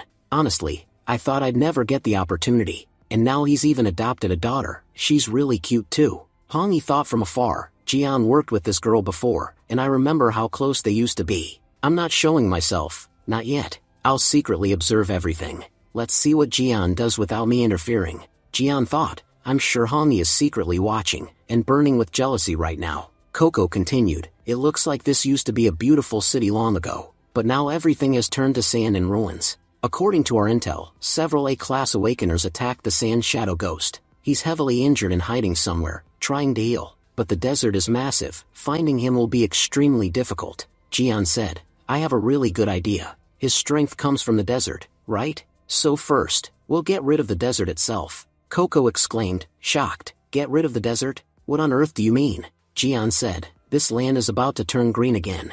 And when it does, the sand shadow ghost will definitely panic. Alright, Green Rose, show us your magic. Saying that, Jian scattered seeds everywhere. Coco asked, Jian, how will planting seeds help? This land is completely dry. Nothing will grow here. Green Rose activated her power and said, come on, my plants, grow quickly. With her spiritual energy, the plants began to sprout and enlarge. Coco smiled, so this was your plan. Now it's my turn. She ignited her water ability, and within moments, the dry wasteland transformed into a lush green field. Jian said proudly, we did amazing. In just 2 minutes, we completely transformed this place. While they were talking, Jian noticed several vehicles heading toward them. Jian said, what are cars doing here in the middle of the desert? Coco replied, look at the symbol on those cars. They're the Desert Star Thieves. They must have seen this green land and driven here. Jian said, we came here to hunt a ghost, but it looks like we'll have to deal with trash first. The Star Thieves shouted, if you're wandering in this desert, you must already know who we are.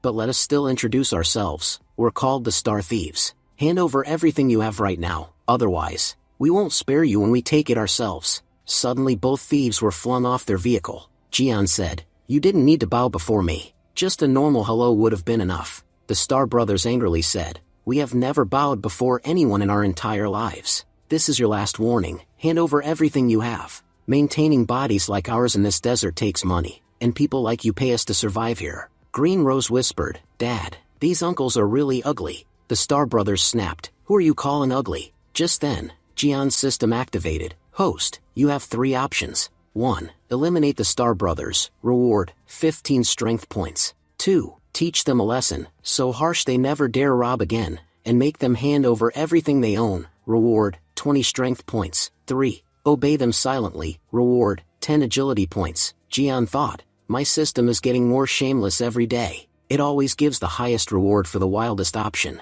Now I have no choice but to unleash my inner devil. Jian said, you two have such muscular bodies, that means you must have a lot of money. The Star Brothers replied proudly, of course, we're the Star Brothers. We are the richest people in this whole desert. Jian smirked, good, then hand it over. The knife on your neck isn't for decoration. Let me tell you, I'm also a professional thief. This entire lush forest is my territory, and you don't walk out of my territory so easily. The Star Brothers agreed, yes, you're right. In our desert territory, no one gets money from us. So if we're in your territory now, we must pay you. But their men yelled, boss, are you crazy? We're thieves too. This desert is our territory. How can he rob us here? The Star Brothers realized the mistake and shouted, that brat tried to fool us. Let's show him what we can do. Before they could attack, Bai stepped forward and said, Master, leave these weaklings to me. You don't need to waste your time. Terrified, the Star Brothers said, where did this giant fox come from? Bai body slammed them into the ground.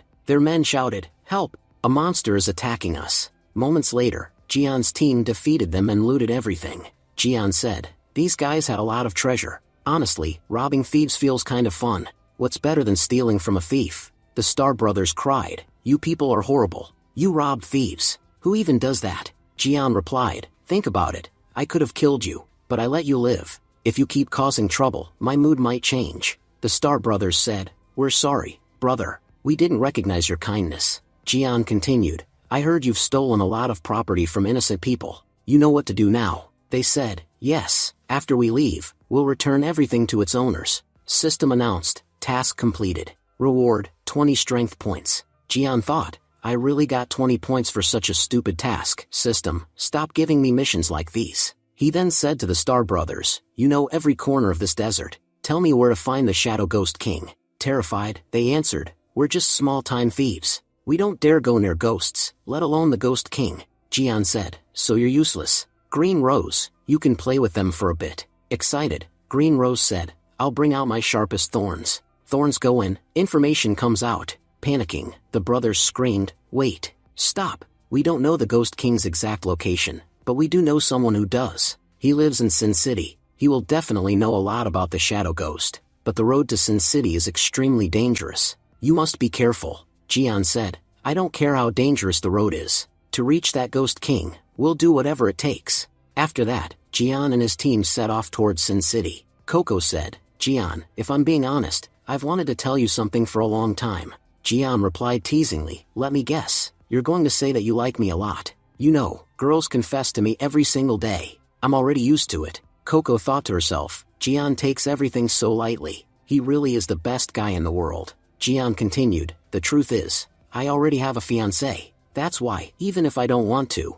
I end up breaking the hearts of beautiful girls. Then he called out, Hongi, come out and meet my friend Coco. Hongi stepped forward and said, I'm Jian's fiancé and the guardian spirit. My name is Hongi. Coco said in shock, you're incredibly beautiful. I thought Mukian was the most beautiful girl in our city, but you're even more stunning than her. Green Rose said happily, Mom is finally back. Coco thought, this family is truly amazing. I used to wonder what kind of woman Jian's fiancé would be. After seeing Hongi, I can say she's exactly the kind of woman Jian deserves. Hongi smiled and said, Coco, you're a very kind and lovely girl. Thank you so much for supporting Jian on such a difficult journey. Coco replied, I only did what I should have done. While they were talking, a sudden sandstorm appeared. Jian said, where did this sandstorm come from all of a sudden? Hongi replied seriously, this isn't a sandstorm. We're under attack by ghosts. Ghosts appeared in front of them and said, humans have entered our territory. Looks like it's finally time for a feast. Hongi said in shock, they're ghost soldiers. Jian, we need to get out of here. Jian asked, ghost soldiers? What are those? Suddenly, the ghost soldiers activated a formation, causing the ground beneath them to collapse. As they fell, Jian shouted, how did the ground disappear beneath our feet? Hongi explained, because this place is a trap. Coco said with relief, at least we weren't injured. Jian complained, look down there. Because of your weight, I got hurt. Hongi laughed and said, Jian, this is the place where the army stores its treasure. Jian's eyes lit up. Treasure? Then we're rich. But Hongi quickly noticed something wrong. There's something strange here. Why would the ghost soldiers lead us to their treasure? Jian, don't open those treasure boxes. They're actually ghost traps. Jian panicked and said, you should have told me that earlier. This is the first time I've ever seen box ghosts. At that moment, the ghost soldiers appeared again and said, you've fallen into our trap. There's no way out for you now. Jian replied confidently, who escapes and who doesn't, only time will tell. Saying that, he threw the box ghosts toward the other ghost soldiers. Now's our chance. Let's get out of here. Bai shouted, Sister Coco, you're running too slowly. We need to hurry. She picked Coco up and ran. Hongi warned, those box ghosts are extremely dangerous. Look, they're consuming the other ghost soldiers. Jian corrected her, they're not eating them. They're merging together. These ghosts are now far more dangerous than before. Hongi thought to herself, why does this place feel so familiar? It's as if I know everything about it. Am I remembering my past life? Suddenly, Hongi shouted, Jian, hurry up and grab onto that light. Pulling that wire will activate another trap. Jian jumped and pulled the wire. All the ghost soldiers immediately fell down. Jian asked, how did you know pulling the wire would activate the trap? Hongi replied, it's a long story. I'll explain later. For now, just do exactly what I tell you. Press that mark on the wall. As soon as Jian pressed it, countless missiles shot out, destroying many ghosts. Hongi added, there's another button on the ground. Press that too. Following her instructions, Jian easily wiped out the remaining monsters. Jian said in disbelief, there were over 1,000 ghost soldiers here. Thanks to these traps, we defeated them so easily. Otherwise, it would have taken us all day. Suddenly, the entire cave began shaking. Hongi said urgently, we've activated all the traps. The cave's self-destruction mode has started. Jian panicked, I can't fly, and I don't see any way out. How are we supposed to escape? Green Rose stepped forward and said, Dad, I've got this. Using a giant vine, she pulled everyone out safely. Jian said proudly, Green Rose, you're amazing. You saved all our lives. Later, they set up a camp nearby. Coco said,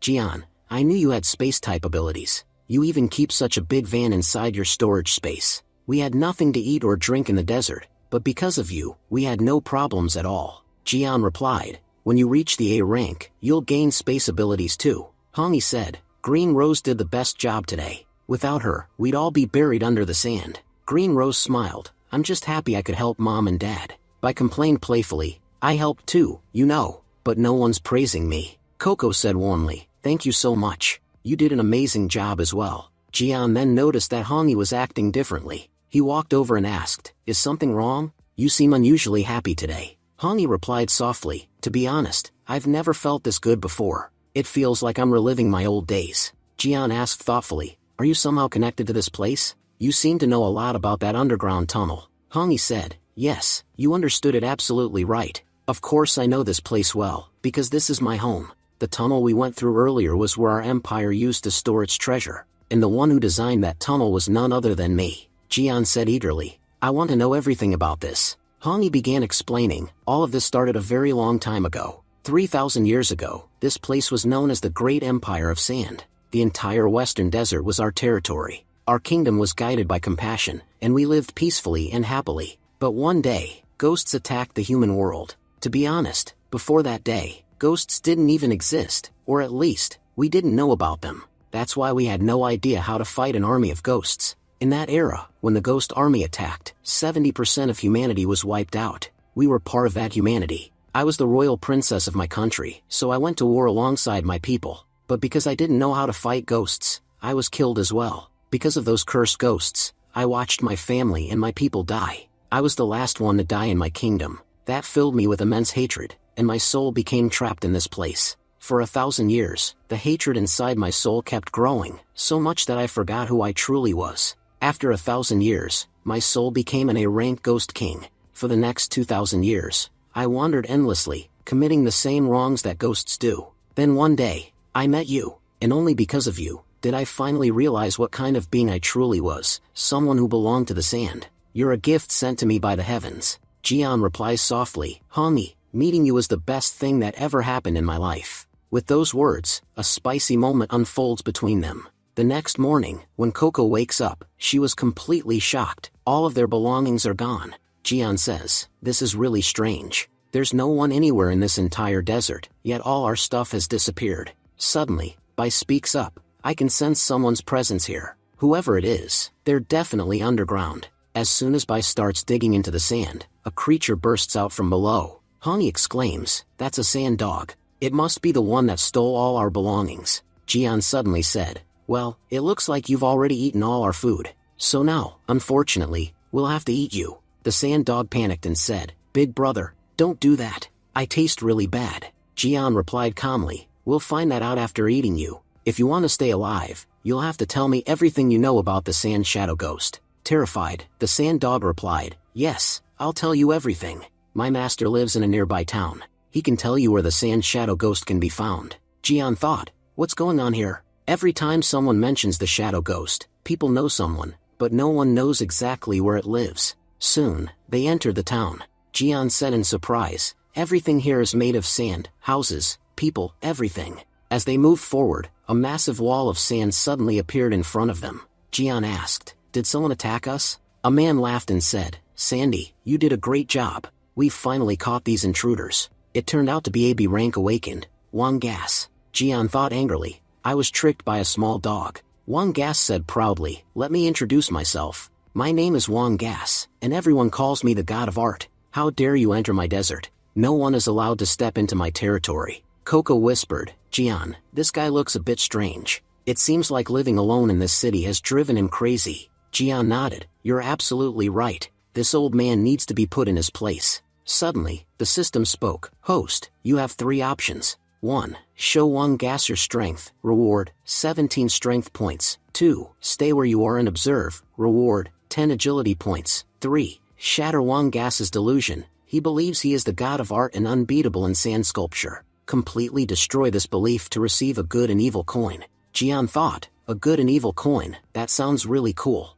I already have plenty of strength and agility. I want the coin. Jian said mockingly, Wang Gas, how dare you call yourself the god of art? If even a donkey like you can be a god of art, then I must be the god of the universe. I can defeat you in your own sand art. Wang Gas snapped, stop talking nonsense. That's impossible. Jian smirked, if you've got the guts, compete with me. But you don't have the courage, because you know I'll crush you in sand art. Wang Gas growled, I may lose in anything else, but I will never lose in sand art. Hongi thought quietly, Jian has come up with another brilliant plan. Coco asked, if there's going to be a competition, who will be the referee? Wang Gas replied, I know some people. I'll bring them. This competition will have 3 rounds. Each round will have a different theme.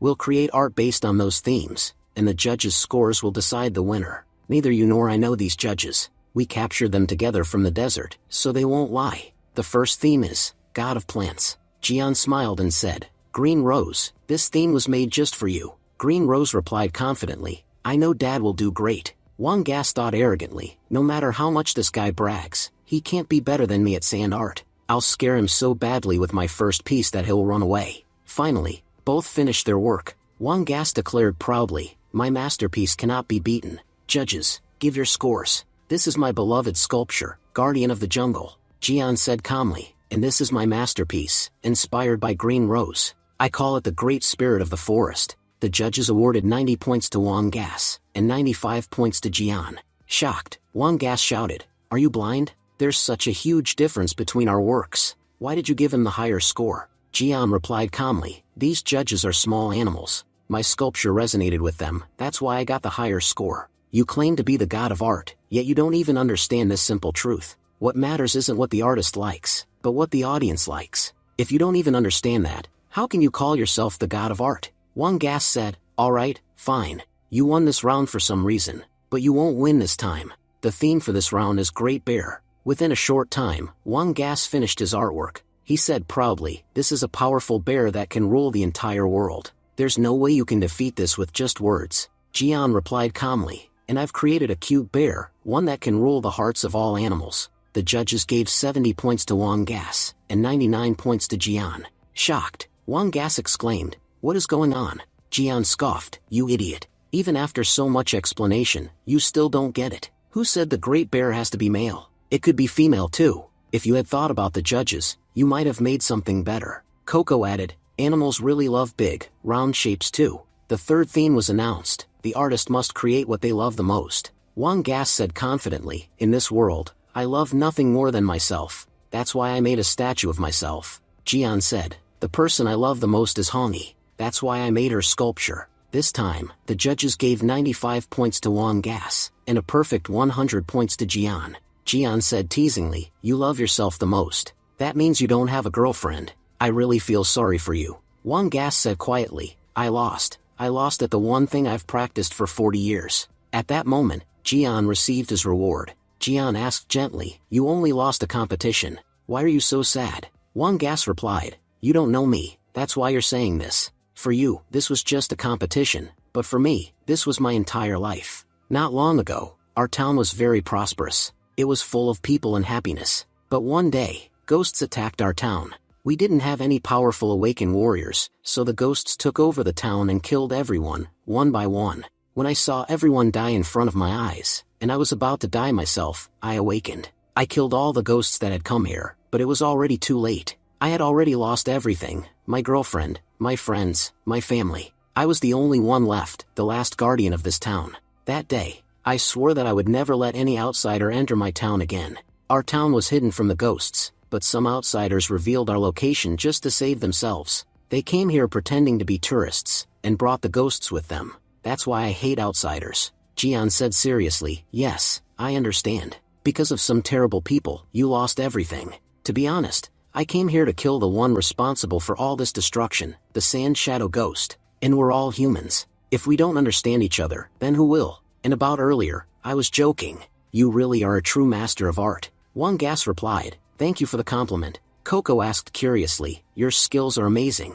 Have you ever made a statue of your girlfriend? Wang Gas hesitated, then said, I had decided never to show this to anyone, but since you're good people, I'll show you. Look, this is my smiling girlfriend. Jian quickly said, alright, that's enough. Put it away and never show this to anyone again. Jian and his team prepared to leave. Wang Gas said, I don't know anything about the Sand Shadow Ghost, but since you're heading to Sin City, you'll definitely find information there. I also made a sand boat for you. It can travel across the desert for an entire day. Sin City is very far from here. Walking would take too long. Take my boat instead. Using the boat, Jian reached Sin City in a short time. Jian said, Wang Gas told us that humans and ghosts live together in Sin City, but the people here seem strange. He noticed a beggar asking, in the name of God, please give something. Suddenly, someone grabbed the beggar's bowl and ran away. The beggar chased him, shouting, give my money back. Do I look blind to you? I can see perfectly. Jian muttered, these people are really strange.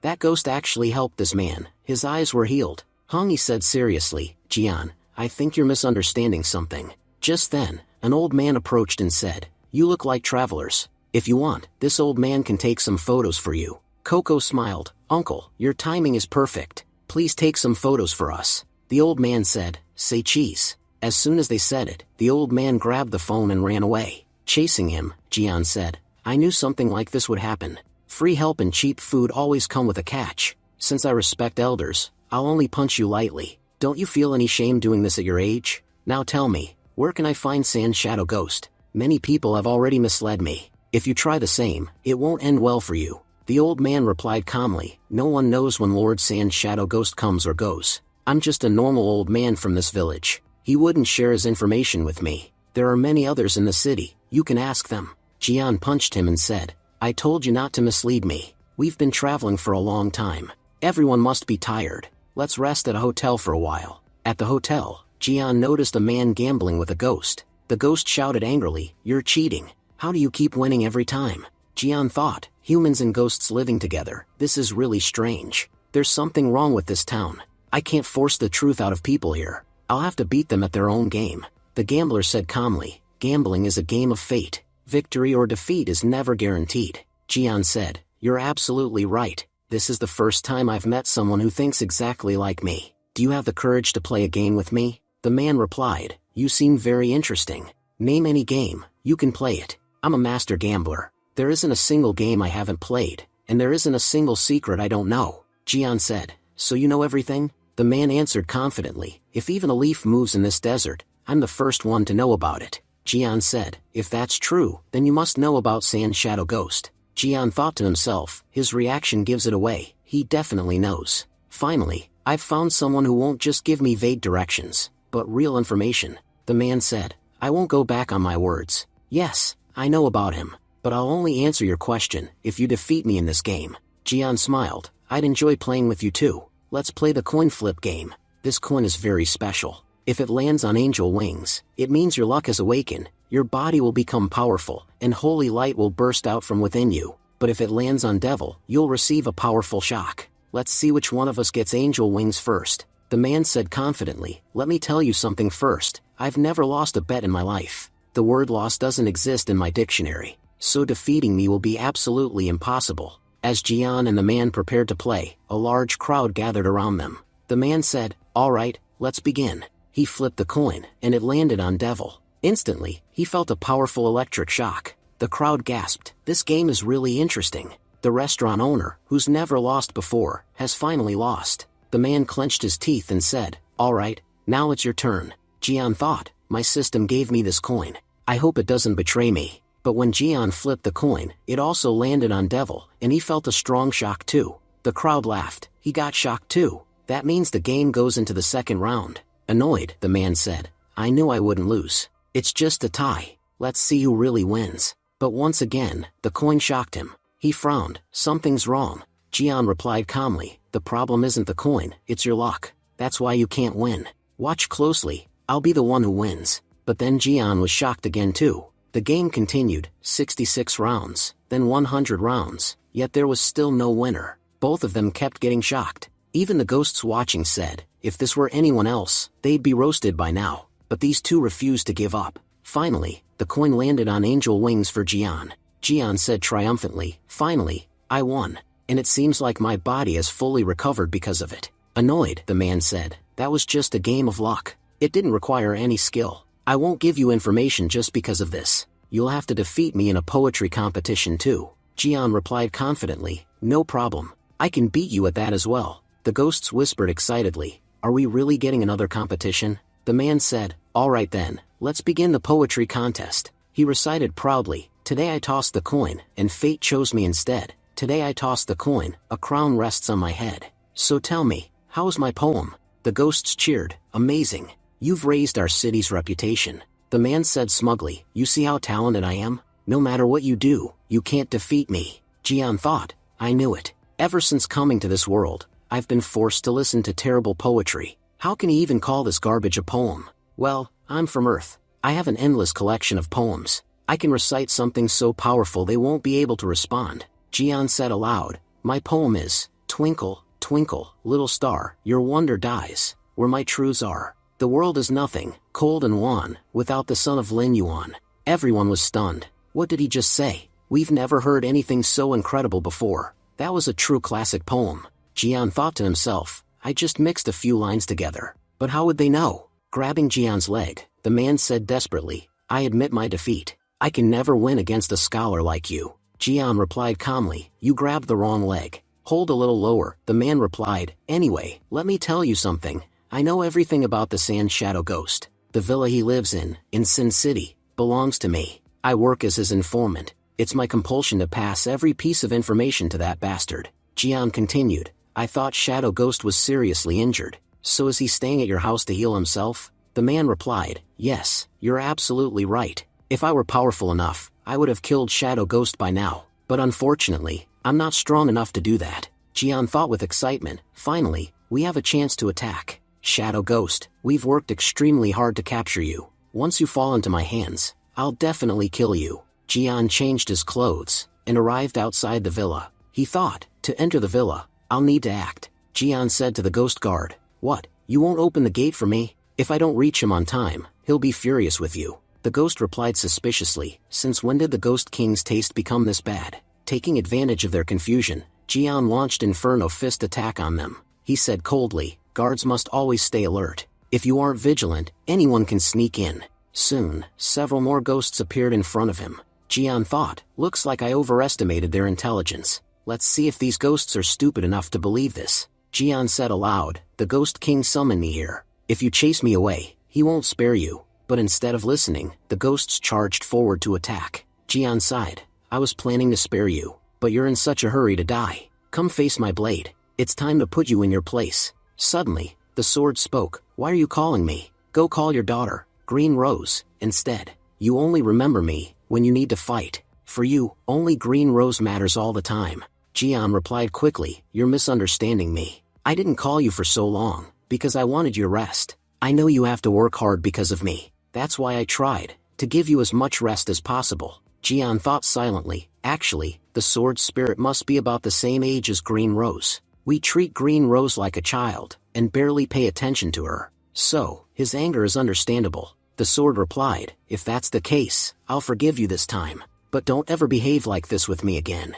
With that, she charged forward and began slaughtering the ghosts. Jian said, I can't stay behind. He transformed and joined the fight. This armor of mine is truly amazing, fighting in it feels incredible. Just then, another ghost arrived. She said, it looks like a dangerous battle is happening here. My soldiers are working hard. As their commander, I must do my part too. This was the snake ghost, at the peak of B rank. The sword warned, Jian, be careful. She's extremely dangerous. The snake ghost smiled seductively, it's been a long time since I've seen such a handsome man. If you agree to become my slave, I won't attack you. Jian replied mockingly, even after becoming a ghost, your shamelessness hasn't decreased. The snake ghost moved closer. You're very powerful, I'd enjoy devouring you. She was about to attack, when the sword intervened, shouting, stay away from my master. The snake ghost laughed, little sister, why do you look so angry? If you attack me, I won't spare you either. She cast a spell, trapping both Jian and the sword in an illusion.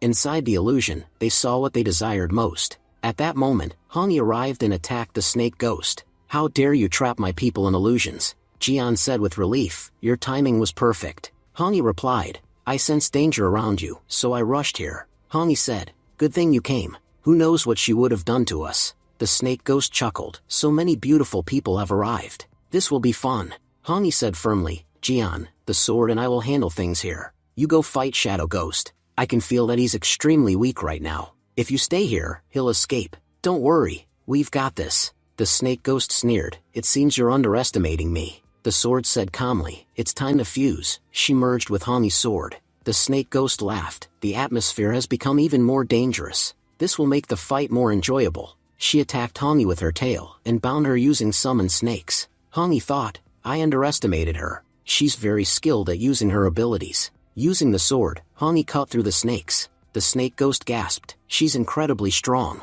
She cut through my snakes so easily. The battle reignited fiercely. Within moments, Hongi defeated the snake ghost. Hongi said coldly, if you move, I'll kill you. The snake ghost replied calmly, dying by your hands would be an honor. Hongi thought, this snake ghost is strange, but I should interrogate her. I might obtain information about the empire. Hongi absorbed the snake ghost's power. The snake ghost shrank into a tiny snake. Hongi said, I've sealed all the energy in your body. Answer every question honestly. If you do, you'll live. If you don't, you'll die. The tiny snake ghost thought in fear, this sister is unbelievably powerful. I've never seen a ghost this strong before. If I can somehow win her favor, my life will improve greatly. Meanwhile, Jian continued slaughtering ghost soldiers, and advanced deeper into the area. Jian thought to himself, these soldiers are extremely weak. It doesn't take any effort at all to kill them. At the same time, a terrifying energy is leaking out from behind that door. There's no doubt about it, the bastard Sand Shadow Ghost must be behind it.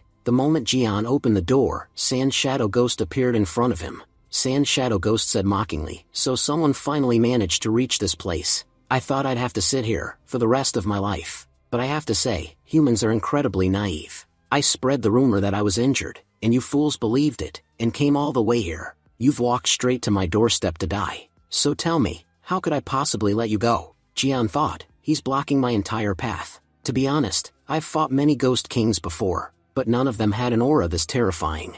It seems he's the strongest one I've faced so far. Shadow Ghost continued, the moment you stepped into the desert, I sensed your presence. I've been waiting patiently for you to arrive. There's an extremely powerful soul energy inside your body. It's an energy I'm very familiar with. That's why I've been waiting for you all this time. Jian thought, what energy inside my body is he talking about? That means he's clearly referring to Hongi. But why would this ghost be interested in her? Is he planning to target her? Shadow Ghost said coldly, pull out the spirit behind you, now. If you don't, I won't hesitate even for a second before killing you. He immediately launched an attack, but Jian transformed and narrowly avoided it. Jian said firmly, let's see how powerful you really are. Defeat me first, then we'll talk about what's behind me. He unleashed a devastating attack on the Ghost King, but it didn't affect him at all. Shadow Ghost sneered, such pathetic attacks won't work on me. Try something stronger if you want to make an impact. Jian stepped forward and said, you're extremely arrogant, and I enjoy breaking arrogant people. Shadow Ghost replied coldly, this world doesn't run on your hobbies. It runs on absolute power. And here, absolute power belongs to me. He grabbed Jian's staff, snapped it in half, and punched Jian away. Shadow Ghost said, I'll ask one last time, who is that spirit behind you? Bring her out, or I'll kill you. Jian replied without hesitation, stop your nonsense. If you want to kill me, then do it, but I'll never tell you anything about her. At that moment, Hongi rushed in, and attacked Shadow Ghost, but he easily blocked her strike. Shadow Ghost said calmly, I knew I recognized you. Hongi shouted angrily, how dare you lay a hand on Jian?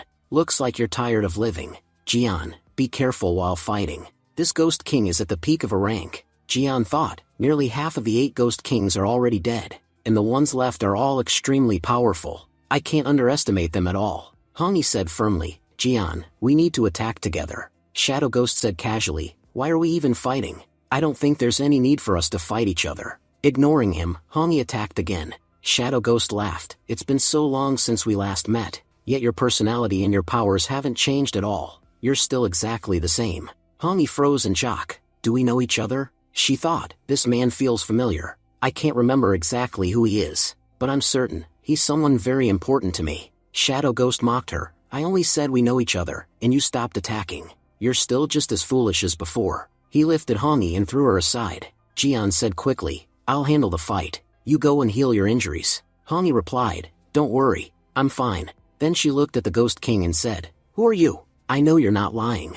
I know you know me. Tell me your real identity. The Ghost King replied, it's only been 3,000 years. And in that time, you forgot your own brother? He removed his mask. How long has it been, sister, since we last met? Hongi gasped, Brother Kaiser? I can't believe you're still alive. Jian thought in shock, Kaiser, when Hongi talked about her past, she mentioned her brother's name. That means the man standing in front of me is her brother. Hongi cried, so you didn't die? Then why didn't you come looking for me? And why did you join the underworld? Because of these underworld bastards, our empire was destroyed. Our family was wiped out. How could you join them? Kaiser replied calmly, you and father were already dead. There was no trace of your souls. There was no one left for me to protect. That's why I joined the underworld. I've been slowly growing stronger, without making any reckless moves. There's only one thing in my mind, to destroy the underworld. Everything I've prepared until now was for that purpose. Hongi said emotionally, that's wonderful. Brother, even after 3,000 years, you haven't changed.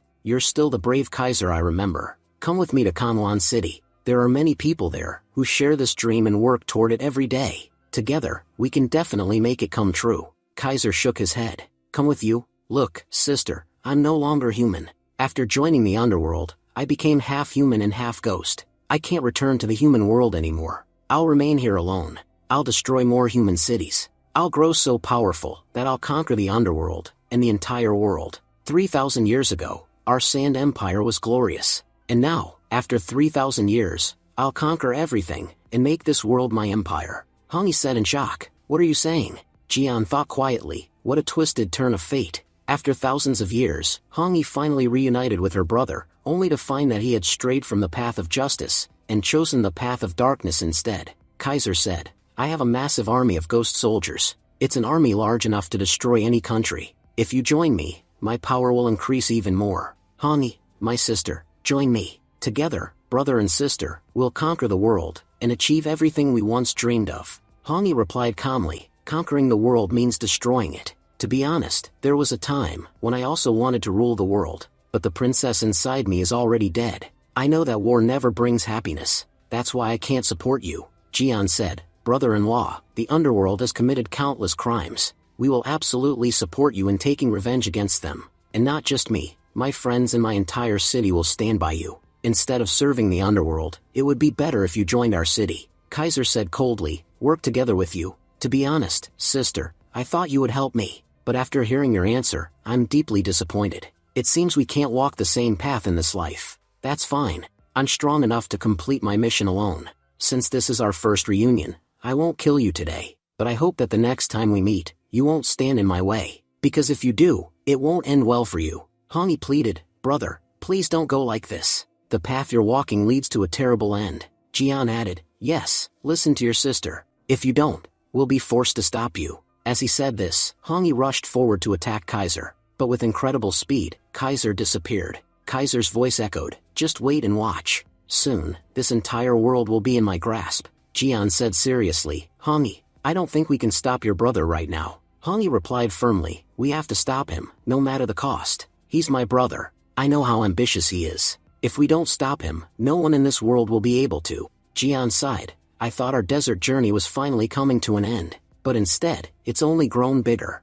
As they continued, they chased Kaiser deeper into the desert. Hongi said, last time, it took us a long time to find Kaiser. Now we don't even have any clues. How are we supposed to find him? Jian replied, if you worry too much about the destination, the journey itself becomes unbearable. Trust fate and keep moving forward. Somewhere along the way, destiny will guide you. Suddenly, Green Rose spotted something in the desert. Mom, I saw a shark. Hongi said in disbelief. Green Rose, how could there be a shark in the desert? Coco added, yeah, that must be an illusion. Sharks live in water, not sand. Jian joked, if there's a shark in the desert, then I must be Superman. But suddenly, the shark actually attacked them. Jian shouted in shock, there really is a shark in the desert? At that moment, Bai saved Jian, but the shark swallowed Hongi, Green Rose, and Coco. Jian panicked, what do we do? It swallowed everyone. Sword Spirit, get ready, we have to kill it. They launched a fierce attack, but the shark easily knocked them back.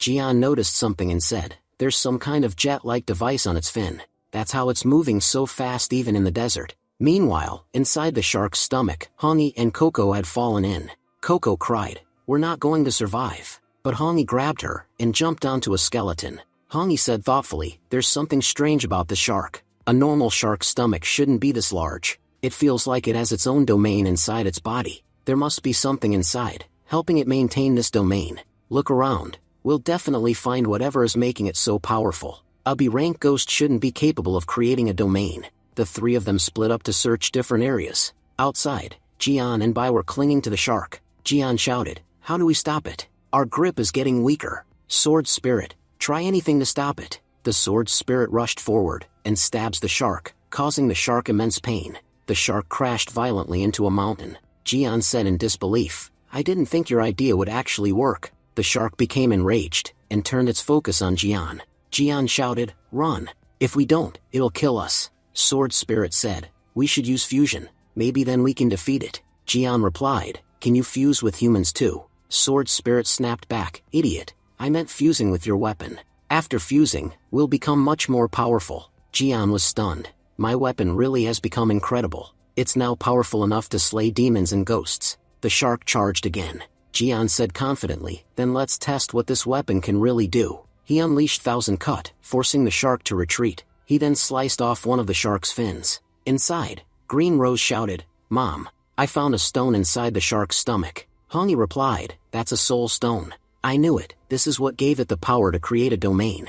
If we remove it, we'll definitely survive." As they pulled out the soul stone, the shark began losing control. Outside, Jian noticed, "What's happening to it? It looks like the girls are attacking it from the inside." Seizing the moment, Jian charged forward and split the shark in half. As they emerged, Hongi held up the stone and said, "Look what I found inside the shark." Jian said, "A soul stone. Coming here has really benefited us a lot." As they continued walking, they arrived near a nearby village. Here, it looks like the scepter of a great ruler, which the villagers have preserved for a long time. Hongi said softly, "That's my scepter. When I was the princess of the empire, I used to carry it with me. I knew it would still be here, but after 3,000 years, it has changed so much." At that moment, villagers approached and shouted, "Who are you people? And how dare you touch our princess's scepter?" Jian was shocked and thought, "Why are all the people in this village so old? Something is definitely wrong here." The villagers stared at Hongi and said in amazement, "That red-haired girl looks exactly like our princess.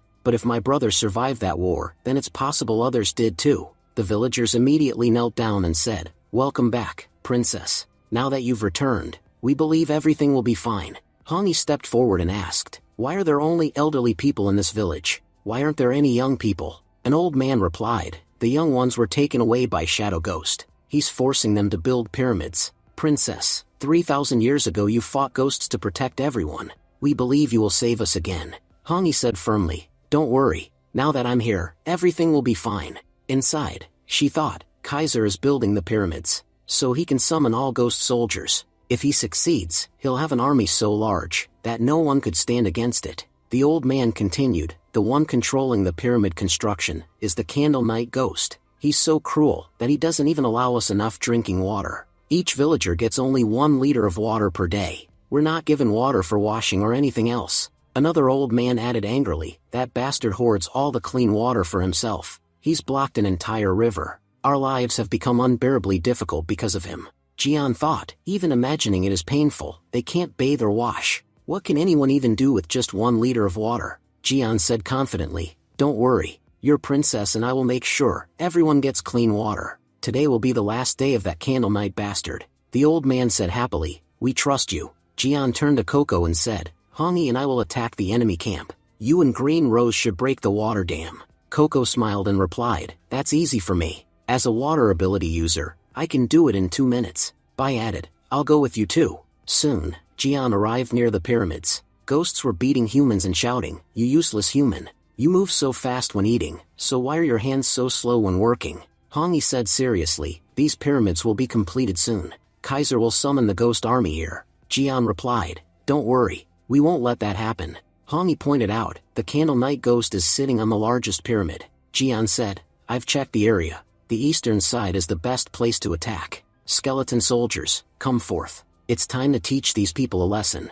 Elsewhere, ghost soldiers mock the humans. Humans are so pathetic. They can't even do simple work properly. "Shouldn't we patrol the area?" Another soldier laughed. "Patrol? Who would dare come here?" Suddenly, an arrow flew in and killed him. The ghost shouted in shock, "Are we under attack? Kill those bastards." "Wait, we're ghosts too." Humans rushed forward and fought back, shouting, "Today is our chance to be free. We can't back down now, brothers." In the distance, the Candle Night Ghost, a peak B-rank ghost, stood up. He said irritably, "What's all this noise below? You're ruining my rest." A woman beside him asked, "Have enemies attacked us?" The Candle Night Ghost scoffed, "Impossible. Who would dare fight our forces?" Jian mocked him loudly, "I thought there'd be a dangerous ghost here, but all I see is a chicken bathing in a pool." The Candle Night Ghost snapped angrily, "What did you say? Who looks like a chicken to you?" "I am the handsome Candle Night Ghost." Jian smirked, "With such a great name, you're still just a hen." Fuming, the ghost shouted, "Not a hen, a rooster, and everyone knows me as the Candle Night Ghost." At that moment, the snake ghost stepped forward and said, "Master, let me fight. I felt your power while staying in your domain, and I've grown much stronger than before. I can defeat him easily." Jian said to Hongi, "So you also have a pet?" Hongi replied, "Yeah, I caught this snake spirit some time ago. I thought she might be useful." The snake spirit immediately started beating up the night ghost. The night ghost shouted, How can you do this? You've fallen into the trap of these filthy humans. The snake spirit replied proudly, you have no idea how amazing humans are, especially my sister, whom I serve. Jian said, before we beat you senseless, you should surrender right now. Otherwise, today we'll be forced to have chicken dinner. Furious, the night ghost yelled, no one has ever insulted me like this. Do you really think defeating me is that easy? This is my most powerful attack, Fire Wing. Dodging the attack easily, the snake spirit said, I've trained extensively. Dodging attacks like this is easy for me. Jian added, she's right. And besides, this ghost is so fat, how long can he even keep fighting? The snake spirit laughed, yes, boss. His stamina is terrible. He'll collapse in 5 minutes. As the night ghost fell to the ground, he protested, you shouldn't say things like that in front of me. Haven't you heard? Never call a fat guy fat to his face. Jian replied, so you like throwing feathers at people, huh? Fine, I'll take this power away from you forever. Saying this, Jian began cutting up the chicken ghost. The night ghost screamed, what are you doing? You've stripped me of my clothes, and my dignity. Jian said calmly, I haven't done anything wrong. If we're going to eat you, we have to pluck you first. Humans don't eat feathers, you know. And personally, I really like leg pieces. Since you're so fat, your leg piece must be huge. Terrified, the night ghost cried, what kind of human are you? You're actually planning to eat me? At that moment, the system announced, host, you have 3 options. 1. Kill the night ghost, reward, 12 strength points. 2. Spare him, reward, 18 agility points. 3. Harass him, reward, 10 agility points. Jian thought to himself, this system is really messed up. It's rewarding me for harassing someone. But since that's my favorite hobby, how can I refuse? Jian said, brother chicken, I've changed my mind. I understand how badly you want to live, so I'm letting you go. I won't do anything to you. The night ghost replied fearfully, I won't run. The moment I turn my back, you'll definitely kill me. Jian sighed, looks like you won't listen. I'll have to explain things properly. He thought, if he doesn't run, how will I get my reward? Placing his sword on the ghost's neck, Jian said, run, or I'll cut you down right here. It'll only take 2 seconds. I'm giving you a chance, take it. As he ran away, the night ghost cried, what a lunatic. First he attacks me, then tells me to run. If I don't run, he'll kill me, and if I do run, he'll chase me and kill me. God, what kind of demon have I encountered? The system announced, host, you've received 18 agility points. Jian thought, sometimes the system gives me points so easily, that I wonder why it even assigns missions. I wish I got missions like this all day. Suddenly grabbing the night ghost again, Jian said, where do you think you're going? Come back. When I gave you a chance earlier, you were acting dramatic. Now my mood has changed. So I'm imprisoning you. The night ghost yelled angrily, you're so despicable you don't even deserve to be called human. Even ghosts aren't this cruel. Meanwhile, elsewhere, Coco and the others had defeated the ghost soldier. Coco said happily, finally, we can release the water. The villagers will be able to drink clean water again. As they broke the dam, clean water flooded everywhere. The villagers rejoiced, after so many years, we finally have clean water. Our princess gave us this blessing. Jian arrived in the village with his team. The villagers cheered, great hero and princess, you saved our lives. Thank you so much for giving us clean water. Hongi said humbly, I only did what was my duty. An old man stared in shock and said, that's the night ghost, isn't it? The night ghost snapped, old man, why are you staring? Haven't you ever seen such a handsome rooster? At that moment, all the villagers started beating the night ghost. They shouted, because of this bastard, our lives turned into hell. We're not letting him go today. Jian laughed and said, then what are you waiting for? Heat up the pan. Tonight, we're all eating grilled chicken. The night ghost screamed, you're a terrible human. You promised you wouldn't kill me. Just think about it, telling someone to their face that you're going to eat them. How horrible is that? Do you have any idea what goes through their heart when you say that? Jian replied calmly, I was going to let you go, but after listening to your great speech, I'll add extra chili. I'll give you 2 options. First, peacefully become our meal. Everyone here hates you so much they'll happily eat you. Second, tell us where that bastard sand shadow ghost is hiding. The night ghost said, I know where he is. Please don't kill me. In this region, there is a city called Iron Armor City, about 100 miles from here. The sand shadow ghost considers it his capital and is preparing his army there to attack Daxia. If you spare my life, I promise I'll help you attack that city. Jian replied, now that I look at you, your size is actually pretty big. You'd be very useful for transportation. The night ghost snapped, what? You think I'm some kind of transport tool? Carrying humans on my back from one place to another? That's an insult to a night ghost's dignity. I'd rather die than do that. But soon, we see the night ghost flying off with Jian and his team. The narrator explains. At first, the night ghost showed a lot of arrogance toward Jian. But once Jian showed what he was truly capable of, the night ghost surrendered after taking just a few hits. Whipping him, Jian shouted, "Fly faster. If you don't work properly, I'll whip you 2 more times." Soon, they arrived near Iron Armor City. Jian said, "At first glance, this place looks perfectly normal. From the outside, you wouldn't even guess something shady is going on," Coco replied, sensing the aura. "I can tell there are many ghost guards inside. Before we attack, we should find out how many enemies are in there." Jian nodded. "You're right, but for that, we need someone to sneak inside quietly." Hongi said, "If I use invisibility, maybe no one will notice me." Jian replied, "When we already have this guy, why overthink it? The night ghost belongs to the sand shadow ghost. Even if he enters his own city, why would anyone suspect him?" The night ghost said obediently, "I can do this gladly." But in his mind, he was thinking, "These idiots are walking straight into their deaths. Once I get inside, I'll run straight to the Lord, and see how brave they are then." Jian suddenly added, "Oh, I forgot to mention something. I suspected you might betray us, so I placed a seal on your body. If you even try to betray us, you'll die instantly. So think carefully before doing anything stupid. If the shadow ghost kills you, it might be quick. But if I kill you, you already know how painful it will be." The night ghost said nervously, "Master, please don't worry. I'll scout the city so well that no one will even notice me. As for trust, you can completely rely on me. Now that I'm sealed and my fate is in your hands, how could I possibly betray you?" Jian replied, "Night ghost, I hope you do a good job." Hongi said in surprise, "Jian, you know sealing techniques?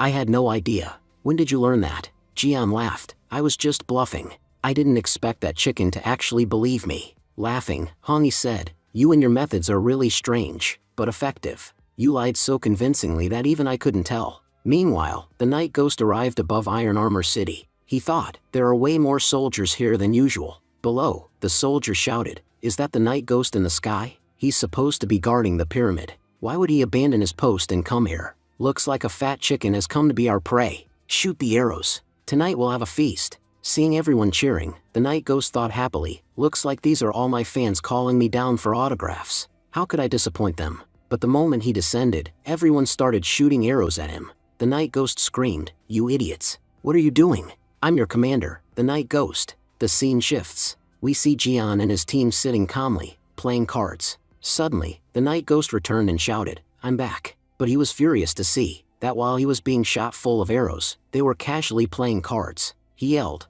"I was getting shot for you, and you were sitting here playing cards?" Jian replied casually, "But aren't you their commander? Why did they attack you with arrows? You said no one in the city would dare touch you." "Well, forget it. Calm down. Come drink some coke. You worked hard for us." Little Fox said, "Master, how about we dig a tunnel to enter the city?" Jian nodded, "That's a great idea. With our power, digging a tunnel will be easy." They all started digging. Little Fox teased, "You're so slow." Night Ghost replied, "You're the slow one. Let's race and see who finishes first." They started digging at full speed. Jian laughed, "Just look at their speed. It feels like they were laborers in their past lives." Suddenly, the Night Ghost struck the wall and said, "Looks like the tunnel is almost done. That means I won, Fox." Jian observed, "It looks like this is where they store the water." The ghost soldier shouted, "How dare humans enter our territory? Looks like tonight we'll be feasting on some delicious humans." Stepping forward, the Candle Night Ghost shouted, "What do you think we are? Do you think we are your dinner, that you will eat us in 2 minutes?"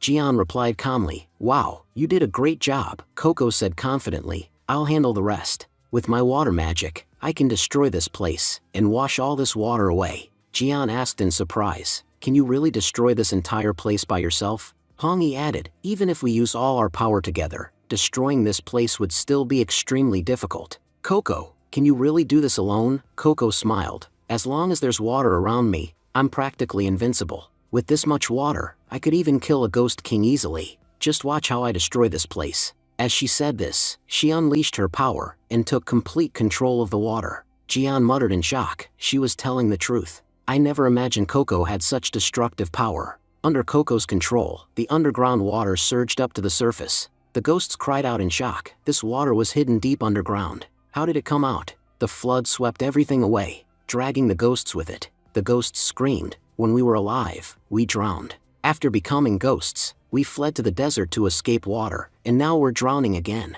Is this our fate? Jian said proudly. Coco, you did an amazing job. Thanks to this flood, we wiped out 90% of the soldiers without even lifting a finger. Hongi asked worriedly, Coco, are you okay? Coco replied, yes, but using so much energy has exhausted me. Jian handed her a bottle and said, take this, Coco. Head back to the village. Also, take Green Rose with you. The upcoming battle will be extremely dangerous. It's not safe for you to stay here. Coco thought to herself, Jian is right. I'm too weak right now. If I stay, I'll become a burden instead of helping. I'll train harder in the future so I can stand beside Jian as an equal. Green Rose said anxiously, Mom, Dad, can I stay with you? I want to help fight too. Hongi replied gently, Green Rose, even though you're a god, you're still very young. You don't yet know how to properly control your power. That's why you should go with Sister Coco and rest in the village. Don't worry, your dad and I will be back soon. Jian then said to the night ghost, I have one more task for you.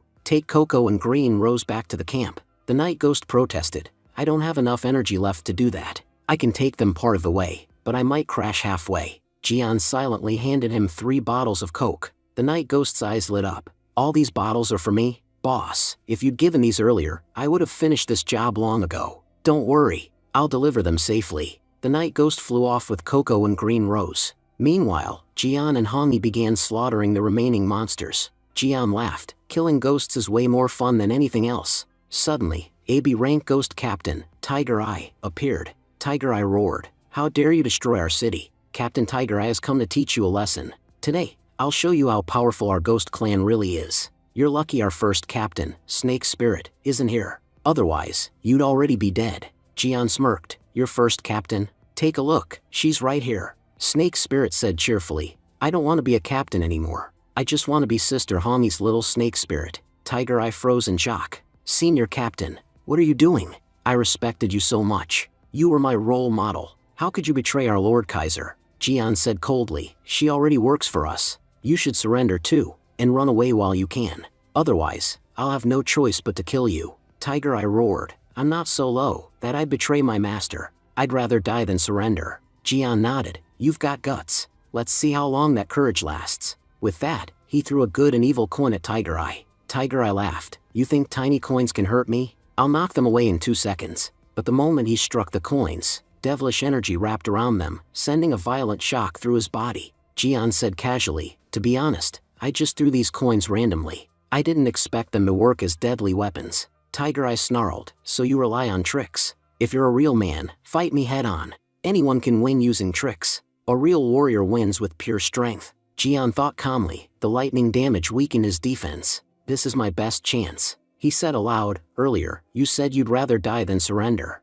Very well. The great hero Jian will grant you your wish. With a single strike, he split the ghost in 2. Hongi watched in shock, thinking, Jian killed a B-rank ghost without even transforming. He's become far stronger than before. At the same time, the system spoke, host, if you wish, you can trade this soul jade with the system. In exchange, we can give you 20 power points. Jian thought to himself, after absorbing a powerful soul jade, these weaker ones aren't very useful anymore. Trading them really is the better option. The system immediately granted Jian 20 power points. Hongi said seriously, Kaiser must definitely be in the main palace of this city. Get ready, we're about to face a major battle. Jian replied, but before that, we need to destroy these sources. If we eliminate them, Kaiser won't have any backup left to summon. Bai said confidently, Master, don't worry about them at all. Sister Snake Spirit and I will take care of them easily. Jian nodded. Alright then, I'll head out. As he was leaving, he noticed that the villagers had also arrived to fight the ghosts.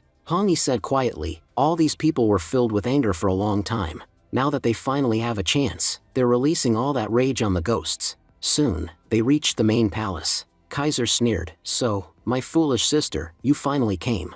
I must admit, your water attack truly impressed me. Last time you acted recklessly, but this time your attack was perfectly executed. Hongi replied firmly, brother, no matter how hard you try, your plan will fail. Evil actions always lead to evil outcomes. Please, return to the right path. Jian added casually, brother-in-law, listen to your sister. It'll be better for you. Kaiser said coldly, Hongi, I'll ask you one last time. Will you stand with me, or will you really oppose your own brother for the sake of humans? Hongyi answered with resolve, if an elder brother is wrong, then standing against him is the only way to bring him back to the right path. I never wanted us to face each other like this. All of this is happening because of you. Kaiser clenched his fists. If you've already made your decision, then there's no point in talking anymore. Let's begin this fight. Both of them began preparing their attacks. Kaiser roared, this battle will be mine. Sand, lend me your power. Using the sand around him, he formed an enormous meteor. Jian exclaimed in shock, what kind of power is this? Hongyi explained, he can control sand. And look around, there's sand everywhere. Just like Coco becomes insanely powerful near water, he becomes unstoppable near sand. Kaiser laughed loudly, exactly, sister. As long as I'm surrounded by sand, defeating me is impossible. And you fools chose to fight me in the desert. It pains me to kill you, but I have no choice. With that, he launched the meteor at them. Buried beneath the sand, Jian thought, is this really the end? Linji must be waiting for me at home, expecting me to return with a gift. But it looks like I won't be going back this time. I'm sorry, Linji. I couldn't be a good big brother. Sister Linhua believed in me. I promised to share her burden, but now I've broken that promise. My teacher, my friends, so many people trusted me. And yet, I couldn't protect anyone. I even promised Hongyi that I would always protect her, but I'm failing her too. No, I can't give up here. I made too many promises to die like this. Death, forgive me, but today is not the day you take me. As he thought this, Jian began releasing an overwhelming amount of power. Kaiser shouted in shock, what's happening? Why is the ground breaking apart? A terrifying energy burst forth from the earth. Kaiser gasped, this is divine energy. Who is releasing such godly power? At that moment, Jian achieved Son Goku's second form. Kaiser mocked him, so you're a Dragon Ball fan? That's why you keep transforming like Goku? Jian smirked, I'm not just a fan, this form itself is called Son Goku. Brother-in-law, you've walked too far down the wrong path. Looks like I'll have to beat some sense into you.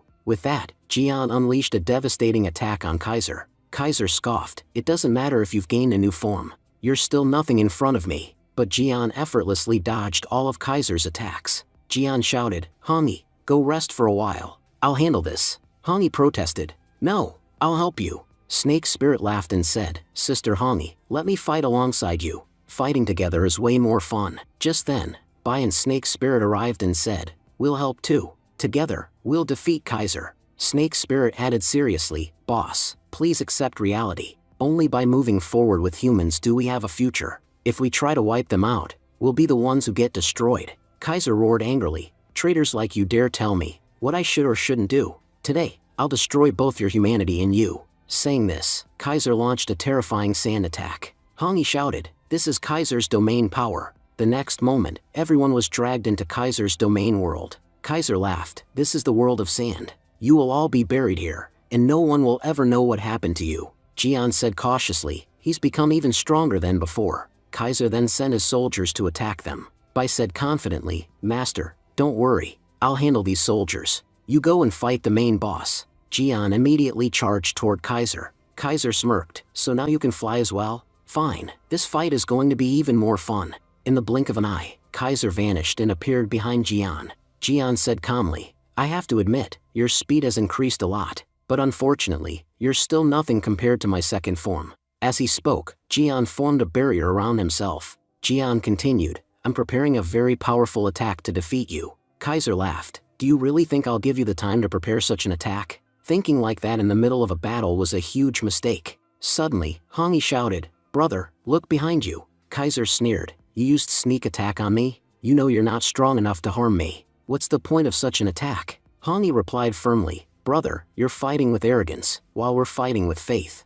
You may have greater strength, but I believe victory will be ours in the end. At that moment, Jian struck Kaiser and shattered his mask. Kaiser laughed coldly, I must admit, you've both improved a lot, but it's still not enough for me. He attacked again, blasting both of them backward. Bai and Snake Spirit shouted, we've defeated the soldiers. Now we need to help the masters. They don't look like they're in good condition. Jian commanded, everyone surround Kaiser. Attack him from all sides. Don't give him a chance to counterattack. Kaiser mocked them, you think all of you together can defeat me? Bai and Snake Spirit used their powers to restrain Kaiser. Kaiser scoffed, how many times do I have to tell you? These cheap tricks don't work on me. At that moment, Jian and Hongyi launched a devastating combined attack. Kaiser was finally injured, if only slightly. Jian said firmly, surrender. You have no chance of winning here. Kaiser snarled, if I die, I'll take all of you with me. He then began destroying his own domain. Kaiser laughed maniacally, this domain will explode and take everyone inside with it.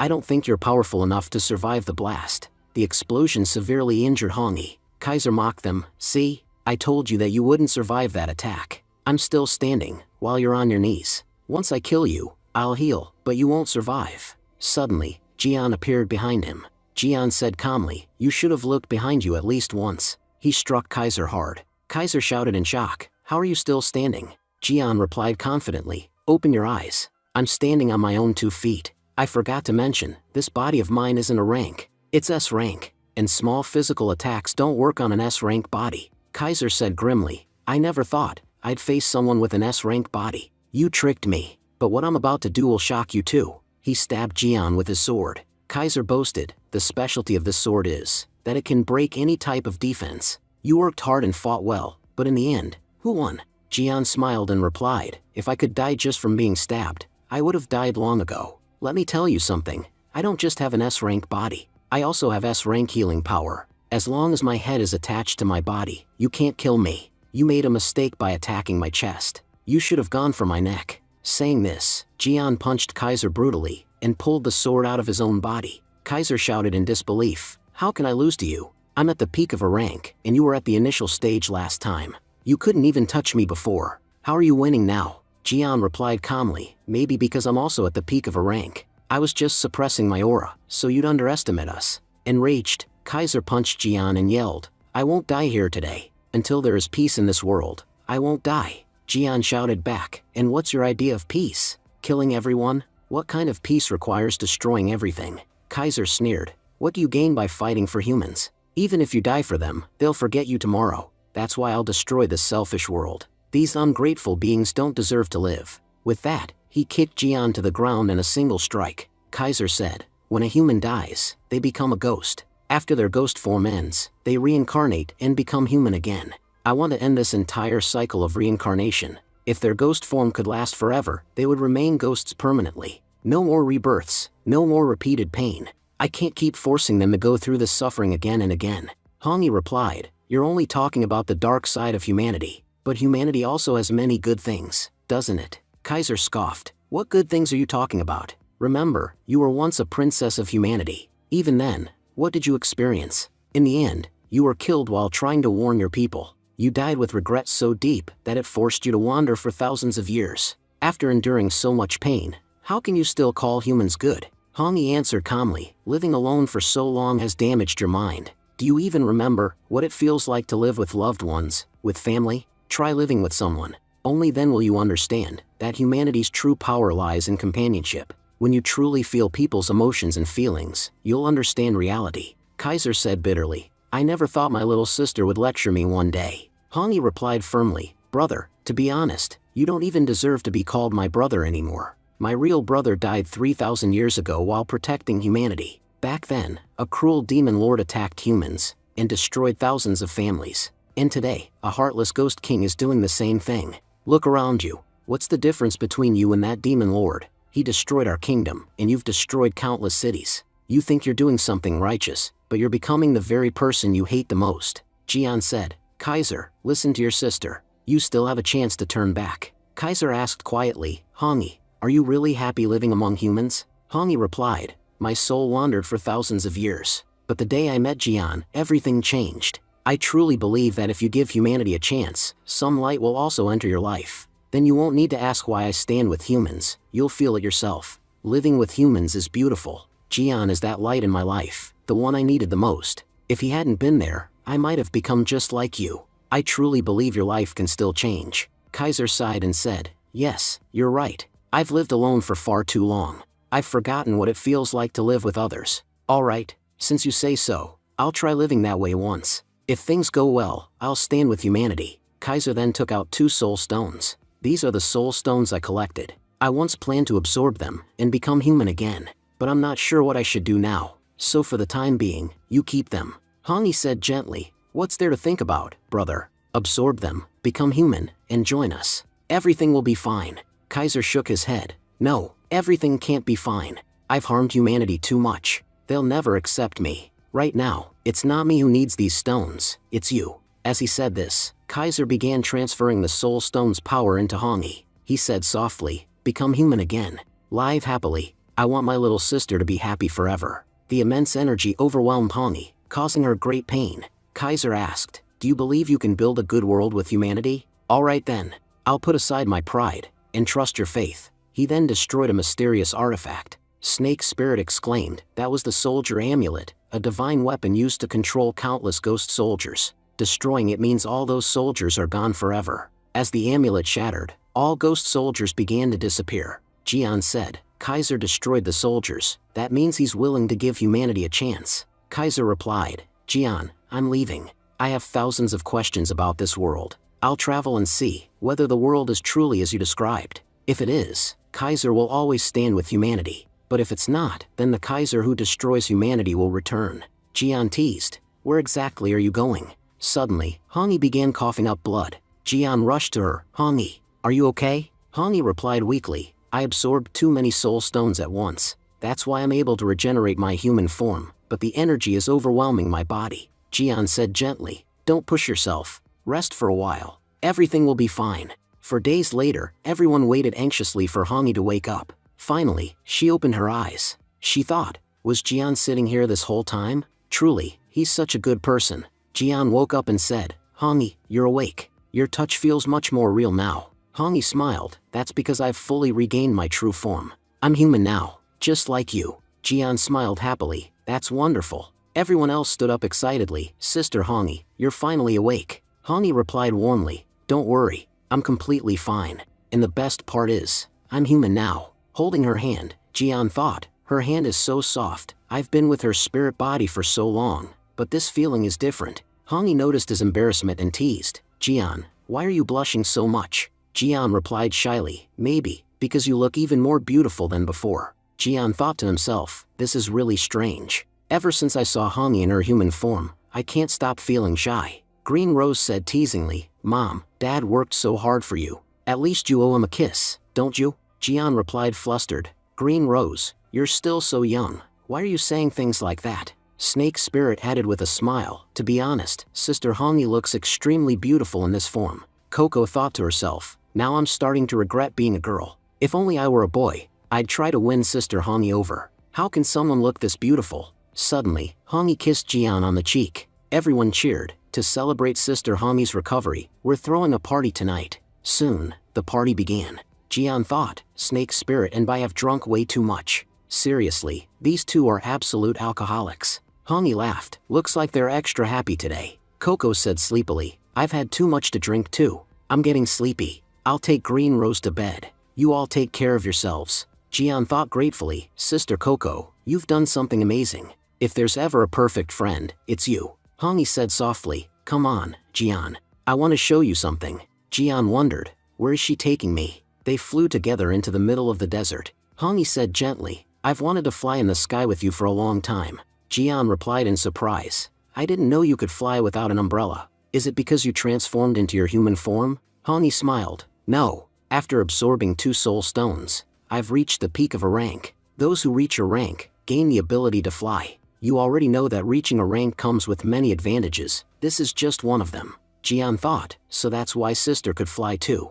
Both Sister and Hongi have reached the peak of a rank, and I'm still only at the initial stage. Even if I transform, I'd only reach the middle stage. If I want to stand beside them, I'll need to work much harder. Soon, they arrived at the top of a mountain. Hongi said, this is the highest peak in the entire desert. You could say the sky looks the clearest from here. 3,000 years ago, I dreamed that when I got married, I'd come here with my husband. But that wish came true, only after 3,000 years. Next, a spicy moment starts between Jian and Hongi. When Jian woke up the next morning, he said, that was amazing. I feel like my strength has increased far more than before. Hongi replied, if you want, we can practice a bit more. 2 days later, Hongi said, Jian, we should head back. Everyone must be waiting for us. Jian thought helplessly, I can barely even stand. How am I supposed to walk? Soon, they returned to Sin City. Coco said happily, finally, you're back. You know, a guest came to see you. Jian asked in surprise, a guest?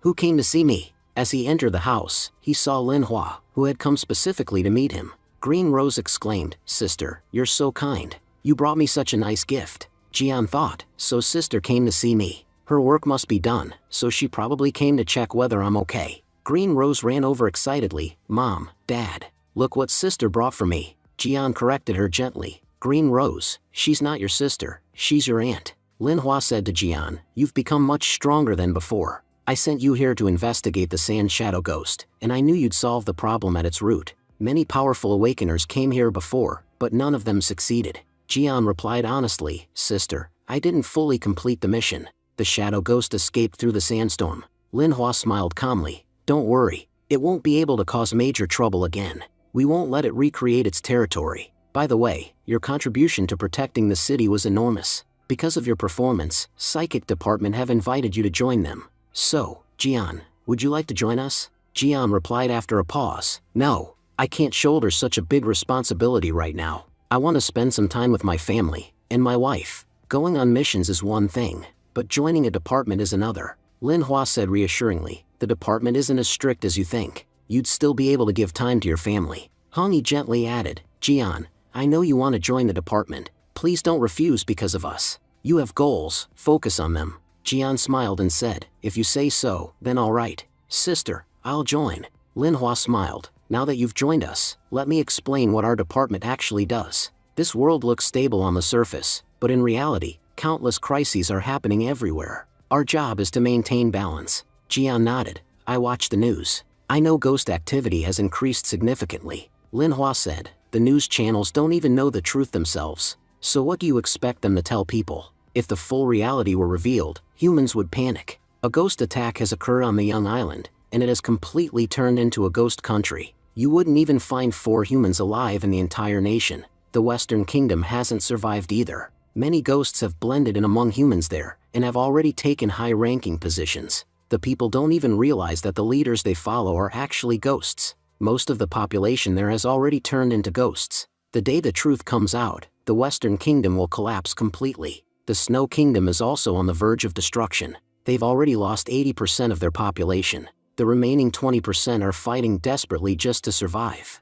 Even the islands and the oceans aren't safe anymore. Huge ghost monsters are emerging from the depths of the sea. No city can withstand their destructive power. And you already know about Daxia. The Demon Lord has set his sights on Daxia. But thanks to the sacrifices of some great people, Daxia is still in the best condition among all regions. If Dad hadn't stood up 10 years ago, Daxia would probably have ended up just like the other countries. Because of Dad and the sacrifices of others, Daxia is completely safe today. And now it's our responsibility, not only to protect this place, but also to eliminate the Demon Lord. Our family has done a lot to protect this land, my brother, and that's why we must continue protecting it. Joining the Psychic Department means carrying the responsibility of the city on your shoulders. Are you ready to bear that responsibility? Jian replied firmly. The day a child is born into the Lin family, that responsibility is already placed on their shoulders. Don't worry, I understand my duty, and I will fulfill it properly. Come on, Hongyi, we should return to Kanlan City.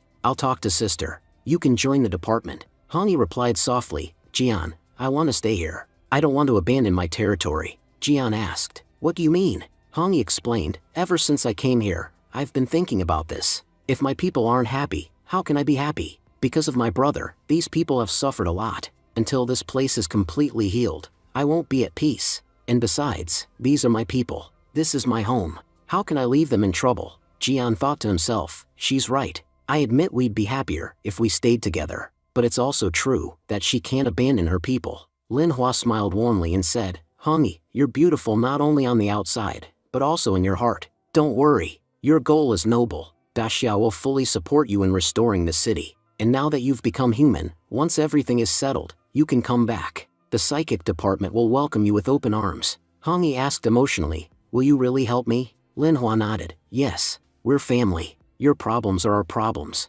If you're worried, then so am I. I'll do everything I can to help you. And from today onward, this city will no longer be called Sin City. It will be known as Imperial Sand City, its original name from 1,000 years ago. Hongyi said gratefully, thank you for helping me. Jian thought, Hongyi is doing something truly wonderful. It hurts to be away from her, but for her happiness, I can endure it. Hongyi asked softly, Jian, may I stay? Jian replied gently, yes, you can do whatever you want. Soon, a helicopter arrived to pick Jian up. Jian handed Hongyi a phone and said, Now that you're human, take this cell phone. You'll be able to stay in contact with me 24/7.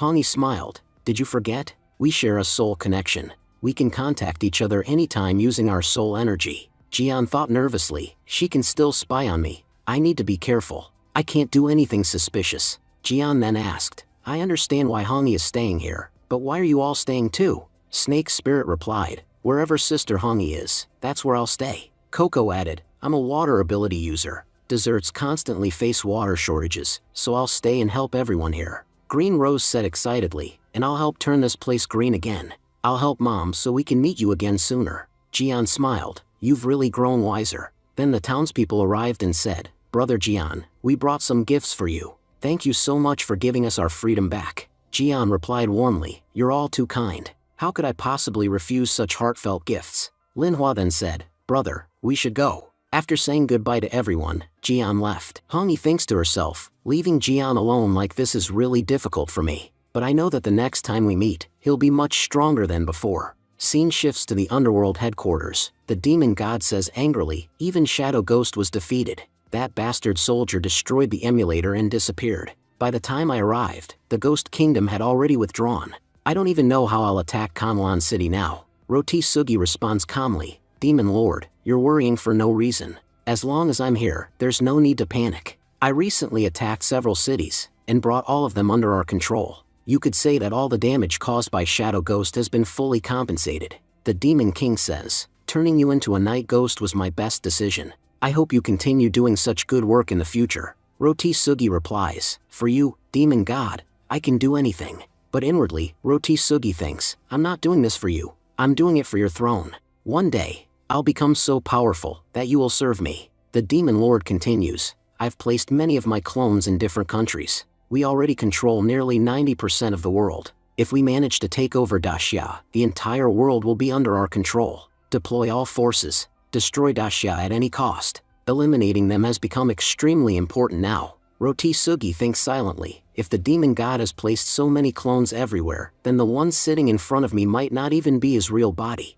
If just a clone is powerful enough that all ghost kings bow before it, how terrifying must the real body be? Scene shifts to the Kanlan city. We see Kaiser entering the city. Kaiser says, so this is the city my sister was talking about. It's very different from our desert. People here rely heavily on technology. The good thing is, I'm an expert at hiding my ghost king aura. That's why no one can tell I'm a ghost king. People around him whisper in shock, look at that guy. Doesn't he look strange? He looks like some kind of drama artist. Maybe he's a cosplayer. Some girls say, who cares who he is? One thing's for sure, he's extremely handsome. Annoyed, Kaiser mutters, these idiots are calling me cosplayer. I don't want to stay among these people. I need to go somewhere else. He walks away and continues thinking, the lighting here isn't safe at all. These four-wheeled metal beasts are racing everywhere. In the desert, such vehicles were rare, but here everyone has one.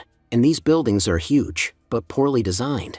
Real architecture existed only in the Empire of Sand. Those buildings actually looked livable. A traffic policeman shouts, why are you standing at the traffic light? Get down immediately, or you'll get hurt. Kaiser sighs, again, another human bothering me. Is there no place in the city where I can find peace? He walks away. Meanwhile, a girl was being chased by several ghosts. One ghost sneers, scream all you want. No one is coming to help you in this deserted alley. The girl spots Kaiser and cries, please help me. Ghosts are chasing me, but she trips and falls directly into Kaiser's arms. She thinks, this guy is incredibly handsome. The ghosts laugh, human, we're in a good mood today, so we'll give you advice. Leave the girl and get lost. If you try to play the hero, we'll eat you first and kill the girl later. Does that message get through your skull? Kaiser says coldly, how dare insects give me orders? I'll have to teach them a lesson. With a single attack, he annihilates both ghosts. The girl was shocked. He killed both ghosts with one strike. He must be an awakened one.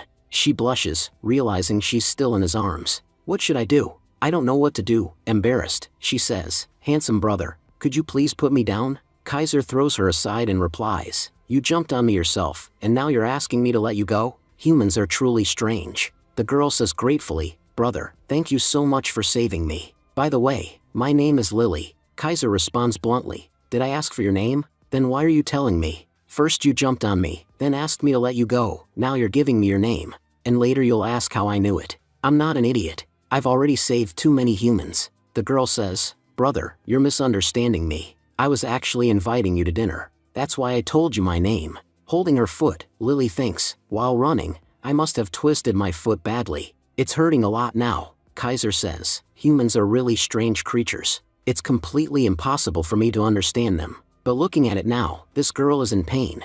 I should help her. He lifts Lily up and says, all right, I'll take you home. Show me the way. Blushing, Lily replies, go straight and then turn left. At the same time, she thinks, why is my heart beating so fast? Lily says, you know, if you hadn't been there today, those ghosts would definitely have caught me. Judging by your powers, it feels like you belong to psychic department. I've seen awakened ones before, but I've never seen someone as powerful as you. Annoyed, Kaiser replies, I've met many humans before, but this is the first time I've met one who talks so much. Nervously, Lily thinks, this brother seems really short-tempered. It's a good thing he's so handsome, otherwise he'd be terrifying. And honestly, who keeps hair this long these days? Is he some kind of drama artist? Lily asks, by the way, do you do cosplay? You really look like an anime character. Kaiser answers, no, I'm not a cosplayer. I came from Sin City to travel the world. Lily says excitedly, oh, so you're from Sin City. You're finally talking to me.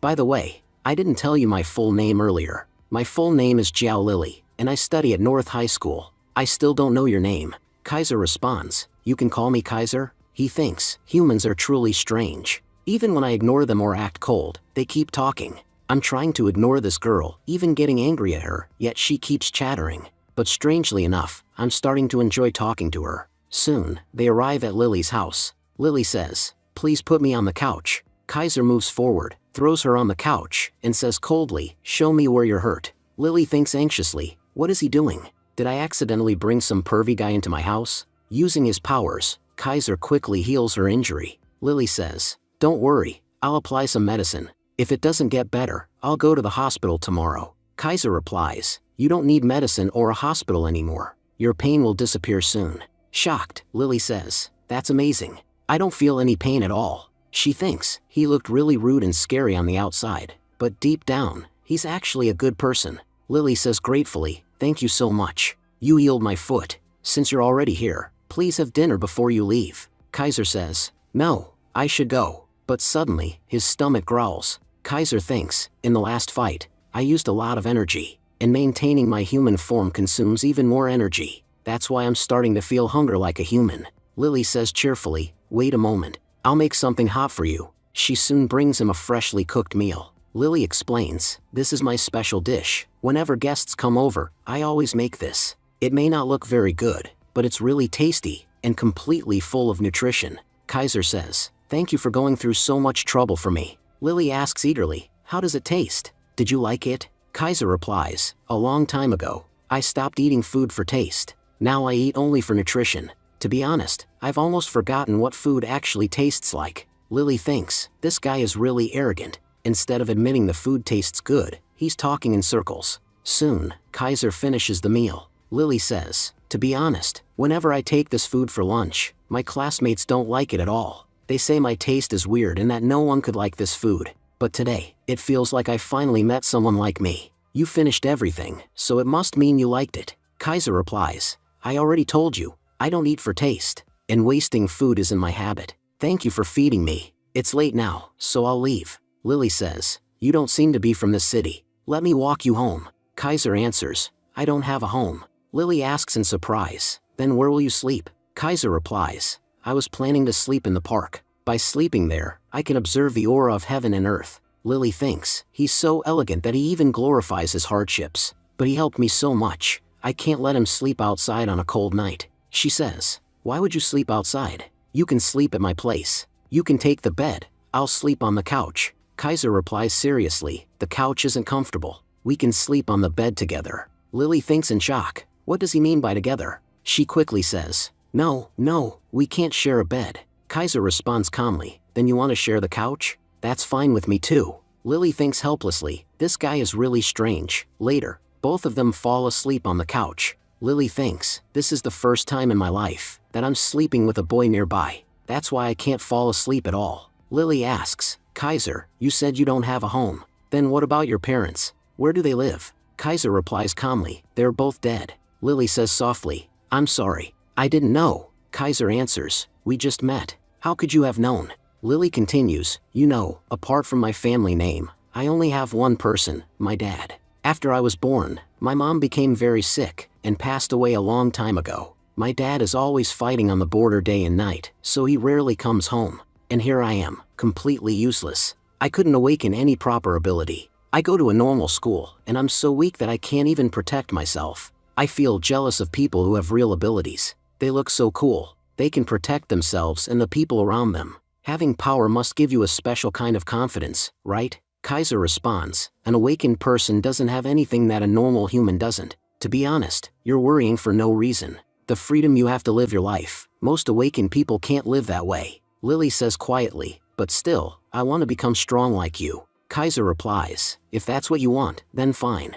I'll teach you how to become strong. Excited, Lily asks, really? You'll teach me? Kaiser says, that's fine, but why did you suddenly jump on me? You're not trying to take advantage of me, are you? Embarrassed, Lily replies, no, I'm sorry. I just got too excited after hearing about becoming strong. The scene shifts. We are shown Kangwon Junior High School, panicking. Students shout, hurry up and get to class. Lin Ji has become the student council president. If she sees us wandering around, she won't let us off. Suddenly everyone shouts, make way, kneel down. The student council president, Lin Ji, is coming. All the students bow and say, welcome, council president. Some students whisper, she's basically a demon king. No one has any problem bowing before her. Even the principal doesn't get as much respect as Lin Ji does. Weasel says, Lin Ji, you've done an amazing job as council president. Look at how well behaved all the students are now. Lin Ji replies proudly, you know how lovable I am. That's why everyone listens to me. It feels so good seeing the school like this. A senior scoffs, you juniors should stay within your limits. How dare you tell us seniors to clear the way? And now the new council president says we can't break rules? So what if we break them? What can you do? Lin Ji responds calmly, seniors, fighting is not a good thing. We should solve matters through discussion. The seniors laugh, looks like the kids are scared, but you still tried to command us. You really need to be taught a lesson. Weasel says angrily, Lin Ji talked to you nicely, and now you're getting arrogant? Take this, my secret attack, gas bomb. With a single blast, she takes down all three seniors. The remaining students panic. That's why we never mess with the council president. Not just her, even her followers are dangerous. Lin Ji scolds her, Weasel, how many times do I have to tell you? Fighting isn't good. We should resolve matters gently. Weasel replies, all right, I'll talk nicely next time. Lin Ji asks, by the way, how much profit did we make from auctioning off brothers' clothes? Weasel answers, at least 10,000 clothes sell every month. We sell them at such high prices that we're earning millions in profit. Lin Ji smiles, if brother finds out how much money we made from his clothes, he'll be very happy. Suddenly, a car stops in front of Lin Ji. Weasel snaps, this is our school ground. Who dares bring a car inside? A man steps out of the car and says, it's me. Is there a problem? Lin Ji beams, brother, you finally came back. You have no idea how much I missed you. Later, Jian returns home. Jian says, I brought gifts for everyone. Come and check them out. Looking at her gift, Suri says, these are really nice. Lin Ji and I got gifts, but what did you bring for Weasel? Jian replies, I found a broken vehicle in the desert, so I brought that for you. Weasel thinks, seriously? That's it? Jian laughs, I'm joking. I brought you a weapon. Happily, Weasel says, now I can use this to make an even stronger weapon. Lin Ji then asks, brother, where's sister Hangyai? Didn't she and Green Rose return with you? Jian explains, Hangi has restored her human form. She stayed behind in the desert to help the others. Don't worry, everyone there is safe. Lin Ji says happily, Sister Hangi became human? That's wonderful. Weasel asks in shock, can ghosts really become human? I had no idea about that. Jian says, just like Hangi, I also have a new goal now. Tomorrow, I'm going to join the psychic department. From now on, I'll fight alongside Sister Linhua and help reduce her burden. Happily, Lin Ji says, you two will work together? That really makes me happy. I'll also do my best, so that I can join you both in the future. Then the three of us siblings will protect the city together. The next day, Jian arrives at the psychic department. Jian says, to be honest, I never imagined your department would be this impressive. Linhua replies, the higher-ups decided that you'll be in Team 2, not my team. That way, no one can accuse you of benefiting from nepotism. Jian responds, so that means I won't be working directly under you. That's fine. At least no one can say I got here because of connections. And if you're the leader of Team 1, then the leader of Team 2 must be amazing as well. Linhua warns him, don't expect too much, because she's far more dangerous than you think. As she says this, Yunqi, the leader of Team 2, approaches. Yunqi says, so you're Linhua's brother, the famous Jian. I've heard many stories about you, but honestly, you look pretty ordinary. Linhua introduces her, this is your team leader, Yunqi. She usually talks a lot of nonsense, so don't take her words seriously. Yunqi smirks and says, you're Linhua's brother, right? Can I say that you used your connections to get here? Linhua snaps back, a moment ago you said Jian is famous because of his achievements, and now you're trying to tarnish my name? Honestly, you're just jealous that my brother is talented. You don't have a brother like him. Yunqi replies, that's not true. Jian steps between them and says, there's no need to fight over me. I don't care what people say. When everyone learns about my strength, they'll understand how I really got here. Yunqi grabs Jian and says, you seem very confident. I like that about you. Jian protests, team leader, what are you doing? Linhua warns her, let go of my brother right now, or I'll forget that you're Team 2's leader. Yunqi replies calmly, he's a member of my team. I know how to handle my own team members, so don't worry about him. Also, a member of Team 1 has been standing in my office and ruining the atmosphere. I'd like that Team 1 member to leave immediately. Jian thinks to himself, my sister and team leader Yunqi are clearly rivals, and now I'm stuck between them. My time here is definitely not going to be peaceful. Linhua says before leaving, I have work to do, so I'm going. If you cause my brother any trouble, it won't end well for you. Yunqi smiles, don't worry, I'll take very good care of him. Jian thinks, only God can save me now. As soon as Linhua leaves, Yunqi lifts Jian and slams him to the ground. She says coldly, I'm done being polite. Get one thing straight, this is an office, and I'm your captain. If you think your sister's position gives you any special privilege, erase that thought immediately. There is no nepotism in this department. If you perform well, you'll be rewarded. If you don't, you're going to have a very hard time here. Jian thinks, so this is my team leader's true personality. At first, I thought she'd be weaker than my sister, but now I can say she's equal to her in strength. Yunqi continues, I heard you fought even a ranked ghosts. Fighting an A rank means your level must be decent, but don't slack off here. You'll be on a 6-month internship. During that time, you'll receive a salary of 5,000. As for extra rewards, every ghost you kill, you keep the full reward. But remember, hunting ghosts is dangerous. Jian replies confidently, I've loved playing with danger since childhood. Don't worry, I know how to do my job. Yunqi smirks, you're very confident. Let's see how you act when you face a real ghost. Jian responds, you're right. Only time will tell what I do when a ghost actually stands in front of me. Yunqi adds, oh, I almost forgot. Newcomers also receive a special benefit. Jian thinks excitedly, a special benefit? Well, Hongyi isn't here to keep me in check anymore, so maybe I can enjoy this a little. What happens next will be revealed in the next episode. Thank you for watching and stay tuned.